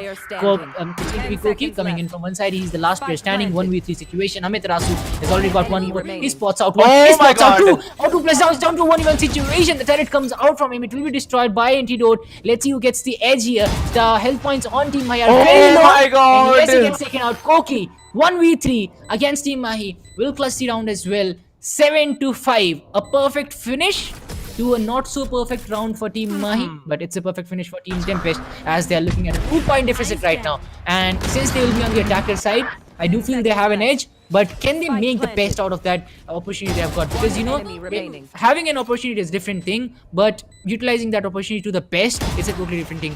Team TempesT, they have done it in this round. Can they do it in the next one? Let's see. Well, let's have a short analysis, all right, Thinker? Like, I think we should have a post, round analysis. Well, now we don't have time to talk about the half, so let's just talk about this particular round. Well, I saw what was happening at C-Long. They waited for the last 40 seconds to push through. They did push out through, but what happened was the Opper, Chobzi playing with the operator on C-Long, he did manage to get Hellfighter, but the way the Omen, that was our Excali, distracted with the ultimate back in the backside of C, I believe that was the most crucial point where we found out that Antidote can take down two players. He took down one with the operator. He came in for a second, who was probably coming in from the for the backstab from C-Long, took down the second one with a frenzy, and then it was all out. The last player standing, Koki, he was playing in CT. No one predicted him to be there. All the three players, they were watching Garage, and that was it. The smoke from Antidote actually, caused, I believe, team TempesT's Koki to come in and pull off that 3K, like 2K right off the bat, shutting down Excali and the remaining player, I believe that was Amit Rasu, if not mistaken. And then it was just a 1v1 where Antidote was having less than 36 HP, and that's exactly what happened. And the round was there. 7-5, Team Mahi on the defender's side, having a lead of 2 points. Well, it's going to be interesting thing to watch whether they're going to push or they're going to just, play in their corners and just let people walk into their crosses. What do you think, Dinker? How is it going to be, played out from Team Mahi's perspective? They'll look to increase their lead here, while TempesT, they'll look to surface that lead right at this point and maybe get a lead of their own. Now, I'm waiting for NT to get his operator and then sit at the C-Long angle, blocking that angle completely. Let's see if Team TempesT will be able to breach that, because we have seen that happening over and over again. So that is something which can happen. But on the other side, we have Team TempesT who are looking for the mid control here. I don't think that it will be a B push coming in from them, but yes, they'll be looking for the control to have that freedom. Maybe if they can land a kill right in that process, they'll have the freedom to go to either of the sides. So that's something they're looking forward to right now. But let's see if that works out, because that is going to take a very good execution. Frenzy is coming in from the side of Team Team Mahi, as Amit Rasu will be leading the charge for his team. Antidote lands first. That's easy off the boards. The other player has been spotted as well. He knows where the second player is, so that's going to be Antidote trying to get one more. Yes, he connects that beautiful headshot. On the other side, we have Drexler, who will be coming up with a trade of his own, but still the numbers are favoring Team Mahi for one extra player with them. Let's see if they can make the best out of it. The Phoenix will be carrying the spike, and I guess he's looking for a C execute here, but I'm not really sure if that's going to work out, because the Omen and the Cypher still guarding that region is going to be very hard for this side of Team TempesT, lacking the numbers. Koki on the other end trying to clear out the numbers, but it's just too much. A player on the B side and a player on the C side as well will mean that he's going to get sandwiched. He spots one, but the shots are coming in from everywhere right now. The cyber cage, but Drift shot will definitely land that ghost shot onto Excali, will take him out. Hellfighter on the other end comes up with one of his own, down to 3 substitution. Hellfighter gets one more. The Phoenix still standing. He has been spotted. A lot of shots coming in from right to his. He'll connect that one onto Rick shot, and that will mean that Mahi is going to increase their lead to 3, and TempesT down to the 5 rounds that they have done. Well, to be very, very honest, I didn't think that Antidote was going to pull that out, because the way Dick Shot was looking in that direction, I really thought he was going to just, shut him down before even the Sky comes back. But what did the Sky exactly do? He did not have to come back. He came back in that simple position where he was once reconned, and he knew that Antidote was down there in sewers. So why did he need to peek? And that was a very big mistake. After that, it was just a 1 versus 3 situation where the Phoenix could not pull through. And I believe, and that's one way to say it. However, the lead has increased now. 3 points lead moving in for Team Mahi. 8-5. Cypher tags him already. The turret will be taken down, and as you can see, they found my wires. So yeah, one of the Cypher, trip wires have been spotted for. A force by round coming in now for Team Mahi. Shock dart coming in. Antidote will be taking down one. Koki will be coming in and shutting down Hellfighter from behind. And as you can see, the Phoenix will be daunting in, trying to go for the frags here. Well, Drake Shot really angry on right to ace. Just, rushes in with everything. Antidote taking one, trying to go for the double here. Trying to just wall bang and hit those shots here. The Jet will be dashing out slowly as it comes to this point where it's a 2v2. Now, the Phoenix can heal up. The Sky cannot. Well, it's down to Rickshot because I believe, even a whisker of a bullet can take this guy down. And that's exactly what's happening. Excali now walking down double doors, trying to catch any person off guard. Well, the Phoenix is the one team Mahi should be focused on, but they do not know where he is. Well, he gets spotted. Rickshot will be taking him down. And the Sky lurking around in C window has now come down into garage. He can pull off a 2K possibly. 8 HP to deal with. And that is... it's difficult to, put out in front of you guys, but Kubrick's very feeble chances of making it happen.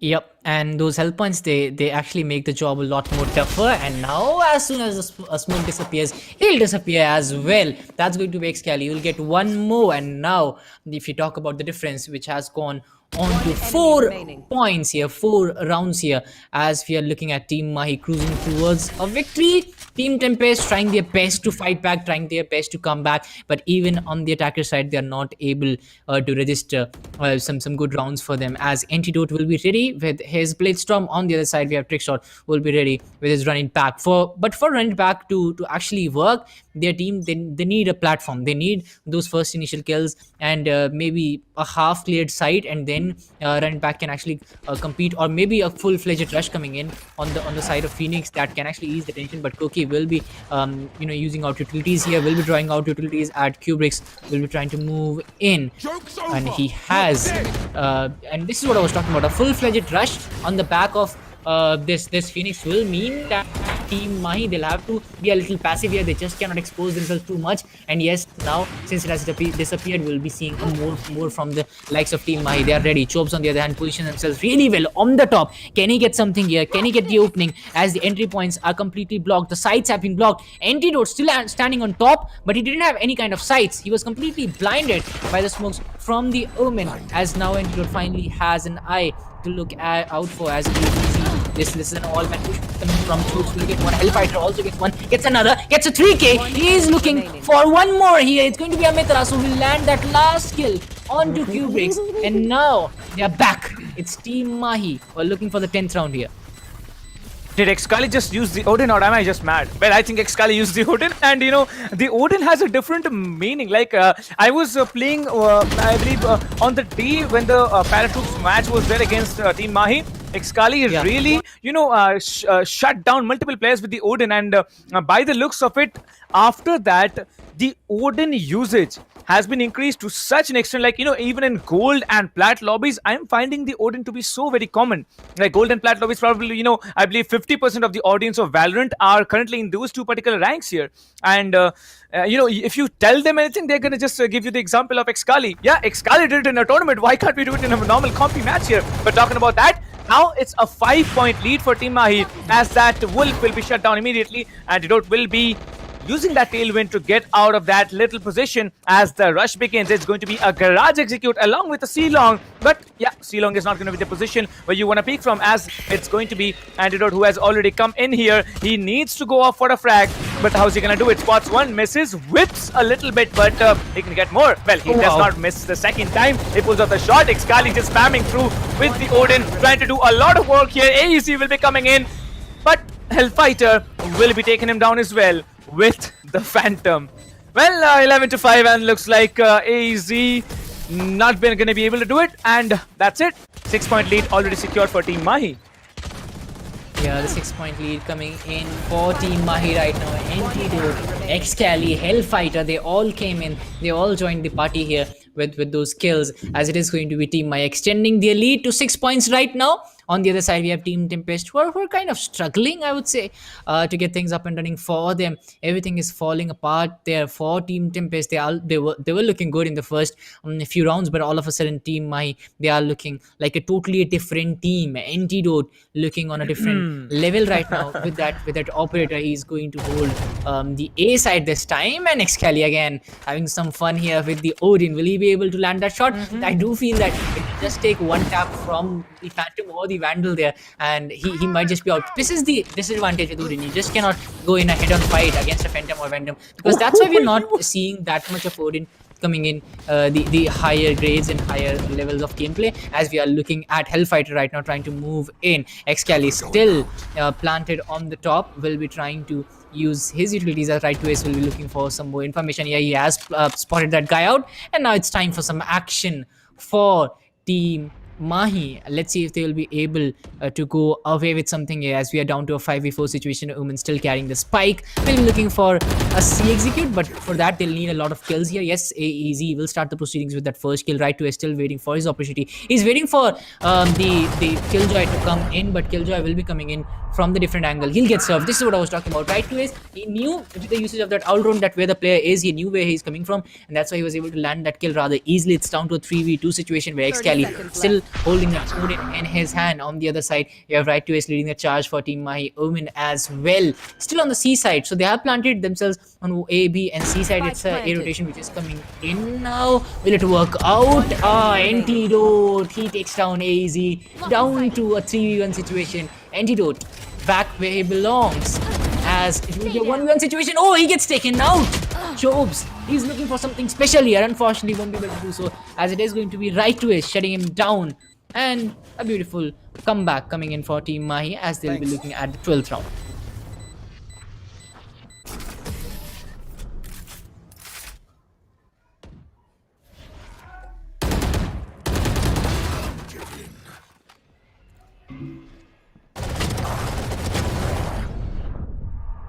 Planted. No, this is what I was talking about. Odin, it's very hard to control in long range. One good shot from the other side and he can get taken out. So yeah, that But still, you know, Thinker, the one thing that I notice is that the operator guy, like Antidote, I don't know what he does, but sometimes it's like Antidote is a god with the operator. The other times it's like, where is Antidote? And now he's being that god here. 10 deaths, 20 kills, 2 KD, easily maintained. Everyone from Team Mahi has a 1+ KD now, and look at the outcome. Although, talking about TempesT AZ, Drickshot, really trying to outfrag the others. Well, Chobsy definitely not, working out along how they had planned to with the Jet. And looks like there's going to be some issue with the buy as well, because looks like Chobsy will be left without a gun if someone doesn't give it to him. He goes on for a stinger buy.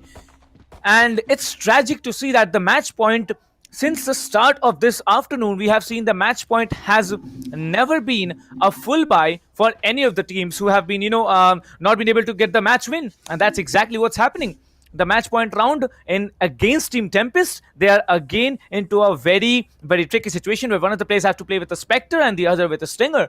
And that's very disappointing to watch after, seeing so many rounds that we have seen, already 17 rounds into the game. And looks like they have already lost because the buy is not favoring them. Any strategies are not going to be, outplayed here. Well, that's it.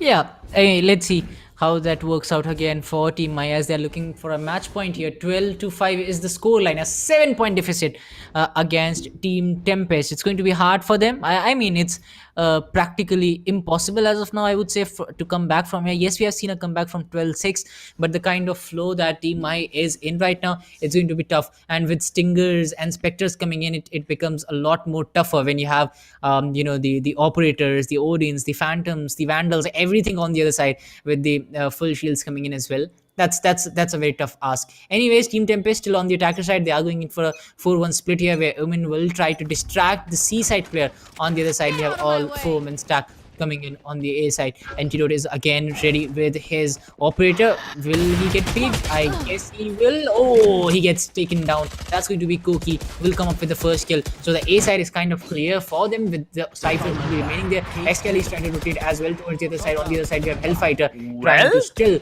hold his ground, as right to Ace gets one. Right to Ace gets taken out as well. Amitarasu on the other hand will get a trade in his team's favor, as you're down to a 3v3 situation. Again, xcali comes up. He'll take down Chobes, and now we're down to 3v2, where the numbers are completely favoring the likes of Team Mahi. The operator in the hand of the Sky. I don't know if it's going to do anything, as xcali he's come up from a totally different angle. Steals the kill. Goes away with the victory. That's the first game done and dusted.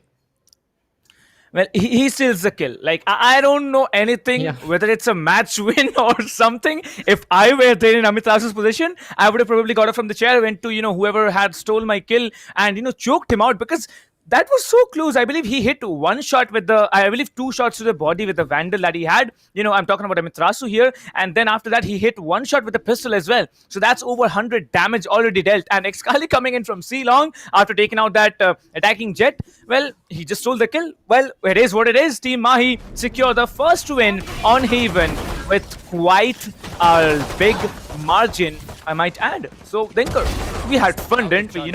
Operator plays, and one weapon which we don't usually see is getting used by Team Mahi here, and I expect that everyone will be now trying to use Odin just because of the fact that one of the best teams in India are also trying to do it. They're just having fun. They know that they're not gonna go with Odin plays when they walk into something of a much bigger level of a tournament, because one tap to the head by a Vandal, your Odin won't be able to do anything.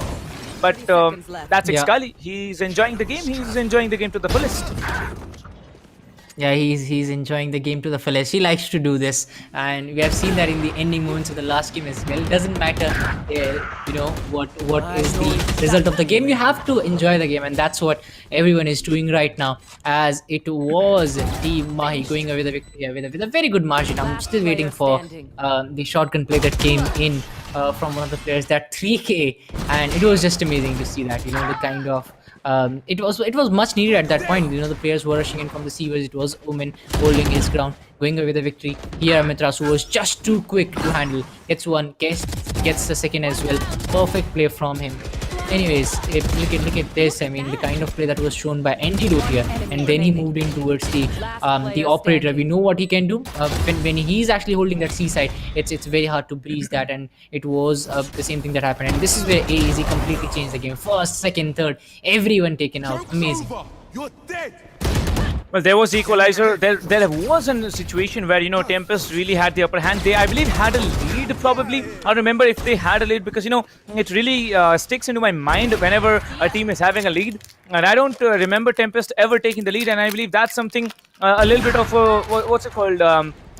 I'd say disappointing thing, because the TempesT, this team, it wasn't functioning so good like what they would have, but in the end, they did pull off equalizers, and that's a very, very massive thing you've done against Team Mahi. Well, now TempesT can also prepare for the next game, because the next game it's going to be split.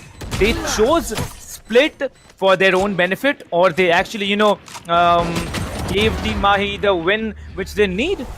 Well, it's basically, we're going to find out after a short with that. That's what we're going to find out in the next game. Split, is it still the home ground for Team Mahi, or is it going to be TempesT, who actually outperformed them? We are about to find out. Well, I believe 3 to 4 flawless rounds gives you the answer as to, why people fear so much of this particular team. And that's exactly it. One enemy remaining.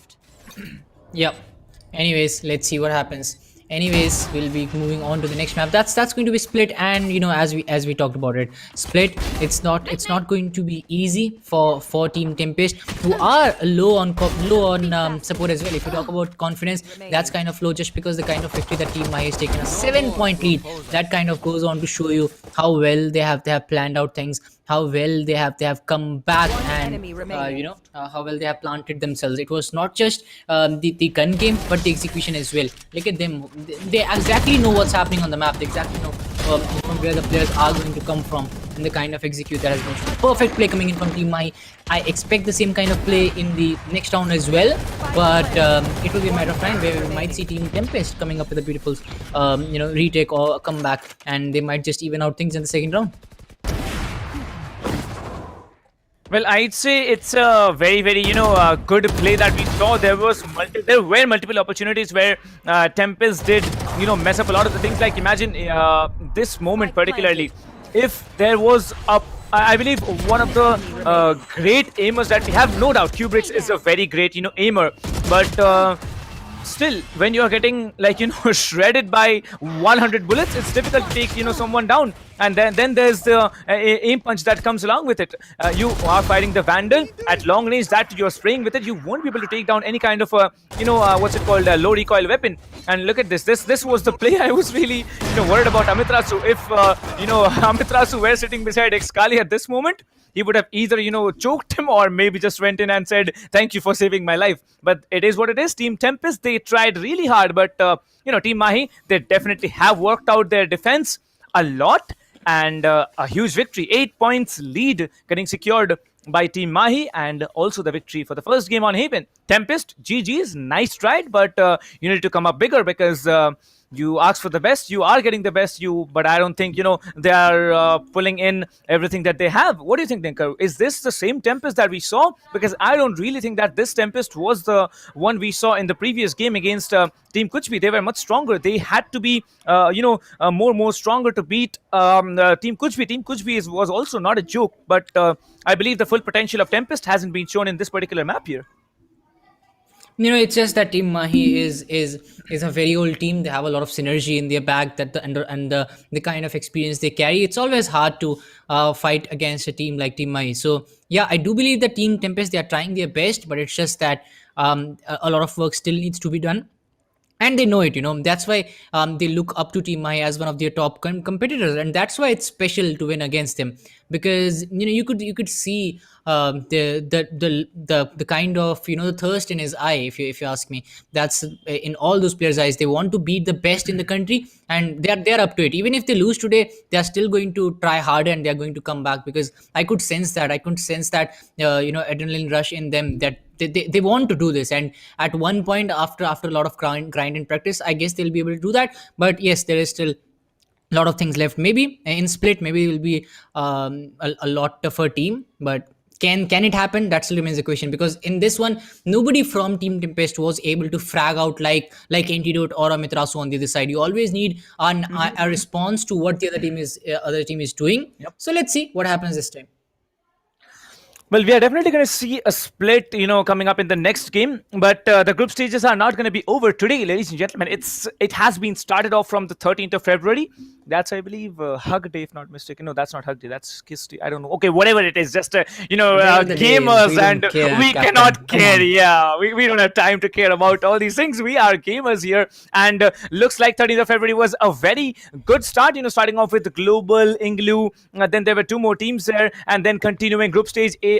Group A has been completed. Group B upper brackets are about to be over in the next 2 games or so. But that's in it for you. It's the 15th today. And as you can see, the first game, Team Lag versus Mahi, 2-0 victory. Second game, 2-1 victory for Team TempesT. Could be really not showing what they had shown us in the first game. But coming in now in the finals of the upper bracket, looks like Team Mahi, they have already earned their advantage. And Team TempesT, they want to take the fight in the home ground of Team Mahi. Whether either there can be two situations for this particular scenario that has come up in front of us. Team TempesT selecting split. Either they actually want to see how strong Team Mahi is on their home map, or it's like Team TempesT, since they had won in split against Team Kuch in the previous semi-finals. Maybe that's the reason that they've chosen the map. Who knows what's going to happen? Group C, Group D, the group stage matches are going to happen on the 18th, 19th, and the 20th and 21st respectively. But yes, whoever wins today will be moving into the playoffs of the tournament. Well, if you want to come daily, then all you need to do just subscribe to wherever you're watching. Well, I believe SkyEsports is very, very close to pulling off 100k subscribers, and also that beautiful silver play button. So why not help SkyEsports in doing that? And also wherever you're watching, like, who knows, there might be a bigger channel probably able to they're gonna hit 1 million. So yeah, subscribe to their content, their channel, and you might be able to come in for the next tournament, because the tournaments will be keeping on coming this entire year. It's just February. 1 month is over. ESPL has provided you with such a big platform and open tournament. Like, that's amazing, right? Well, for the viewers, you still have a chance of winning lots of goodies here from HyperX. Tier 4 gifts as the Fury S mousepad. Pulsefire Raid mouse will be as the Tier 3 gift here. Tier 2 Alloy Core RGB gaming keyboard or the Cloud Core 7.1. Well, the entire set or the grand prize will be there of all these 4 items combined. Only one person is going to get that. Rest all, you're going to have to be satisfied with the tier 2, 3 and 4 rewards. But you need to be lucky for that. Head over to the description and you will be finding a simple link which is known as the ESPL Welcome Gift Giveaway. And make your entries. You're going to be able to, step up your game. Well, talking about split here, as you can see, TempesT is the team that has chosen split, and Team Mahi will be starting out on the defenders. Well, we know, Dinker, how Team Mahi plays on defense. They are usually very, very aggressive, but will they be doing the same? What do you think? I mean, let's see. It's going to be Team TempesT starting on the attackers. It's going to be a tough time for them since, Split being the defensive favored map, Team Mahi is definitely going to try to finish this off as quickly as possible. But Team TempesT, they're not a team that you can play around with. If you talk about Team Mahi, they have always been serious. Even if they go against any team, we have seen the same kind of gameplay coming in from them. But let's see what TempesT can pull off on the attacker side, because even if it's a 7-5 against them, they'll still have a chance to win, just because after the split they will be on the defense. But for that to happen, they need a good start. They at least need those pistol rounds, and after that maybe the full buy round as well, because I don't expect Team Mahi to make that kind of mistake of spending a lot in the second round itself and then going on to lose on that one. So whenever they are committing a lot, whether it's about the utilities or it's about the the gun investment which comes in, they're always very cautious of the moves they are making, and that lands them a very good play. But let's see how that works out. Let's see, Captain.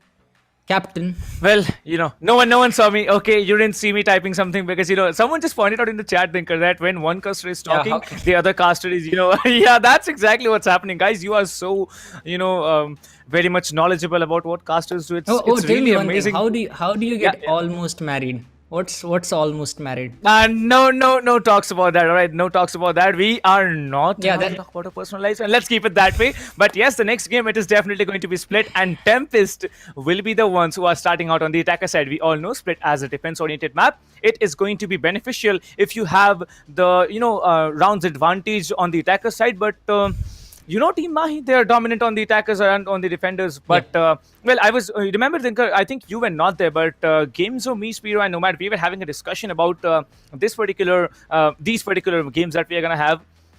People really refuse to believe that Team Mahi can be taken down. But they have been taken down in the past, and I believe Team TempesT, they are exactly trying to, do that same thing. Take them down in the home ground, and you'll be leaving a lot of marks there in that clean sheet that they're trying to put up in the entire tournament. But still, it is what it is. TempesT is going to take Mahi to Split, where they are starting it off on the attacker side. It's going to be tough. First of all, Split being one of the strongest map for Team Mahi. Then second thing is that they are starting on defense. If they would have started on attack, I still feel that Team TempesT, they would have a slight advantage. But now they are starting on defense. And the third thing, that Team Mahi, they have looked good in the pistol round today. So that's another thing that is going to come in. So 3 straight things going against Team TempesT. It's going to be a tough one, but you don't become a hero. You don't become a champion by doing easy things. For becoming a champion, if you want to crown yourself as one, you need to play like a champion. You need to be ready to challenge any team on any ground. So that's something that Team Mahi has done in the past, and that's something if Team TempesT, if they want to become a champion, if they want to become the top team, then they need to do that. There is no excuse of a map or the starting side, and there is no excuse for any team. Actually, nobody is making an excuse if you're just making speculations here. So yeah, if you want to become the best team, you should be ready to play on any map, on any side. So that's something which is going to happen right now. Let's see if Team TempesT can pull this off, just because they already have a deficit. They have already lost Haven. So yeah, I do feel that Team TempesT a little low on confidence, just because the fact that they already have a burden on their back because of losing in Haven. But I still feel that they can make a comeback if they play well.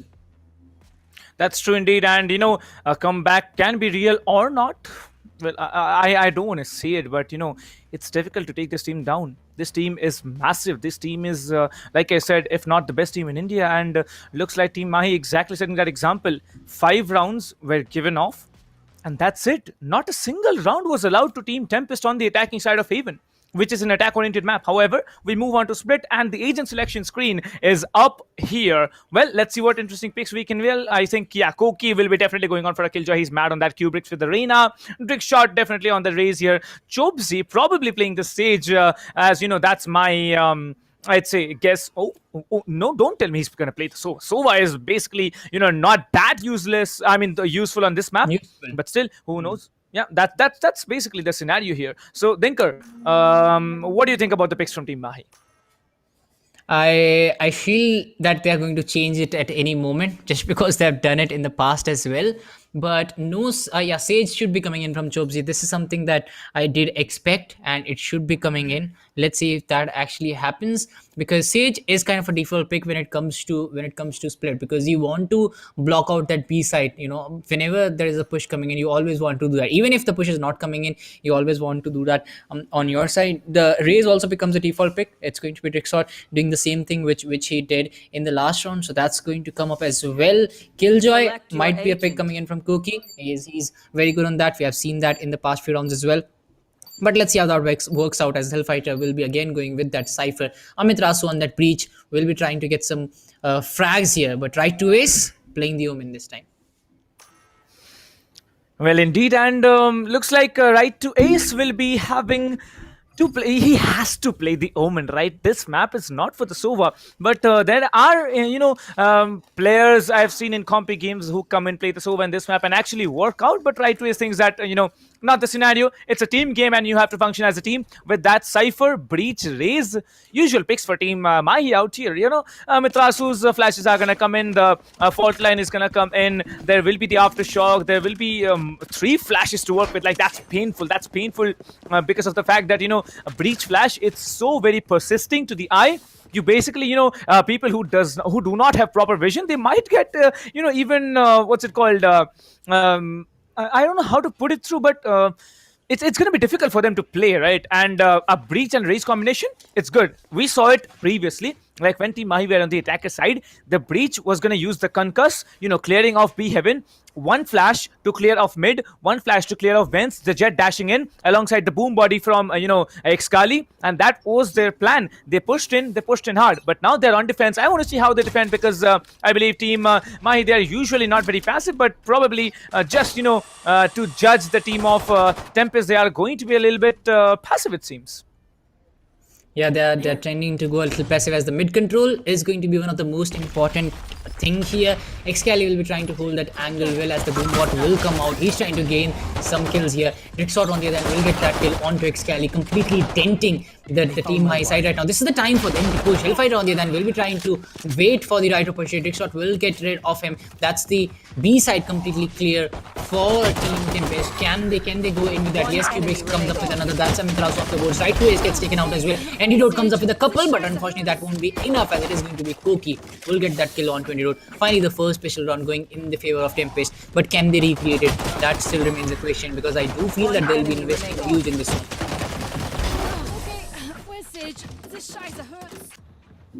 Well, okay, Westage, the Shizer hurts. I don't know TempesT how they pulled it off, but they definitely pulled it off in a very, very smart way. Well taken that pistol round once again. Mahi having the legacy of not winning the pistol round on split has come true once again, ladies and gentlemen, and the force by round is going to come in, as it is TempesT. Everyone is going to have a Spectre, but two players are actually deciding not to go on with heavy shields. As we can see, Koki will be leading the charge from Team TempesT perspective. There are already 2 players trying to come up onto A heaven, and it's going to be a difficult one to breach this particular area. Yeah, they are going to control that, as we are seeing the side of TempesT this time again trying to move towards the A side. It's going to be an all-men stack, but look at Team Mahi, how well they have responded. They have all their players set up, but I guess it was Drixor who was trying to come up with something special here. Goes for that push, but unfortunately that didn't work out, as Koki gets rid of Hellfighter. Antidote comes up with one as well, as we're down to a 2v2 fight. Let's see what happens, as the spike is in the hand of Reyna, and I guess he's looking for that frag. Oh, unfortunately Cubic spots that, gets one as well. Antidote taken out. Now it's down to 2v1, and it looks like TempesT might just go away with another here on the other side. We have both the players rotating towards the B side. And team, if you look at the side of Team Mahi, their breach is also very quick to respond. They are also coming back with a full rotate here. Let's see how that pans out, as it might just be a 1v1 fight in from Amitra. So he'll look for that kill. Unfortunately, won't be able to land those shots, as it is going to be Cubics. Will connect beautifully, goes for that push, confirms that kill, and now it's the first 2 rounds going in the favor of TempesT. Well, looks like it, and by the looks of it, very, very, what's it called? I don't know how to say it, but I'd say it's a very quick round that came in, because in the end, TempesT, they were so confident of what they were trying to do, and that's exactly what happened. But now it's a challenge. It's a challenge to come out against Vandals and Phantoms that Team Mahi has been able to buy. But there's one person with light shields. Amiterasu, where did you invest your economy, man? Like, you need to have a little bit of questions asked to yourself, like, where are you spending the money that you're getting, in the game? But looks like it. He's going to go on for the frag. Kubrix will be actually coming in with that strafing alongside the... he was having the Spectre, right? So you can actually strafe and take out players. Well, looks like Antidote, he has to use the tailwind to get away from that particular swarm grenade. Those nano swarm grenades are very, very painful, and looks like Hellfighter will be taken down as well. Koki will be coming in, getting one frag, but there's going to be another taken down, but finally Right Ways will be coming in and trading it off. 4 versus 2, very, very difficult retake. Let's see if it happens. Now it's a 4v1, and it's down to Right Ways to save the day and the round for, not the day, but at least the round for Team Mahi. Let's find out if he's able to. Yeah, Right is the only player. Let's see what he can bring to the table as he'll try to get some frags here. He spots one, but unfortunately will be taken down from the bottom. It's going to be Kubrix who will shut him down. Right is taken out, which will mean that Team TempesT is looking very strong right now. Look at these shots coming in from Kubrix. Even with that, Spectre, he was able to land a lot of kills. Hellfighter taken down, and then Antidote trying to come up with that resistance. Unfortunately, he will be taken down as well. Team Mahi right now struggling with the numbers. If you talk about that, they are struggling with those credits. On the other side, we have TempesT who are cruising in with those Vandals and Phantoms coming in from them, full shields as well.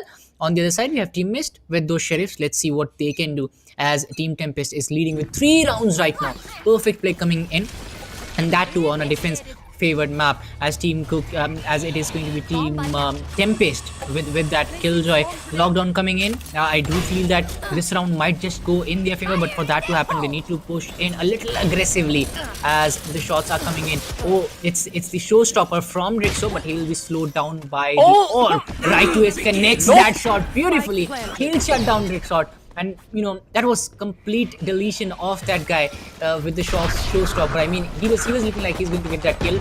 First of all, that the slow orb, and after that, the sheriff shot coming in from the other side will mean that he's going to go out easy. Finally gets that kill to actually even out the numbers, but will that work? That's the question. They still need to buy a lot of time. Cookie gets one onto Right to Ace. We're down to a 4v2 situation. Kubrix gets another, and suddenly TempesT is looking very strong with that attack. Cookie gets another, and now Team Mahi down to the last player who might just, he's coming up with some resistance, but not enough to get them a victory. It's going to be TempesT going away with another round.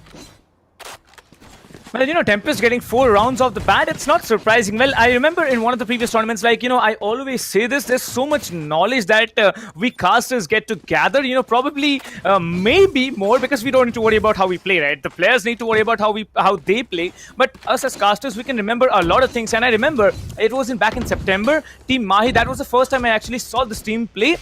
They usually give away the first 4 rounds, not intentionally, but probably because of the unreadiness that they have in a map, studying how the players function. But after that, they're massive, they're huge, and this time, look at it, Antidote buying that operator, will be trying to get at least 1 frag here, as that Boombuddy will be detecting one. He comes in for the flag, there it is, Antidote collecting the first blood at the start of the 5th round. Now, speaking of that same location, he's gonna come in, well, half a second more, he could have got that Omen as well, but that's not the scenario. He's gonna get spammed here. The Omen, I believe, he's now hiding inside vents here, and Antidote will be coming in trying to catch one more player off guard. However, Koki has got an opening onto Heaven. He's gonna come in. Excali will be dropping that Satchel Blast Pack, the C4 Blast Pack, inflicting a little bit of damage onto that Omen. However, Koki needs to come in. The Swarm Grenade will be clearing out that con. Now, Antidote, he can actually work on that, but it's going to be, heavily damaging. So, I'm not going in for that exactly. The Lombard is going to be triggered. I mean, it's going to be built up there as the wall. What kind of a wall is that, man? I believe the wall actually played it off here. The operator shot was messed up as Antidote gets taken down. Now it's a 4v4 scenario in favor of both the teams. Who knows who's going to clutch it out? Because it looks like Team TempesT, they still have the, control, I'd say, of the game. But, okay, I said that. I'm sorry, Team Mahi fans, because Amiterasu says otherwise. And Koki will be trading it off. Chobes will be taking one down. That's a good start to a great round here. With the Breach ulti, Amiterasu will be taking down Chobes as well. A very, very smart decision to use the ulti. But now it's down to the Omen. 22 HP. But, alright, Excali is there. He's still standing tall, will get that kill, and now down to a 3-point deficit. Team Mahi, they committed a lot to this round, they invested a lot to get this round. What a perfect play coming in from Amiterasu at the end, when the numbers were not favoring his team, with TempesT going so strong, he was still standing there. On the other side, we had the Raze Excali, who came in with that last kill onto AEZ. AEZ, he was looking strong at one point, he was looking to take down the complete team of Team Mahi. Unfortunately, that didn't work out, as Excali was still standing tall at the end. Again, we are looking at Team Mahi, who are looking for some more rounds here. Just because there is a 3-point deficit, they want to come back strong. The Lear comes out to deny any kind of sights here. Omen will be trying to carry the spike.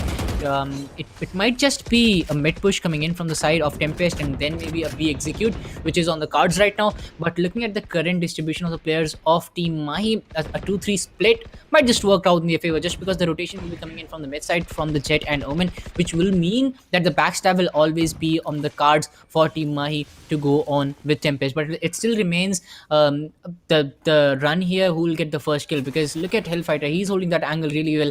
Coming in from an unusual angle will mean that he can surprise the complete team of TempesT here, as they are trying to cruise their way in towards the B side. Hellfighter, on the other hand, looking for that first opening. The Sage Wall is going to come in, and I guess the cage is being triggered as well. They are looking for a rotate here. Yes, they are going for a complete rotation for some reason. On the other side, we have the Omen as well going in. He'll try to go for that kill. It's going to be Antidote who will start the pushing. Kubricks get taken out as well. It's Excali. He'll get one more.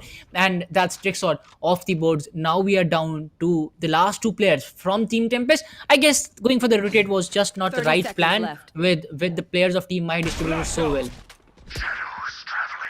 Well, it looks like, Team Mahi still have the control, because there are just two players remaining. It's going to be the Omen. He has the From the Shadows ready in his favor. The Sage is still going to be there, as he's going to get taken down by Antidote, and it looks like another round is going to go away as the Omen is starting to hide, but a flawless round coming in as Excali pulls off a 3K. And I believe the breach, Amiterasu having probably the biggest brain in the current Indian, Valorant Esports, because look at him. They knew the position where the Omen was hiding. The aftershock came in, and that's it. Excali needed to come out, just sync up with the breaches aftershock, and that was a flawless round in their hands. Team Mahi now closing up the lead to 2 points. 2 points lead will still be there in Team TempesT, and well, attacking side, 4 to 6 rounds. It's a very, very good score. Ask me personally, I'm all down for the fact that they have won 4 rounds, but on the defenders, when the side switch happens, things might be different. Who knows, we might be seeing an overly aggressive play coming in from Team Mahi, and they might be just, clutching it out. But Jobsy this time coming in with a stinger here will be denied the entry by Hellfighter. As you can see, one player has been trapped by the tripwire. Well, there it is, the Killjoy, swarm grenade will be dropped here. However, Hellfighter will not be detonating it, as he doesn't want to give away the position yet. He's going to use a blast pack here. The attacking Raze is going to be using a blast pack. As you can see, there is going to be multiple players trying to come in from B Heaven. Yeah, the Sage kind of overcommitted there, and now here goes Hellfighter, gets one more, that gets another. That's a 3K coming in from him as Tricksword gets taken out as well. Tricksword has been shut down time and time again very early into this round. I mean, he was one of the main reasons that his team was able to get a victory against Kuch, and in this round we are not seeing that happen. And it's actually Team Mahi not allowing that to happen, and that's why I guess one of the main reasons for Team TempesT to not go away with anything in the last 2 rounds, as AEZ will finally connect one onto Excali. That's a stinger coming in, and yeah, the perfect headshot. Let's see what happens as Team Hellfighter. It's going to be Hellfighter from Team Mahi is looking for one more kill. Will he connect? Yes, it's a 4K for him. My God. Can he get an ace here as the last player is looking to go away from the backside? Kubricks gets one onto right to ace. He still has the information, and he still has a chance to go with an ace here. It's still a matter of few seconds as the Reyna is looking for that kill. Antidote will shut him down. That's the round over for Team TempesT. It's going to be the 3rd round in the favor of Team Mahi. Well, I'd say, Hellfighter's ace was so disappointing. Probably, like I always say, I always play for kills. You can undermine me how much ever you want to, but I believe kills actually give you a better, a point to stand when you're actually losing the game. But still, now it's not about kills here. You see that Team Mahi is really wanting to win, as the lead has now been reduced to just 1 point. 1 more point. Antidote hits off 1 sniper shot. The initiations can begin, but this time it's going to be an all-out ace stack here. I'm sorry about, That's my throat, probably, you know, a little bit of gurgling coming in from my perspective, but looks like it's going to be an A execute as the entry of A has been smoked off. Now that is going to be an attacker smoke. They probably are willing to go from Heaven. Now Heaven is a position where you need to look out in 3 particular directions. You need to look out in Vents, you need to look out in CT, and also on site.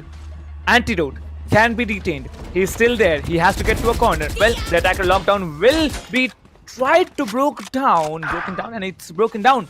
That's a very, very crucial execute coming in. The attacker Sage has the revive to pull off with, looking for the Cypher here. Is gonna come in. Chobzi will be trying to get that one frag. Q-Breaks will be shutting on Antidote, but this time it's going to be a double peek that comes in, and it's going to be only Q-Breaks left alive.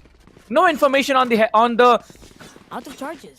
You know, Raze here, Excali, he was hiding there in Heaven, came down exactly when he needed to, and that's another round. The equalizer comes in, as it's a very, very important round. This one is going to be a much important round because it's an eco round for Team TempesT. So, Dinkar, what do you think? Eco round?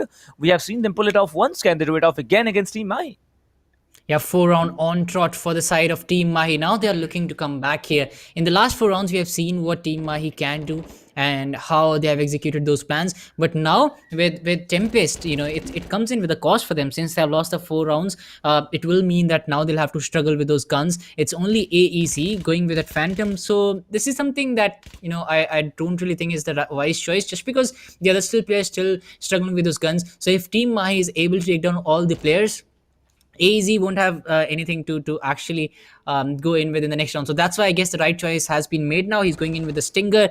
Do what your team is doing. Best strategy coming in. And let's see if they'll be able to land a shot. Because Stinger, I still feel that it is one of the most underrated weapons in the game. Just one good shot on the head and you'll be able to get the job done. I still see a lot of players using Spectre ahead of Stinger. And I'm one of those guys as well. But when the pros are using it, I feel it's just a better gun. Anyways, let's see what happens as the Boombot will be coming in from Excali. Again, the usual play coming in on the B side. It always happens as the turret will be destroyed by Excali. The first thing first, as now the paint shells will start to come through as soon as he expects the team to come in. Oh, Godric shot was already flashed. He's going to get taken down by a Metrasu coming up with the first one. Excali on the other hand trying to go in with the rush. The Sage Wall comes in handy, but unfortunately not to any use. Excali will get one more. He spots out the last player. Oh, 3K coming in for him. Can he get a 4K? He's taking the right angle now, but easy. This is what I was talking about. This is the Stinger. This is the power it holds. I mean, just moving, connecting the headshot, and then going back in the right corner as we are seeing a 4v1 now. Take what's useful. Well, looks like, you know, the lead has been secured once again by Team Mahi. Once they get the game in their hands, they are really functioning. They have understood how the pushes come in the arena, coming in first. I mean, the Raze, then the arena, then the Stage. Killjoy is probably, you know, confused as what to do because there were swarm grenades. Probably would have delayed, you know, someone coming in with that aggressive performance. But Excali just denies that. He says, no, I'm going to walk up with this, or through the swarm grenade. I'm going to just go in and finish you out.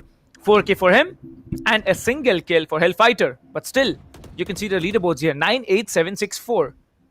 Wait, there should be at least 1 kill for Right to Ace, but you know that would have been quite symmetric here. However, Antidote has started things off here. Chobzi will be taking down the Sage.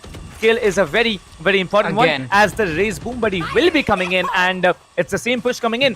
Well, there it is. The Showstopper will be coming in. Let's see if he's spotted here. Oh no! Oh wow! Big shot for the second time will be shut down. Previously with a Sheriff from Right to Ace, now by the Operator from Antidote. He is not being allowed to use his ultimate, and the crowd goes wild. That's exactly what's happening. 3v4, a possible round can be there in the hands of TempesT, but it's going to be very difficult because it's split. It's a defense-oriented map. You know, it's the second time that I'm seeing the Sage getting taken out so early into the game. I do feel that he's kind of committed to wall that region, and that's why he's just leading the team.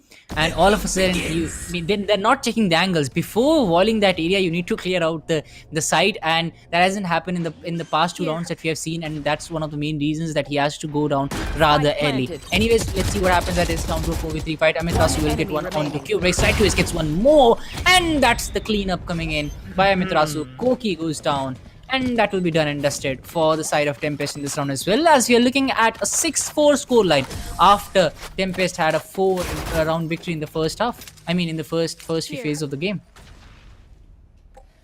I don't know how to say, but after the initial phases of the round, it was really, a bloodbath here because there was no frags coming in, and that's it. The 6th round going in the hands of Mahi. 2 more rounds. Team Tempest, they are going to be a little bit pleased if they actually secure 2 more rounds, but Team Mahi, they are looking to, just secure the rounds, as it seems that Hellfighter will be losing some internet connection or something, as he seems to be disconnected. So yeah, there's going to be a tactical break. A 5 minutes break will be given on to any team, if they have any technical issues, and those 5 minutes, I believe it's going to be very, very crucial for Team Mahi and Team Tempest to actually, plan out their strategies. Who knows what's gonna come up, because now it's going to be the most important match that we have seen. Tempest challenging Team Mahi on Split and then not being able to perform will be actually boosting the confidence of Team Mahi to a lot of extent. Yeah, and that confidence boost is definitely important. But now look at the if you talk about the inventory on the side of Team Mahi, they have 4 ultimates ready, Hellfighter ready with his neural theft, then we have Amaterasu, Excali, Antidote all ready. On the other side we have Team Tempest, who have who have the guns they need, but Koki struggling with that Spectre, then Antidote holding that angle with that Operator. I mean, we saw what he can do in the last round as well. He came up with a beautiful shot.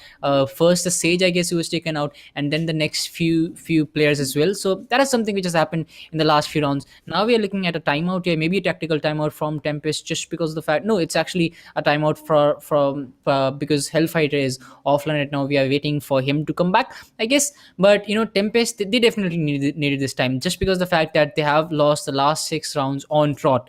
And whenever these kinds of things happen, you start to lose the pace, you start to lose the kind of brains as well, I would say, because then you start to think differently. Now for them, they'll get a time, they'll get a few seconds to breathe, a few minutes to actually start things over again, and maybe see what they did right in the first 4 rounds, and maybe recreate what happened in the last few rounds. Let's see what happens. Well, indeed. And since we have got the time to discuss, let's do some analysis over here. Well, like I said, Team Mahi usually gets the first 4 rounds, against them, because of the fact that every team on every different map, it's basically like, I'd say, differently functional. And that's exactly what's happening here. Team Mahi, they gave away the first 4. They did not give away. They did not give away intentionally. Tempest fought for it and they got the first 4 rounds. But after that, Team Mahi seems to be, unstoppable here. Chubes, however, he has not bought any weapon. I don't know when Hellfighter is going to come back, or if he's going to come back at all, because there are, multiple moments here where I have seen, players playing from different locations from their houses. Probably they run out of power, they get both their internets disconnected. So that's something tragic that can happen possibly to a player. By the looks of it, Mahi and Tempest, both of the teams, they are now having the time to discuss, as well as Team Mahi gets to worry about their teammate Hellfighter. 26 seconds on the clock. And talking about, the way that Team Mahi is playing, I am really looking forward for Team Tempest to come up and secure the next 2 rounds, because the next 2 rounds are going to be crucial. If Team Tempest get it, then it's going to be difficult for Team Mahi to come in on the attacker's side. But if Team Mahi gets it, they're going to be close. They're going to be very, very close to that victory. We predicted Team Mahi's defense to be very weak in Haven. Turns out the opposite. Team Mahi has definitely done their homework and they have practiced really, really hard. That's the only result that, that's the only reason they could have pulled out 13-5. They did not give away a single round on Haven. And now on Split, they judged for 4 rounds, and now it seems like they are good to go. 6 rounds straight off the hat, and now they are not losing a single one. So that's very, very impressive of what Team Mahi has done. I'd say that this team, the lines, how can I say, like the rhyming lines that the audience actually brings in when this team functions. Mahi Mara, like Dinkar, I think we were discussing it a little while ago as well, that Mahi Mara, Mahi Hara, like that's so funny. That's a funny way to support and also motivate your team. And that's exactly what's happening, guys. If you're from a Tempest fan base, if you're from a Mahi fan base, you can definitely just drop in hashtag TMOP, hashtag TempestOP in the chat, and support your team. The players definitely come back and watch the stream. There are analysts who actually come in and watch the stream, watch where it all went wrong, and that's it. Amaterasu, he definitely comes in and watches, because otherwise he can't be, the man he's being right now. Like, imagine that particular round where the Omen was trapped on top of that little spot, on A entry, but the synergy had to play out, the coordination had to play out. Raze came in, the Excali came in and just shut him down. So that's it. well, it's going to be a little while longer till Hellfighter comes back, and till then, I believe there's enough time to talk about multiple things. So if you guys want to know anything about the tournament, we'll be here, happy to help you guys out.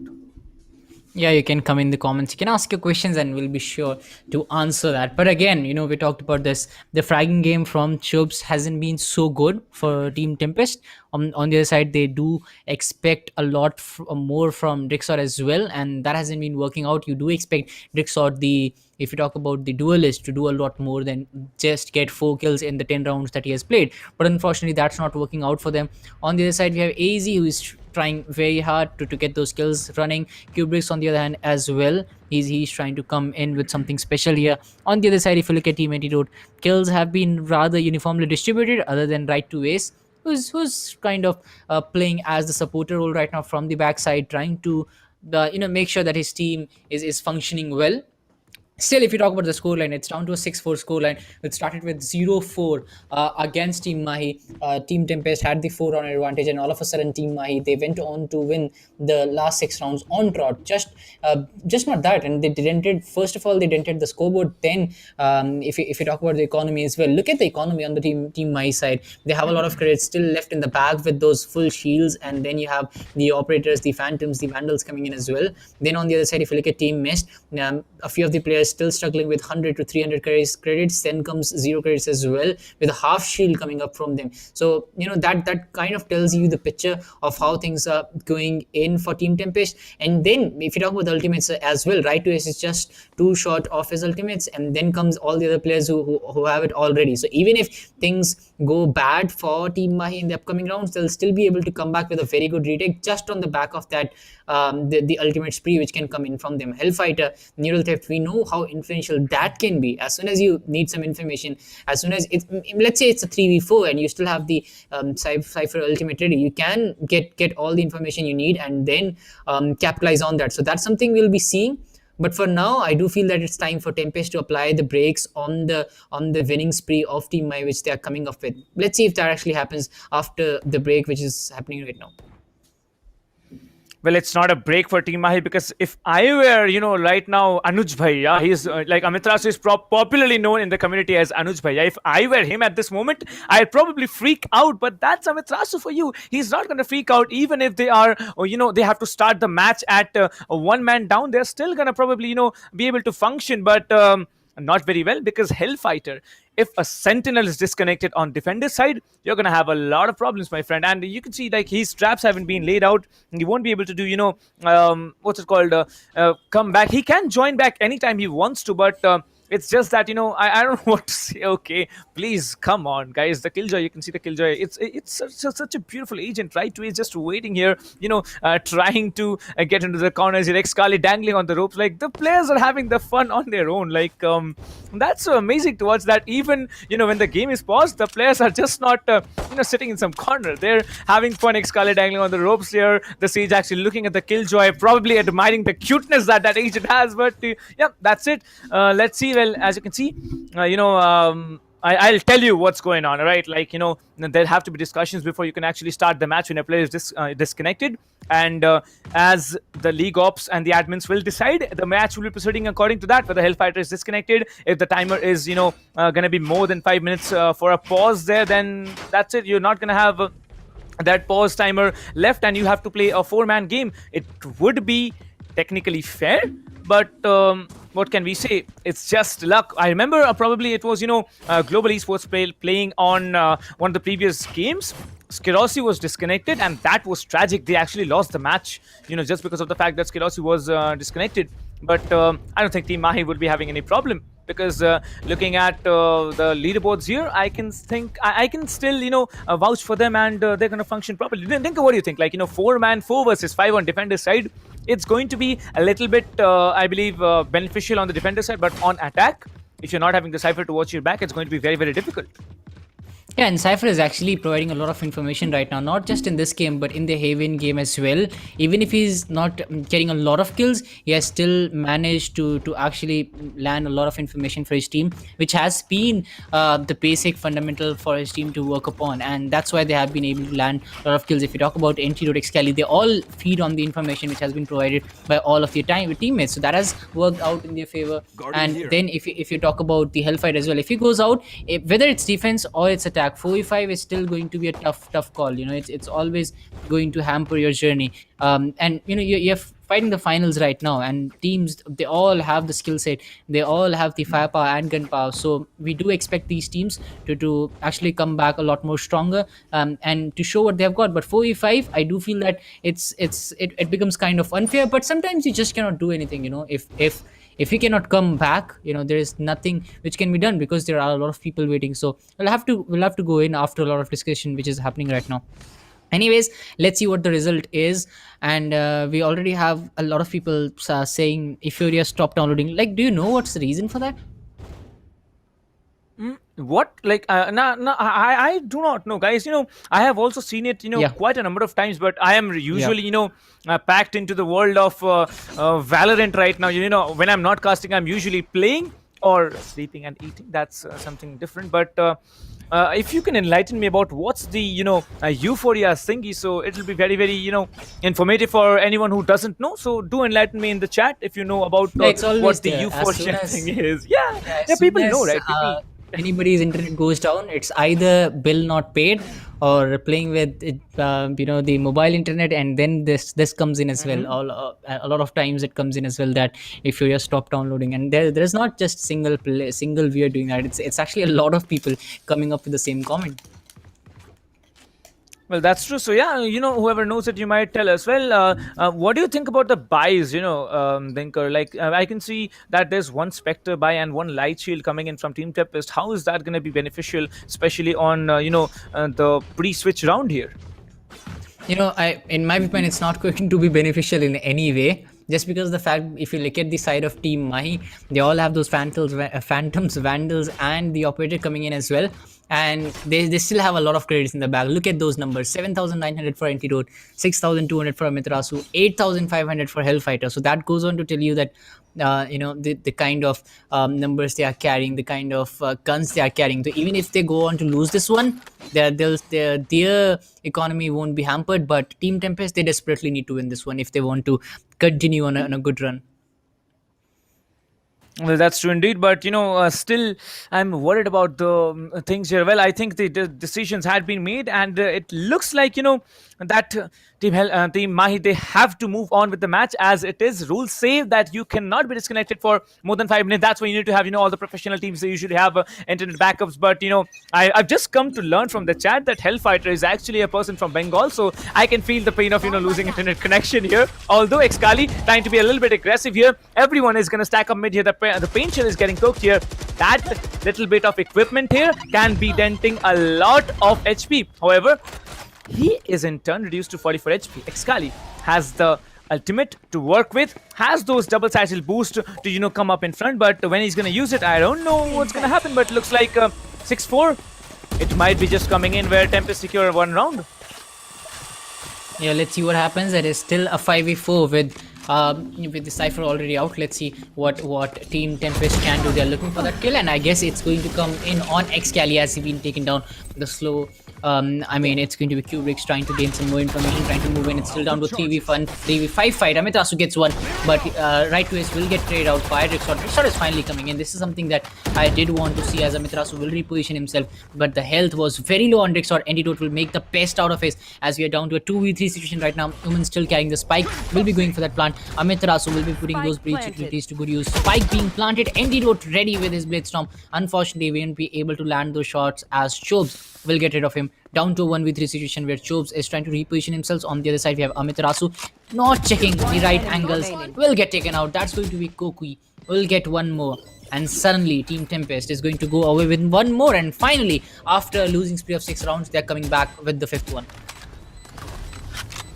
Well, looks like the 5th round can be secured, as Hellfighter is the last player standing, and I believe the players are actually not paying attention to that leaderboard there, well, you can see the scorecards, and looks like Hellfighter's disconnection is going to be a little bit of a troublesome situation here as Team Mahi. They're going to lose a round here, and it's going to be TempesT to secure it, and it's 5-6 already. Well, one more round, and things can be a little bit flattening for this team, because if it's a draw on attack, it's going to be a very, very big of a problem to secure for, Team Mahi on the attacks. If you don't have a Cypher, you're not going to watch the flanks. You're not going to have those trip wires, actually giving you the support for getting information, for getting intel on anyone who's coming up with the flanks. But what can we do? A rule is a rule, and that's how we proceed. 6-5 on the score line, and Mahi needs to secure this round no matter what. Yeah, they need to secure it, or else it's going to be TempesT who will actually go away with a 6-6. That too on the attacker side. One of the best things that can happen to them right now. And then if they go on the defensive side, they'll be a lot more stronger, as Antidote gets one. And yes, it's going to be the revival which will be coming through. But Antidote, he will shut him down again. That's going to be Dixtor, who has been taken down. Sage is struggling with his health points as well. And the Boombot comes in. Oh my god, the showstopper from Excali will mean that one more player is going to bite dust. AZ is coming in with a retake here, but he'll be taken down by Excali. Kubrix, on the other hand, will get rid of him, as we are down to a 2v2 situation where the Breach and Omen still standing the ground for Team Mahi. On the other side, we have two players from Team TempesT. Sage actually carrying the spike right now, struggling with those health points. The healing will be coming through anytime soon. But are they looking for a rotate here? Because I can already see the players from Team Mahi rotate. And just because the fact that they only have two players standing, both the players trying to rotate at the same time. If they had Cypher as well here, they would have gone for a 2-1 split. But it's going to be Amitras who has been shut down. Kubrix has been spotted as well. He gets taken on. What a beautiful shot coming in from right to ace. What did he do right there? As we are down to a 1v1 situation. Now the Sage, I don't know if he's having enough time to rotate, but I guess he's going to commit to the A side. He's coming in from the back side. Oh, Chobes, he gets the shot connected on right to ace. He'll get that confirmation as well. And now it is going to be another round going to the side of TempesT. And after the first half, we are seeing a 6-6 split here. Well, a 6-6 split might be coming in. As you can see, the last remaining player will be AFK. I believe, there have been comms given on to Chobes here that, yeah, the last player is AFK. Just go and secure. Imagine if, Cypher comes back. Well, he's not going to come back as of now. And they secure one more round. 6-6 coming in. Well, Tinker, I believe we are down to the fact here where, there might be much more of a work done here. And actually, this particular round, it was not a 4v5. It was a 4v6. But somehow I thought that, they're just going to make it happen. They're just going to make it work. Well, it was a 1v1 here against right to ace. Didn't work out as planned. And finally, we are down to 6-6. Yep, finally we're down to 6-6. It was not looking like that when the game actually started, and it was not looking like that from the starting itself, because Team TempesT was able to land themselves a total of 4 rounds, and then it was Team Mahi coming in with a retake of 6 rounds on trot, and then we can see Team TempesT coming back very strongly, as we are looking at a 6-6 score line right now after a total of 12 rounds we have seen. Now Team Mahi is on the attack, and Sage actually coming in handy right now. The walls will block those angles as of now, but yeah, it will be broken down. Excali will try to move in on the back of those paint shells. I expect them to come to actually see them anytime soon. But if you look at the numbers right now, Team TempesT, they have gone for the full rotate here. There is the Raze standing tall as well. He'll be coming up with a backstab, but there is a full rotate coming in from the side of Team Mahi. They're looking for an A execute here after starting off on the B side. I guess this is the fake, which is kind of working for them. And when you're already a player short, these are the kinds of strategies that you would like to execute to go in, as it will be Reyna on the other side who will be checking that angle to hold them for a little longer. But look at all the 4 players moving in the synergic manner. The sides being blocked will mean that he's going to have a very quick plant. The Breach will come onto the side, will get the full control, as Excali is looking for the tower here. He's looking for the Haven angle. Excali needs to get that kill as quickly as possible. If he lands these shots correctly, his team will have the advantage, or else they are going to go down. Excali gets spotted. Antidote will come in with the retake. That's the first one for Antidote, and then the retake comes in from Chose. Amiterasu gets 1, but Antidote will get traded out down to a 2v3 situation. AEC connecting one onto Amiterasu. Oh my god, right to ace connects that classic right onto Koki. We are down to a 2v1 situation. The defuse is coming up. There is no time left for right to ace, as he will be rushing in. Let's see what happens as he's struggling with those health points. Right to ace will be given away to AEZ as he lands that hot shot onto right to ace with that ghost. as we are seeing a 7-6. The pistol rounds going in the favor of TempesT. Again, can they go with a victory here? That still remains a question. Will Cypher come back? That is an even bigger question right now, because look at Team Mahi. They are suddenly looking like a totally he's different back? team. Hello, yeah, is he back? Because because I don't see that no. disconnection sign there. He's not moving. Oh, yeah, he's not right. moving. He's not moving, but I don't see that disconnection sign, and based on the observer's perspective, looks like he's gonna take maybe a second or two coming in. As you can see, AEZ will be trying to teleport onto the left hand side here. He's not gonna try. He's gonna just actually bait the teleport, as Antidote will be deleting Kubrick's by that one tap from the Sheriff. Not expected, but I believe the insane level of accuracy that Team Mahi has is trying to function out as they wanted to. The force buy round coming in from Team TempesT, however, will maybe not be favorable for them. But I really want to know that how Team Mahi is going to make it happen, because by the looks of it, it's still a 4v4. One player have been down, one player has been down. It's a very beneficial thing here. But Koki, look at him. Alarm bot inside vents. There's going to be a swarm grenade on the entry of vents. It's a very decent hold for mid. They know that Team Mahi usually likes to come up here onto mid here, and Trickshot will be spotting one of the players from Team Mahi and dropping that boom buddy. However, the return paint shell.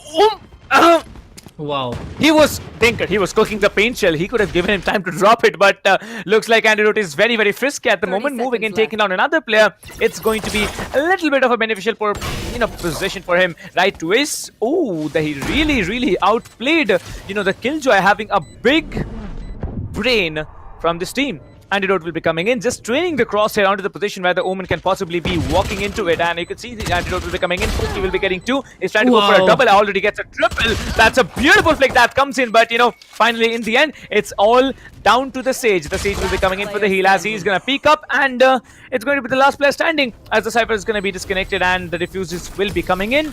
8-6, Team TempesT with the lead. This is what I was talking about. If 4v5, and that too with Cypher out, it's going to be really tough because of the kind of information that Cypher has gathered all throughout the game, in the Haven as well, and now in the split. It was very important for them. In the 6 rounds that Team Mahi won, even if we were not able to see a lot of kills from the Cypher, but it was on the back of those information that he actually received from the Cypher cam that was really important for his team to go in with. Right now, Team Mahi is struggling. I didn't expect that I would be saying this after they were going away with those 6 rounds on trot, but yes, it's happening here. Team TempesT, they are trying to come back very strongly. They are going away with those victories, and now they have a 2-point lead in their favor. Cypher still not back. I mean, let's see how far Team Mahi can take this. As in the last round, Team Mahi was looking a lot more stronger, just because of the fact that they got that initial kill, and after that the plant was very efficient for them, and on the back of that plant they were able to get themselves a potential victory. Unfortunately, that didn't work out in the last few phases, in the last few seconds of the game, but let's see if they can turn things around here, as Antidote, he has the sight here. Oh, it's Kubrick's who will come up with that headshot with that Vendel, will shut down Antidote. Now right to Ace, the next man in. Can he get one? He goes for it. He gets one. That's the Phantom coming in from him. He'll get one. But now, Drickshot, he knows where the player is. As soon as Antidote reveals himself, he'll be going down as Drickshot. Let's see what he can do. He's holding that angle really well, not giving away anything, as Team Mahi is looking for an A execute here. They're completely committing to the A side. There is the Sage trying to hold that angle, but look at Raze. He's looking for the backstab here, and yes, he knows the backstab. Sage and the Raze will be coming in head to head with each other, and it's going to be right to Ace will be coming up from a totally different angle. The third party factor coming in. Excali will get one, and right to Ace will get one, as well as we are looking at a 4v2 fight here. 3v2 actually. Cypher already out. The plant will be very easy as it gets. The Killjoy coming in from one side, the Omen from the other. Let's see if they can make a sandwich here. Well, I don't know what the Omen is trying to do, but it looks like, the Omen will be trying to come in from CT, as the Killjoy will be caring for Heaven. Well, it's a very important round here. Team Mahi, they can make a comeback stand because they have taken down 3 players already. TempesT AEZ will be taking down 1, and it's going to be down to the Omen, who has a little bit of HP left. Not enough. Excali will be saying, I think that's it, and that's going to be it, actually.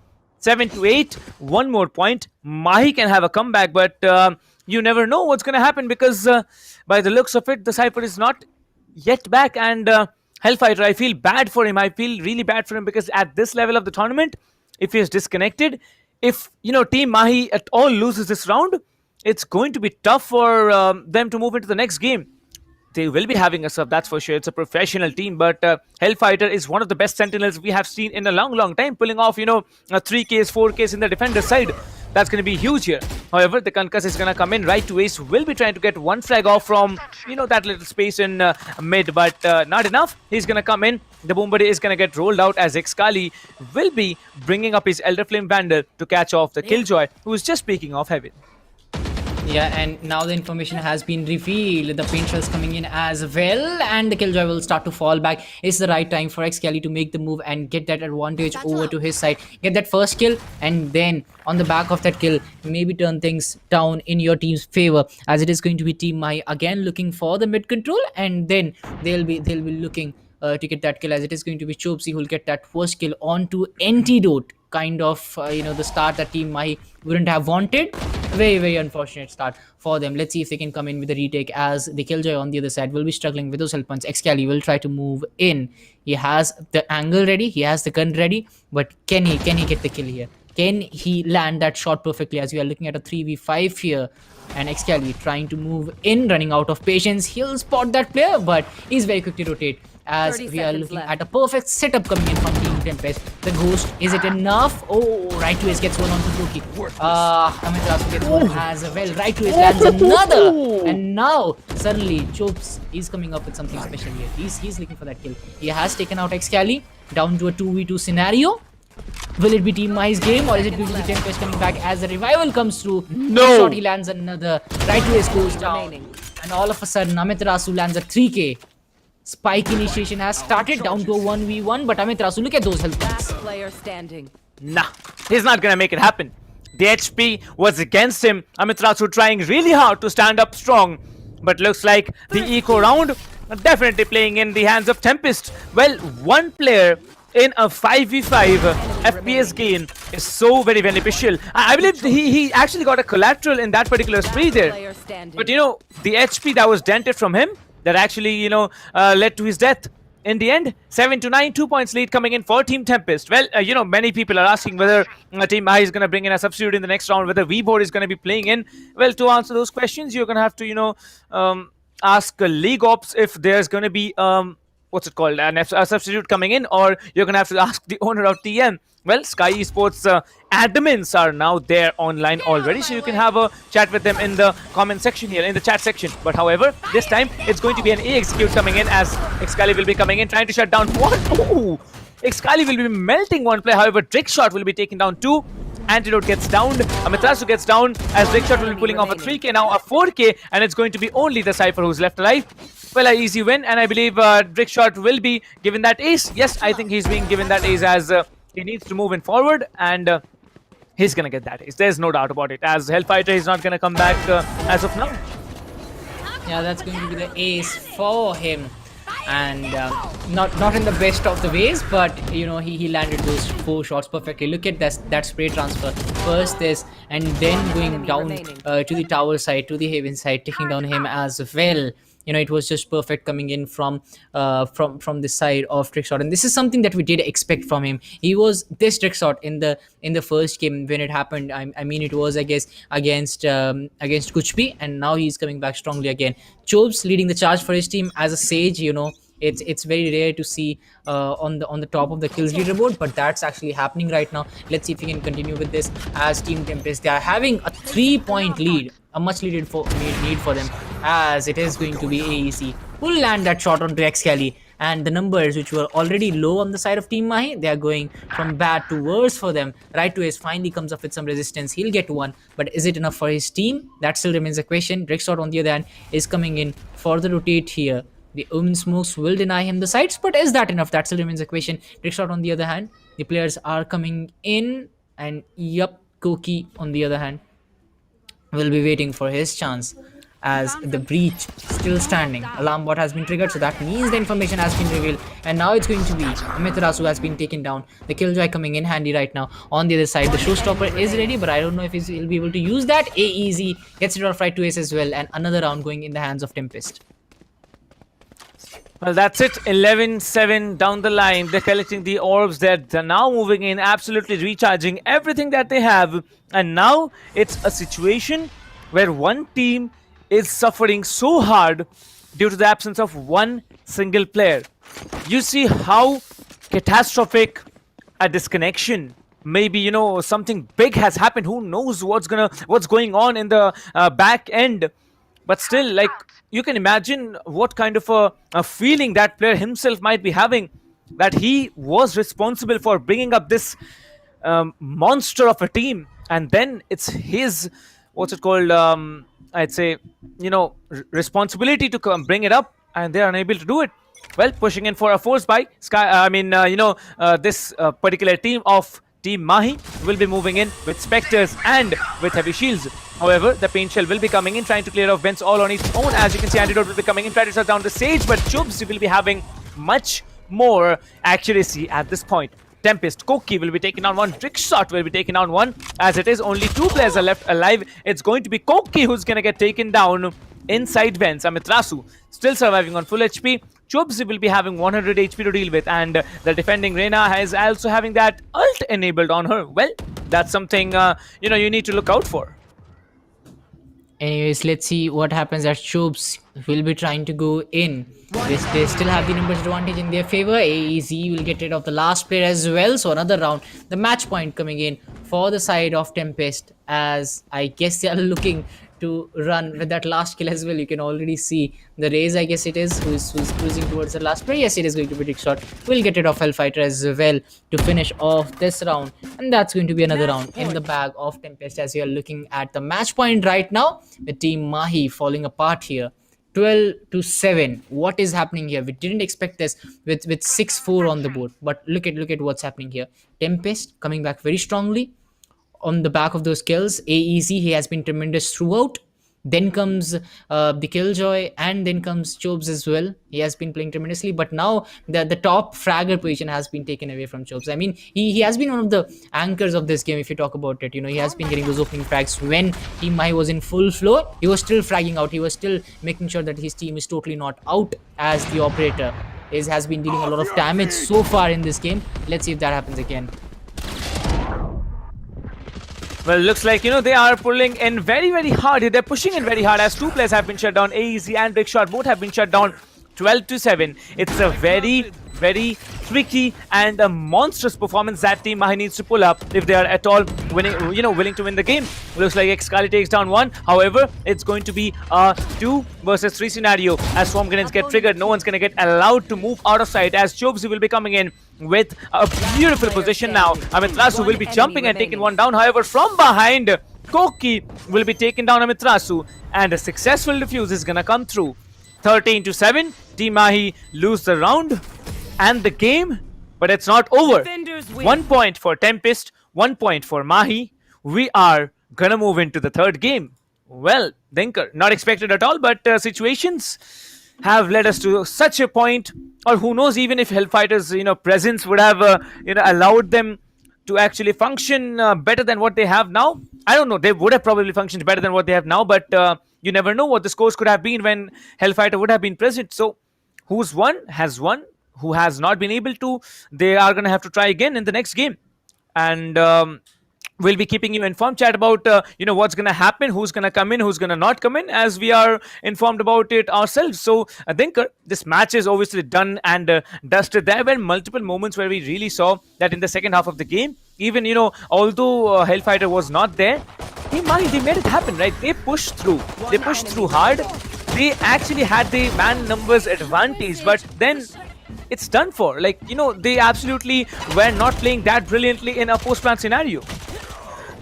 Yeah, actually that didn't work out for them, and they were looking good just before that disconnection, and all of a sudden things started to change. But it was Team TempesT, getting the best out of it. They were able to take down the likes of Team Mahi. Even if it's a 4v5, it's still hard to do that against a team of caliber of Team Mahi. But yes, Tempest, they showed what they have got. They went in with those skills. Even you look at those duels, they were able to land a lot of shots. They were able to go with a lot of victories in those duels, and that's because of that only they were able to register a victory here against Team Mahi. Let's see if they can do that again in the third game and maybe get a victory in their bag against Team Mahi. That's going to be a big boost to their confidence as well.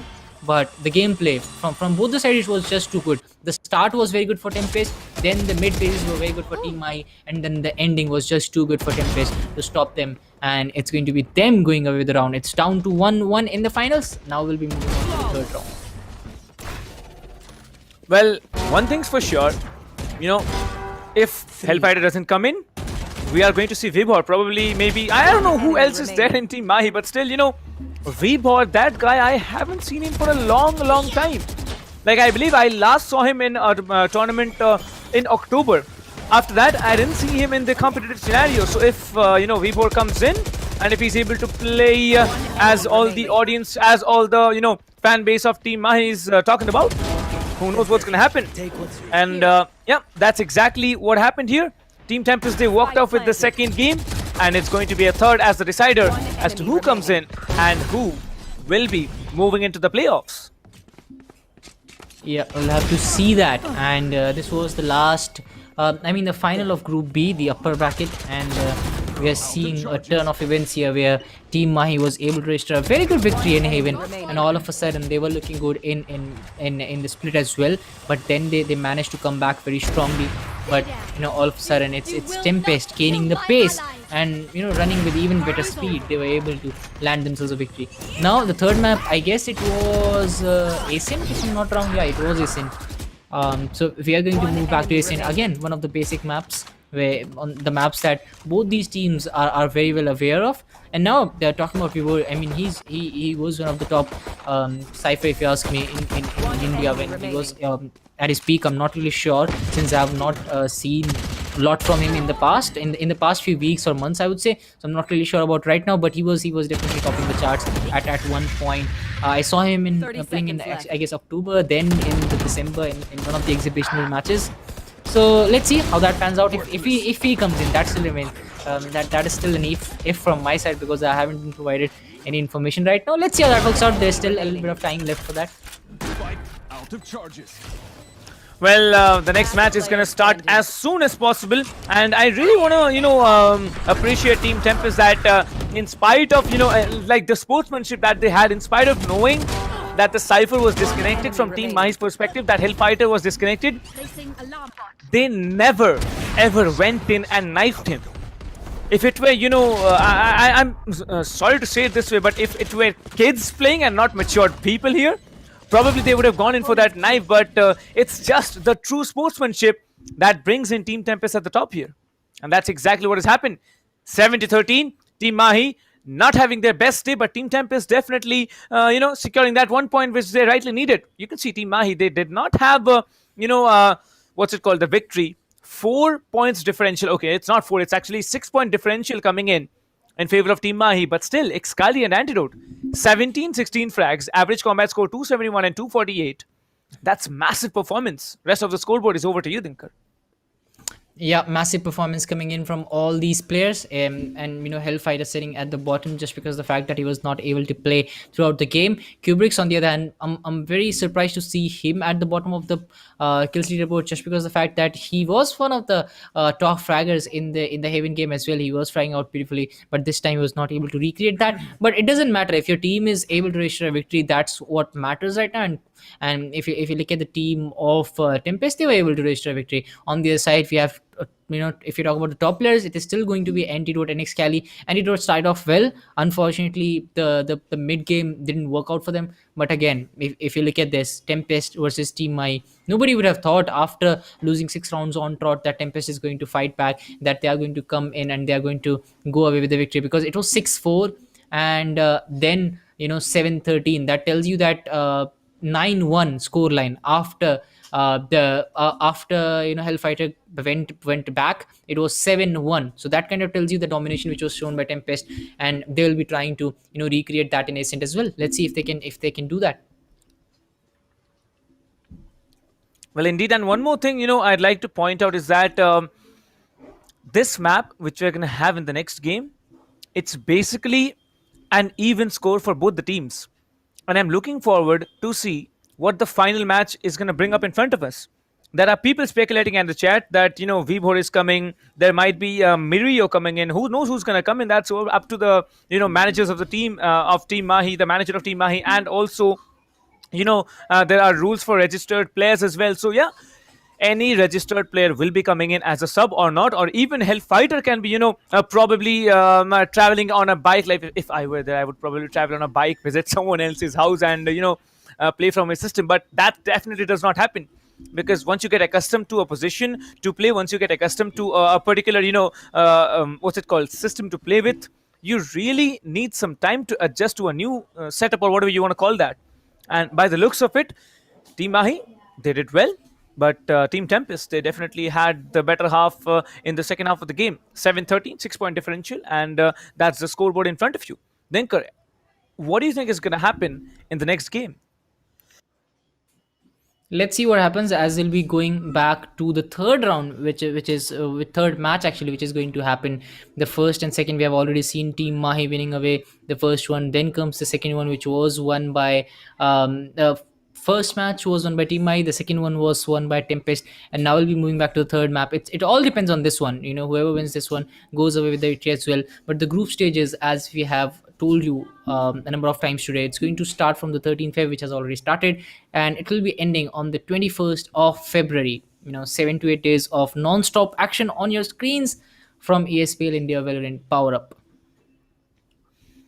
Well, indeed, and 13 to 21st, like that's what you said right now. Then I'm just repeating your sentence, but looking by the what's it called, the amount of how to say it, like positivities, and plus some setbacks that we are having in the tournament, it looks like when we are going to progress further, we are going to have it's a boom in a positive sense.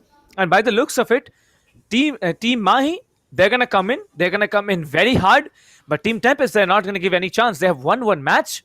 They definitely will be using that motivation to win the second one. If they do not, whoever loses this match will be facing off against the Vectors from the match between Kuch and Team TempesT tomorrow. And that's something of a different story to tell. However, it's not over at Group B. Group C matches will be starting from the 18th. The upper bracket matches will be on the 18th, and the lower bracket will be on the 19th.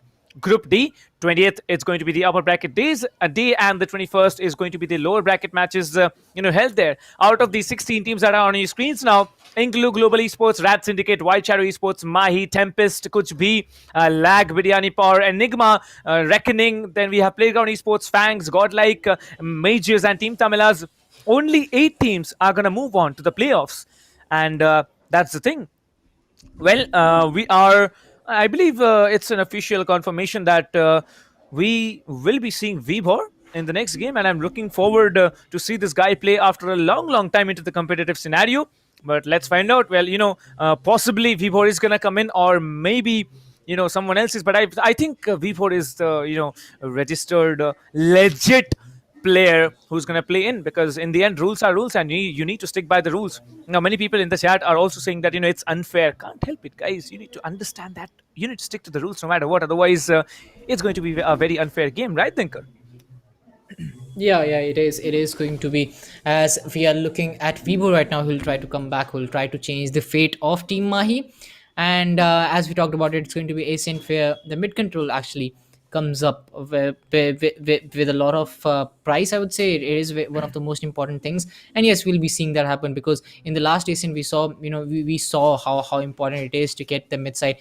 Maybe if you're not able to do that, sometimes you land a lot of shots on yourself. Sometimes from the opponents you just get taken out, and then all of a sudden you are trying to gain the control over to the B side and A side. So yeah, it will be happening a lot of times today. We'll be seeing a lot of teams trying to come up with different strategies. Both the teams actually will be coming up with something different here, and with Vivo coming up, I do feel that it won't be an alien thing to Team Mahi, just because it's one of the things that they have done in the past as well. So I don't really feel that there is going to be much of a difference when it comes to the play style.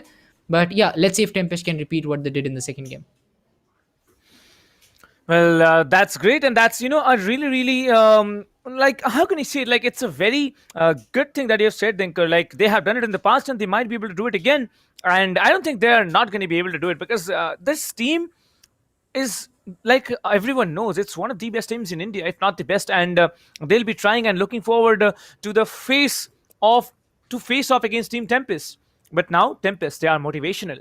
They now know that even in a disaster, in a disadvantageous situation, they had the retakes happening. Like remember in the last few rounds, last I believe 3 or 4 rounds, there were moments where actually Team Mahi had the upper hand. They had 4 players standing. They had to just take down 2 defenders, but they were unable to do that.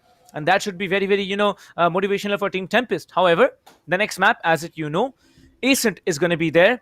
Mahi on attackers, Tempest on defenders. And what do you think about that, Dinker? Let's see what happens, as it will be Team Mahi on the attacker side, starting off on the Ascent map. Tempest on the other side. We have them on the defensive side, on the defending. And I wasn't really surprised by the ban maps. Team Mahi was going for the ban on Icebox. Team Tempest was going on the map on the ban on Pine. And in the past 3 rounds, whatever be the case, we have seen Pine being banned. In one of the games, I guess it was Haven banned, and in the other it was Ascent which was banned, if I'm not wrong. But look at this, look at the kind of scenario which has come up. Mahi versus Tempest. We are going into the 3rd round finals. I always love 3-round finals. Whenever a final comes in, you would always expect that to go right down the wire. I mean, let's see what Mahi can do here, standing on the attacker side. On the other side we have Tempest, who will be looking to defend it out. Now from the starting itself, I do feel that Team Mahi will be looking to actually gain the control from the get-go, just because of the kind of end they had to the last game. So that's something that they'll be looking out for. On the other side, if you talk about Tempest, they'll be looking to continue with the momentum. They'll be looking to go in and actually conquer that side of exactly. of Team Mahi. Let's see how that works out. But just telling you guys, like Tempest has won a beautiful match. That's one thing for the books here, and for the audience, for the Tempest fan base, for anyone who wants to know what Team Tempest is thinking about, we are going to have the interview of Team Tempest coming up right on your screens. See you on the other side.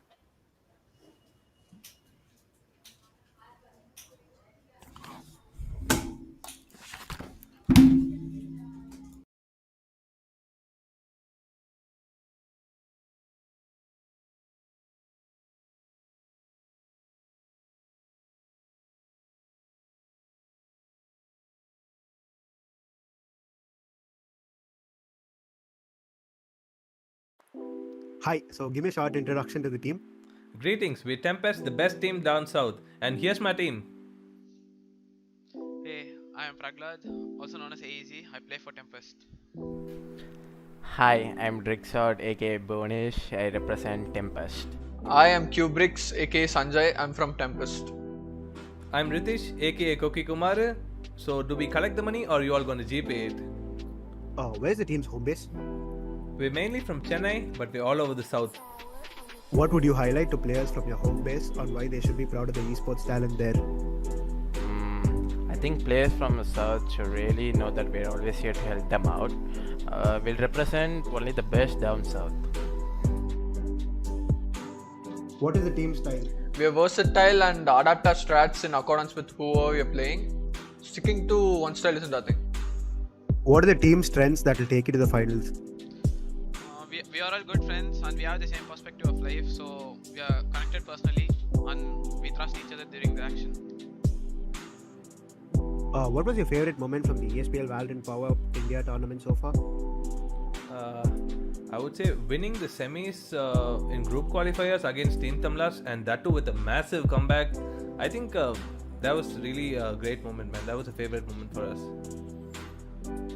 Which team are you most concerned about in the tournament and why? Cliche answer, but it has to be Team Mahi.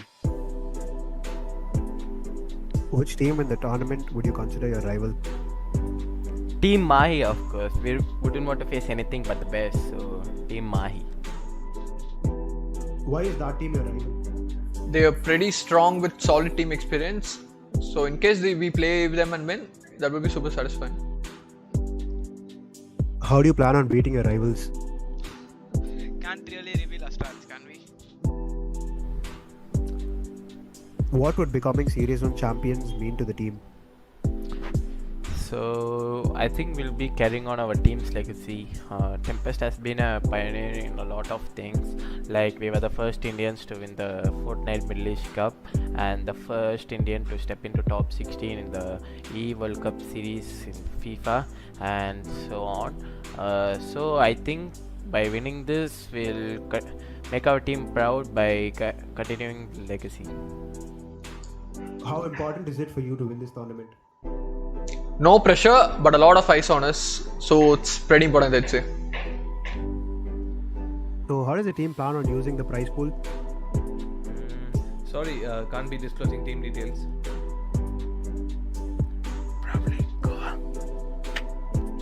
Is there anything you'd like to tell your fans? It's TempesT for a reason. Keep cheering, keep supporting. We're taking all of you to Goa. Why should teams and fans watch out for TempesT? We're unrestrained, we're rambunctious, we're contemporary, we're fun-loving. Also, we're very good at the game. And it's TempesT for a reason, fam. Well, it's TempesT for a reason, fam. That's what the ending statement said. And I really, really expect that, the team of TempesT are able to function as they are intending to. Because by the looks of it, they definitely got one match. But, Team Mahi, this time they're not going to give any chance. Because it's official now that Vibhor is going to come in as the substitute for Hellfighter. Well, this man, once upon a time, had been wreaking havoc and on top players from India. But what's he going to do coming in after such a long time into the, forefront of esports? We're about to find out. Yeah, I mean, he's coming back from a long break right now, and let's see how that pans out. But as we talked about, it's not going to be a new thing for Team Mahi because they have played with him in the past as well. So that's going to come in, and I do feel that it's an important game for Team Mahi. These are the finals, and we were coming in, and I heard a lot of news that he has improved a lot. So that's something which might just work out for the better of Team Mahi. Maybe yes, Hellfighter was playing beautifully, but I do feel that Vibhor is no less, and he'll be completely filling that hole. Well, you just said that he has improved, quite a lot. He was a madman. How much more do you want him to improve? Are you expecting, maybe 2 to 3 aces from this guy? Because I am looking forward to it. Xcali, as you can see, will be coming in and maybe playing that Omen once again, right to ace, a very decent pick coming in for him as the Sova. Amitrasu moving in for the Reina pick. Killjoy. Fever is gonna come in and play a Killjoy. Like I believe, when the Killjoy was introduced, that was a time when Vibhor actually stepped down. And like he was not in the the playing five, acting as the sub. But since then, it's the first time he's going to come up in front of esports, and I'm having a lot of expectations from this particular legend here. Chobsy, however, from a Sage to a Raze, now to a Sova. How much versatile can this guy be? I mean, yeah, and you need these kinds of players on your side whenever you're going in any of the games. You always need these kinds of players, the versatile players who can actually change their gameplay according to the team. So that's something which is going to happen. On the other side, we have Xcali. I guess he's going to change at the end. Yeah, he's always going to go for the Raze right now, but at the end, not just now. As soon as the pick comes in, as soon as the voice comes in, he'll be changing to that. Yeah, this is what I was talking about. Select your agent comes in, and come on, Xcali. Don't disappoint me, as he's going to go in. Yeah, oh no, it's going to be Rana on him. This time he's going to go with the Rana. Amitarasu, on the other hand, will be changing to the pick of his choice, which is going to be Omen this time. Now, this is the lineup which is going to come in. I guess it's the Jet and the Raze who are the difference maker on either side. Let's see if that will be the difference maker at the end as well, because it's important for both of these teams to go with this victory, because both of these teams have won one match each. Now the decider has come in. It's going to be Asen, and the attackers are going to be Team Mahi. They will look for an early advantage here. Let's see if that early advantage actually comes in on their side, or is it going to be Team TempesT starting off again on a decent note, on a good note, as the half shields will be bought by Amitrasu and Vibhor. On the other side, we have Drixot, who's actually going in with that half shield, and a few of the players going in with the sheriffs. Oh, it's going to be the frenzy which is coming in. But look at Team Mai. They're all classics right now. Will they change? Yeah, I finally believe change is they're coming in. vouching for. Yeah, I believe they're vouching for shields more than they're actually preferring the gunfire, because most people usually come in with a ghost and just one tap you right away if you have a shield.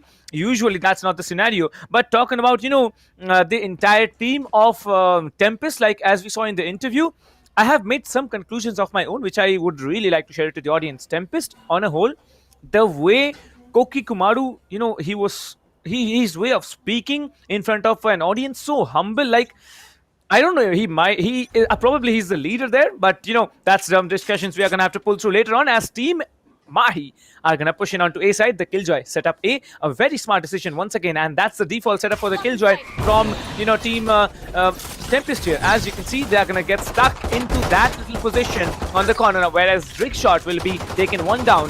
Rickshot, a very, very important frag coming in for him, and it's going to be the Sova Owl Drone getting a lot of information. Antidote will be coming in. He's gonna get dropped as well. Rickshot with a 2k already.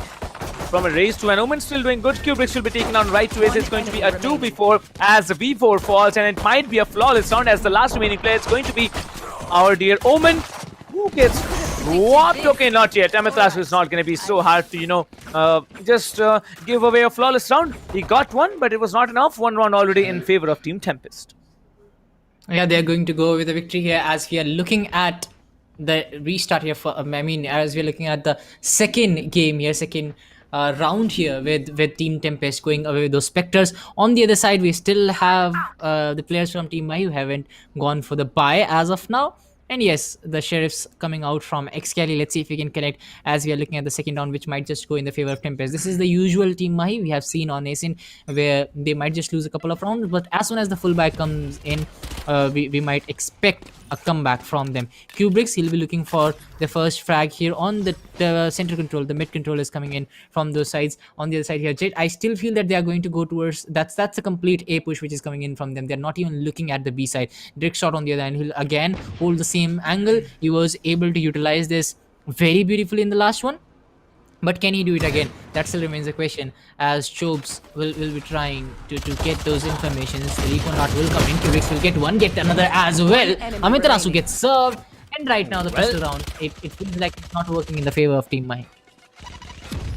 Well, Antidote surviving with a Sheriff and 36 HP. We have seen him previously, get a lot of frags here. As the flash comes in, the Jet is going to be stuck there in the corner, as the run and gun comes in with the Spectre, and Chobes will be helping his team to secure a flawless round. 2-0 again for Team Tempest here. Well, full buy definitely going to come in from Team Mahi here, and every time a team has come in against Team Tempest in the full buy round, they have been downed. Will it be the same legacy going on or not? We're about to find out. As we can see, zero economy from every player on Team Mahi. What is happening here? Yeah, and it's on the back of the last two rounds. They were not able to land themselves a lot of kills. It was all coming in clean from the guys from Tempest, and that's why, when the fullback comes in, you do see those economies, those economy going down. But that all of them down to zero. That kind of tells you the picture that they have gone all in here. The Aldron will come in from Jobs. He will try to gain some information on the mid side. Will be denied that, as we are looking at a 5-man stack in the mid side. They'll be holding in towards the market region, where it is going to be the Reyna and the Jet leading the charge as expected. But it is the Killjoy is holding the angle. The Cloudburst comes in. Toki gets one. Will he get another? He gets another. That's another headshot coming in. Antidote finally shuts him down. Finally, the retake is coming in from the boys from Mahi. But will that work out? Oh, Vibor. He shuts down AEZ. Amitarasu gets one. Antidote gets another. And suddenly, Mahi is coming back. And suddenly, Mahi is getting those kills as Tempest. The last player, the Omen, let's see what he can do, as he's lurking around the A side right now, looking for a rotate, but I'm not really sure if he's going to commit to this.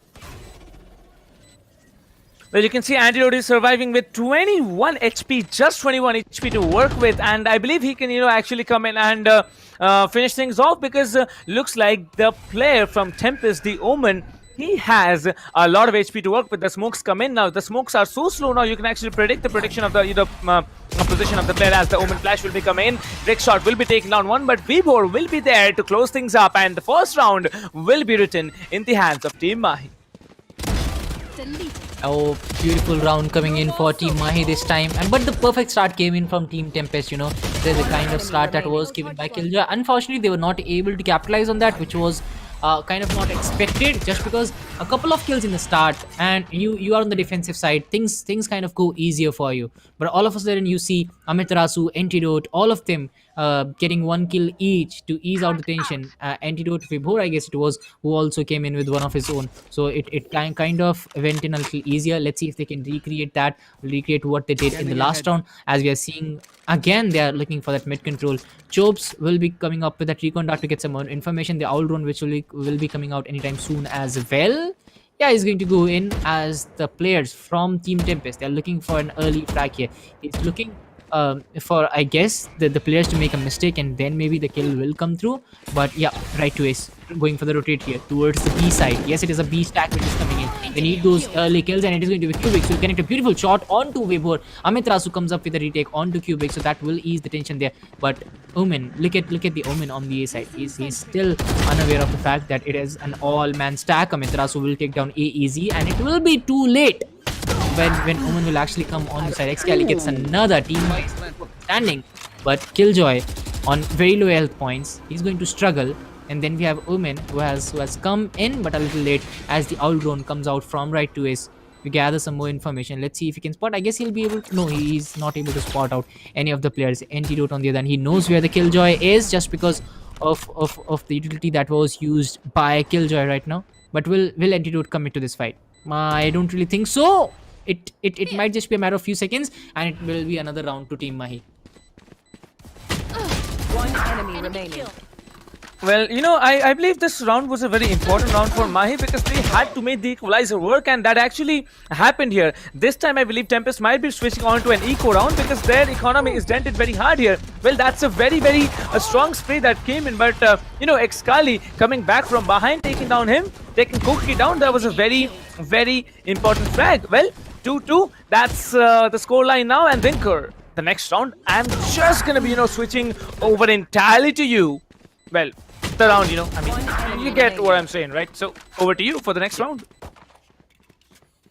Alright, now we're looking at I guess the fifth round, which is coming in. Team Mahi, you know, high on confidence right now. They have some good guns to play around with as well.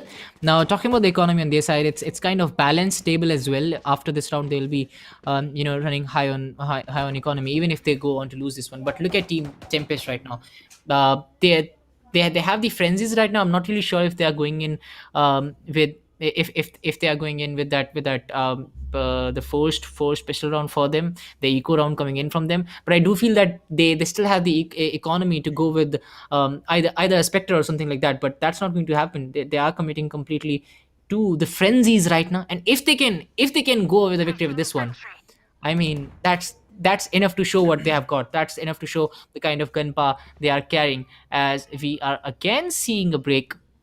Let's see why that is happening. But again, that will go away, and we'll have the fifth round coming up again. But again, I'm really surprised by the fact that Team TempesT, even if they had the victory in the first round, still are struggling with that economy. I guess they were not able to land any kind of kills, and the refragging job from Team Mahi was just too good, too hot to handle for the side of Team TempesT. But look at this. Where have Team TempesT landed themselves after the first two I guess kind of flawless rounds, flawless pistol rounds, I would say. Now they're struggling to get things up and running for them. A stinger coming out from Cookie. I know I'm not pronouncing his name correctly, but I'll have to look out for that. Yeah, you know, probably Chop Z is gonna kill you. His name is not Chops. I just confirmed his name is Chop Z. If he finds you somewhere, he's definitely gonna kill you, because you know that's not his way to tell the name, right? And talking about AEZ, yeah, it's fine. We understand, AEZ. like, you know, it happens that yeah, it's AEZ. But what about Koki? It's Koki. It's like, you know, it's Coke and key at the same time. So it's Koki. All right. So yeah, Okay, I okay. know, like, you know, Okay. the names that all these players come up with. It's very what's it called? Amazing and fascinating. The first time I was actually telling Amatrasu's name, I was like Amaterasu. So that's some kind of hilarious situation that happened back then. Okay. But now I know how to spell his name. I know how to pronunciate his name. So that's cool. But talking about the scores here, 2-2 on the scoreboard, 0 frags from right to ace and from AEZ as well. Well, the scoreboard quite seems similar to me, except the fact that TempesT is actually having more frags than compared to Team Mahi. Why is that? Did they have flawless rounds? Yes, they did have, and I believe that's the only reason that, you know, Mahi has a little bit of a lesser number of total frags than Team TempesT has right now.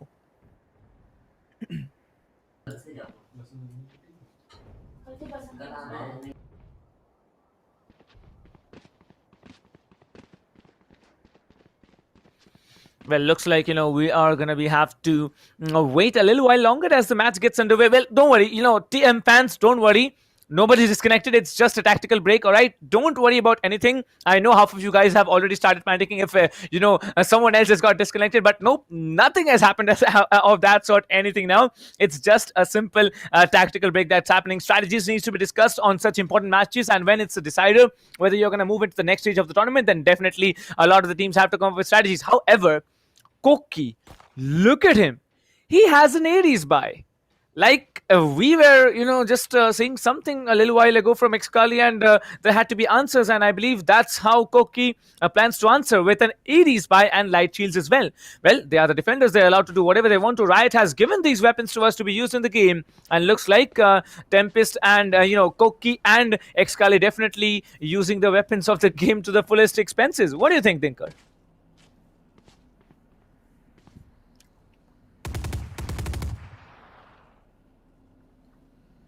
Well, looks like Tinker isn't, you know, present here, and I really want to see that how the next round plays off. And this is the 5th round of the game. It's a full buy round for Team Mahi, but it's an eco round for Team TempesT out here. Team TempesT, they need to come up big time now because they have an eco round in their hands here. Stinger buy coming in from Koki. As you can see, it is going to be switched up. That's a very, very smart, you know, play here. That's switching up that Aries for that Stinger. It's a good one, but oh my God, Q-Break's massive play coming in for him. Excali getting deleted, but Amiterasu will be coming in, taken down too. That's a very, very important refrag that came in. Chobes will be coming in from behind. V-Board is going to get shut down as 2 players will be rushing in. Q-Breaks now surviving on 30 HP as there was 1 frag. Amiterasu will be taking down Chobes, and this can be an A execute that's happening right now.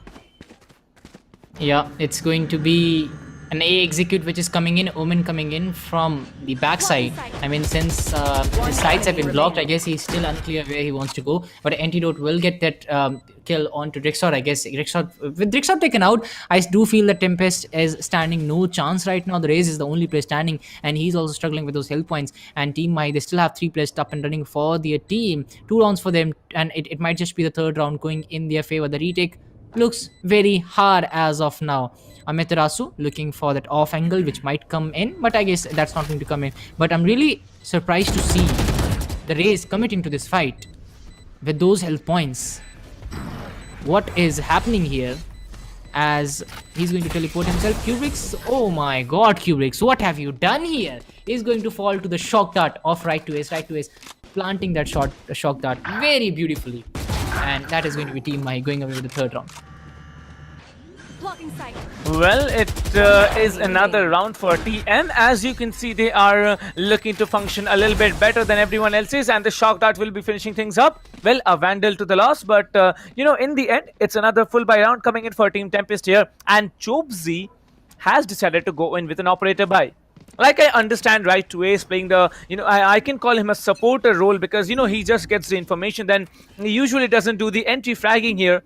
But look at Vibor playing the Sentinel, coming in as a, I believe the initial a peeker from TM. That's massive. The lockdown will be initiated. The Sova does not have the ultimate ready, and we all know how powerful of a play this can be. Now, slowly you can see the fun begins. The Reina has popped up the ultimate from the attacker side here. Now, that's going to be none other than Xcali as they come in. One player will be detained. It's going to be Koki who is detained here. Everyone's going to come in as Antidote picks off one, trying to go for a double here. The Killjoy gets taken down. It's already a 3K. It's a 4K now coming in. Amiterasu will be taken down one. Wow. As the last player gets taken down, it's a 3K for Amiterasu. And TM get another round. The operator play definitely did not, work out for Chopsy here. As that economy is going to be dented once again.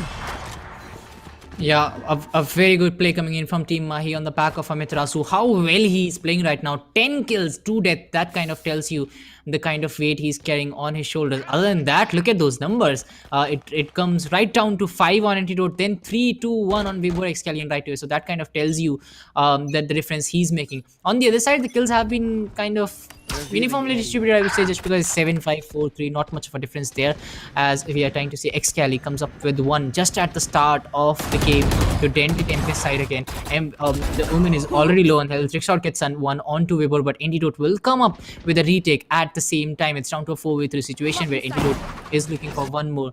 The sides have been blocked. The Cloudburst will comes in, but Xcali, he completely shuts down AEZ as well. Down to a 4v2. Antidote looking for 1 more, but what a shot coming in from Kubrix. What a shot. That's going to hurt for a long time. As you're down to a 3v2 where Sova is carrying the spike, and I guess he is going for the B plant here, B execute here. He's trying to rotate completely towards the other side, with Omen trying to control the mid and Reyna towards the A. So as soon as any of these players, any of the a couple of players from Tempest, as soon as they make a mistake, as soon as they start to move casually, they'll be paying the price for that. But look at the positioning. Omen and Reyna trying to block the entry points, and at the same time Soa has made his way towards the B side. Now as soon as the spike has been planted, will pop up in their ears, they'll start to move in blindly, I would say. Just look at the race. He's going to go in. He's going to move in the crosshairs. I'm not really sure if he's going to check the angle. One enemy remaining. Yeah, this is what I was talking about. This is the right planning from Team Mahi. They sent in a player. They knew where the players will come from. They knew that they have given up enough information on Team A, and they have put in that bait. Now, what they want to do is, they have the numbers advantage. Let's just plan those numbers well. A player on the mid, a player at the CD spawn, and then it was just perfect execution coming in from Team I to get themselves 1 more round. Not on the back of only gunpower, but on the back of strategy. Well, indeed, and I believe gunpower at a point is dominating, but Valorant is such a game that your gunpower isn't the thing that always gets you the round. You need to be able to use your abilities to the fullest. You're into you in a very, very, calculated way that Riot has put in the Killjoy lockdown. Imagine that. You trigger that lockdown, everyone gets trapped in it, you're basically done here. And you can see Xcali will be coming in, he will be blinded, he decides to dismiss, and what a refrag coming in from Amiterasu. Perfect cover play coming in. Look at the coordination that's been given in here. Amiterasu will be pulling that refrag, but AEZ, he misses that operator shot. I thought it was perfectly lined, but then how does he make it happen? However, Jobs will be trading down Amiterasu, and with that, Kubrix will be taken down. It's going to be an A plant coming in. The Killjoy is down to no lockdown for them. The Reina has the ultimate, and so does the Sova. Will they be informative enough to shut them down and get that round? Well, it's high time now. You get 1 round. Well, he's going to dismiss right in time here in front of him. He's going to come in with the Phantom. That's teasing. That's very much teasing here. Xcali putting to be very, very dominating in this particular round. 6-2. TempesT once again at that point where they can either come in and maybe secure an equalizer or not. Who knows what's going to happen. 4 more rounds to go on this part of the map. This half of the game. Yes, now it's down to 6-2 where Team Mahi is again cruising towards the victory, just like they did in the last one. But since Team TempesT was able to come back with a retake in the last one, let's see if they can come back again. But this time, Team Mahi is looking in splendid form. This is a B push coming in. The recon dart should be enough, I guess, but Kubrix is trying to come in as well. The Lerai comes in to block his side, but he'll get 1 anyways. Antidote comes up with a retake, but that's not enough as the numbers have been dented on the side of Team Mahi. Amiterasu comes with 1 again. but AEZ this time will be standing tall against right to ace. It's down to a 3v2 where Team Mahi is not having the numbers, but they have done the planting, so that's going to favor them. Down to a 2v3 situation. AEZ, let's see what he can bring to the table. Cookie it is, right? Yeah, it's Koki. You're absolutely right about that. And you can see the lockdown has been popped up in a very, very strong position as V4 will be taking on one Amitlasu in a 1v1 situation with AEZ. He needs to get out of here. He does not. And with that, it's going to be a successful retake coming in for Team TempesT. It's once again a story to tell for TempesT as they come in when they are down and almost out. TempesT functions under pressure, and that's exactly what's happening. The lead is reduced a little bit, 6-3. It's a very, very good score line, but let's find out what's going to happen because 3 more rounds to go. Team Mahi, if they get more rounds, then it's basically game over for TempesT because we all know Ascent is still a very, very defense-oriented map, and I'll be not shocked if, Team Mahi can come in the defending half and just erase Team TempesT like they did it on Split because... I mean, not on Split here, but on the first game that was on Haven. Who knows what Team TempesT has planned for as we move into another full buy round for both the teams. Now, this time, Team TempesT need to get it done. Otherwise, they're going to be dented in their economy as Excali will be delaying the approach from B main. Because, the defenders tried to be a little bit aggressive. Excali was there to shut them down, to deny that push coming in. Well, you can see it's going to be the Hunter Spirit which gets Reina tagged, but he's not going to be down yet as one of the defenders will be taken down. V4 will be coming in, taking down Kohli, and that's a successful breach onto the A side. Yep, that's going to be the breach on the A side.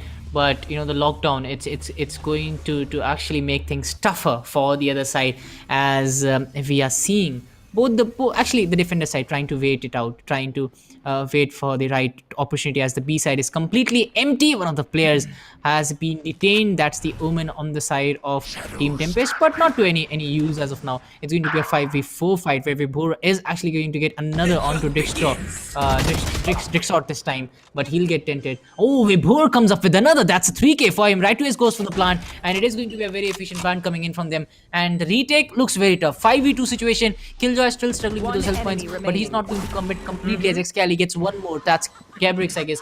Gabrix who has been taken down. And now, look at this. A 5v1. Team Mahi, even after losing the last game, look at them trying to come back strongly.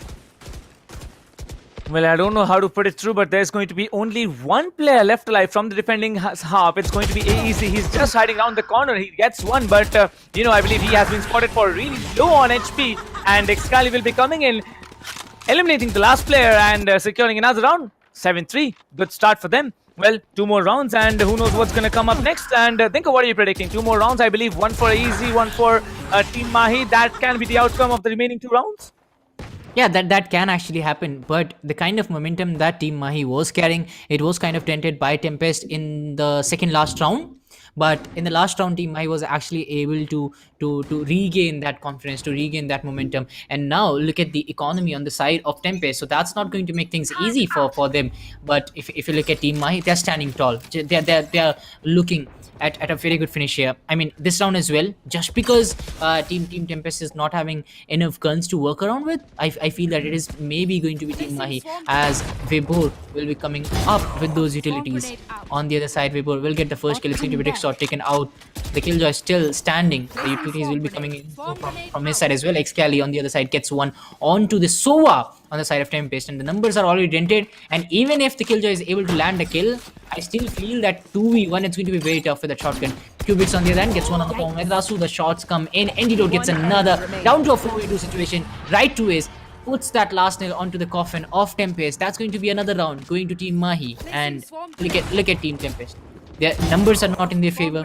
The scoreline is not in their favor. And now the economy as well going down the drain. Well, that's true indeed. And I believe, now it's a point where Team TempesT can actually get the round. Every time we expect Team TempesT to come back, they do. This round is going to be important. We know that Team TempesT, they are very, very good on the defender side, but somehow, somewhere down the line, TempesT really did not pull out that much, that many rabbits out of the hat here. However, it's going to be another B execute that comes in. Probably, as I can see, Q-Breaks will be eliminating Vibhor, starting things off in style for Team TempesT. But it's not over. 4 players are remaining. the Jet has the ultimate to work with. Antidote can be deciding to, pop up the ultimate. Koki will be coming in, trying to watch off tree. But that area has been smoked off for. Your gun will be visible before you are. And as you can see, it's going to be Antidote who comes in. Well, he goes for the frag, but he will be taken down by Antidote. Right to ace, evening the scores here. 3-3 remaining on both sides. As Amitrasu might be spotting the Sova off guard. He does spot him off guard to get him taken down. 2 more defenders will be remaining, but he gets traded off instead. And it looks like it's going to be a 2v2 after all. The Sova to play the post-plan situation. Antidote still on site. He's trying to get intel on anyone who's trying to come in. There's one player in heaven. There's one player in CT spawn. And it's down to a 2v2 in the last particular round, where after this, oh my god, Antidote saw that, but he didn't get it done. That's bad. That's not something we expect out of this legend of a sniper that we have. But now it's 1v2, doesn't get it done. Looks like Drake Shot will be coming in, saving the day, and also the round for TempesT. Like I told you, TempesT, whenever we want them to come back, they do, but it's I believe quite late now. 4-8. Good lead coming in from Mahi, and now they're on defense. Yep, now the defense will come in from Team Mahi. Let's see how that works out for them. They have been coming in with perfect execution when it comes to attack. Can they do the same on the defense? That still remains a question. As Trick Shot, this shot, I guess, changed the game completely. It was down to a 2v2 situation. If the plant would have been done successfully without losing out on any of those players, I still believe that it would have been a round going to Team Mahi. But that shot, that changed the game completely. 2v1, post-plant. Yeah, I mean, and they knew where the last player was, so it kind of became very easy for them to go away with the victory here. Let's see in whose favor these pistols round are going to go, because whoever is going to win the first pistol round, they definitely stand a 70 to 80% chance of going away with the victory in the second one as well. So that the scoreline can either be 8-6 or 10-4. And 8-6 will mean that TempesT stands a chance to come back, but 10-4 will mean that Team Mahi will be trying to close in on it as quickly as possible. And whenever the scoreline is about 10-4, 10-3, Excali starts to come up with the Odins as well to have some fun around here. We have seen that in the match against Paratroops, and today as well. We saw that happening. Let's see if he'll be coming up with something like that again, as we are looking back at the 13th round, which is going to happen. Well, I don't know what's going to happen, but looks like this is going to be the 13th round of the game, the pistol round, and there seems to be 30 seconds on the clock. The teams have done their homeworks, as I can see. 2 frenzy buys coming in from TM, Excali, and Vibhor will be having those, frenzy buys coming in. Well, that means you don't have one nano swarm grenade, or you don't have an alarm bot coming in from Vibhor's perspective. Right to is sticking with the classic, and also the light shield. Well, I believe light shields are definitely coming in very handy in the pistol rounds, and looks like it's going to be an A execute like the one Team Mahi tried to do in their own attacking side. Well, let's find out. Denker, over to you. Area. Oh, the recon dart will come in. Excali will try to move in. The players have been revealed, and the boom bot will go out as well. The paint shell is coming out handy, but unfortunately won't be able to connect. The Lear again cancel out. The owl drone will be coming in to gain some more information. On the other hand, we have Rickshot who will get that 1 kill on to Excali. Excali down and out. All the other players on the side of TempesT, they are struggling with those health points. A couple of bullets here and there, and they'll be going down. While if you talk about Team Mahi side, they still have a lot of health points to deal with, as Kubrix will be coming in with that ghost. Just one good shot on the head, and he'll be able to change things up. As Kubrix is trying to clear out those angles, he'll spot a player, he'll get that kill onto right to ace, but he still hasn't got the hold of the right hand side where Omen is still situated. The cover comes in, that will be actually telling Kubrix that there is a player on that side. Omen trying to come in, he has repositioned himself, but will that work out? It's going to be Amitrasu who is trying to deal a lot of damage, trying to go for a rotate. I guess he's still unsure if it is going to be an A stack or a B stack. Team Mahi, they're losing the floor here. No, Amitrasu back with one of his own. That's going to be Driftshot, but instantly he'll get traded out by Chobzi. I guess he will get the trade. Antidote comes up with one, but Kubrick still comes up beautifully to get rid of Antidote. Down to a 3v1 situation, and it's looking like maybe TempesT is just going to go away with the victory.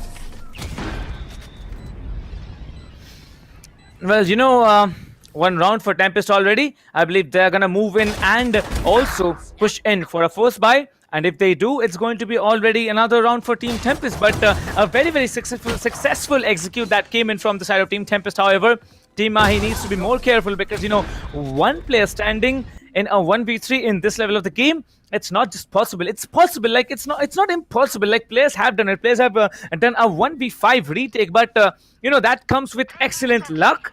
And that too, I believe, mistakes made from the attacking team, then extraordinary plays, but that's just not the thing here. However, Right to Ace knows that there is one player at least in A long, as it's going to be the recon dart that's going to get destroyed.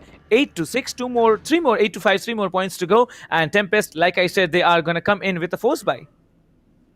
Yep, there's a buy coming in from Team Mahi as well. I was kind of surprised by that they committed a lot on those stingers.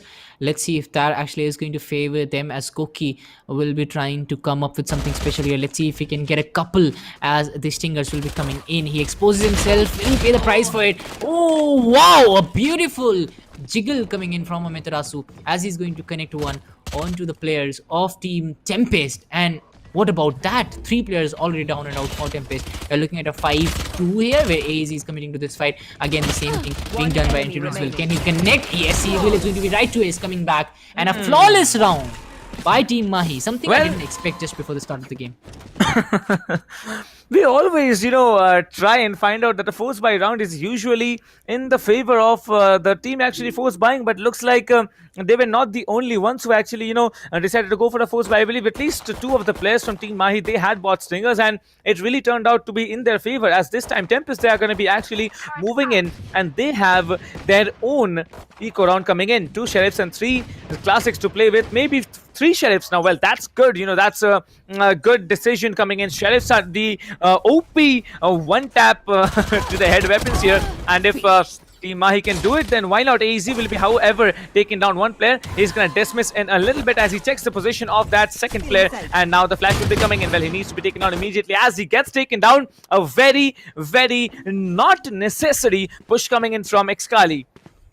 Being good is great, but trying to be overconfident, that will get you down, and that's exactly what happened with Excali here. He did not check the left corner. He did not predict there was anyone right there, hiding behind that little pillar of a structure, and that's it. A 3v3 situation coming in. Defenders have a little bit of an HP. Looks like the Sova will be surviving with 5 or maybe 10 HP, but besides that, rest of the team, they're doing fine. However, the attacker Sova, he also has been dented off of some HP there. Let's see what this round has to offer. 45 seconds on the clock. Dinker, over to you.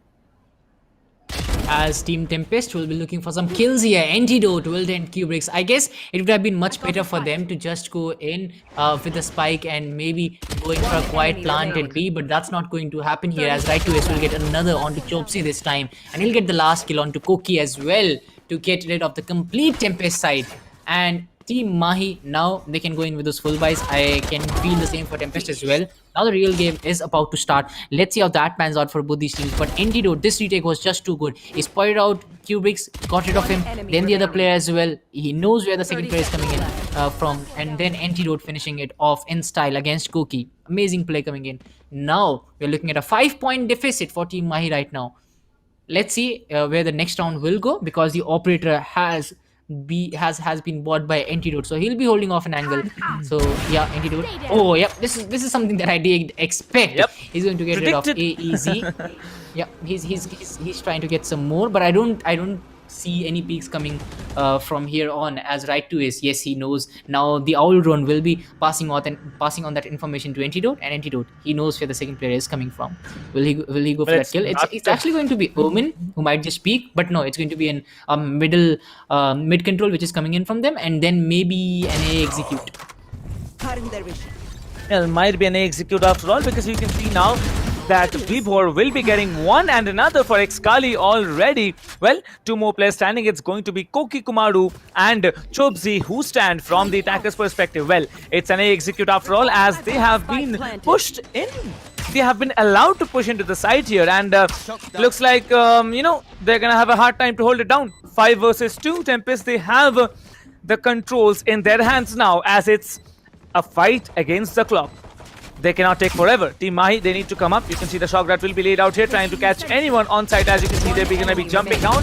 There's 1, there's 2 trying to go for a double here. Chopsu will be the last player standing, as Vibhor will be shutting him down, and the defuse comes in.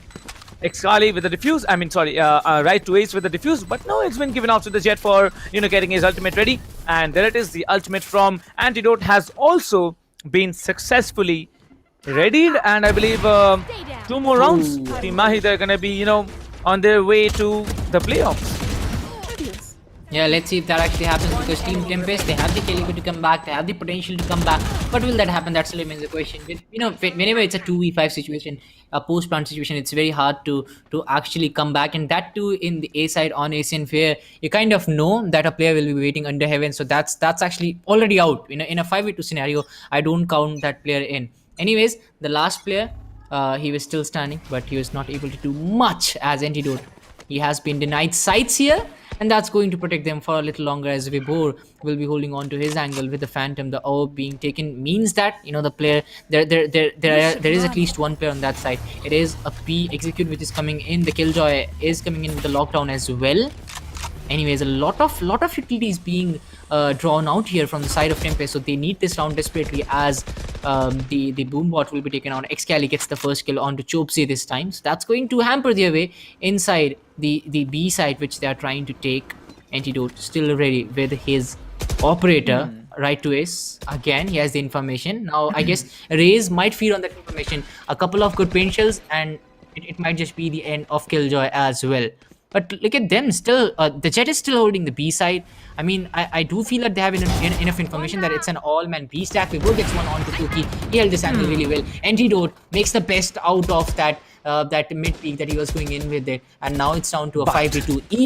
Even with that lockdown, they're not able to take the control of the side. That's how good Team Mahi is playing right now, and that's how good they are in holding their ground. Well, I can see a different kind of a play coming in from the Reina. He has been spotted finally, but there it is. He has to be shut down, and he does get shut down now. Flawless round coming in, and it's going to be match point for Team Mahi. So, any views you have, Thinker, before we move into the match point? One enemy remaining. Let's see how the things turn out, because TempesT, they're very close to losing this one. Team Mahi, they're just cruising towards victory round after round. They're showing what they have got. They're showing what they are capable of, and they're winning every duels that they are playing. TempesT, on the other hand, there was a time when the need to apply the brakes was there, but now I guess the time is over. Match point 12-5, 7 round deficit coming in against Team Mahi. Let's see if they can delay the inevitable here, because the probability of them coming back from here on, it's very tough. Well, it can be tough, but it's possible, because we have seen coming in with the Spectres, this team has been more functional. Team TempesT, when they come in with the Spectres, they actually decide to move into sight. They decide to rush in. They decide to run and gun against Team Mahi, and that actually works out, because the heavy weapons, the Phantoms and Vandals, you cannot do that with these particular weapons here. However, you can see Antidote, he's trying to move in along with the Omen onto the top of the, I believe, how can I call it, the concrete structure that's on the entry of A side, on the right side of the entry on A. But there has been a tack break called for by Team TempesT. Team TempesT definitely working out, thinking how they're going to work it out, because, they need to be concerned about how they're going to pull off this round, because this is the round that they cannot afford to lose. And there it is. The clock timer has been initiated, and the round is going to begin. Thinker, last round, win or loss for Team Mahi? Let's see for ourselves. Not going to predict anything here, because the people are already very aggressive, much more aggressive than what Team Mahi is coming up with here on. But let's see how it goes in, as Antidote still holding on to that operator. He's playing differently right now. The same thing that was done.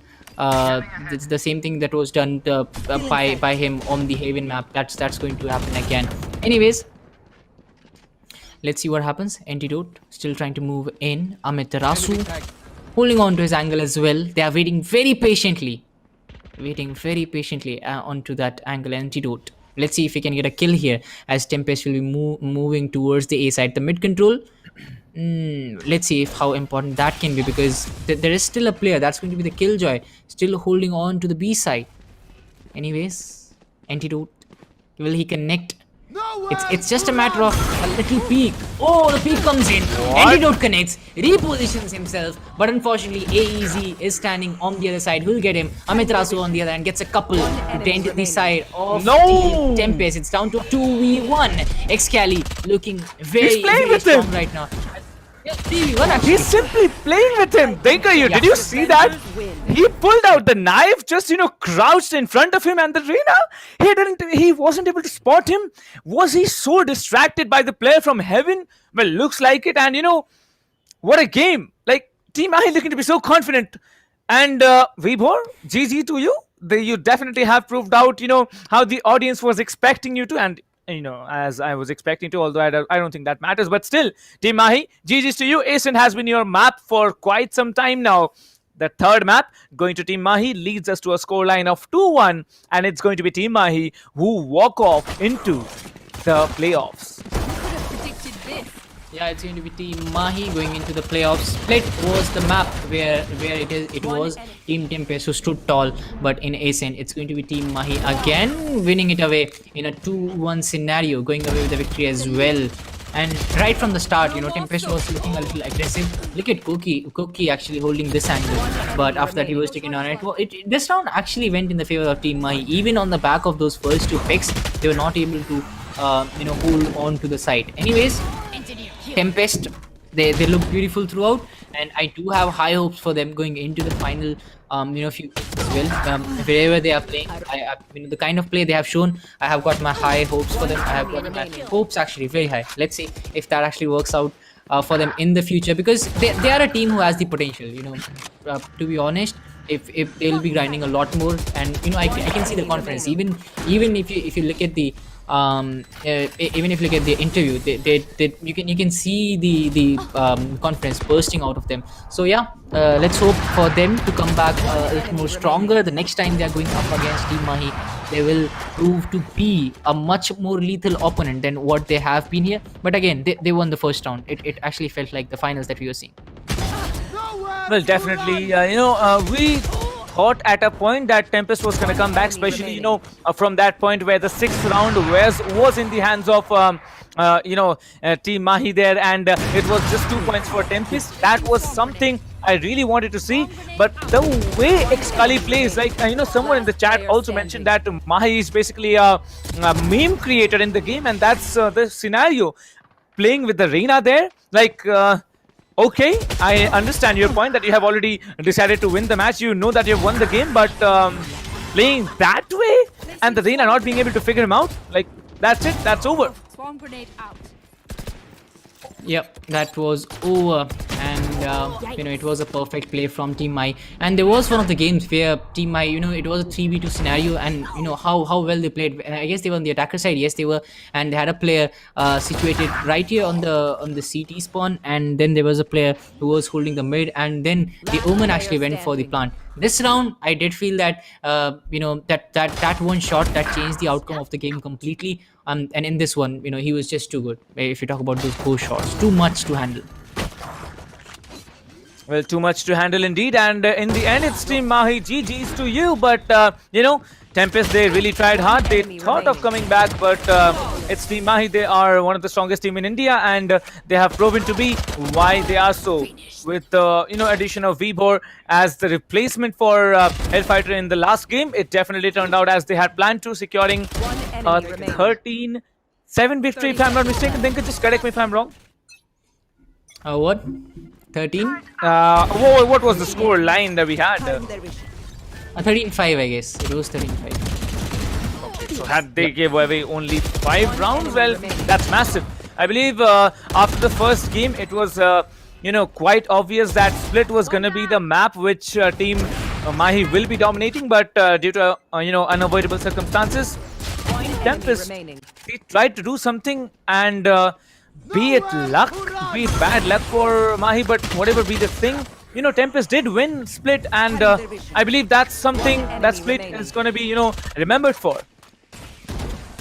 Yeah, I mean, and that too after, you know, they were on the losing side in the first few phases. They were losing on the losing side after the first 10 rounds that we saw, but then a comeback came in. Talking about the kill leaderboard, it's going to be Amitra still leading the charts, Excali following very closely, 19 and 18 kills respectively for both of them, followed by 8 and 9 deaths respectively as well. Kubrick's on the other hand will be coming in from Team Tempest, making an appearance from that side with a total of 13 kills and 15 deaths. On the bottom, at the bottom of the points table, we have AEZ, Cookie, Drexshot coming up as well. Drexshot, I mean, he was looking a lot more stronger in the first game that we saw, but after that second and third game, he was nowhere to be seen. Well, indeed, and in the end, it's 13-5 down the scoreline. Well, we can see Kubrick's functioning a lot more than his teammates, along with, I believe, Chobzi as well. Well, yes, and surprising to see that Kubrick's is the only one from Team Tempest who actually has secured, a double-digit kill numbers. Well, whereas the rest of the team, the entire team of Team Mahi, they are already on double digits. Amit Rasu, 19 frags for an Omen. Unexpected. Excali with 18, 13 for Kubricks here, 15 for Antidote. Vibor will be securing 13. A very good player indeed. He hasn't forgotten what he used to do previously for this team. And talking about Chobzi, 9 for him. Right to us having 10. AEZ will be having 8. Koki will be having 7. And Brickshot, the player who shifted from Raze on Split to Omen on Ascent. It was not supposed to be this way, but it is what it is. 0.5 of a KD ratio is not acceptable at all at this level of the tournament, but I believe Tempest, they still have a chance to stay into the tournament. However, about Team Mahi, 2-1 victory for them, and they are going to move into the playoffs. Talking about the other teams, the teams who did not win here, for example, the first two teams, Team Lag versus Team Kuch, the match is going to be there. The lower bracket matches is going to be there on the 16th of February from 4 p.m. So, yeah, tune in for that. And whoever wins from that one is going to have to face off against Team Tempest, who are looking out to be quite strong of a team. So, who knows what's going to happen. Although group stages, it's going to go on from the 13th to the 21st of February. Today is the 15th, and we're going to see the lower bracket of Group B tomorrow. So Group C and Group D are yet to be, brought out in front of us. Who knows what kind of an action-packed performance is going to be there in the remaining two groups. Yeah, we still have a lot of action left for you, and the lower bracket, as explained by Captain, it is going to come up as well. So group stages, they are going to end up on 21st of February. And that's going to be it. Thank you so much to all the organizers as well, and the partnering brands, which will be explained by Captain again. Yeah, you give the heavy lifting to me. Yeah, nice. That's a good one, thinker. Well, yes, this tournament wouldn't have been possible, without all our partners. We're going to tell you who they are, but let me just remind you, Group C matches are going to be on the 18th and on the 19th of February this month. It's coming. Like 2 more days are left for Group C's matches, and Group D is going to be right after that here, 20th and 21st, where we will be having Biryani Power, Enigma Gaming, Team Reckoning, along with Playground Esports playing in Group C. And talking about Group D, we are going to have Fangs, Godlike Mages, and Team Tamilas in Group D. We're looking forward to Group C and Group D matches, but first we are going to have to face off the lower bracket matches here. Kuch versus Team Lag in the first BO3, the lower bracket, survival match. I'd, put it that way. And then it's going to be another survival. Whoever wins from that has to face off against Team Tempest in the lower bracket finals. However, it wouldn't have been possible without the partners. Like Dinker told, it has to be tech partner, Akamai Technologies broadcasting partner, as LOCO Peripheral partner, as HyperX production partner, as SkyEsports India, media partner TalkEsport, and none other than PFG Esports as the country partner. The giveaways on the live streams are still on. Head over to our descriptions and you will be able to find the ESPL welcome gift giveaway. It's all there. You make your entries. You may be lucky enough to win an entire set of all the goodies that we have: Cloud Core 7.1 gaming headsets, Alloy Core RGB, a gaming keyboard, Pulsefire Raid mouse, gaming mice. I don't know why they haven't added the word mouse here. Probably, the word gaming here, probably because they don't want to tell us that it's gaming, but we all know it's gaming, right? So tier 4, there is definitely going to be the Fury S mousepad, gaming mousepad to be very, very precise. Well, that's going to be the giveaways that's going to set up. So Tinker, overall, the entire day, it has been very, very interesting, and very what's called I'd say unpredictable. Team Mahi coming in split, losing it, and we shouldn't mention it over and over again, but still, it is what it is. And we had a total of 8 matches today. We had 3 BO3s. We had 2 sets of 3 entirely played. Like, the level of the competition is going up, up and up. Yeah, and that comes in with the fact that we are moving up the ladder. In if you talk about the competition as well, qualifiers, quarterfinals, then when the finals come in, you do expect these kind of competition. It's never fun to see a one-sided final, a 2-0 final, or a 2-0 semi-final as well. So yeah, it's something that we have seen in the past as well, and it was very interesting to see these games today as well. Now talking about the day which is going to come up tomorrow on our screens, it is going to be the lower brackets which will be happening. So I do expect the same kind of competition coming in, because it will be the same teams who lost today will be going up against the other teams to fight out for a spot. Well, indeed, and we are going to see you tomorrow at 4 p.m. live on everywhere you're watching the stream right now. So it is going to be officially me, Captain Price, signing off with Dinker alongside me. We are going to be there tomorrow sharp at 4 p.m. So stay tuned. We are going to be back tomorrow. Bye-bye, guys. Take care. Good night to everyone.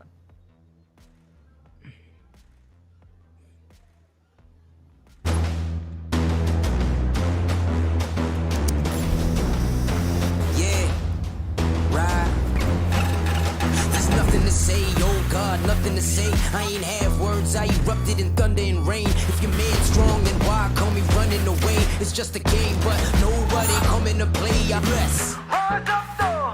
Rise up, though. All my people, where you at? Rise up, though. Let's go.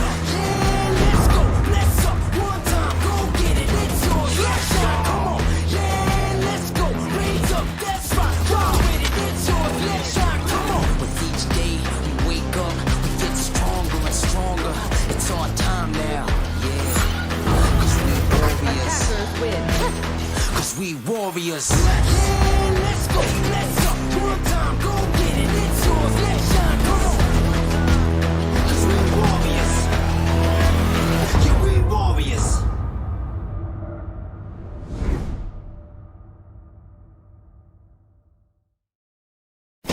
Valorant Agents of India. Are you ready? The ESPL Valorant PowerUp Series is a tournament open to players of all skill levels. Whether you are an agent with competitive experience or not, this series is meant for you to test your skills and have fun.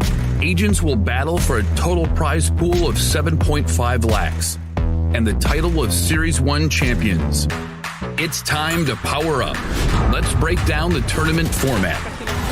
At the beginning of the tournament, there will be 4 open qualifiers. In the qualifying rounds, players will go through a best-of-1 single elimination, battling their way up the ranks.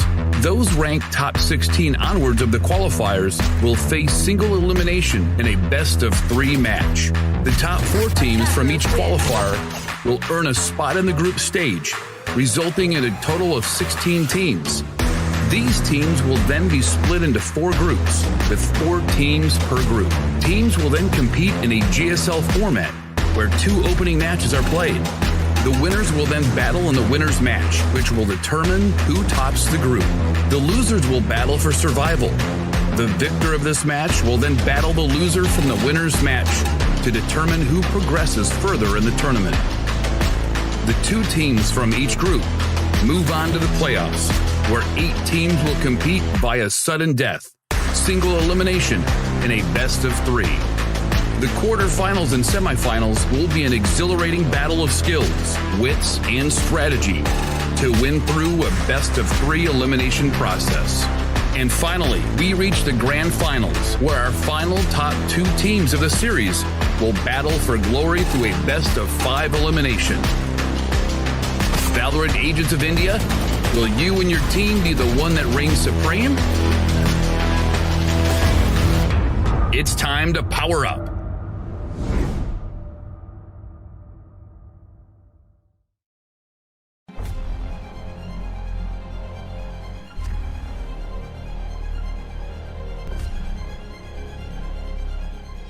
Every young gamer wants to become an esports professional. We make it happen. You just keep on winning.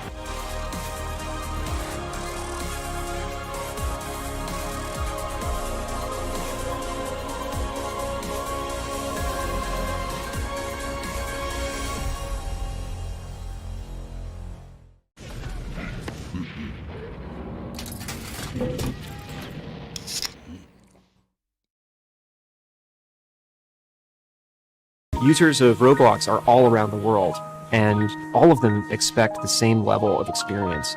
The success of games is measured by how much can you keep users engaged. Zoroark's mission is all about player experience first. Everything we do, the player is sort of core to our thinking. ここ数年で、リッチなユーザーエクスペリエンスを提供するために、 If you don't want to worry and you don't want to think about things like asset delivery and the ability to have your connectivity between your devices and your servers as fast as you can, just go with Akamai. Akamai gets into places and markets that other providers of similar services don't quite hit as easily. その上で、アカマイさんのシステムを使うことで、大容量のセットを高速に配信させて、いただけているかなと。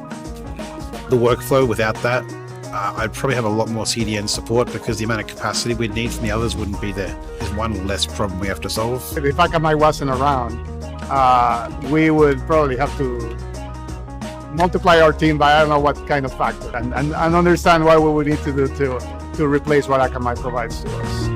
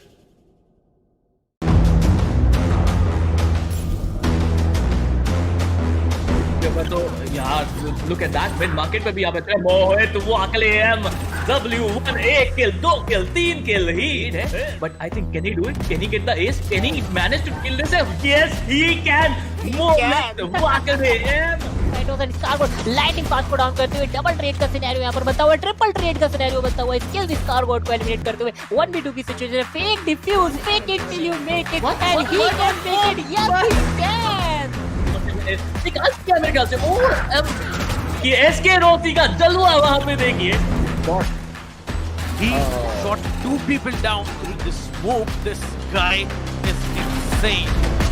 A relatively smaller map. Oh, no!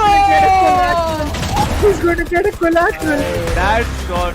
यहाँ पर इधर के रूप में trade निकालते हुए एक player बचा हुआ है यहाँ पर 1v2 फ्री शॉट ये बहुत शानदार डबल निकालते हैं यहाँ पर डीएन किंग क्लच के बहुत करीब है यहाँ पर He's going to dig and get that ace. What a round.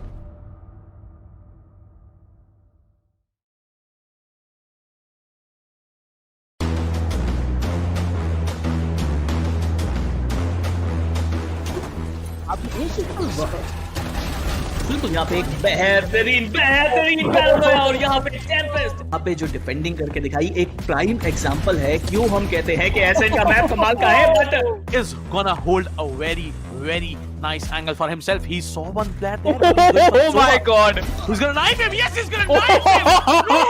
No, wait a minute. Other player that's gonna be Thanos, who was about to use the showstopper. It's a 3v3 situation. No!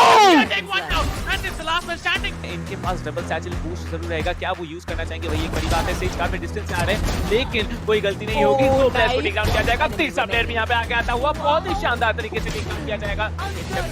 And that's gonna be I am the hunter, that's gonna be Hunter's durability. Sharon gets taken down. Oh my god, and look at that ultimate. Brad with so much information doing the job out here. Yeah, maybe. Now you can see the Omen, he actually teleports onto the other side, but let me see how's it gonna be. The Brimstone is caught off guard, goes for the reload, Rina needs to come up front, that's a beautiful heading, that's a double heading coming in, but now he comes up strong, 3k already, this might be another round in the hands of the defense, and a 4k for Akku, oh my god, Akku goes on, and he builds an ace for himself, what a ace play did this guy have.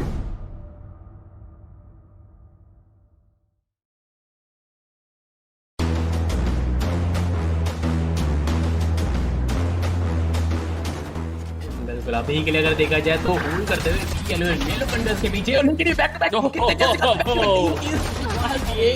यार ये काफी शानदार I guess क्या बहुत चीज है तो ये थोड़ा सोच समझ के आपको अपॉर्चुनिटीज का इस्तेमाल करना पड़ेगा अगर आप कॉन्फिडेंट हो तभी आप कीजिए लेकिन यहाँ पर जो लोग निकाल पाएंगे विद दैट 700 HP और मुझे लग रहा है सिर्फ ये चीज होना ही था get this spike or get the spike diffused and get those kills. He is being pushed from two sides. He will spot the omen, get that kill. The recon dart is going to get taken out. 3 bullets goes in for that reload. 25 in the mag. He'll connect that headshot.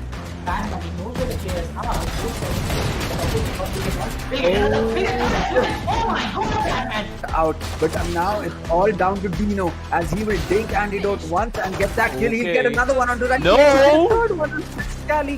Nothing else bought by Corbett here. You can see how aggressive Amiterasu is shutting down 2, maybe just 3. Okay, no, 3 players are not shut down here. Only 2 players will be shut down, but there it is. He needs to take down another one. Will be taking on another one. There's only one there standing. It's going to be a breach that comes in, but Amiterasu says, "Oh my God."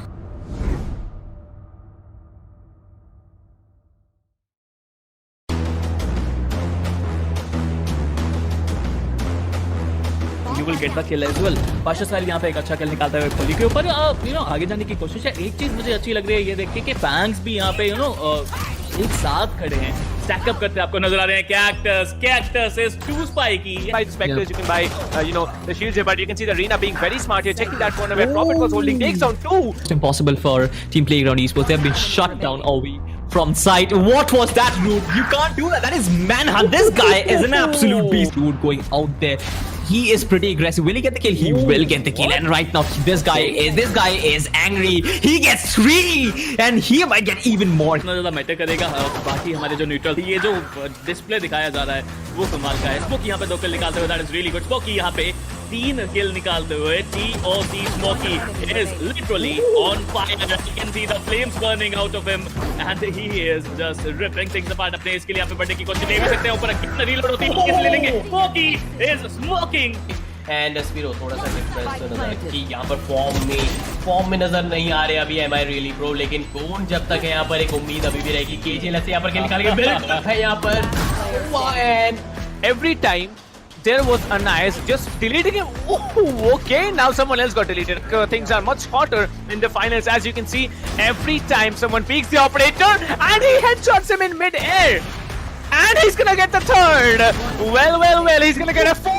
वही काम अब किया जा रहा है the red syndicate के द्वारा. वो प्रेशर बनाना चाहते हैं अपने अपोनेंट के पास में, क्योंकि एक बार आपने माइंड प्ले कर दिया तो फिर माइंड प्ले से ऊपर बहुत